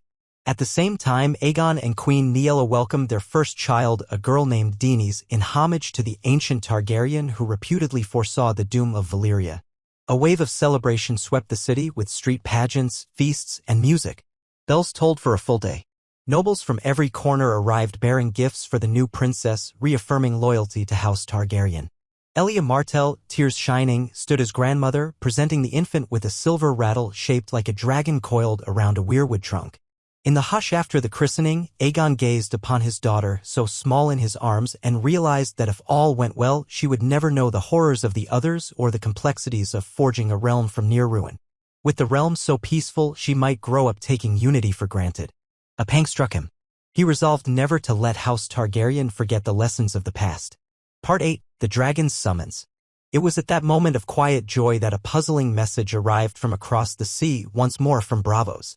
Their envoy wrote that rumors circulated about a hidden cult venerating the Great Other, stirring in the back alleys of Lys and Myr, with possible ties to mystics once rumored to serve the White Walkers. No direct threat, but Braavosi intelligence suggested some exiled lords from Westeros had joined these shadowy gatherings, perhaps feeding on fear. The crown's spymaster, Varys, took note. He quietly dispatched ravens to other free cities, gleaning scattered references to a Knight's Wrath cult. Aegon recalled old stories of how the faith of Lawler, the Red God, prophesied eternal conflict between Lawler and the Great Other. If stray zealots sought to harness the memory of the White Walkers, might they dream of reigniting terror? This seemed far-fetched, yet the realm's experience with the Ice Revenants reminded him that men could be cunning in impersonating or exploiting ancient nightmares. Thus, the king quietly supported expanded intelligence in Lys, Myr, and even Volantis, forging alliances with local sales who might eavesdrop. The crown's coffers funded discreet investigations aided by Varys's network of little birds. For half a year, fragments of rumor trickled in, a ritual here, a massed gathering there. Nothing solid. Some suspected it was a mere contrivance of local cutthroats to extort coin. Others whispered that behind it all lurked the elusive pale prophet from beyond the wall, fled to Essos. When a letter arrived from Pentos's magister, claiming that certain masked travelers had tried to buy dragonglass in large quantities, Aegon's alarm spiked. Dragonglass was known as the bane of White Walkers, so why would a Great Other cult want it? Possibly they meant to twist its properties, or, ironically, they simply realized the power it conferred in illusions. The crown had gleaned from prior wars that dragonglass was not only lethal to the undead, but also used by the children of the forest in certain spells.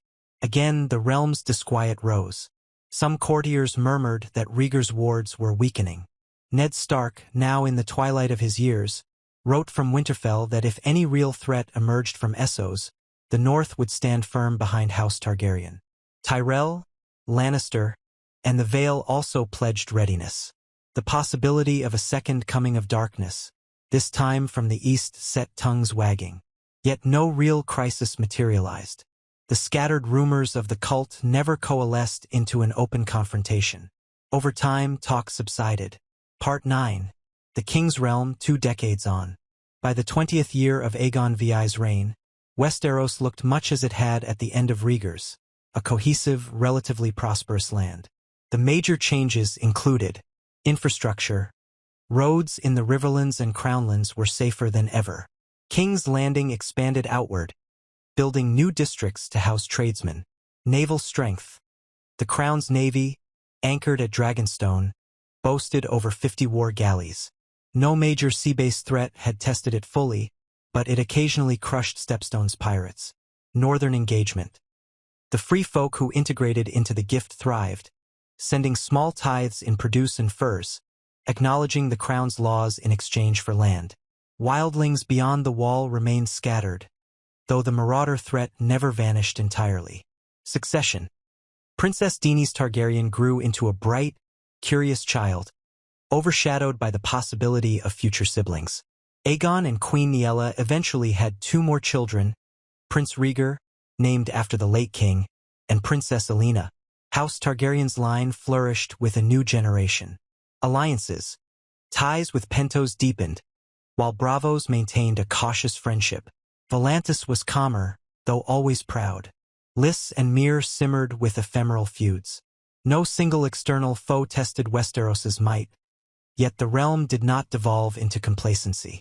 Aegon's leadership style, refined by older counselors like Jon Connington and shaped by new advisors like Prince Mairon Targaryen, balanced vigilance and benevolence. If the realm had an overarching tension, it lay in the potential for unknown threats emerging from abroad. Part 10. shadows at Summerhall. Then, in the 21st year of Aegon's reign, a subtle spark of unrest arose at Summerhall. That old Targaryen seat, once destroyed by tragic wildfire experiments in the days of King Aegon V, had long stood as a ruin. Rhaegar's father had been fascinated by Summerhall's ghostly remnants, but Rhaegar had left them largely untouched, focusing on the realm's more urgent wars. Under King Aegon, a partial restoration had begun. Less a castle and more a memorial with gardens and a modest fortress. Suddenly, reports came that travelers to Summerhall encountered a band of masked figures performing rites under the moonlight. The local Stormland stewards drove them off, capturing one man who died under suspicious conditions, raving about the long night reborn. Rumor swirled, was this a cell of that same great other cult from Essos, or a misguided local group seeking to replicate Targaryen wildfire tragedies? Disturbed, Aegon personally rode to Summerhall with a retinue including Ser Alistair Seaworth, Ser Dina Caron, and half a dozen crown knights. They found no masked figures, only fresh evidence of trespass, footprints around the old stone courtyard, ashes of a strange bonfire, symbols carved into a blackened tree trunk that resembled twisted spirals. Aegon recognized them from his father's stories of the White Walkers and the Children of the Forest swirling runes. He interrogated local peasants who insisted they had glimpsed men in pale cloaks chanting in a foreign tongue near midnight. The peasants fled in terror, recalling how Summerhall was rumored to be haunted. Aegon's men uncovered no wights or others, but an eerie chill lingered around the courtyard. Even the crows that perched on ruined battlements seemed unnaturally quiet. Anger burned in the king's chest. He resolved to put an end to these illusions once and for all. Ordering a thorough search of the Summerhall ruins, he discovered a hidden chamber beneath the half-collapsed tower, containing old scroll fragments referencing the conflagration that might birth dragons. Likely relics from King Aegon V's ill-fated attempt to restore dragons via wildfire. But no direct link to the present masked intruders. Still, the echoes unsettled him. Summerhall was a Targaryen place haunted by tragedy. Could these masked men be attempting some twisted rite to resurrect old horrors? Or were they simply opportunistic fools? Aegon posted a permanent garrison to watch the site, then returned to King's Landing with an uneasy feeling. Part 11. Allies in the Dark. Increasingly convinced that a persistent, if small, cult or group exploited the realm's fear of the others, Aegon turned to Varys. The Master of Whisperers had cultivated hidden networks from the slums of Flea Bottom to the docks of Lys. If anyone could trace the cult's tendrils, it was Varys. Over half a year, Varys's little birds uncovered rumors of an itinerant preacher in the Crownlands, spouting that the age of the Great Other approached, that men's wards would fail. Some small folk, susceptible to fear, listened. Varys also reported that one of the Watchers captured brigands at the Wall had once sailed from Volantis, hooking up with local outlaws. Another link suggested that in Myr, a secret society called the Umbral Brotherhood practiced sacrificial rites. Everything pointed to scattered cells, lacking unity but sharing an apocalyptic bent. They seemed drawn to Targaryen sites, beyond the Wall, where Rhaegar forged the wards, Summerhall, where Targaryen kings once pursued risky fire magic. Possibly they yearned to either break or subvert those wards for their own ends. Alarmed by the possibility that foreign infiltration threatened the realm's magical defenses, Aegon summoned a small council of trusted confidants. Ned Stark, older but still an emblem of reliability, Elia Martell, Prince Mairon, Ser Arthur Dayne's successor in the Kingsguard, and Grand Maester Arnell. He laid out the intelligence. Cult infiltration, the suspicious illusions near Summerhall, the potential that some wanted to unravel Rhaegar's weirwood bond. Ned's brow furrowed. Is it truly possible for mortal men to undo your father's magic? He poured his blood among the weirwood roots. I recall how it changed the land's very nature. Grand Maester Arnell, stooped but bright-eyed, said, Magic is often a two-edged blade. If cunning men have studied ancient texts, they might disrupt wards. We do not have the children of the forest here to confirm or deny it. Elia's voice was calm but firm. We cannot wait for them to gather momentum. Strike at them in their lairs. Root them out. Ensure they cannot coordinate. Aegon nodded. Then we proceed on multiple fronts. Varys will expand infiltration of any rumored cult cells. We'll recall more Watchers from Essos. If the Great Other cult truly seeks to break Father's wards, we stop them. Quietly, if possible, so as not to spark mass panic. The plan took shape. Over the next year, Crown agents systematically located rumored cells. Some, near Tumbleton, turned out to be a few peasants reading old superstitions. Others, near Maidenpool, were unscrupulous smugglers feigning mysticism. A handful, though, bore genuine ties to an esoteric network. The Crown's knights raided safe houses, seizing fragments of scrolls referencing the Great Twilight. Prisoners died under interrogation or revealed only half-lucid ravings. Yet a pattern emerged. References to a hidden leader, the Pale Prophet, repeated, the same name that haunted Beyond the Wall, though it seemed improbable that a single conspy. Raids spanned both the far north and Essos. The evidence suggested a cunning figure orchestrating fear-based delusions. He or she had incited outlaws beyond the wall, tried stoking terror at Summerhall, and spread whispers among Mir and Lys. The entire scheme reeked of opportunism, aiming to harness the realm's memory of the others for unknown ends. Part 12, Blood on the Steps of the White Tower. As the cult's presence dwindled under crown pressure, a shocking incident rocked King's Landing. During a quiet autumn evening, as the king and queen dined with foreign envoys, an assassin slipped into the Red Keep. Guards discovered him creeping near the Tower of the Hand, armed with a dagger coated in a strange black substance. He wore no mask, only pale leathers. Captured, he hurled a string of curses, calling on the Great Darkness to consume the Targaryen line. Under torture, he revealed little besides that the prophet calls, the night shall devour the sun. John Cunnington noted with grim irony that the assassin had come within a sword's reach of the king's private solar, an indication that the threat was real. Aegon, though shaken, refused to cower.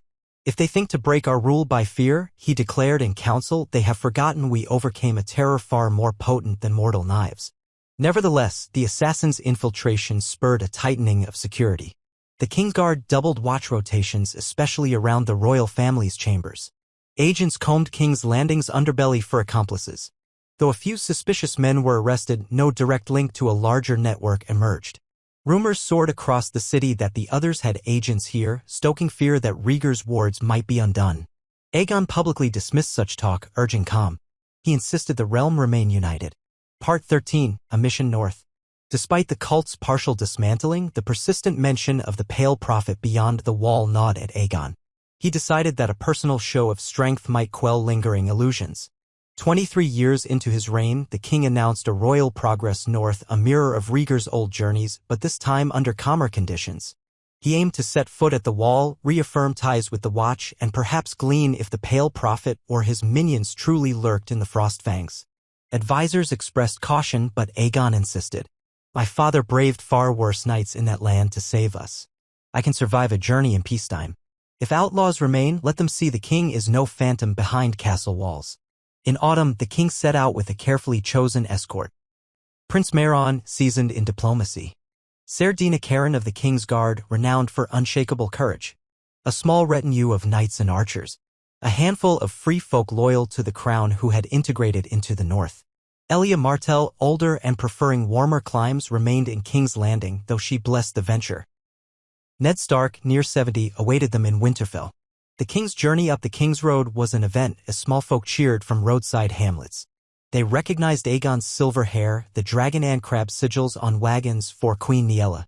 Though the kingdom was mostly at peace, the king's progress exuded the sense of a realm vigilant. At Winterfell, Ned Stark greeted them with paternal warmth, his own grandchildren and children arrayed. The old lord walked with a cane, but his voice remained steady as he introduced Aegon to younger Starks who had known no threat beyond bandits. Feasts followed in the Great Hall, reminiscent of Rhaegar's visits decades ago. In private, Ned gave the king an update. The Watchers suspect no large-scale threat. Yet bandits to the west claim to follow the Pale Prophet. If you desire, I'll muster men to drive them out, but that may push them deeper into the Frostfangs. Aegon's jaw tightened. I intend to see for myself. If these brutes hide behind legends of the others, let them face the realm's rightful king. Within days, they rode farther north to Castle Black, crossing the bleak landscape overshadowed by the colossal wall. The men of the Night's Watch, their numbers moderately replenished since Rhaegar's era, turned out in black cloaks to greet the king. The Lord Commander, an older ranger named Oren Marsh, pledged unwavering service. Aegon ascended the wall in the same rattling cage lift that Rhaegar once used, gazing upon the endless snowy expanse beyond. In the crisp air, his breath fogged. Memories of old songs about White Walkers stirred, mixing with the endless hush of wind. He and Ned conferred with watch scouts about the rumored stronghold of these outlaws.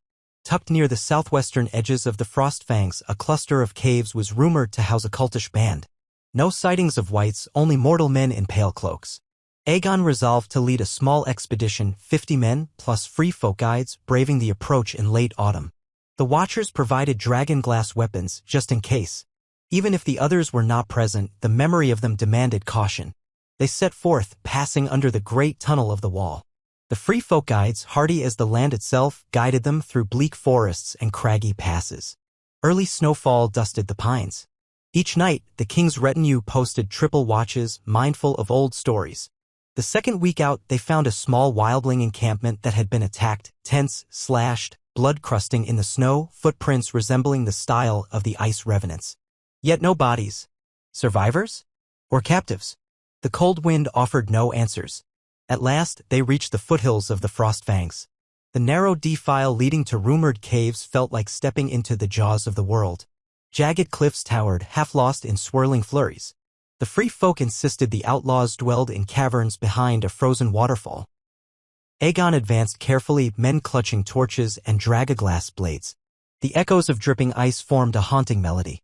When the king's scouts peered inside, they found a network of gloom lit by meager hearths. Flickers of movement betrayed inhabitants. A single shout rang out from within, "Intruders! Defend the prophet!" Thus steel met steel. The outlaws wore pale cloaks, some indeed masked in bleached bone. They fought fiercely, brandishing cruel daggers, hooking spears. The king's men responded with disciplined strikes. Aegon himself wielded a Valyrian steel sword named Dawn's Mercy, a wedding gift from House Dane's lesser branch, not as famed as Dawn but formidable. At Aegon's side, Serdina carved a path, her white cloak swirling like a beacon in the torchlight. The caverns rang with the clash of arms, screams of wounded, the hiss of torches. Here and there, the outlaws moaned about the great other's dominion, claiming the king's wards would fail. Aegon strode deeper, determined to find the so-called Pale Prophet. In the largest chamber, he discovered a rough altar of ice, etched with swirling patterns reminiscent of White Walker legends. The man standing behind it wore an albino pelt, face half covered in a bone mask shaped like a leering skull. "You dare step into the realm of the Pale Prophet?" the masked figure snarled. "You who call yourself king, who cling to your father's dying flame. The night will come again, and soon." Aegon leveled his sword. "You are no White Walker, no champion of the dead. You're a pretender, stoking fear for your own ends. Surrender or die." The prophet hissed, brandishing a slender blade that glimmered with some unearthly sheen. "The living always doubt until the shadows devour them. I have seen beyond the veil. Our lesser efforts here do not matter. The true vessel of the great other stirs across the sea." Before he could say more, a swirl of battle enveloped them. The prophet lashed out with surprising speed, steel kissing Aegon's pauldron. Pain flared, but Aegon's reflexes overcame shock. He parried with a side slash, forcing the prophet back. Nearby knights engaged remaining outlaws. Torches flickered, casting monstrous shadows on the cavern walls. Suddenly, the masked man hurled a black powder into the fire pit, causing a burst of choking smoke. In the confusion, he darted away. Aegon coughed, eyes stinging, but pressed forward, hearing footsteps clatter on stone. Emerging into a side tunnel, he glimpsed the prophet's cloak flick around a bend. He gave chase with 3 knights. They found an opening onto a ledge above a deep gorge. Snow whipped around them. The prophet balanced precariously, scanning for a route down. Aegon and his knights formed a semicircle. "It ends here," the king growled. "Does it?" The prophet's laugh carried a ragged edge. "You think a mortal king can hold back a cosmic tide? The knight's cold breath has never truly gone. Winter devoured your father once. It shall devour you or your heirs." Aegon's voice was steely, heart pounding with fury. "We overcame the true winter once. We'll do it again if we must." With a snarl, the prophet lunged. The scuffle was fierce but brief. Aegon blocked 2 frenzied strikes, searing pain lancing his forearm as the blade grazed him. The king's knight, Serdina Karen, arrived from behind, driving her sword into the prophet's side. The masked figure crumpled to his knees, blood blooming across the pale cloak. As the man coughed, mask slipping, Aegon knelt to yank it free. The prophet's face revealed a gaunt man, foreign in features, perhaps from the eastern coast of Essos. Blood bubbled on his lips. "You kill one messenger, many more shall rise," he rasped. Aegon's knuckles tightened on the hilt. "Who are you truly? What do you serve?" A shade deeper than your father's wards, the man wheezed. Across the sea, the final night, you can't stop it. Then his head lolled. Life fled his eyes. Sardina checked the surroundings. Outlaws who hadn't fled or died had surrendered in the main cavern. Kellen Icewind's free folk cut them down or forced them to yield. The immediate threat lay crushed, at least in these Frostfang caves. The gloom that had haunted the north might lift. Yet the prophet's words lingered in Aegon's mind as the man's body sagged over the ledge, dropping into the chasm below, lost to swirling snow. When the king returned to Castle Black days later, triumphant but disturbed, he shared the prophet's final words with Lord Commander Marsh and Ned Stark. None had conclusive insight, but it deepened the suspicion that an esoteric network existed, bridging the North and Essos. Perhaps the Pale Prophet was but one zealot, or perhaps many. The Watchers agreed to remain extra alert. Ned, though old and weary, affirmed that the North would stand behind House Targaryen if a greater threat emerged. Part 14. Echoes over the Sea. The king's journey south took him again through Winterfell, where he parted from Ned Stark in a farewell loaded with mutual respect. "My father cherished your counsel," Aegon told the old lord quietly. "I do the same. If the realm faces any rising shadow, I shall call upon you." Ned's voice trembled with age and memory. "I'll answer as long as breath remains in me. May the gods keep us from the horrors of old." At King's Landing, relief greeted the king's safe return. The White Walker illusions beyond the wall were dealt with, at least for now. But Aegon found a fresh letter from Prince Mehran in Essos. Myr had erupted in a minor civil war, and exiled soldiers rumored to revere the Great Other had joined the fray. The news dovetailed with the prophet's final cryptic mention of a vessel across the sea. Aegon's eyes sharpened. Possibly, the cult's main impetus had always been in Essos, with the Westerosi branch just a foothold to sow confusion. In the subsequent year, the crown bolstered intelligence among the free cities, discovering that indeed, small pockets of Great Other worship existed in Myr, Lys, and Volantis, though none formed a major power. They caused local upheavals, practicing fear-based illusions.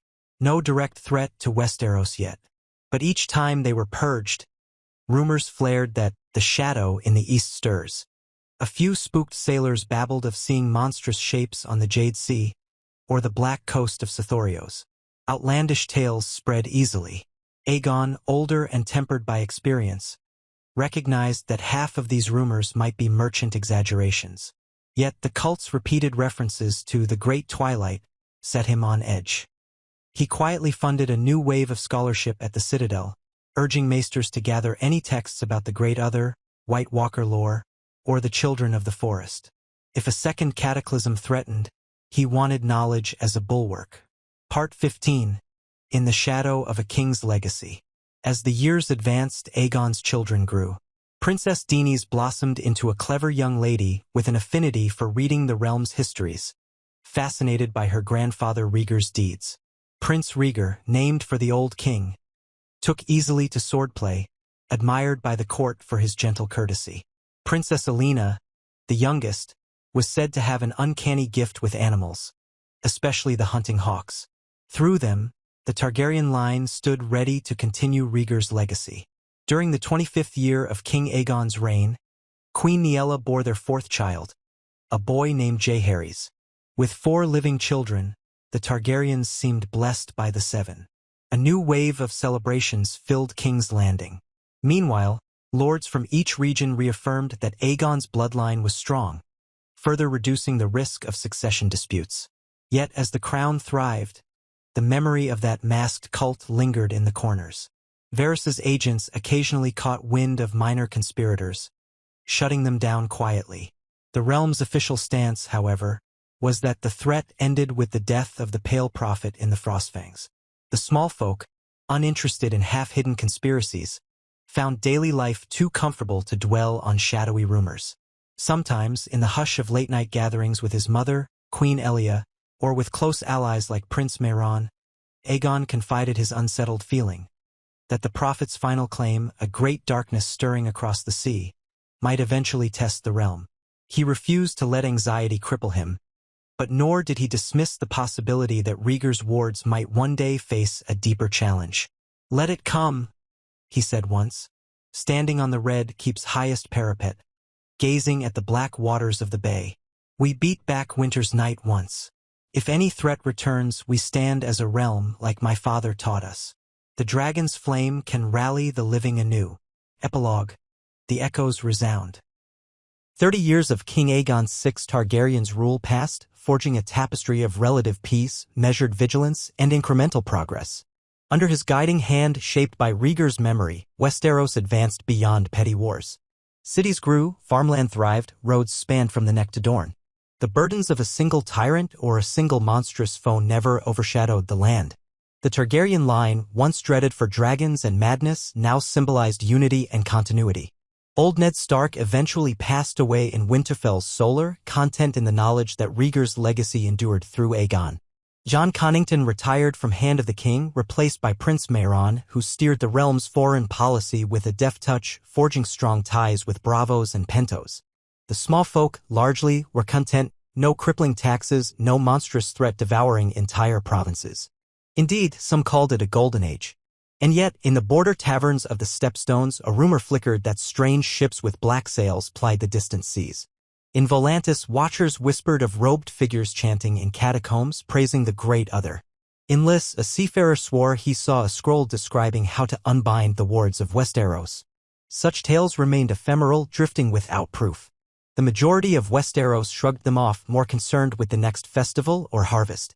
But the king never forgot the carved spiral on Summerhall's trunk, nor the battered mask of the Pale Prophet. He took small steps to ensure the realm could muster if needed. The crown's navy modernized, dragaglass stockpiles quietly increased, the Night's Watch maintained lines of supply. Meanwhile, at Harrenhal, an annual training muster tested knights from every region. All these served as gentle bulwarks should the realm face a test beyond mortal ambition. In the final months of the third decade of Aegon VI's reign, an aging Mance Rayder passed quietly in the gift, leaving behind free folk who fully considered themselves part of the North. Aegon declared a day of mourning, recognizing how Mance once aided the realm's survival. That gesture confirmed again how Targaryen rule had softened old divides. As the realm approached the cusp of a new century, traveling bards from Dorne to the Vale sang of a bright kingdom guided by the dragon crown, reminiscent of the Age of Heroes. In their verses, King Rhaegar was the spectral father of the realm, his wards still silently protecting the living. Aegon VI was the flesh-and-blood son who had maintained that watchfulness. Some ballads even hinted that in the far future, if the great darkness dared to creep from the corners of the earth, Rhaegar's heirs would stand, emboldened by old magic and unwavering unity. Thus ended King Aegon VI's greatest arcs, in an era of accomplishments overshadowed by quiet undercurrents, the seeds of an uncertain threat in the east, pockets of reverence for the Great Other, faint illusions of winter's shadow. Yet these seeds never grew into a cataclysm on Aegon's watch. Westeros under House Targaryen thus remained steadfast, shaped by Rhaegar's gift of redemption and the relentless vigilance of his successors. In the hush of King's Landing's archives, a new generation of maesters recorded it all, from the final stands of Rhaegar to the forging of Aegon's peaceful dominion. Their tomes concluded that no single ruler had undone the realm, and no single cult had broken its wards. Instead, the realm endured by the synergy of many hearts, many swords, and a lineage that never forgot the night they once banished. For readers centuries later, these scrolls offered a lesson. The greatest power of a king is not fire and blood, but the memory that even the darkest winter can be turned aside when the living stand as one. House Targaryen, no longer feared for dragons, had become a shining example that a dynasty born in conquest could find its highest calling in mercy, unity, and unyielding watchfulness. The realm's last lines promised that if ever the others or some new horror tested the wards again, the children of Rhaegar's line would gather the banners anew, forging dawn from the brink of night, just as he and his son Aegon once had. So the Dragon Dynasty continued, weaving new stories from the threads of a hard-won peace, always with an eye to the horizon, where memory and prophecy whispered that the tide of darkness never vanished entirely. Yet as long as Targaryens who remembered Rhaegar's vow sat the throne, the living's flame burned bright, an eternal bulwark against the cold hush of an endless night. Here, the epic rests, for history is made of countless chapters, each awaiting the day fate calls them forth. In the hush after these words, one can almost hear the rustle of weirwood leaves, as though the land itself stands guard, a silent testament to the vow that once saved all. The spring rains fell gently over King's Landing, shrouding the Red Keep's red stone walls in a veil of soft mist, as King Aegon VI Targaryen emerged onto a slender balcony overlooking the city. Decades had passed since his coronation, a span of relative peace, a realm stable enough that children now grew up hearing only half-remembered tales of a terror that once nearly consumed the world. Yet the king himself never forgot. He gripped the rail, feeling the dampness of the rain under his fingers, and recalled the final words of that masked pale prophet he had confronted in the Frostfangs years ago. The shadow in the east stirs. No great doom had come of that prophecy, but faint rumors about cult activity in Essos still bubbled, drifting in irregularly like half-formed nightmares. He breathed in the moist air, letting the hush of dawn wash over him. Below, the city stirred in quiet pockets. Bakers fired ovens for morning bread, dockworkers prepared for the next tide, and old men dozed in doorways. The new day felt subdued, the drizzle turning the cobblestones slick. A warm fragrance from the gardens drifted past, a reminder that once winter and war had loomed, yet now the realm thrived in an era shaped by Rhaegar Targaryen's legacy. Aegon exhaled, recalling with pride and sorrow the father who had bled into the weirwood roots to spare Westeros from the White Walkers. This realm still, in subtle ways, bore the imprint of that sacrifice. He withdrew from the balcony to find Queen Lyanna just waking, wrapped in a dressing gown, her silvery blonde hair falling loose around her shoulders.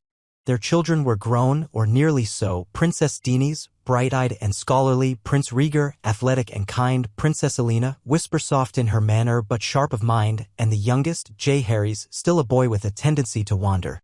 Lyanna met Aegon's gaze gently. "You're restless," she observed, touching his arm. "Another rumor from beyond the sea, or from the far north?" He offered a slight nod, though no new dispatch had come in over the night. "I simply can't shake the memory of that day in the Frostfangs. If the Pale Prophet's talk of some overshadowing threat was mere bluff, we were right to hunt him down, but what if it was more? We've seen how unscrupulous men can exploit the world's oldest fears." Lyanna gave him a thoughtful look. "The realm is stronger than it was then. Our fleets keep pirates at bay. Our roads are safer. Even the free folk beyond the wall have quieted. Sometimes I think you fear an old nightmare more than we should." He touched her hand, acknowledging that she might be right. "We can't let complacency breed unpreparedness.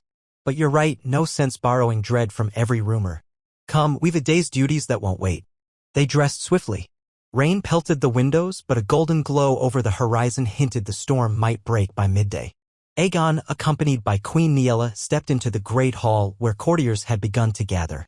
A half-dozen lords with urgent petitions awaited him. In the hush that followed their entrance, the king took his seat upon the Iron Throne. It no longer exuded the same haunting aura it had under Mad King Aerys. Decades of carefully pruned governance had turned the hall into a center of measured justice. Nonetheless, the sword blades that formed the seat still gleamed with silent menace. Jon Connington's successor as Hand Prince Meryn Targaryen, Aegon's cousin, stood to one side, a roll of parchment in hand. He read out the day's agenda: a dispute over fishing rights in Blackwater Bay, a boundary conflict between House Rosby and House Stokeworth, a trade envoy from Pentos seeking permission for a special warehouse near the city's docks, and more routine matters. Aegon dispensed rulings in the calm, methodical style that had become his hallmark, taking each lord's viewpoint into account, balancing fairness, rarely raising his voice. Over the years, the realm had come to see in him the best reflection of Rhaegar's even-handed approach. At the back of the hall, Varys lingered in quiet observation, robed in pastel silks. He gave subtle nods each time the king resolved a petition with the realm's advantage in mind. Next to Varys stood a younger master of laws, a man from the Reach who specialized in forging consensus among fractious lords. The realm's administration had become a collective of capable men and women, each forging a link in a stable chain. When the session ended, the court dispersed in a flurry of bowing and rustling cloaks, leaving Aegon alone with Prince Meryn, Lyanna, and a handful of guards. Connington had retired years ago, living out his final days at his family's seat in the Stormlands, though occasionally he wrote letters praising the king's stewardship. Aegon sometimes missed Jon's directness, but Meryn had proven every bit as adept at weaving diplomacy. Meryn offered a slight bow, dark hair shot with silver at the temples. "Your Grace, I've received new word from Bravos. They mention a troubling rumor out of Myr, a faction of Sellsword's discontent with the city's council rumored to have dabbled in shadowy rites. Nothing overtly linking them to the great other talk, but the Pentoshi envoy is uneasy. Niella let out a quiet breath. Seems every few months we hear such hints. Are we certain this is more than typical SOC strife? Meron shrugged. Hard to say. Myr often teams with cutthroats. But the envoy fears they might unify with other exiled factions. With Volantis quieter now, Myr or Lys might become a hotbed for conspiracies. Should we send more watchers or rely on existing intelligence? Aegon drummed his fingers on the throne's arm, recalling how his father had balanced caution with trust. We'll expand our intelligence. No official condemnation until we have proof. I want no cause to spark war. But I'd have the Crown's eyes open, especially if any Sellsword band tries to smuggle odd cargo to Westeros. Also, keep an ear for who might buy dragonglass or old relics of the Long Night. Summon Varys and let him coordinate deeper infiltration. Meron bowed and left to arrange it. Niella lingered, slipping her arm through Aegon's. Will you have time to dine with our children tonight? Dini's returns from Old Town soon. She's apparently discovered some curious texts about early Targaryen conquests. Aegon's face brightened. I'd like that. We've had too many nights parted by duty. The storms outside call for a warm hearthside meal. He led her from the throne room, footsteps echoing on polished stone. Even now, after so many years, the Red Keep remained a place of layered history, once a seat of Aerys' madness, later the stage for Rhaegar's regency, and now the unassuming anchor of Aegon's placid rule. People joked that King's Landing had never felt so consistently calm in living memory. Yet under that calm simmered the knowledge that peace demanded perpetual vigilance. They parted ways near the library where Aegon caught sight of Grand Maester Arnell, stooped over a desk strewn with scrolls. The old maester looked up, beckoning the king closer. Your Grace, I came across something in the genealogical texts from Volantis. Would you mind? Aegon approached, curious. Arnell pointed to a segment describing a lineage of shadowbinders rumored to roam far corners of Essos from Asshai to the Basilisk Isles. Some references hint these shadowbinders once revered an entity akin to the Great Other. Or at least a demon of night. They mention cryptic travelers crossing the sea in centuries past, rumored to seek the fallen star that holds the dawn at bay. It's half myth. But it aligns somewhat with what your father once suspected, that pockets of dark worship might endure, waiting for a chance to reawaken ancient horrors. The king studied the parchment. It was old, the ink faded to near brown. Another piece in the puzzle. Perhaps it's no more than folklore. Still, keep this safe. Any new references that tie these myths to modern rumors I wish to see at once. Arnell bowed. Yes, your grace. I'll continue delving. Aegon moved on, stepping through a corridor to a window that overlooked the training yard. Below, arms clanged as knights sparred in the drizzle, water flicking from their blades in small arcs. He watched for a moment, recalling how his father had once told him that unity was forged in shared trials. This realm had grown strong in adversity. Perhaps, if another wave of darkness ever came, that strength would suffice. At dusk, the king and queen gathered in a private solar with their children. Princess Dini's had just returned from Old Town wearing a scholar's garb that set her silver hair in a modest braid. She carried a bulky tome, the spine gold embossed with old Targaryen heraldry. Prince Rhaegar was there, broad-shouldered from training, quietly protective of his sister. Elena, poised with a small tapestry she had embroidered, spoke of new trade at Rosby. Aerys, the youngest, sat by the window, eyes bright with curiosity. They dined on roast duck, spiced carrots, and fresh bread. Outside, the storm slackened to a mild patter on the windows. Dini's, excitement brimming, recounted her findings in Old Town's archives. There's a dusty volume about Aegon the Conqueror's time. It mentions a lost prophecy from Valyria, speaking of an ice-laden doom, how a child of dragons might quell it. The volume seems partially burned, but it resonates with what we know, that grandfather Rhaegar believed in a prophecy about the prince that was promised. Aegon nodded, swirling wine in a goblet. Yes, and father believed our family's role was to defend the realm from the Long Night. He succeeded. But perhaps the prophecy was bigger than just one moment. Who can say? Dini's flipped a page. I found references to dreams of a black star that heralds the night. Some connect it to Euron Greyjoy's old ramblings about shadows in the sea. All tangential, but it's eerie how fragments keep pointing to a lurking threat. I don't want to alarm you, just thought you'd find it interesting. The king set down his goblet. It's good you delve into these texts. The more we understand, the better we can respond if illusions or real terrors arise. For now, keep your ears open. No realm can stand if ignorance devours our senses. Rhaegar and Alina exchanged looks. The younger siblings understood their father's resolve but sometimes questioned if they lived under a perpetual shadow of the past. Aerys, too young to recall the wars, piped up, "Father, do you truly think the White Walkers could ever return?" Aegon's expression softened. "I hope not, my boy. Your grandfather's wards bound the realm to the weirwood magic. Yet we must respect that ancient forces rarely die outright. We must be prepared. That was your grandfather's lesson." Satisfied for the moment, Aerys nodded, going back to nibbling honeyed figs. The conversation drifted to more cheerful topics: a planned summer festival, rumored sightings of a rare white stag in the Kingswood, and the approaching wedding of some cousin in the Vale. The family atmosphere glowed with affectionate warmth that belied the realm's complicated underpinnings. Aegon felt a flood of gratitude that, for all the half-whispered rumors, his children and the realm had not endured the horrors Rhaegar's generation had faced. Late that evening, as torches dimmed and servants cleared plates, Aegon retired with Niella to their bedchamber. She nestled against him, brushing her fingers lightly over the faint scar he carried from his duel with the Pale Prophet. The king closed his eyes, letting her nearness calm his thoughts. Outside, the drizzle had ended, leaving only the soft hush of wind. Soon, he drifted to sleep, dreaming of silver dragons flying over endless snow capes, uncertain if it was prophecy or random fancy. Days turned into weeks. Word arrived that the Sellsword unrest in Myr had quieted. Some warlord forcibly quashed the rebellious company rumored to dabble in great other worship. In Lys, the city's council cracked down on dark fraternities, burning a few conspirators at the stake. The Crown's watchers, reading between lines, deduced that the cults remained scattered again. The tension in Westeros eased. Such calm let the king focus on bridging relations with newly minted noble families in the Westerlands, where gold mines funded new city projects. The realm's bards spun ballads praising King Aegon as a father of prosperity. Over a feast in Lannisport, a proud merchant lord declared that never in living memory had Westeros been so free of great wars or rebellions. A part of Aegon took satisfaction in hearing that, imagining how Rhaegar would smile to see the realm flourishing. Another part of him remained cautious, for he had known the price of letting vigilance slip.